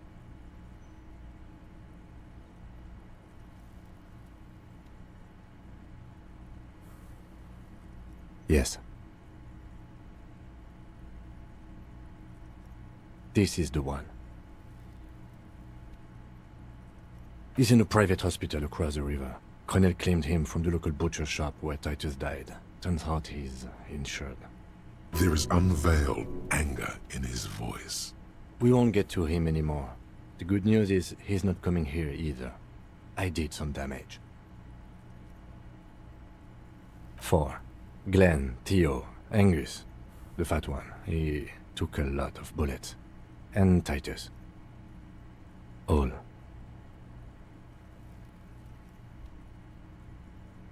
Yes, officer. 7 people are dead. It's not a success. But what's done is done. The violence is cordoned off. The Hornets did not get into the beehive. The worst scenario has not materialized. Yet. And we are still alive. Both of us. He did not expect you both to survive once you stepped between those two armies. His smoking, his hunched back. You have it worse, but he took a real beating. That cigarette has medicinal purposes. It's not ouch time yet. You just got the Dramamine pill an hour ago. Wait until it wears off. Dramamine? Then it's not that bad. Neither surgical nor organ damage bad, but still under the counter bad.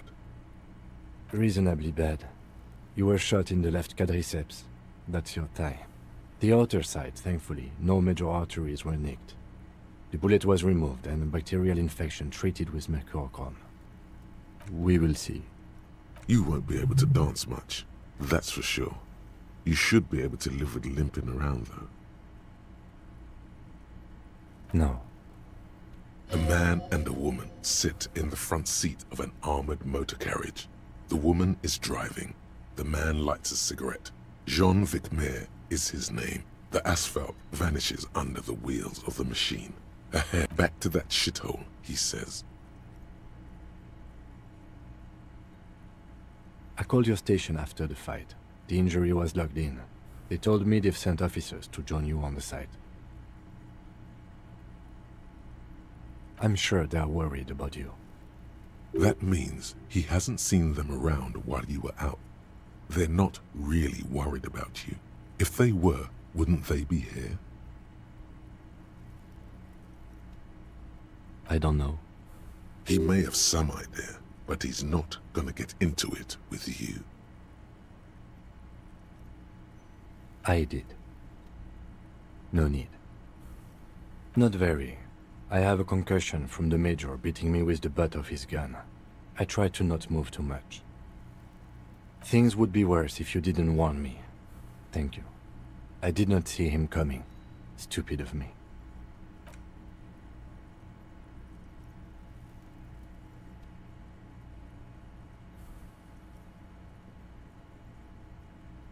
Easy now. You can take it. Just don't lean on that leg of yours too heavily. Your balance is way off. You feel like you're about to fall over on that thing. How are you? Your disco days should have been done quite a while back, Lieutenant Freighter. I honestly don't know.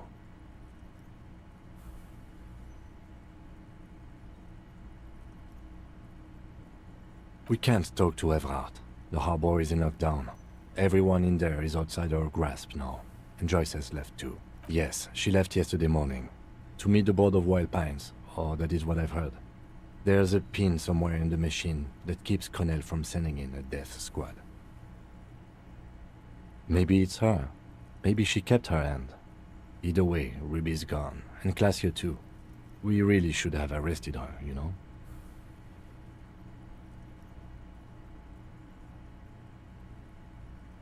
I don't know. I think the theory you presented, it's someone else outside our circle of suspects, was right. It better be. Everyone within the circle is either dead or gone. Honestly, I think our investigation has not produced a single credible suspect.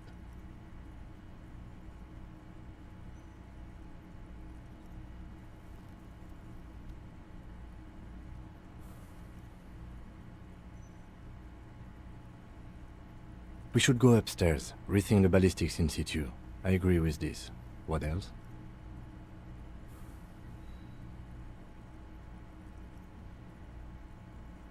We could find thousands more if we wanted. All of Revachol is full of them. What is? Something.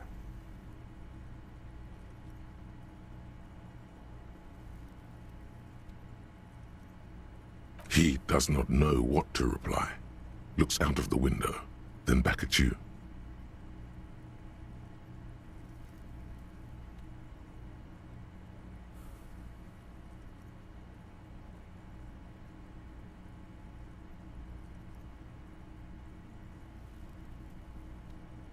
What?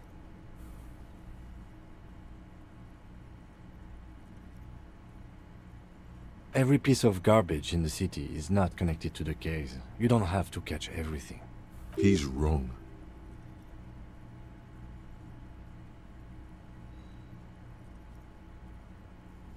Okay.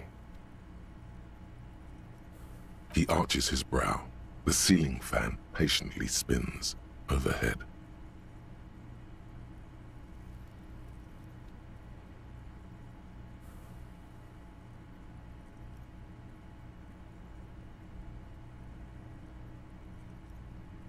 It really is very hard.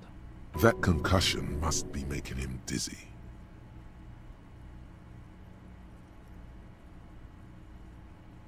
No. Are you ready to limp? Good. Where do you want to limp to? A gust of wind blows in from the bay. The duraluminum box around you vibrates imperceptibly. Why not? Another look at the window, perhaps? The one he was shot through. I don't know. I can't think of anything better.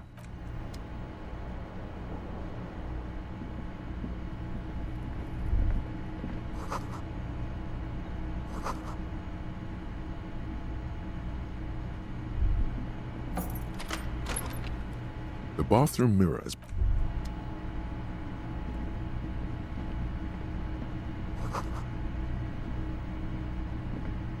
These papers bear the stamp of the RCM. They appear to be fragments of the lieutenant's paperwork, half finished. You make out notes on this and other recent cases. I had Gart open the door to your room.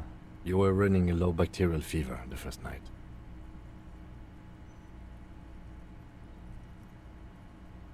It would have been easy were it not for my concussion. We both got lucky, considering the odds we faced. Let's go?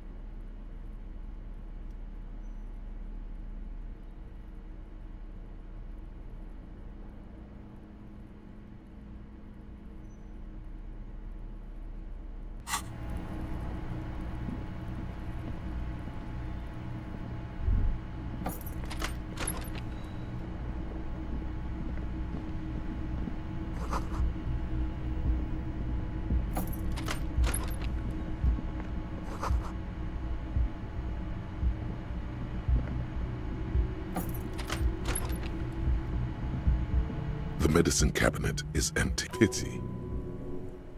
Mm-hmm. She certainly had her priorities straight when she was packing.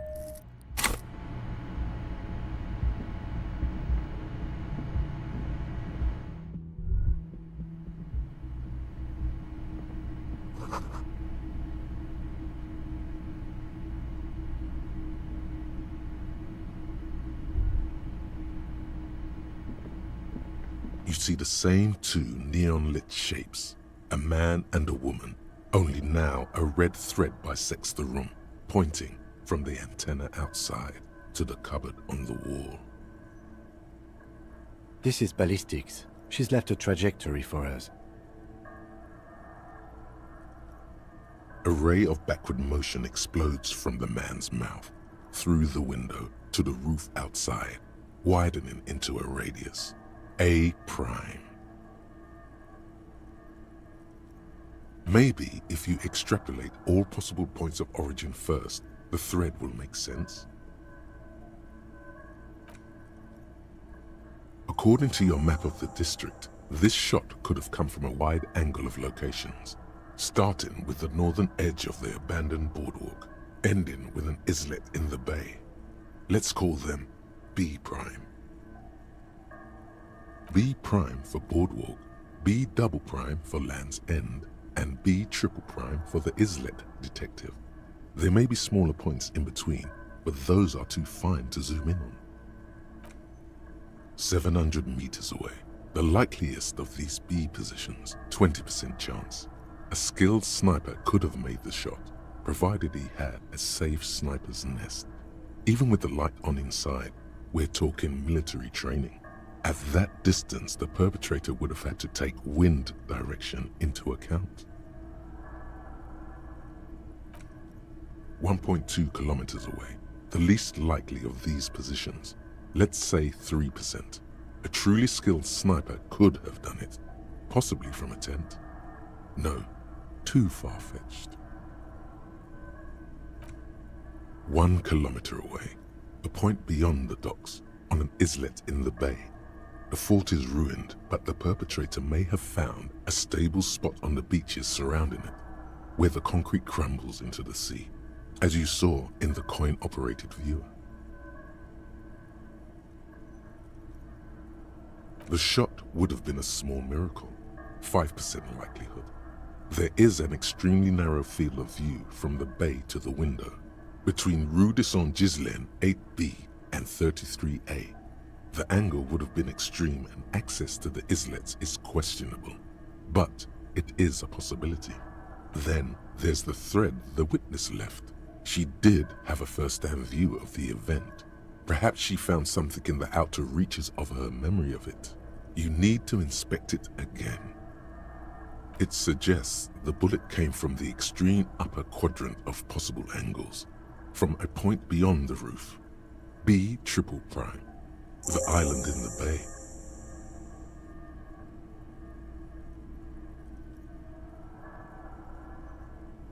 Unless she thinks the perpetrator was standing on the ring antenna. That is where the thread seems to point.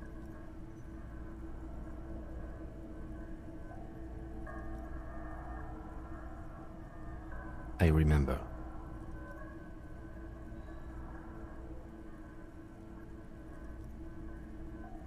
She was there that night. She would have known precisely where the bullet hole was in the glass. She had a long time to think about it after, standing on that roof, staring at the glass. It also looks like there may be more to her skill set than we know. The question is, should we trust her?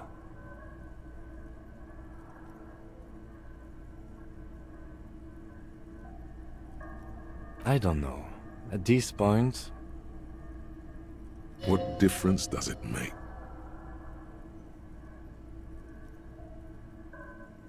So it is. For a second he seems tired.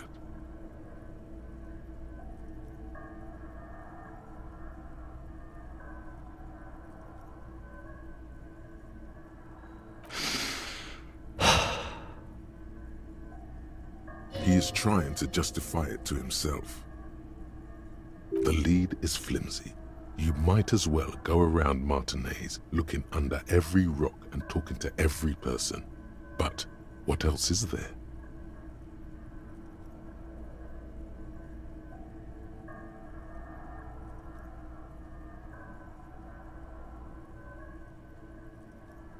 Not a lot, no.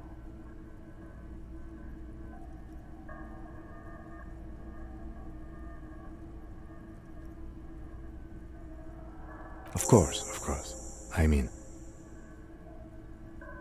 how do we get there? Joyce Messier had a sloop, but she's gone.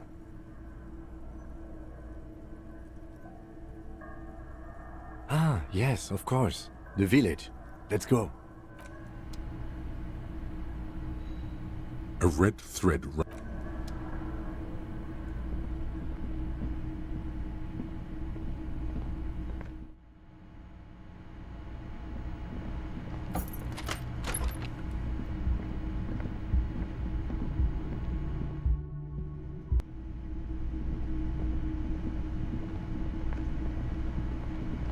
Oh, you're up.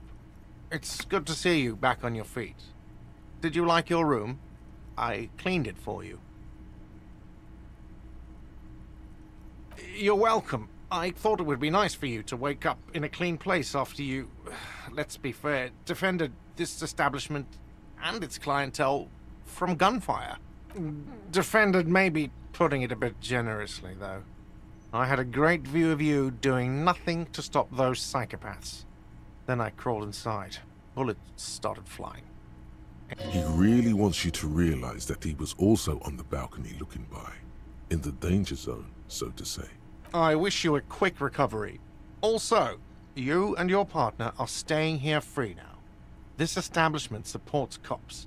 The stay is free, the drinks are not.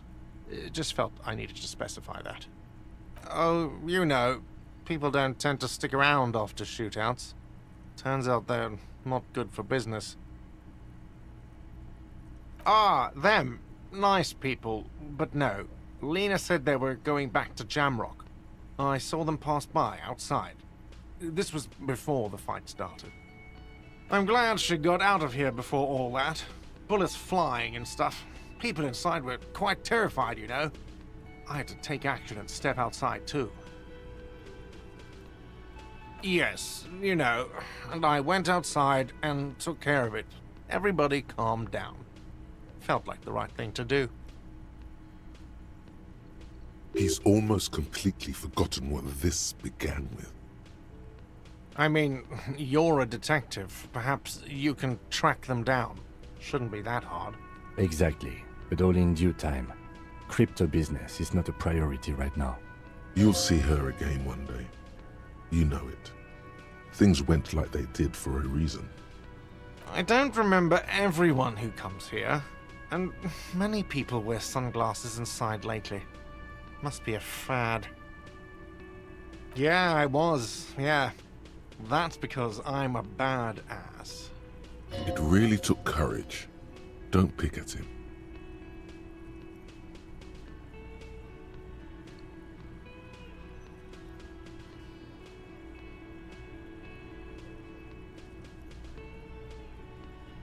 He nods back at you, even more stoically. Just two badass men nodding stoically. Make that three. The lieutenant is nodding too, hands crossed. No problem. They'll come back.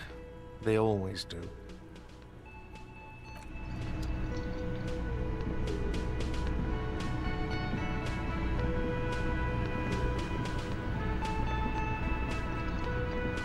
You see a heavy steel door. It could be connected to the barred door upstairs.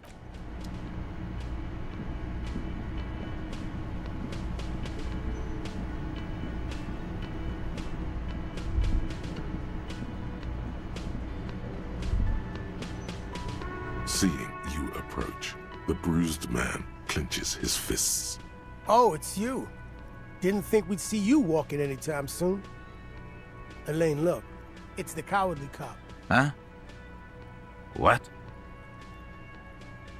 He's very, very drunk. Our condolences for your losses. Does he look like he's okay? He does not. His unshaven face is almost grey, and he reeks of piss, sweat, and booze. While still alive, he has abandoned his own body to decomposition. He wasn't. That's the thing. Titus, Theo, Dennis, Angie, Elizabeth, they're all gone. But he got away without a scratch. There's nothing left. He has lost the will to live.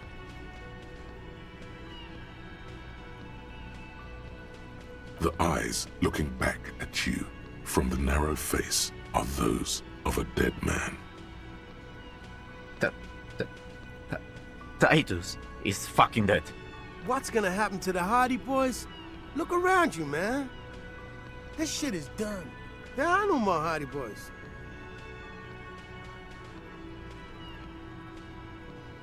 No, man. I don't know.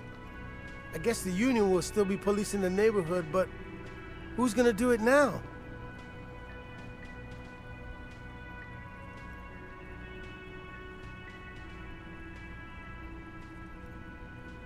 Me? No, man. I'm not a leader. You know, Titus only recruited me because I play the guitar. Said the team could use the morale boost. If any of them had leadership capacity beside Titus, it's him. Keep encouraging him.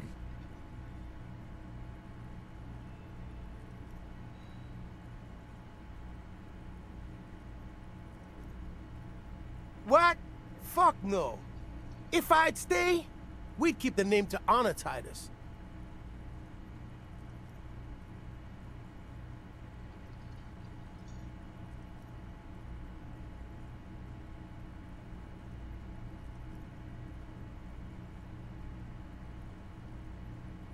Man, you have no idea how this works, do you? But yes, if I don't stick around, then it's all over. So I guess I sorta have to now. He's not a drinker. Another good thing about him. Yeah, man. You know, you got this. I haven't got shit, Al. There's something there. A germ of determination. He knows he has no choice but to rise to the occasion. This is not completely ludicrous. Him and Titus were the only detectives of the bunch. Titus more, but Eugene at least knew how to think alone. Damn songbird of misery, that one. And do you have any information on this songbird of misery? God said she took off sometime before the firefight. That's all. Trying to remember if there was anything. Oh yeah, he said she seemed to be in a real hurry. She's gone. Face it.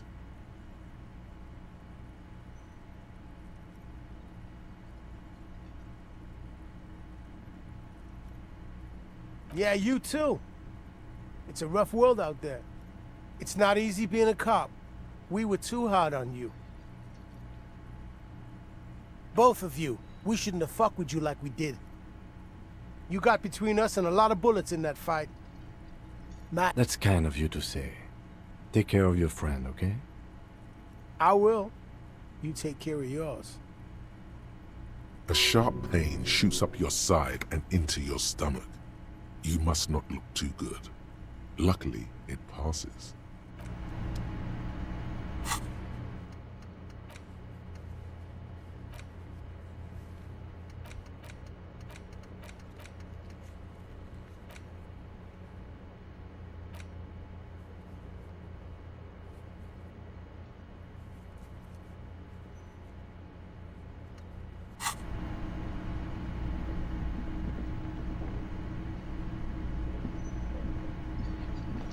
Hi again, gendarme. Bye-bye, gendarme.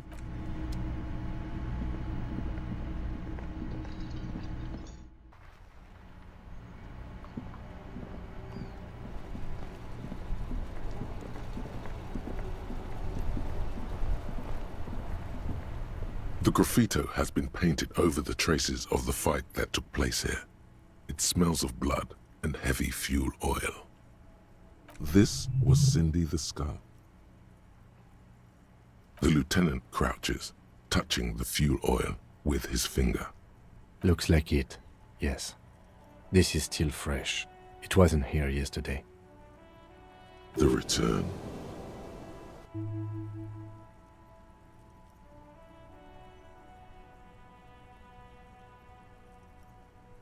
Could be.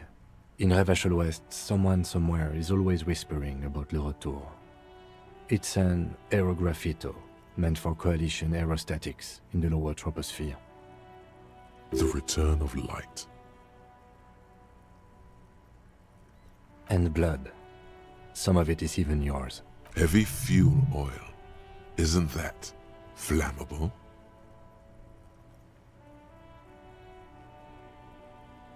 You could buy some smokes, light up a ciggy and throw it in there, you know, just to see what happens.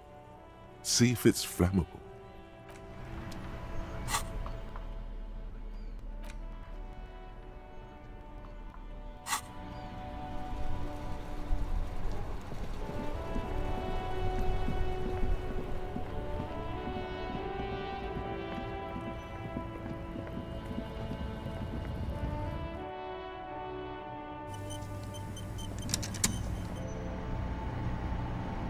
A colourful display. Again, I'm obliged to inform you that both alcohol and cigarettes damage your health.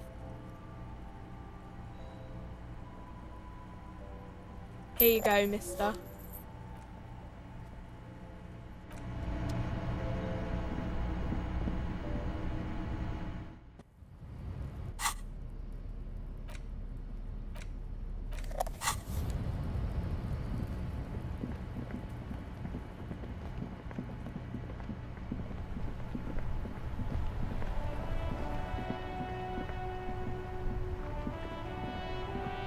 The graffito has been... This was Cindy the Skull. The fuel oil catches fire immediately with an ominous hiss. A bright orange flash across the surface of the letters. Black smoke rises from the burning message. The lieutenant has taken a small step back. He looks at your face illuminated by the flames and nods silently. Let's go to that island. Slowly, the flames subside.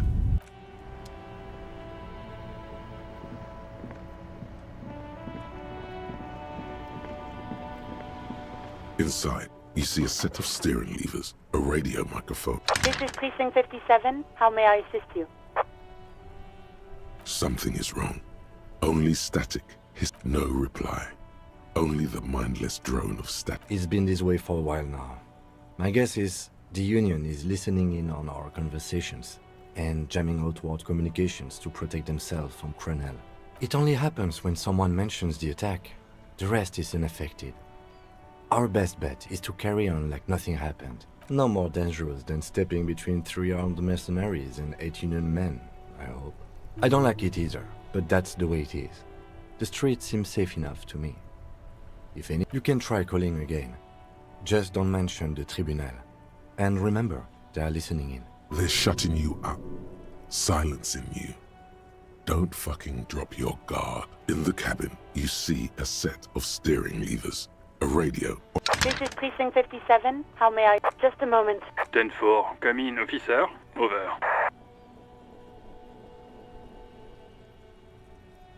10-4, sir. Well, there's been some talk, sir.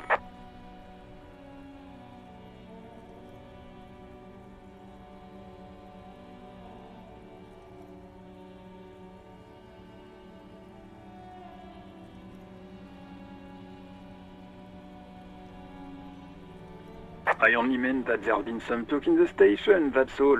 But there's always some talk in the station. You know how officers in Jamrock are. But then again, some of us truly are on the take. It's unfortunate. Over. Roger that, 10-10, over.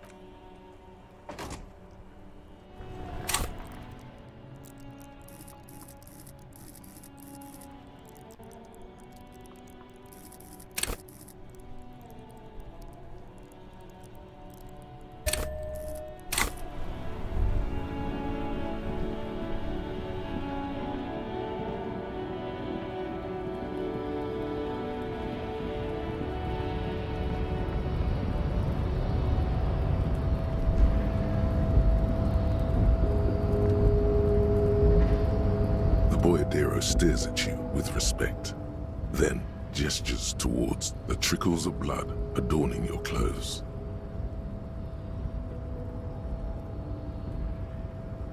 There are types of danger. The one I'm usually concerned with is lung cancer or getting mauled by wildlife. Not bullets. It calls back to an older era where this was commonplace, though. You have a true boyadero heart. Hiding, gathering themselves. The harbor's in full lockdown, friend. No getting in or out. No, man. Not today. Today is war. He says it matter-of-factly, like it's no big deal. Time will tell. I'll tell Everard you dropped by. I'm sure he'll be glad. I'll be okay here, doing lookout. Quite the sight, aren't they? Getting to like that red I am. Don't worry about me. I live to alleviate the worries of our brothers. See if any insane killers turn up. Then I'll run. And I'm sure I'll be luckier than you, friend.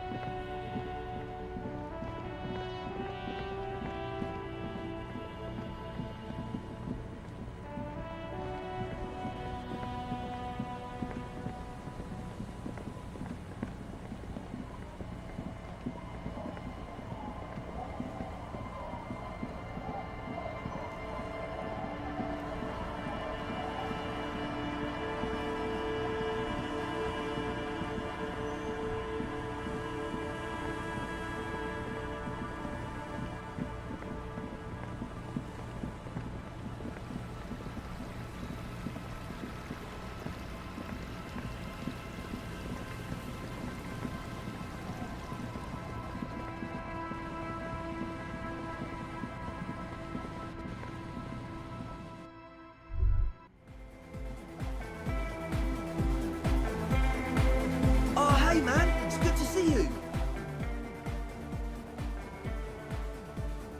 Goodbye, officer.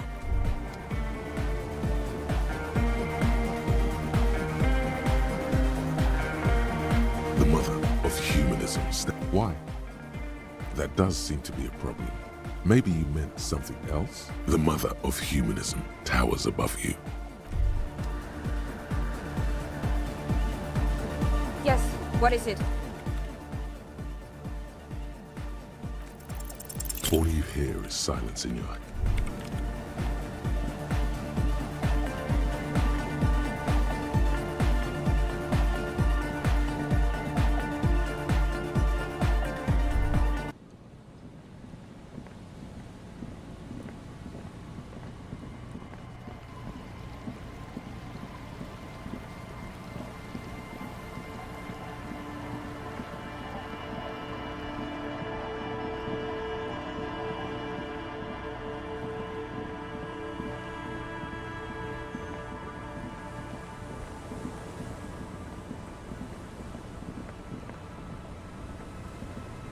Officer, what happened? You're limping. Why are you limping? You look terrible. You're not limping. You're you. She sounds almost disappointed with you. Reprimanding you for falling and hurting your knee.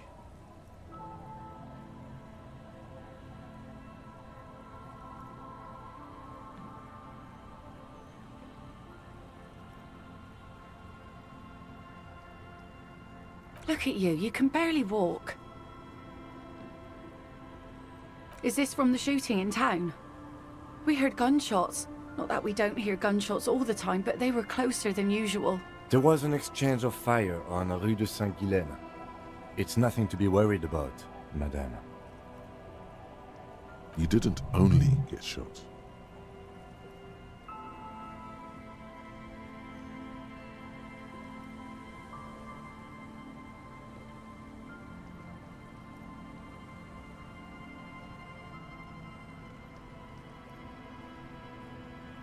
Well, good for you. Of course. Can I help you with something?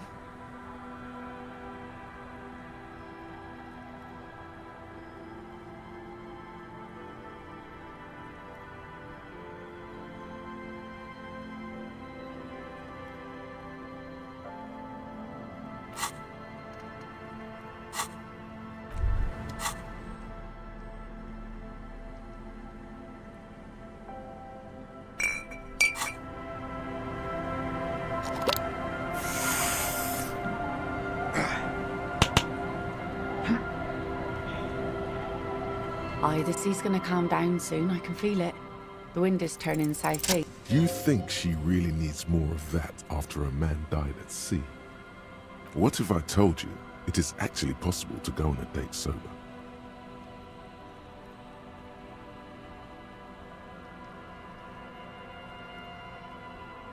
Before recorded history, men and women were able to do simple, very primitive things together sober. Acknowledge the situation and keep it basic.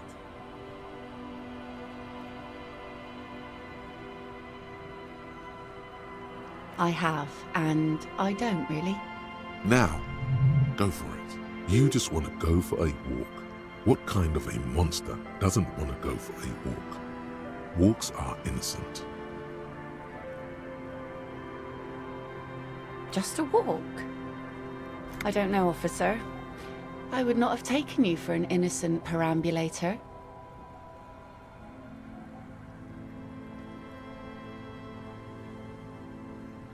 Where would this walk take us, officer? Nothing creepy, strange, or out there. Keep it eerie and simple. Officer, I thought we had a work of our own in mind. One that results in a solved murder investigation. Oh no. You, come with us. Seriously, I insist. You need to understand that nothing is going to happen. We're just walking.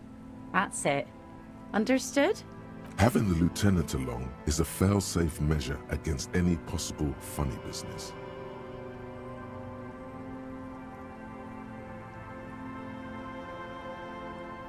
I guess I can come along for a quick stroll. I mean, if the man insists, of course. I'm really sorry. I do, yes. Stroll on the beach sounds nice, doesn't it? All right, I'll see the kids haven't killed each other and we'll meet at Land's End in 15 minutes? She doesn't wait for an answer.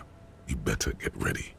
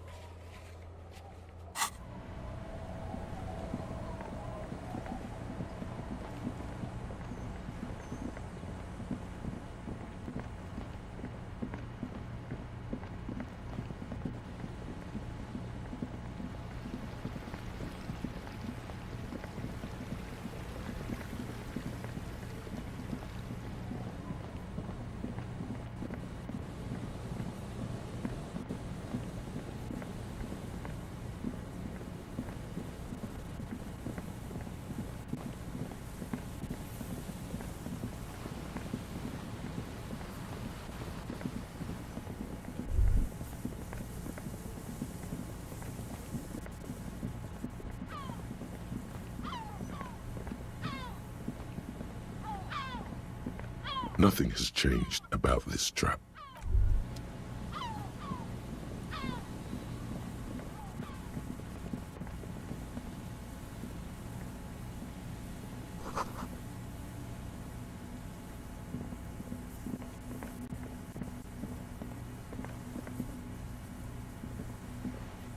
The woman gazes steadily at the waves. A sudden gust picks up her dark hair and lets it fall again. Tousled, wild. She brushes a few stray locks from her eyes, and only then spots you approaching. Aye, so here you are. Early in the morning and the sun is up. And not a drunk teenager in sight. I'm surprised. Know that you're not the first guy to bring a girl to Land's End. This is what the locals call a make-out spot. That is not going to happen here today. I just want to make that clear, Dimples. Across the rusty water, that's La Delta, the financial district. In the mist-covered distance, towers rise as a rebuke to the poverty of this coast. Drinking men aren't known for keeping their appointments.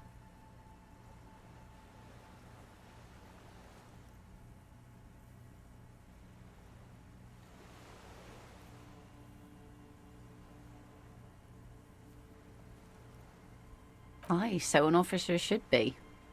All that running around must need a lot of structuring.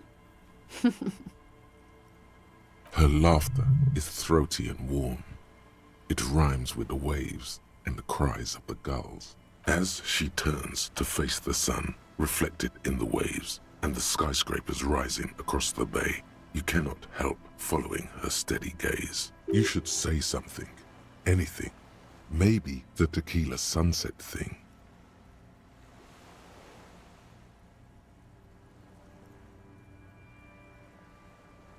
It's a common Revacholian expression. Means drinking yourself to death. So, are you going to keep the name?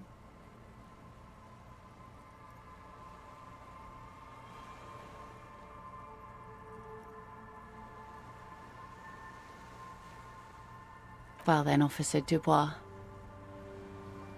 The sun reflected in the waves and the skyscrapers rising across the bay is mesmerizing. Your mind clears for a moment as your senses take it all in. Not just the glass skyscrapers, fragile looking in the shimmering air. River Esperance flowing into the bay. Isn't it strange for this all-powerful thing, the sun, to be so generous towards us? You know, the best time to go out fishing is usually towards sunset, when the water is warmer. The sun also falls on the Capeside tenements and war-torn ruins. An old sea fortress juts out, seemingly impervious to the sheen cast over everything else, shaking you out of your reverie. The sun does little for the dead, and those hopelessly lost in their own minds, or people living in desert climates with sparse vegetation and little drinking water.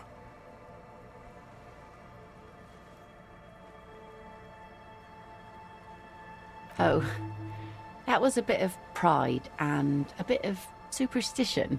And a bit of conceptual unity too, it being yellow and all.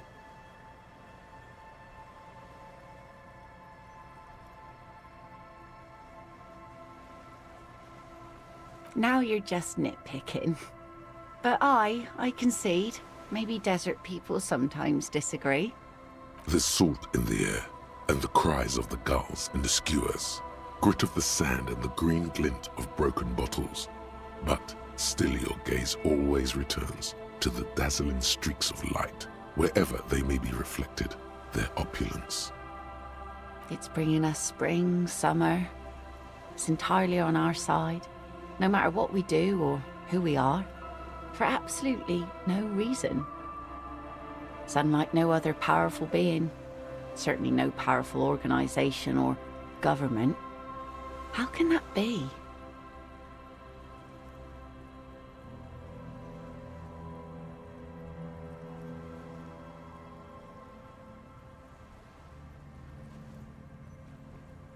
I guess we wouldn't really be here if that thing wasn't on our team. Maybe some general remarks before you say something big. Work your way up to the cool.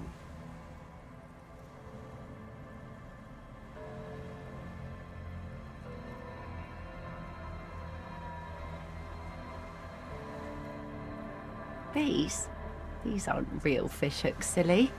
They're earrings shaped to look like fishhooks. A drunk called Rosemary brought them to me. I kept them. She's right. They're made mostly of plastic. A cheap novelty gift you can buy from a flower shop or a kiosk. The wind ruffles her hair as she looks at the light slowly spreading across the other coast.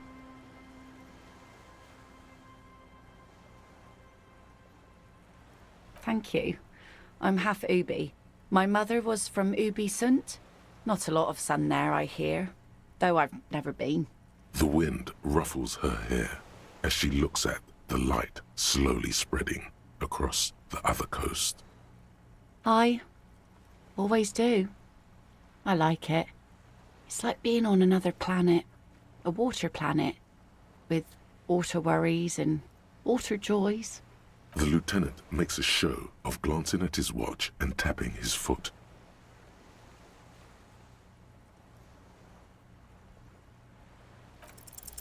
Here we go. 2 different approaches to cap this off with style.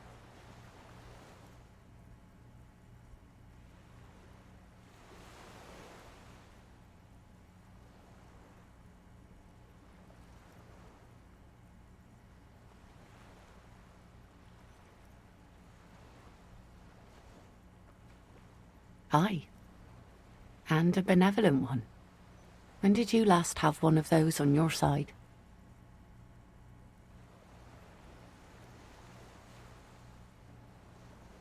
Well, now you have that giant thing to watch over you. So, to hell with youth. You know, the wind's gonna pick up soon, and I have to go, but... Have this. The sun's good, but it doesn't stick things. I've no use for it anymore. No. Men around here are too drunk to pose a threat to me.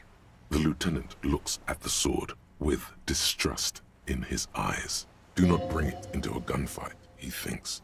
Please understand, it's merely ceremonial.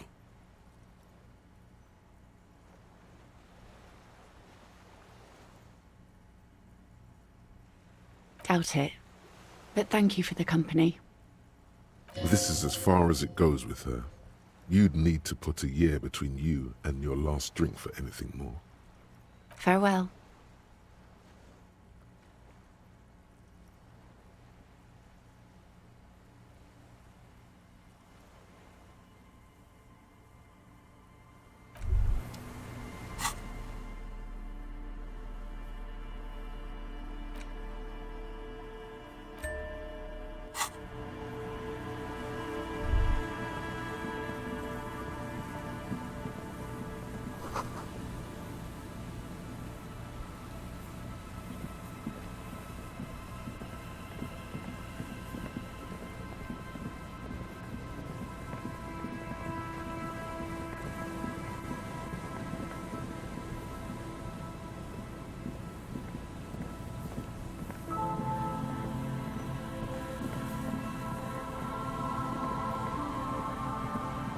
An old door, worn by...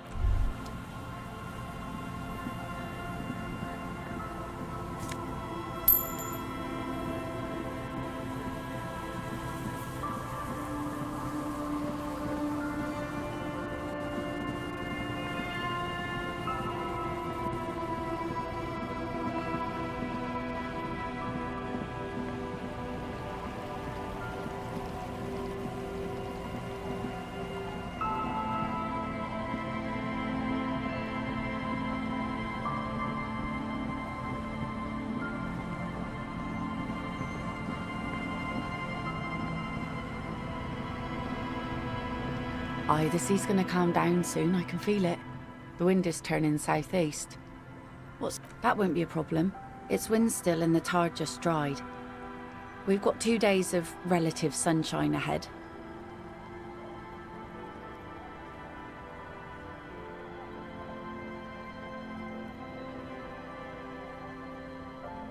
If you promise to bring it back, and no scraping the hull, I just got it nice and yellow. And no drinking on the boat. And no joyriding either. Of course, ma'am. It's only for a day or 2. Official police business. Aye. The crow's feet disappear from the corners of her eyes as she smiles at you. Please be conservative with the fuel, will you?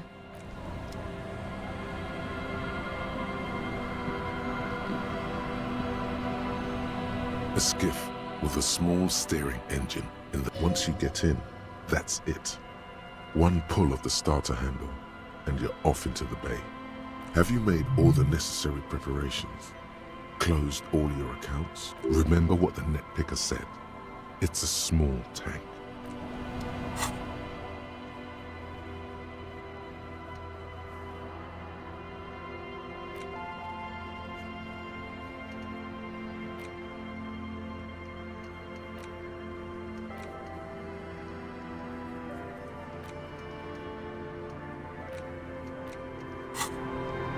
The skiff float once you get... Have you made... Remember what the net picker... What?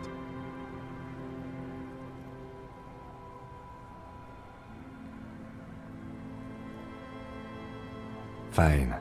Let's blast SAD FM then. SAD FM is a radio station specializing in sad, slow rock songs. You seem to know its frequency by heart.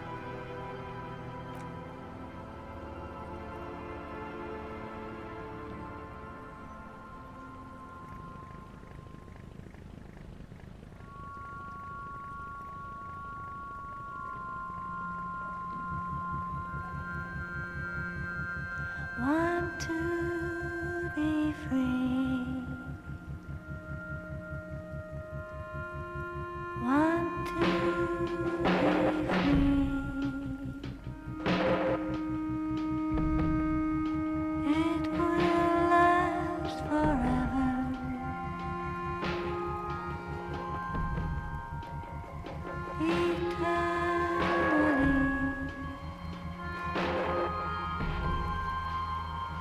Want to be free. Want to be free.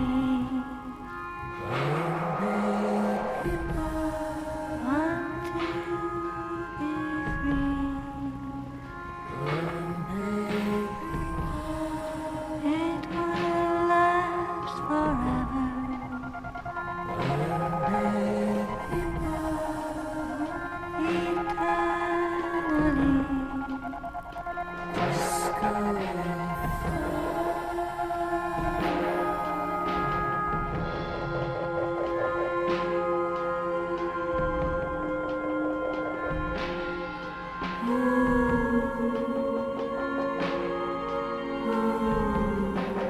Want to be free.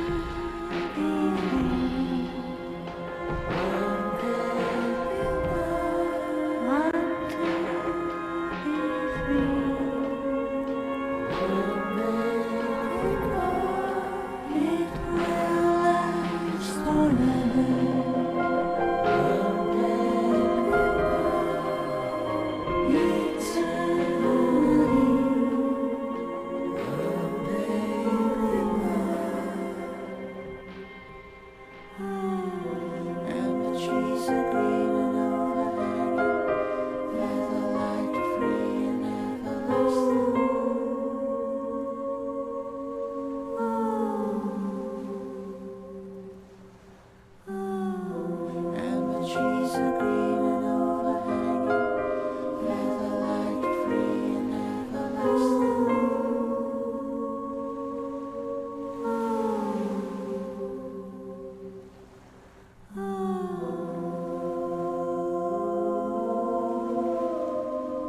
Want to be free.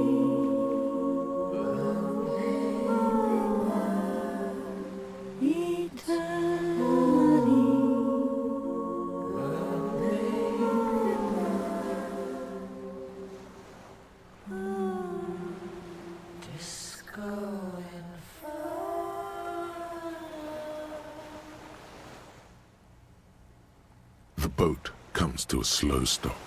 The lieutenant turns the engine off. Then there's silence.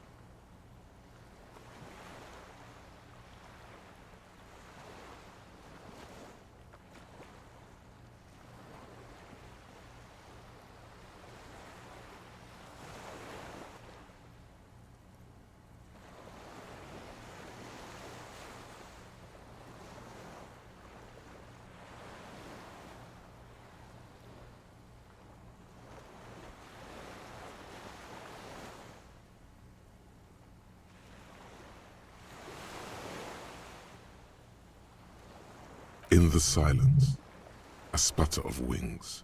A flock of quails takes off in the distance. There is very little wind here today. The ghost is standing still. You look at your arms, then the cliffs above you. Let's go.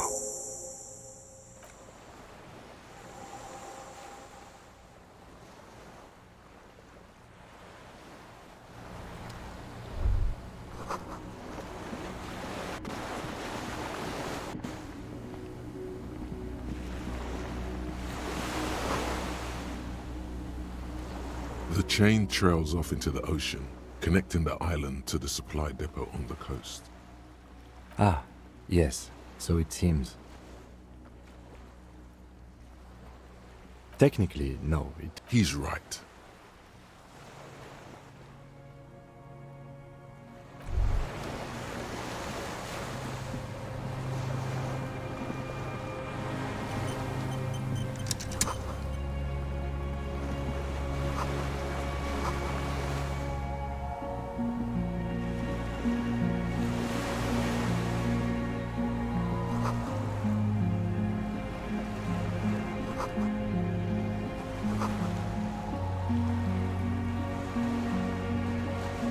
ICM. This feels familiar somehow. It does. The RCM may descend from the ICM. It's impossible to say. It was chaos after the war. The name was good for getting people to join us. Revachol West was mostly workers and criminals. Nice political thoughts rush through your neocortex. It's going to be hard to say them. Carrying around all that weight on a busted crutch is making you pant.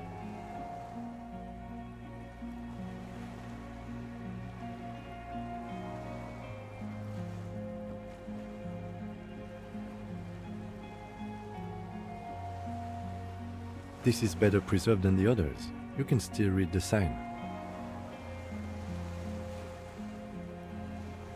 No, an upside-down star. With its horns in the sky, the symbol of the commune. No, that's the uninhabited archipelago. A DeLorean-era symbol. After 44 years? That's not nearly enough to hide what happened here. One of these barrels was still leaking fuel, as you saw.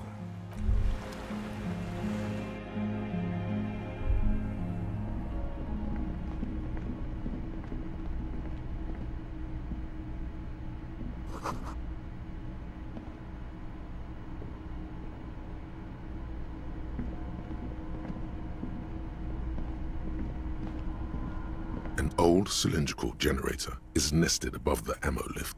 The lieutenant puts his hand on the metal barrel. It's cold now, but someone has been maintaining it. The wiring has been repaired.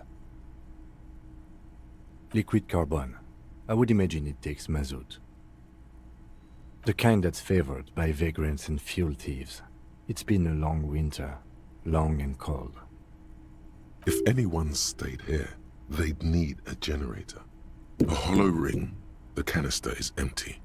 Dust falls from the generator and down into the ammo lift. I don't know. I'm not a philosopher. That is his idea of a joke.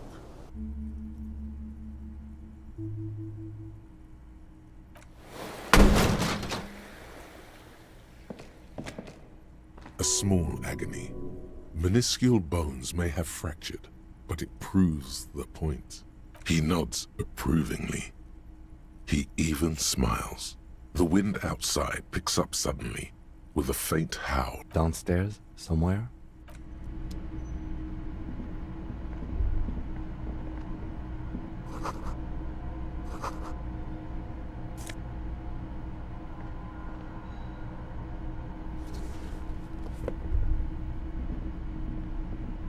Books and magazines lie scattered on the floor. Most are soft covers. Serialized fantastique and detective stories from the 20s and 30s. This disparate digest includes the classic Animal Adventures. Popular depictions of man versus nature by amateur naturalists T&T Harpin. Husband and wife. Widely read by people from all walks of life. Who doesn't like nature? Who doesn't want to survive? Among what is mostly commercial fiction and serialized stories You find a magazine cathodique for electrical engineering. Then it's back to pulp. Light erotica, an international thriller about circuit benders.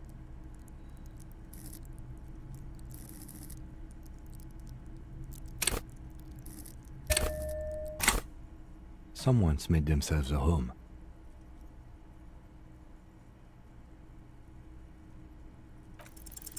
Not that you can tell. This is a digest of someone who you do feel there's something you're not getting here. The print in some of these is pretty small though. This person has good eyesight.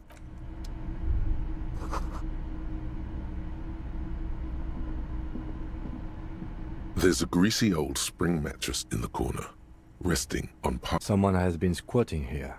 The linen is fresh, recently washed.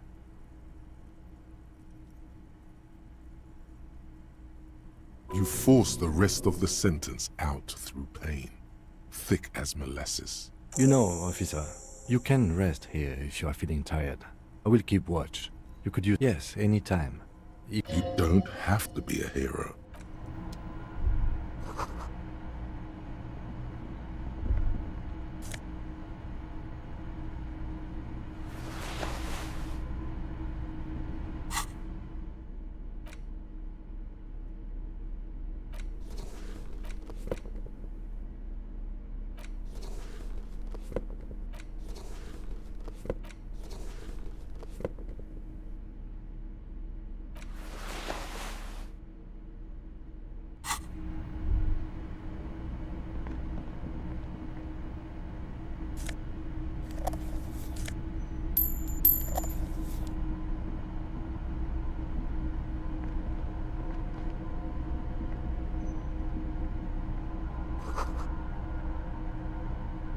You see a small metal door. Maybe this is one of the doors we don't open? Alright, I retract my statement. It was naive. Let's look around and get it open.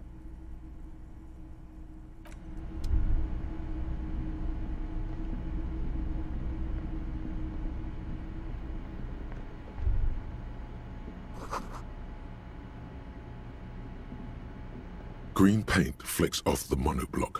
The keys rattle like teeth. This keyboard hasn't been functional in decades. The console, possibly. Urgence, ouvert, allumé, radio diffusé. It sounds like this device was used to control the electronics here. Nothing happens. We need to restore power before... We should look around outside. There are barrels all over. Maybe one of them still has something in it. My kinema. I don't want to do that. The console stands by. The dial slides under the glass. Silently, you make out defunct stations on the UKV frequency. An idea lights up in your head. This is an air-gapped system. Of air, I think they call it. That one. No, I'm not.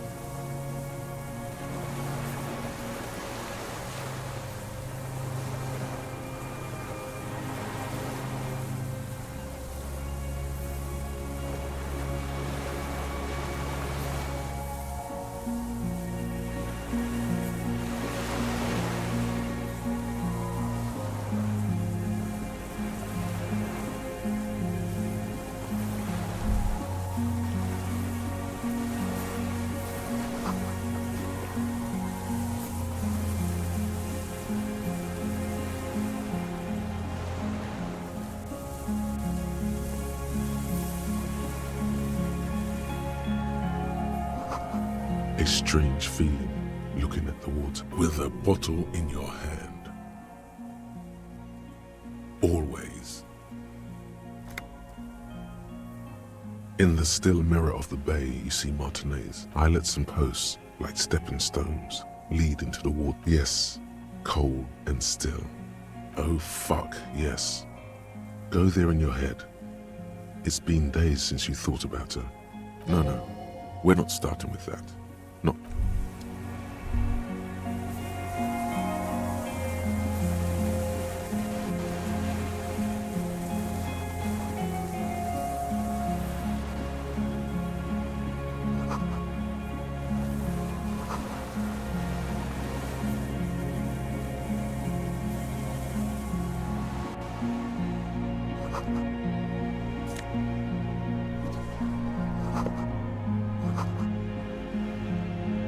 There's a rain-soaked mattress on a concrete slab. This looks like a good place to aim from.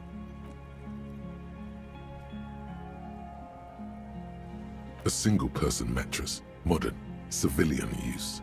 Brand name, Marjorie. There's a fuel stain on the cover, and an empty can of beans on the ground next to it, filled to the brim with cigarette butts. The silhouette of a tobacco picker adorns the paper filter. The brand, Tio Moteri. Contemporary Revacholians prefer Juan, a local blend from the southern islands, or Astra, the legendary cigarette from Grad. Tio Moteri is favored by older men for its paper filter tips, sweet smell, and added tar.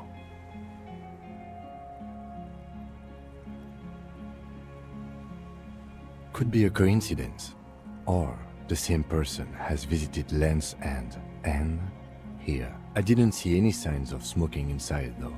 If people live there, they keep it tidy. This here may also be a smoking spot.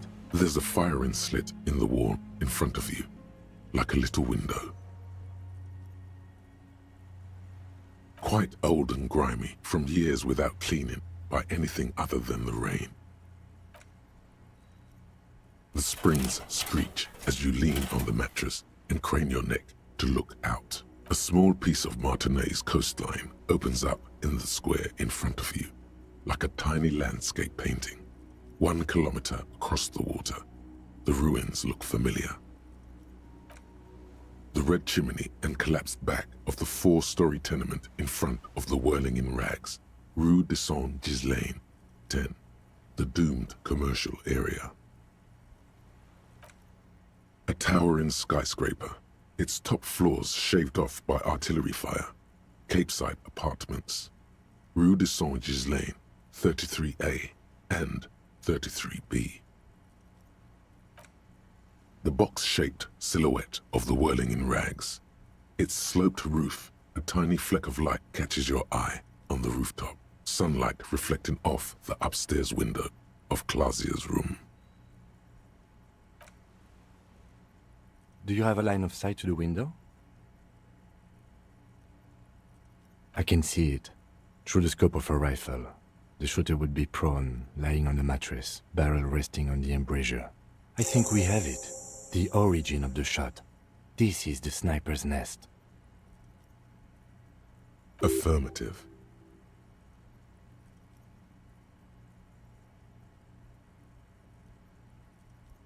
Why? We don't go everywhere in the 1,000-meter radius of the crime scene. That's not procedure.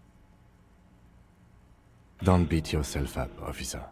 We did not put guns in their hands or get them drunk. The lieutenant pauses. Regret comes over him. We will make up for it. Here. I feel it. Where?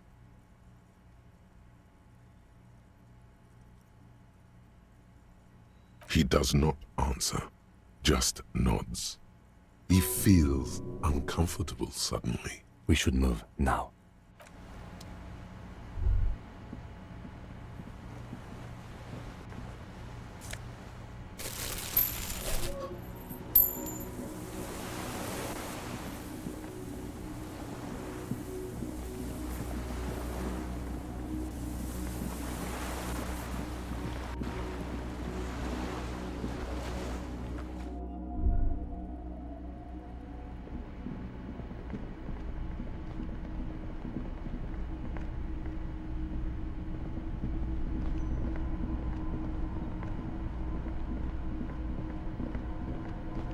This old cylindrical generator. The lieutenant assists you.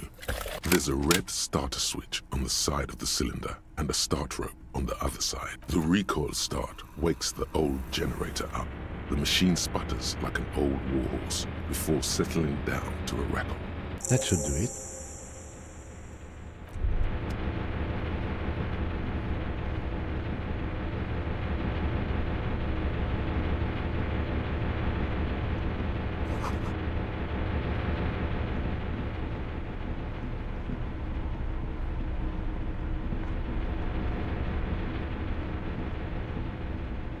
A dim golden glow and It's, I think, yes. Let's see. That one. The emergency open. the blast door opens with a series of clicks. A shaft of light appears, then widens as the light shines in.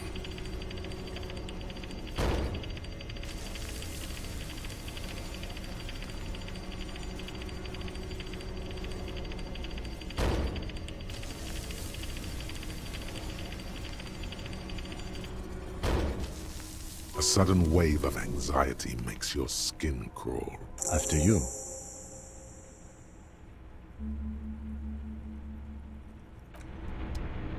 A dim golden glow, and the lighting in the room turns on with a sizzle. A dim ambient orange. The dial slides under the dusty glass, dark and silent. Insular.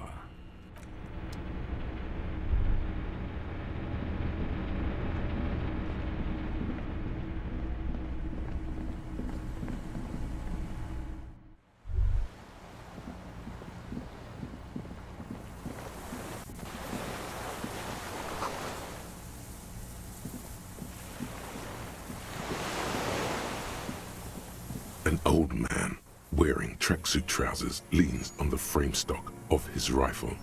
He gathers a big ball of spit in his mouth, then spits it out into the extinguished fire before him. He raises his black eyes, hooded by creased eyelids, to meet yours, unclouded by cataracts. His eyesight is sharp. My eyesight? Yes, helps me see all the shit. A shudder of disgust passes his right side. His left side remains motionless. It's not nice. It's a piece of shit. But it gets the job done. It's a 3-Angong 446. Southeast Samaran made. Exotic. Must be defunct too. No modern rifle manufacturer of that name springs to mind. A Samaran rifle. How did you get hold of one? It was sent to us by our brothers in the Sinyao commune. Military aid.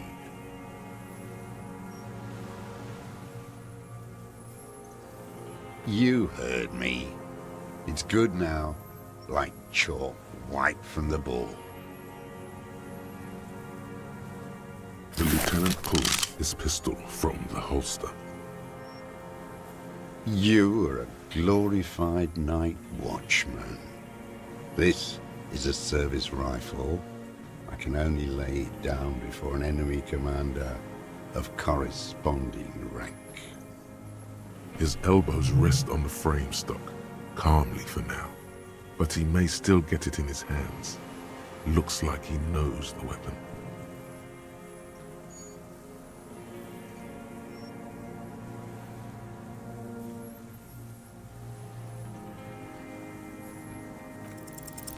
The words, "I am an enemy commander," sound cold as iron from you. And what rank would that be, dog? A big wheel of the 4th Regiment of the Pederast Army. To hell with it. It's a walking stick anyway. It's out of bullets. Like an amputated limb in the sand, he stares on, his wrinkled mouth moving without a sound. The future teaches you to be alone. The present. The present to be afraid and cold. Real music. Real Prolet Kult. That's La Revacholière, not your rock and roll misanthropy. You need to address that remark.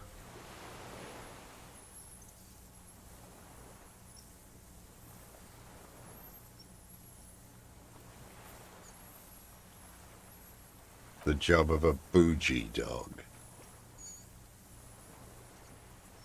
It is the anthem of the world revolution. One of 3. In Grad, they sang Brave Children, favorites of history. How did it go? Something about shooting rabbits. I don't know. I can't remember. It doesn't matter. It's gone now. No reply. His leg twitches. You need to contextualize it for him first. Turn the key elsewhere. The lock is here. He sounds like he hasn't gotten to speak to another human being in a long time. His gaze follows your motions. The rifle feels surprisingly light in your hand. Frame stopped and patched in places with tape and wire. The rifle's in a shabby state, like a crutch that's seen too much travel. Hieroglyphs are embossed into the forearm, made of walnut. On the butt, you see Vespertine writing, burnt into the wood. Triangon, 4.46mm, made in Sinyao. Jacketed, military-grade ammunition, stable in flight, good for hitting something that's very, very far away. As he speaks, he stresses every word. He's liking this. Worn, personalized even. Looks like this weapon has seen a lot of use, hasn't it, sir? No response from the old man. The plastic cape around his shoulders rustles in a small bout of wind. The old man keeps following your motion with his gaze. His right arm twitches suddenly. Some kind of involuntary response? Something is slightly off with his motorics. This looked very much like the murder weapon. It could be used against him to get a confession. In time. My name is Josef Lilianovich Dross, Political Commissar of the 114th Anti-Aircraft Division of the 4th Army of the Commune of Revachol. I am a deserter, a partisan, and a prisoner of war. This is my termless surrender. The Commune of Revachol? Do you mean the ICM? You're a holdover from the... From the Insulindian Citizens Militia, the army of the revolution. I was recruited in Jamrock in 07, trained in the École de Contrôle Orient, and consigned to emergency defense duties in 08. I left my unit on the eve of the landing. When I returned here on May 14th, the Commune had fallen. Still armed and ideologically trained, I wrote a criticism of myself and resumed partisan duties. 51 minus 8 equals 43. No. I've been on other islands, too. I was an resurrection until they turned it into a spa in 18. 43 years and 10 months. It's too long. It's not how a human being should live. But I couldn't just forget what I saw. What have you been doing during all this time? Hiding, fishing, waiting. Where the afternoon grows late, on Rue de Saint-Ghislain, people walk home. Street lights will soon be lit. Further inland, the streets are alive with workers, men, women, children, street hawks and migrant laborers. The temperature is steady. Two police officers step out of the Whirling in Rags cafeteria. Satellite officer Jean-Vic Mayer inspects a series of burnt black letters splashed across the plaza mosaic. Patrol officer Judith Minot points west. The fishing village. She glances at her watch. We meet in 15 minutes. It's a 10-minute walk. The officers go, leaving behind the writing, still smoldering. One day, it says, I will return to your side. Always waiting. For her to return. Her who? Girl child. Revolution.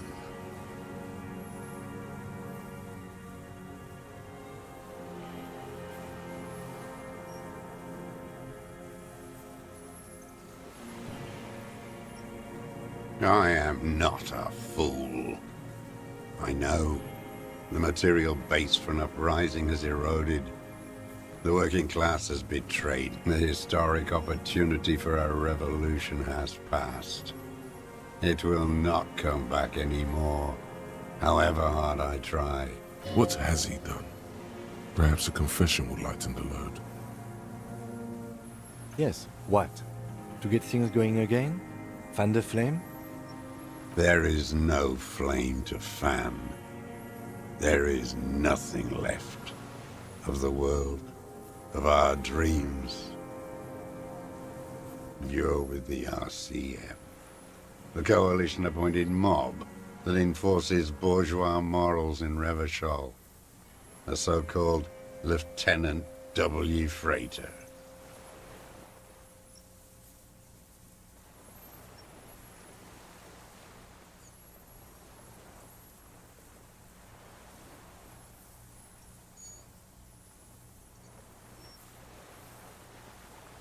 You're the RCM. You represent the Moralist International, the enemies of humanity who took this city. I represent their adversary, le Parti Communiste d'Insolande. Take me to them as a prisoner of war. I have relinquished my weapon. I can no longer serve. No soup. A spray of blood from his mouth on the black charcoal in the fire pit. Rene, the royalist on the coast, said,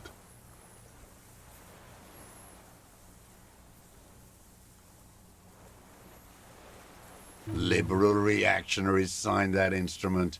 Traitors who should have been burned alive. I answer to the Communist Party.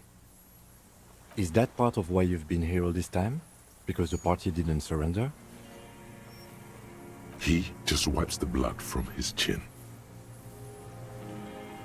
I don't think you did. You live in a delusion. Ray, there's nothing serious in this world.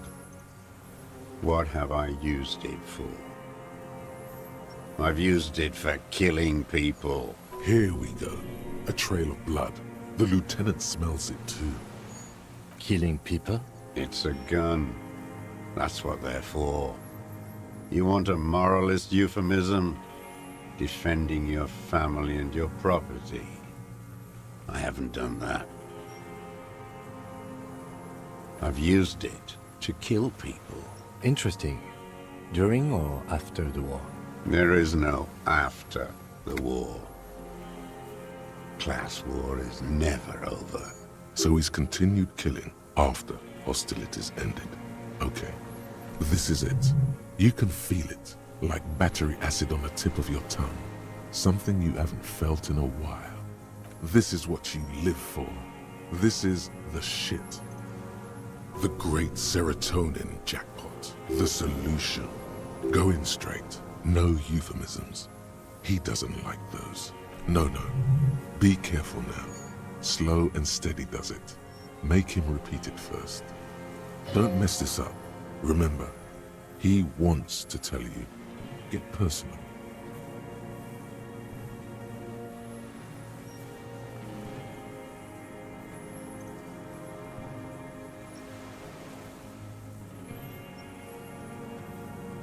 The who now? He heard you. He just wants to hear you say it again. This is dramatic flair on his part. Right choice. We're in. Do it, sire.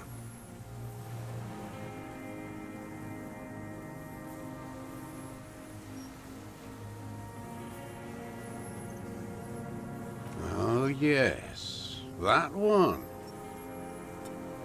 Ugly piece of work, that boy. Did you kill him? I am a son of a welder and an officer of the commune of Revachol. I do not collaborate with murderers and pederasts of the liberal regime. Exhaust him with proof. Pile it all on him. Get a confession.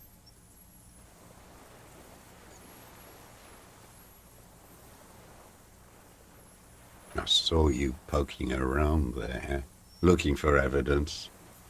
You're damn diligent when it comes to dead fascies.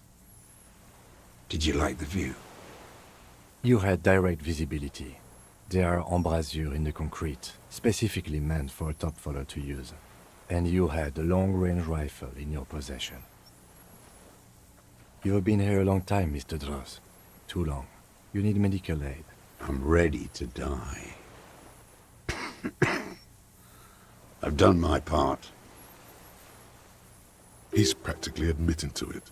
Dead fascists for fascists. Done his part.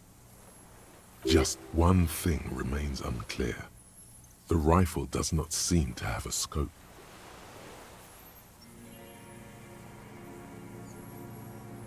Forget about your stupid fucking scope. I don't know where it is. Find it yourself. It's your problem now. He lost it. He just doesn't know where it is. Forget it. Push on.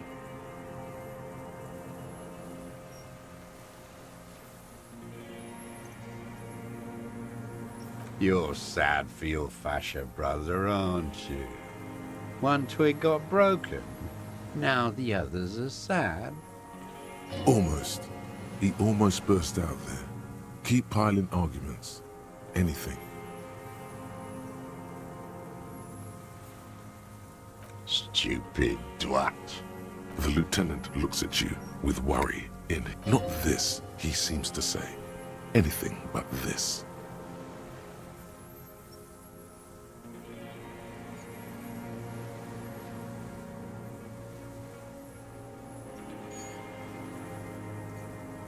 Matter does not behave in such a way. Though your brain is rotting from the radio. He does not answer the provocation. It does not look like he thinks this approach. Yeah, this just did nothing. But still, somehow you knew it was a communist. Standing there, slack-jawed. Not a lot of guns around that use military-grade ammunition, are there? It's a real gun. Not like your musketeer pistols. You look like imbeciles. Why don't you ask them to give you real weapons? Going against automatic rifles with these toy guns. Of course you got those boys killed. Damn, he saw you. He's watched it happen. He would have a good view of the tribunal from here. It's not just empty boasting. So he saw you. Okay. So what? Don't let it divert you.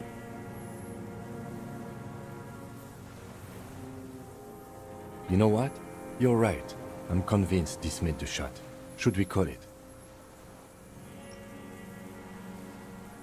Good. This feels good, doesn't it? Tearing things up like this. When you have the murder weapon, you have the... Murder. This pushed him, but not enough. Just a little more. You see the lieutenant watch you. Try. I'm sorry. This didn't do anything. Officer, a word?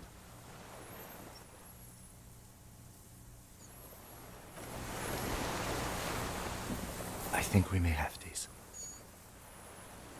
From nothing to this in a day. This is good, Lieutenant Gefreiter.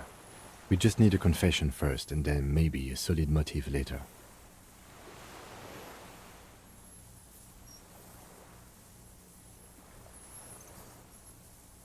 Good. We are doing very good. He wants to confess, I can see that. We just need to pile it on a little more. The more... You hear that? He thinks you're this close. He's a communard. The victim was a mercenary. From Oranje. If everything else fails, get him talking politics. You could even tell him we already have a motive. Remember, he wants to tell us, but he doesn't want to help us. It needs to look like we already have everything.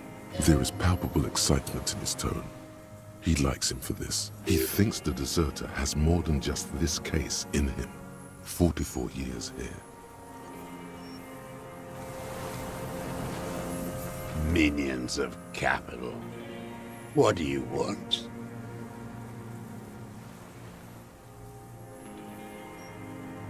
Petty bourgeois law. A drop of blood in the saliva. Tear into him again. Lie. You have a witness.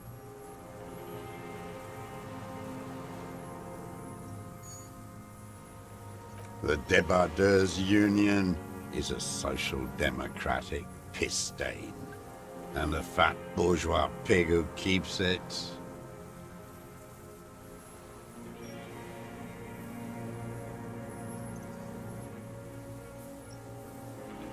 Never trust a social democrat.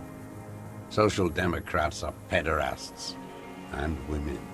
They're the real enemy. Over?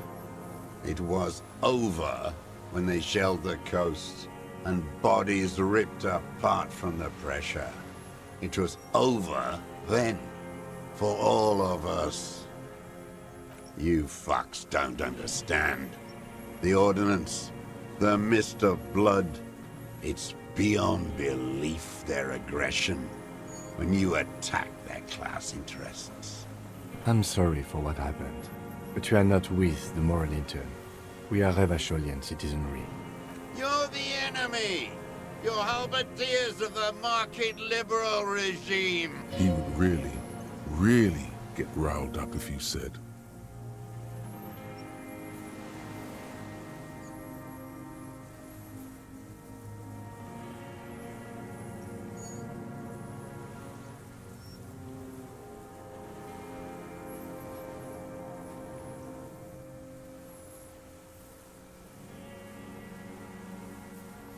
Stabilize. That parliament will be the lock on the cage. It won't stabilize shit. You know who he was. A coalition-trained murderer. Armored and armed. He wasn't human. The blunt end of a hammer. Dripping with blood. Beating us to the ground. Moaning with joy. You hounds get so thorough when a company-trained killer dies. I haven't seen you on this coast for 40 years. You know, maybe I should have killed one sooner. Got your attention. Now you stop beating druggies and prostitutes in your basement. Now you come to investigate. this is it. Shot him. Shot him. Say shot him, not killed him. Oh, the inhumanity. One paramilitary less in Revachol. The lieutenant raises his right arm to hush you. Hush. He does not need to be pushed anymore. The ball is rolling. I had them in my sights. Both of them. Him and the whore. I was breathing with them, in phase, and I pulled the trigger and flew on the air until I landed in his mouth. I didn't think I had a shot like that in me anymore. I did. I saw him kneel there with his mouth full of death, and that stupid look on his face. Nothing. I went to sleep. Next morning there were Maybells everywhere. The world was white, or what's left of it anyway. my love. And so they did.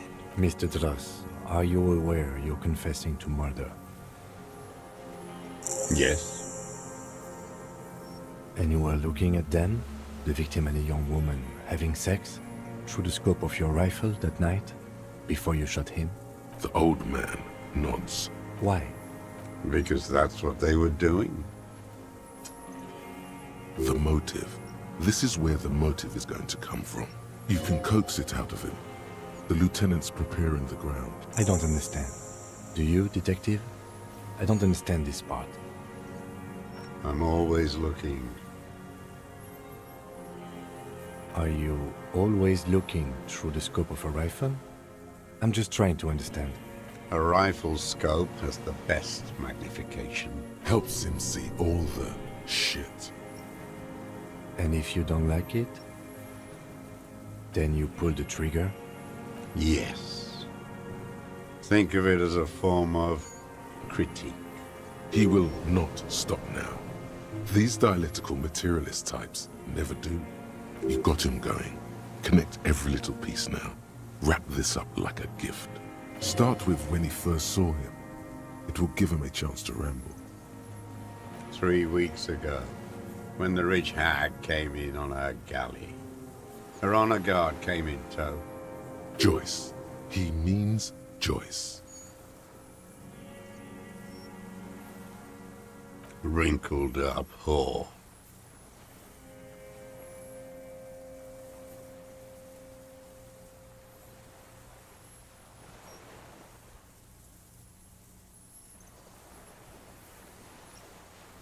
Black sexual morals are a bourgeois ploy.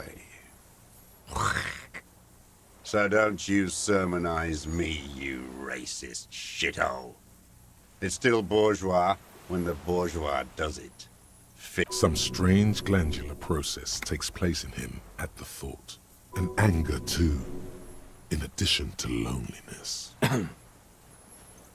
They moved into a deserted apartment above the roundabout. Radio equipment out for all to see. Reactionary radio playing, sloppy and drunk. I've seen their kind during the landing. Those Occidental and masked phalanx weren't hurting the strike breakers like that. I kept an eye on them.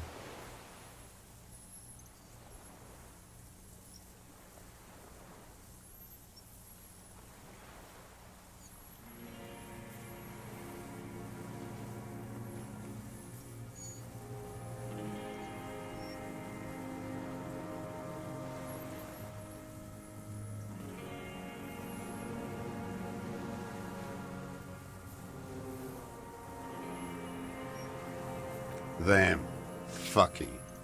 I didn't like that. Jealousy is a reactionary concept. I didn't like the Reaver enjoying himself. Drugged out, soothed in the arms of a young woman. I wanted him to die so he could not enjoy life anymore. And I wanted to see his head explode. That, too. She should know better than to hold a child murderer between her thighs.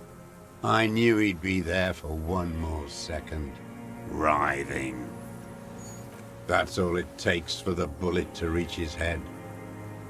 Now that I think of it, I wasn't aiming for his mouth. I wanted his brains to spill out on her.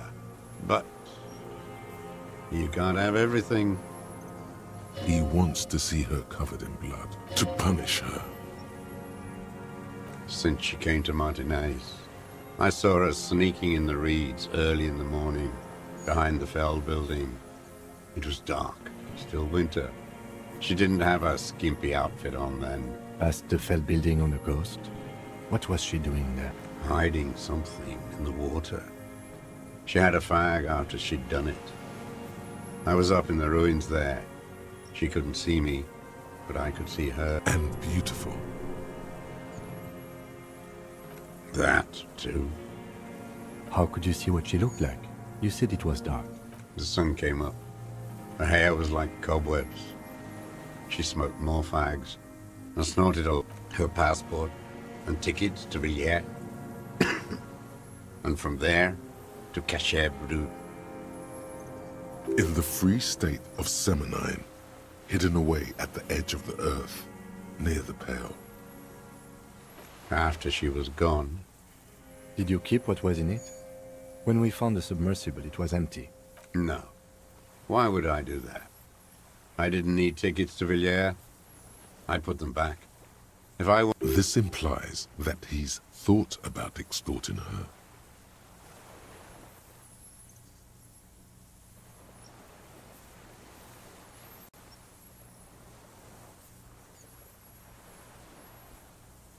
I did. She had a face like an archipelago, with those birthmarks, and a body hard and lean and bruised all over, black and yellow. I could see she's taken a beating. I could see who she was, too. A spook, on the run. Revershal's the cloaca of capital now. All the bagmen and arms dealers end up here to do drugs and have sex. You could tell she was a spook? From the documents? She had different color hair on the photo, and glasses. Forged.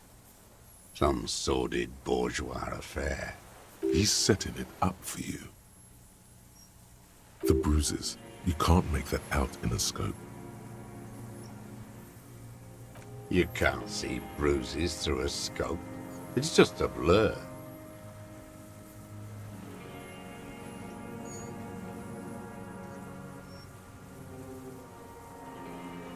I have my ways.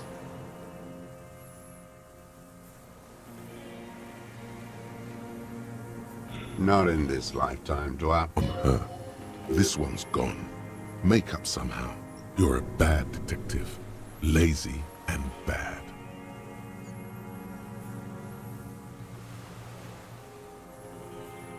No, it's not. Fix this now. Move on extra carefully. Be incredibly minute. Her. The lieutenant nods at you in acknowledgement. That's it. Motive. We have it. Where is she? I haven't seen her there for days. Safe and sound, sire.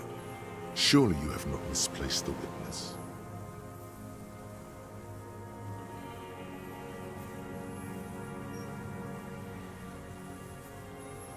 Good for her. That girl kept staring into the scope, you know. In the end, at night, crying or smoking on the roof, like she knew I was here. It doesn't matter. Midtown, across the Bay of Revachol, snow falls on 40-story towers. On the platform, a young woman is withdrawing from amphetamines, barbiturates, and alcohol. Across the water, on a dilapidated jetty in a nameless village, made of grey cinder block houses with Eternite roofs. 2 police officers. He's there, doing what exactly, I don't know.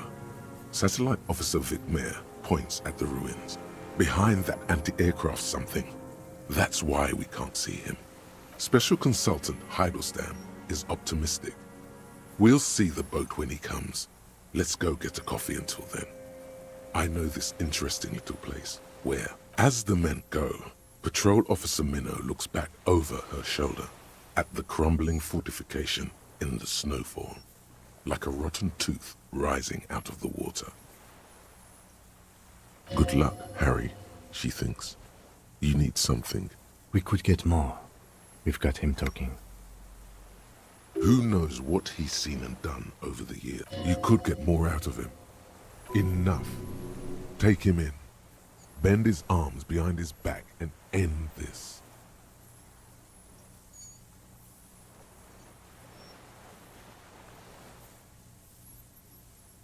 A tragic comedy. Druggies, prostitutes, and rentiers. Imbeciles. What? But you said I would be taken to the... The wind picks up. The silence on the water is broken all around you. Little shivers of waves appear. Your wayfarer rights have been suspended. Information provided to the officers on the scene will be used against you by the prosecution. You will be given legal counsel within 1 week and must face court in 44 days. Do you understand? Do you understand? But... No, I don't want to. I have to stay here. He's sweating. Beads are forming on his forehead. Pupils are dilated too. Eyes getting blacker and blacker. Your confirmation is not required, sir. Now on to the boat.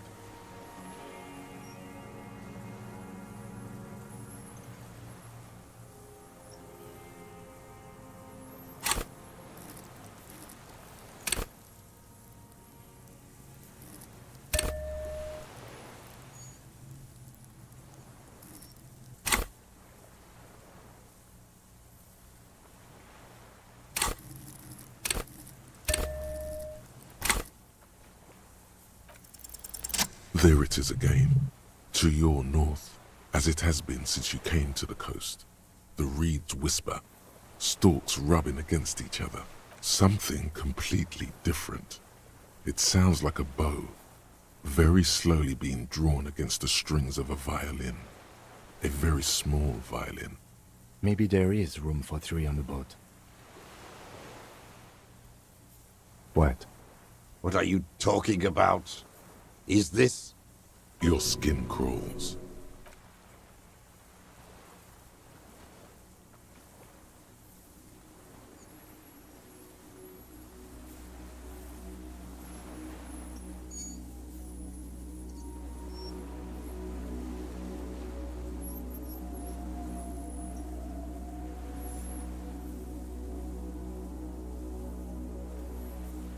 A delicate tangle of arms and legs unfolds from the reeds, limb by limb, to then just stand there, moving its scythe-like arms in ghostly silence. What are you talking about? There's nothing there.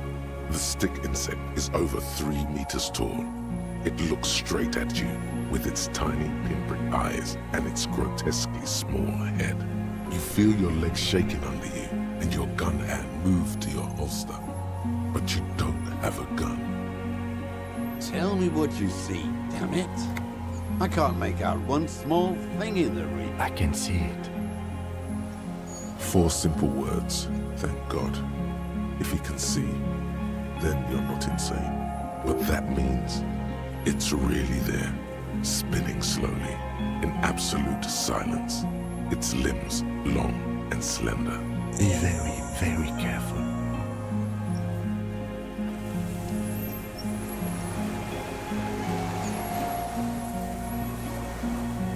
What is it? What do you want from me? Nothing.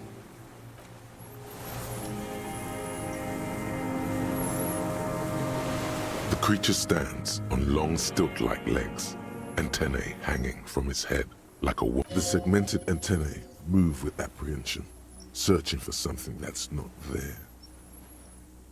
Reed-like tufts stick out of its joints. As the insect moves its forearms, it produces a faint hiss. The hiss is different from the strings you heard before. It says something else in a lower pitch. It is. You glance over your shoulder. The lieutenant holds a piece of milled aluminium. He begins to pull it open. No, the flash will scare the creature off. Warn him now. We need a photo. No one will believe us. From the corner of your eye, you see a sudden cascade of motion ripple through the phasmid's limbs. I am not palatable. Do not eat me. I am afraid. With the sound of metal sliding against metal, you see the phasmid turn to him. its mandible antennae reaching out. The motions are quick.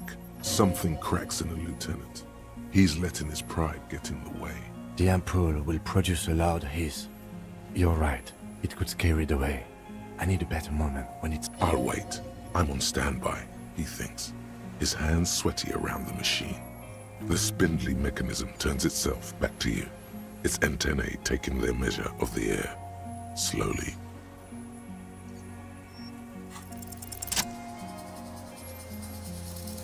Slowly, with your breath held, you take 2 small steps toward the phasmid. The creature lets out a series of ultrasonic clicks that swarm around your head like swallows. Like laughter, a sort of happiness. Hissing and clicking, it extends its mandible-like antennae to greet you. You're right below it now, looking up at the colossal chitin of its white limbs. The head of the creature is crowned by reeds. The insect stops its stridulation, seeming to observe you. Below its crown of reeds, little pinprick eyes detect motion, glittering. The world stands still around you. Suddenly, there is silence. No. Stop. Be afraid. The invertebrate comes back to life, stridulating. Sets of complex eyes follow you, moving in tandem. No reply. A total ancient silence comes from its mouth. You were right. Little bubbles form on the mouth parts of the creature, on its segmented lower lip. The faintest smell, like you've never felt before. Careful. It may be poisonous. The foam slowly turns a darker shade, like burnt caramel, as the insect moves its mouth parts, letting out that same smell, like summer burning. Nothing. Its simple eyes give off no flicker of light. No one is home. The twitches of its limbs are insect-like, unknowable. It's spread too thin among its limbs, performing incomprehensible operations on the world. Okay. There is no change in the insect's motion while it's being aimed by the camera. In 3. If it moves, you jump back. I'll shoot. Here we go. The shrill flash of the camera cuts the air like the blade of a sword. The phasmid freezes in its bright light. Head turned toward the lieutenant, hypnotized by the flash. It stands frozen before you. The sweat on your arms feels cold as ice, as if you're frozen as well, in the shadow of this great statue of chitinous marble. I got it.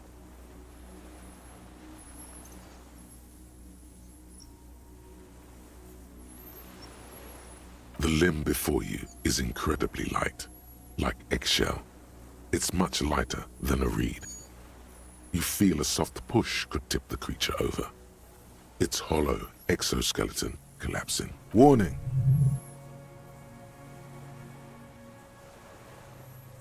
A sudden shiver passes the limb. Looks like the creature is awakening.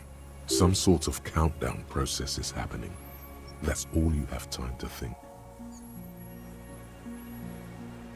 Another shudder pulses through the creature's limbs. It jolts back to life, like a record continuing where it left off, in a swaying, praying motion. Even the small black pearls of its eyes do not stray from you. As you back off, the phasmid also takes a step back into the reeds. Something tells you the next time you engage and disengage, it will probably flee. The arthropod follows you with its antennae. As you back off, the cracks and hisses of the tape that's come to its end grow more distant.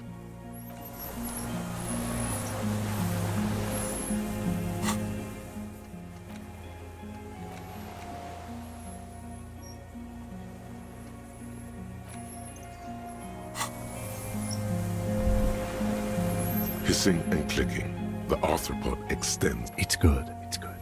Don't worry. For a moment there, the arthropod towers above you, just like in the picture. Oblivious to your the insect stops its stridulation. Suddenly, there is silence. No. Stop. Be afraid.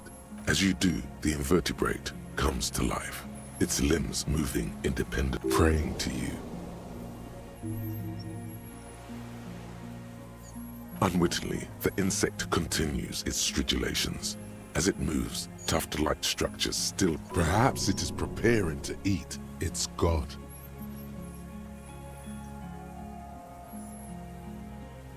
No reply. The invertebrate stops, raising its scythe-like arms and tilting its... It's good. For a moment, the arthropod, as you're turning away, the phasmid mirrors your movements, stepping on the water, the long limbs carrying its feather weight without breaking its surface.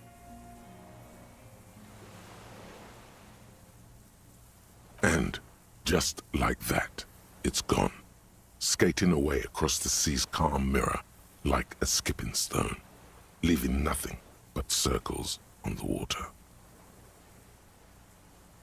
And something under it, in the place it stood, bobbing there, among the reeds, a collection of items. It's gone.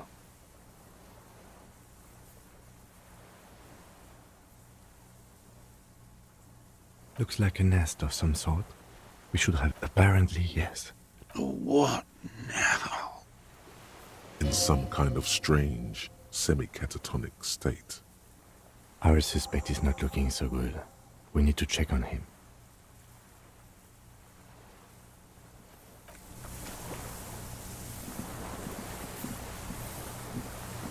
What is it? What do you want from me? See.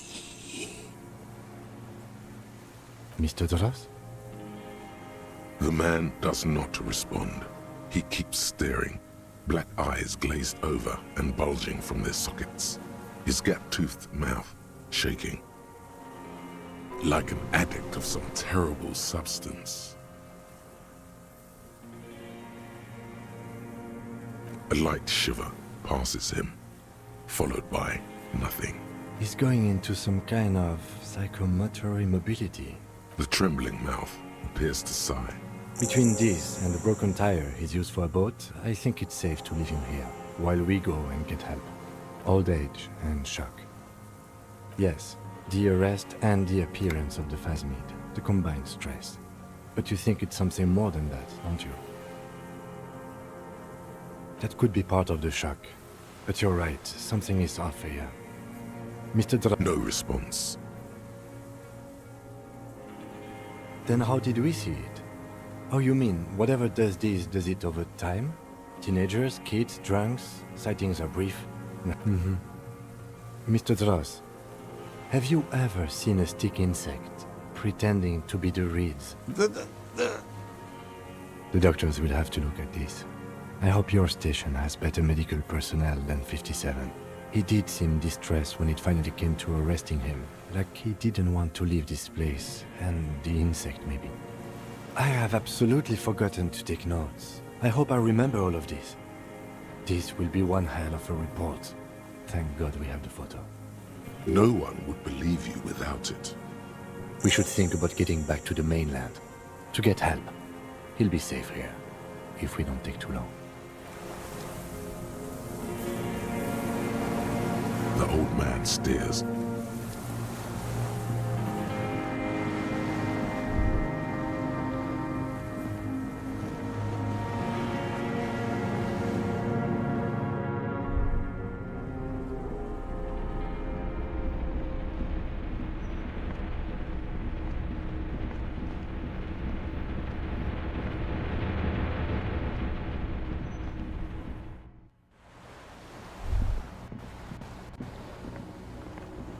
The dry grass crackles under your feet as you stop. The flock of quail departs. Now more than 100 on the islet. There is almost no wind, just like a silent orchestra tuning at the of great importance to the few who attend.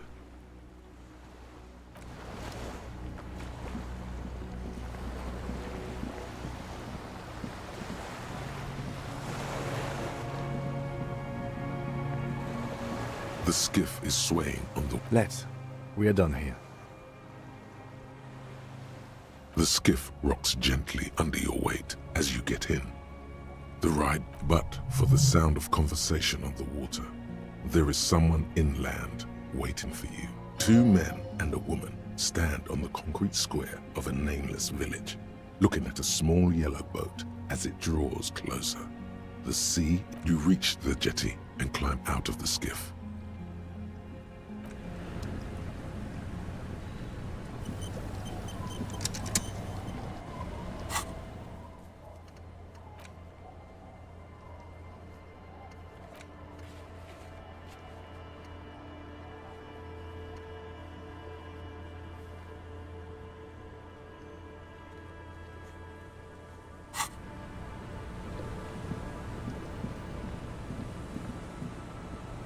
Look what the tide brought him. Harry, you're bleeding all over the place. You're half dead. Whatever this is, it is completely unimportant compared to what you've just seen. This is the man with sunglasses from the Whirling in Rags. But where are his sunglasses? That's right. And you're bleeding.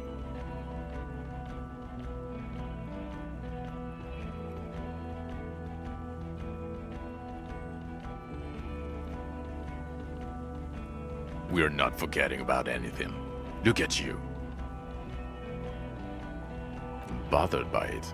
Harry, you look like you need a fucking organ transplant. Oh, fuck it. Let's not get into that. That's right. And you're bleeding. We're not forgetting. That's right. And you're Hello, I'm Trent Heilerstam. I believe we've met on several occasions. I'm your goddamn partner, Jean Vicomar. And this is your special task force. Or what's left of it.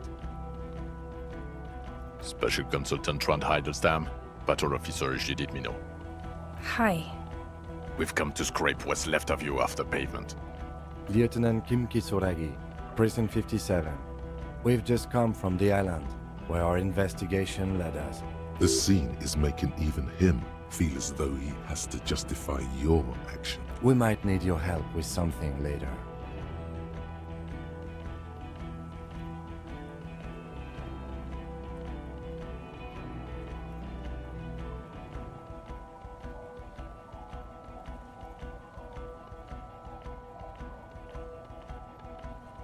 As if he recalled that he's in fact a decorated police lieutenant and not a naughty boy. But this is clearly a departmental matter, so I'm going to leave you to discuss it among yourselves. It's good to meet you, Lieutenant Kitsuhagi. Ari, we want to help you. Trent, I believe this is where you come in? This is the horse-faced woman.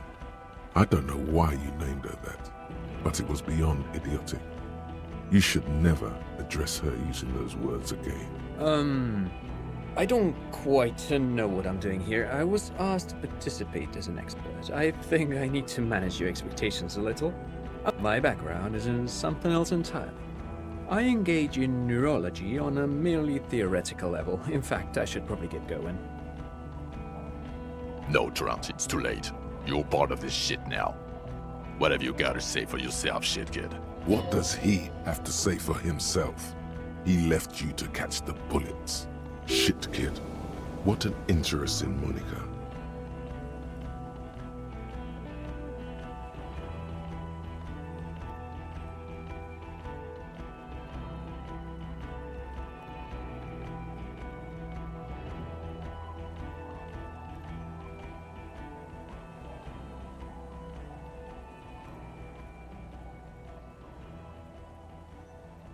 Yes, I'm Trent Heilerstam.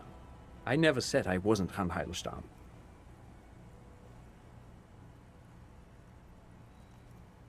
Mikhail?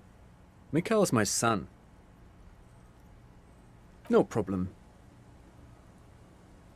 What indeed?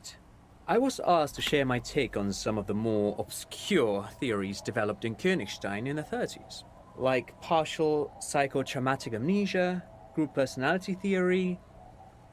He's here to see if you're insane. He is smart. Let's move on. God damn it, Harry. You told us to fuck off. You said we're cramping your style. Your detective god. Fuck everything. All we burn. Detect or die.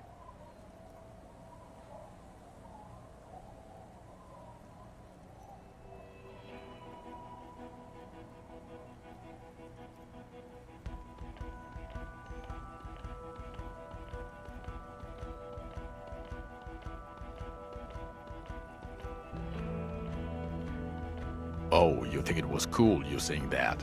Aesthetic somehow? You were crying when we got here. Breaking things.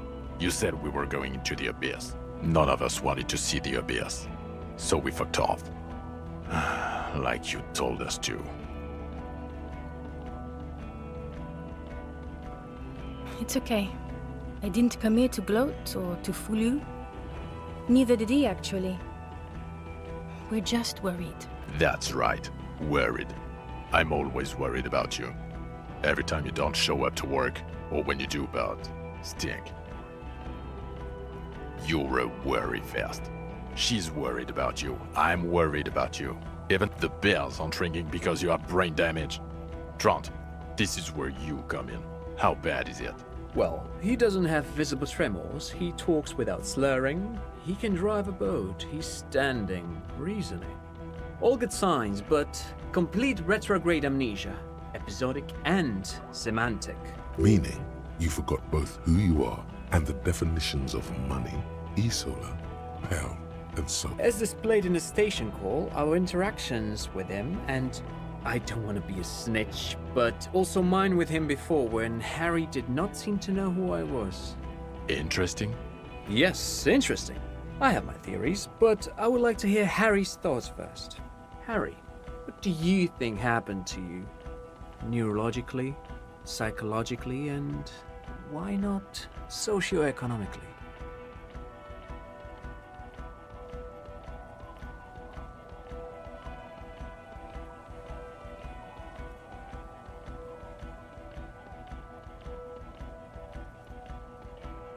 Psychotraumatic amnesia, Trant?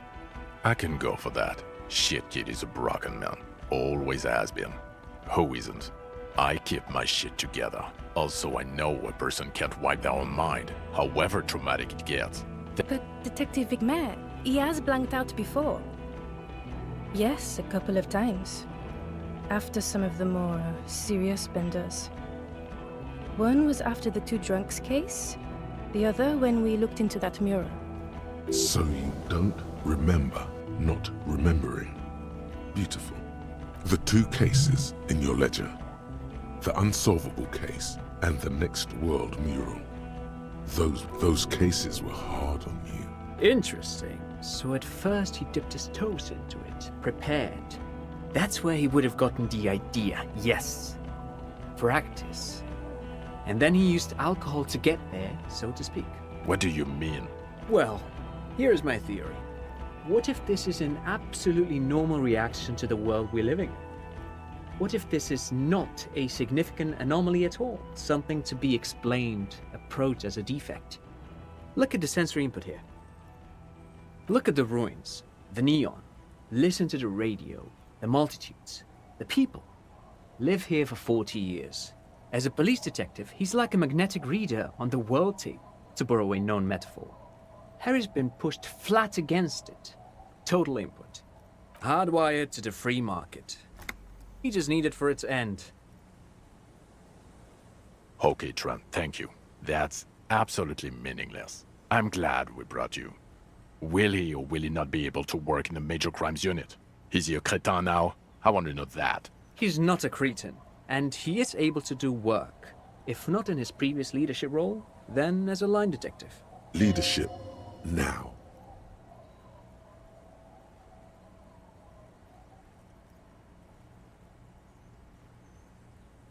No one even mentioned that. I misphrased my question.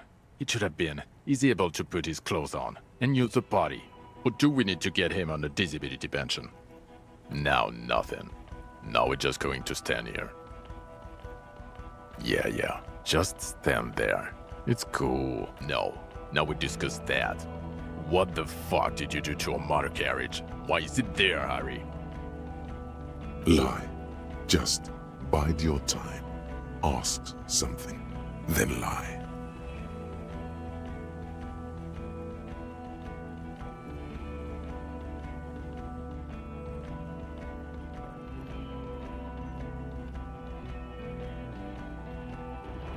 Oh, well, if it wasn't you, then it's okay. You only let someone steal a 45,000 real police vehicle, drive it into the sea, and then just left it there. For the record, you pressured us into getting it. It'll be cool, Jean. We'll have wheels, rapid response. I was fine being an equestrian cop. I hope you're fine driving a bicycle. Don't answer that. Your badge, Harry. Show me your badge. In a rush to demonstrate your badge, your eager fingers can't sustain a grip on the smooth plastic, and the badge slips out of your hand.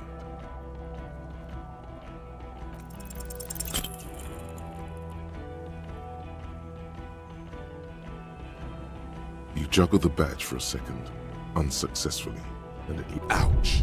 You strained your elbow trying to catch that stupid... He found it. He found it, Jean. It's his badge. And your gun?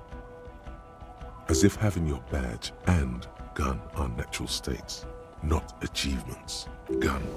Yeah, you don't have that. Maybe you can philosophize your way out of it. Here we go again. Lost gun, trying to terrorize you.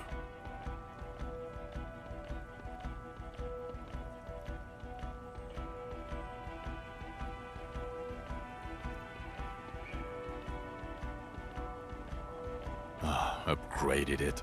I don't care about your weapon mania, Harry. I only care about your official sidearm, which you lost.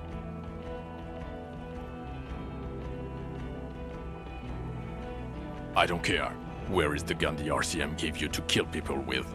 I knew it. I told you it didn't have it. This isn't cause for celebration.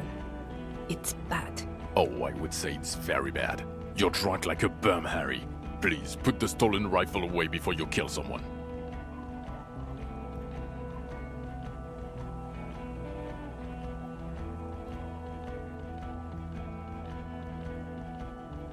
Well, you let the suspect escape, classy as something, because you were too drunk to assess a flight risk. We've read the reports. Lieutenant Kitsuhagi's. We know.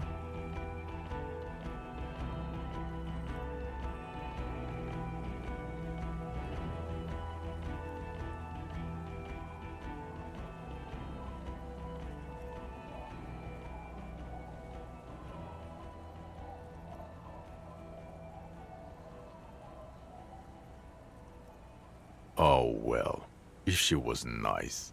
I'm not even gonna get into the other suspect, who also escaped.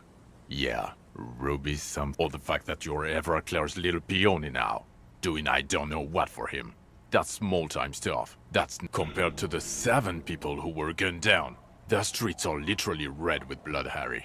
It was fucking mass murder. He did everything he could. We did everything we could. The company hired and vetted mercenaries. Lieutenant Dubois got between them and the locals. Here comes the cavalry. He did so at considerable risk to his person. Remember, he was shot. We stopped an execution, not a negotiation. The loss of life was minimal compared to what it could have been.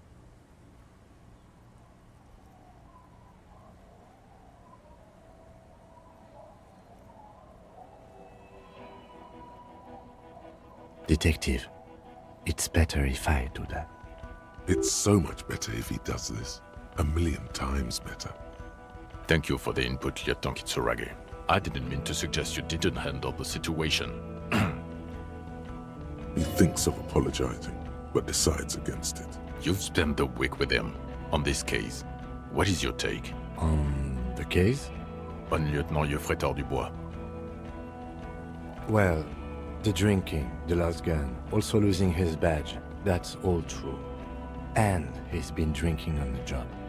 The man sighs deeply. Then there's the superstardom.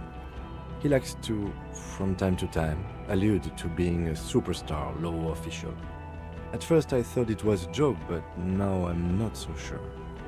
He says disco about 20 times a day. It's worrying.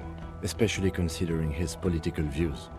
Detective Dubois is, as you may know, a Mazovian socio-economist. He wants to liquidate the ruling class, which, again, for a police officer, is a little odd. You should yell something.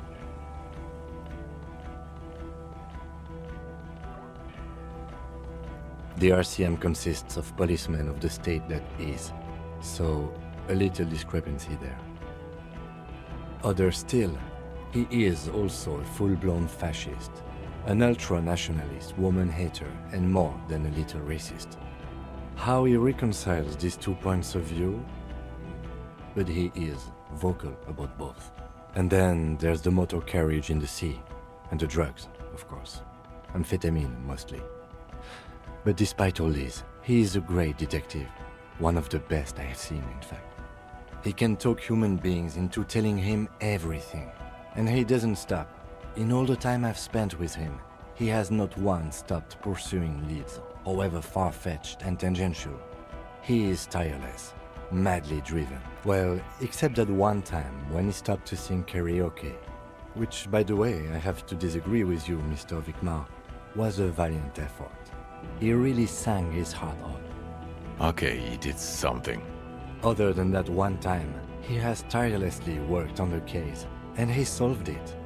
We have a confession, a murder weapon, and the perpetrator, locked on the island right now, awaiting transportation. He apprehended a straggler who stayed hidden for 50 years, ever since the revolution, who's probably committed other murders over those years. Oh, and he also discovered a new species. A new species? A colossal stick insect. It was on the island, camouflaged as the reeds. It unfolded from the reeds. I think we may be dealing with the Insulindian phasmid. He takes out the photo of the phasmid and shows it to the officers across the yard. The wind blows, flapping the glossy rectangle in his hand. You hear gasps beneath the howling of the wind. As you can see, it's about 3 meters tall. In fact, we think it may be the largest land invertebrate ever discovered. Fucking hell is that? Is this somehow connected to the case? The killer did not seem to be aware of the phasmid's presence. Exhibiting a strange, atypical dementia, he fell into a stupor after its appearance. He became near catatonic.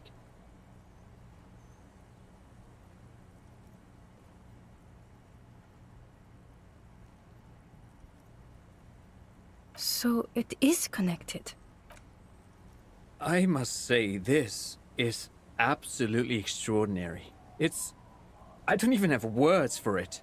Yes, it really does make it hard to fire the drunk. This is a very, very sad man who has just seen something that's made him forget his sadness. Now you make your case. Now is the time. Now or never. What was that? It sounded like you set up a nightclub in the church.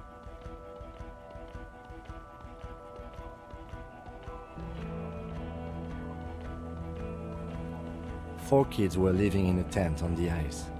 They were going to drown when it melted. It's not optimal, but the building was abandoned, so he put them in there. It's okay. It's not that okay. Get off this subject now.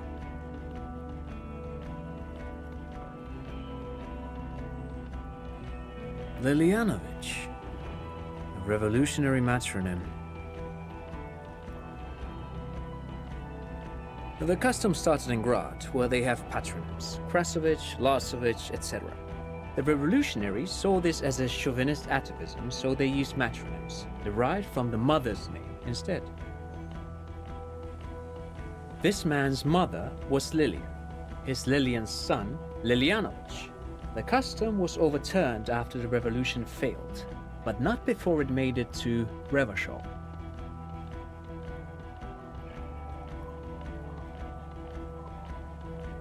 So, it is what a soldier of the ICM would be called.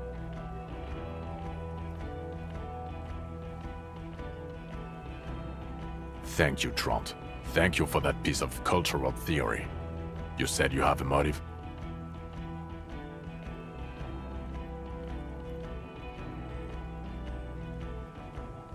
Of course, excuse me, I just thought it was noteworthy.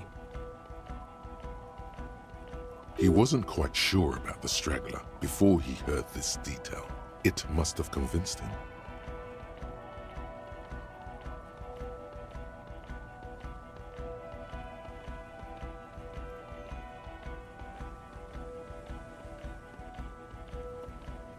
And it worked?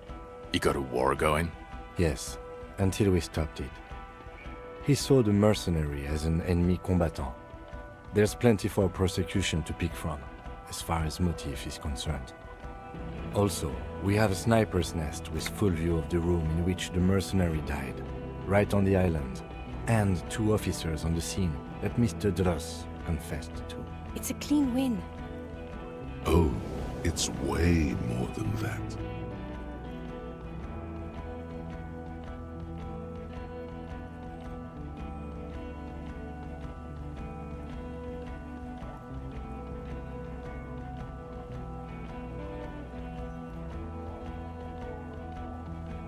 Masterpiece. Get over yourself, Harry. I can still smell the booze on the wind. God damn it. It is bad. Even you can smell it. Chin up. Keep focusing on the positives here. Yes. Fallen through a gap in a boardwalk. Drunk. The body was transported to Precinct 41, our morgue. I had Tilbrook and Mullins take care of funeral arrangements and... You're not the only cop in the world, Harry. This all comes back to us. Still, good work with the missing person, Detective. It's still a point for you.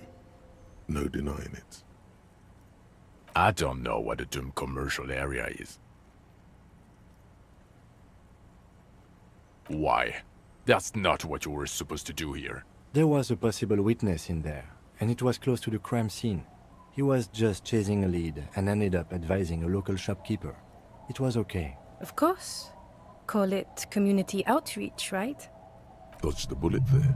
For a moment it seemed like you were just wasting time. Who's Kune? You don't want to know. You're right, Lieutenant. I don't. You snorted the drugs, I know you did. It's alright. I mean, at this point, anything is but the drink.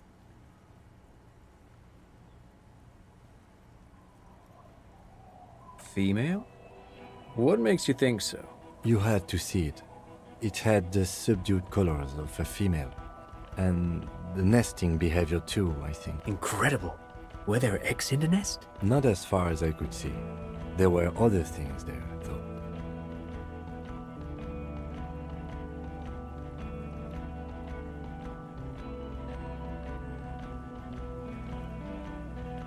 As in cloning itself? What makes you think so? Interesting. Then it is especially vulnerable to disease. A single strain of bacteria could wipe out the entire species. We're probably talking conservation efforts here. In his mind, he's already planning a nature reserve and knows a good guy for that. Yes, but also reed-colored, beige and brown, a little green on the outside. After unfolding from a single stalk, it still retained parts that looked like reed tufts on its leaf. Incredible. The PR value of this is exceptional. Carp discovers new species. Maybe even discovers the Insulindian phasmid. No, that's too much. This would really help with some of the problems we've been having. Absolutely, this is great. This does not say vigilante murderers to me at all. This says science, news, human interest. You know, it's a really good thing you have that photo. Without it... You're doing good here. Perhaps only for a moment, but still. Quit while you're ahead? Or no? I don't want to, but you discovered a new species and solved the murder. So I have to. Honestly, anything that ends this trial is okay with me. Agreed. The public relations potential of this is too valuable to let go. Okay. We have vehicles in the square, and the perpetrator needs to be taken into custody. Let's go. The man looks westward, impatiently, jingling his car keys in his pocket. No.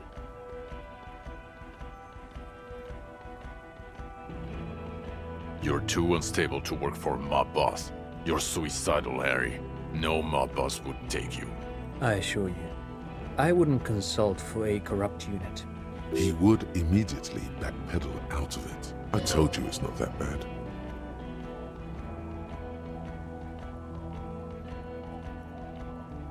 Who is Lena? Well, good luck finding her once we get back. She and her husband were conducting the search for the Phasmid. It's their discovery, in part. I'm sure we'll find them. They should know as soon as possible. It would do you good to deliver some positive news for a change. She is going to be over the moon. Us? With the bloody murder station, haven't you heard? With the bad guys. No one likes us. That's not true. Jamrock is too big for one precinct. You're just understaffed, and everyone respects the 41st. You have Captain Price. Thank you, Lieutenant. You're being kind. It is an understaffed station and the district is too big, which is why we need to... Get back to it. We left Torsen and McLean to run the Sea Wing. It's not good.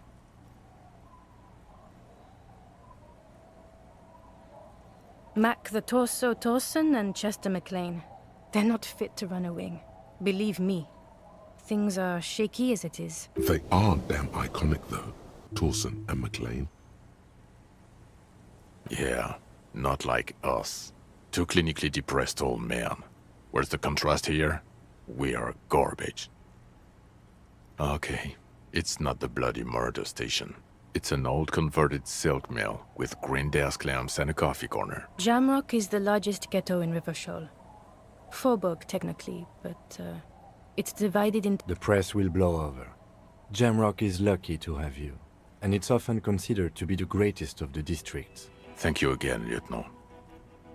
Who are you? You're a gym teacher, Harry.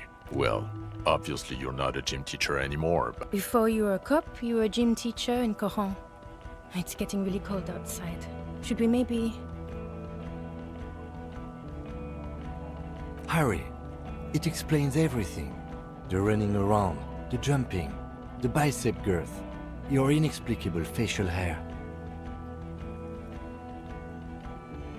Your love of retro-style dance music, how you're able to perform a 360-degree spin kick. Also, this guy. Just everything about this guy. And this guy, too.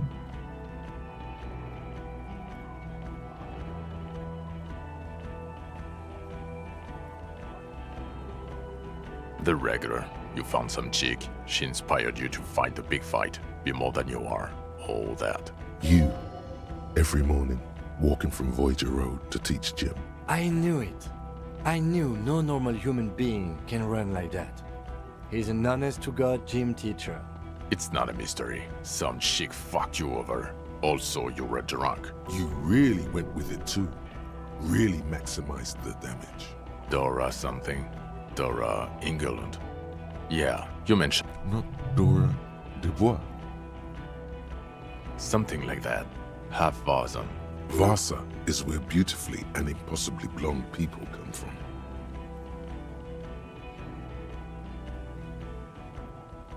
No one is married anymore. This is Rivershoal. So have I. You bitterly dropped Dearest Dora and really tore me a new one twice a week, I think. The special consultant glances at his wristwatch. Well, first I will go back to my station and write the most detailed report anyone has ever seen. It will have to be good to cover all these. Then I will have a serious talk with my captain. Detective, we just stopped a small-scale war. Something is happening to Rivershoal. I don't know what yet, but it's going to be a hard spring for the RCM. We need to get ready, infiltrate, investigate. Distant traffic. A scrap of newspaper drifts by. Le Retour.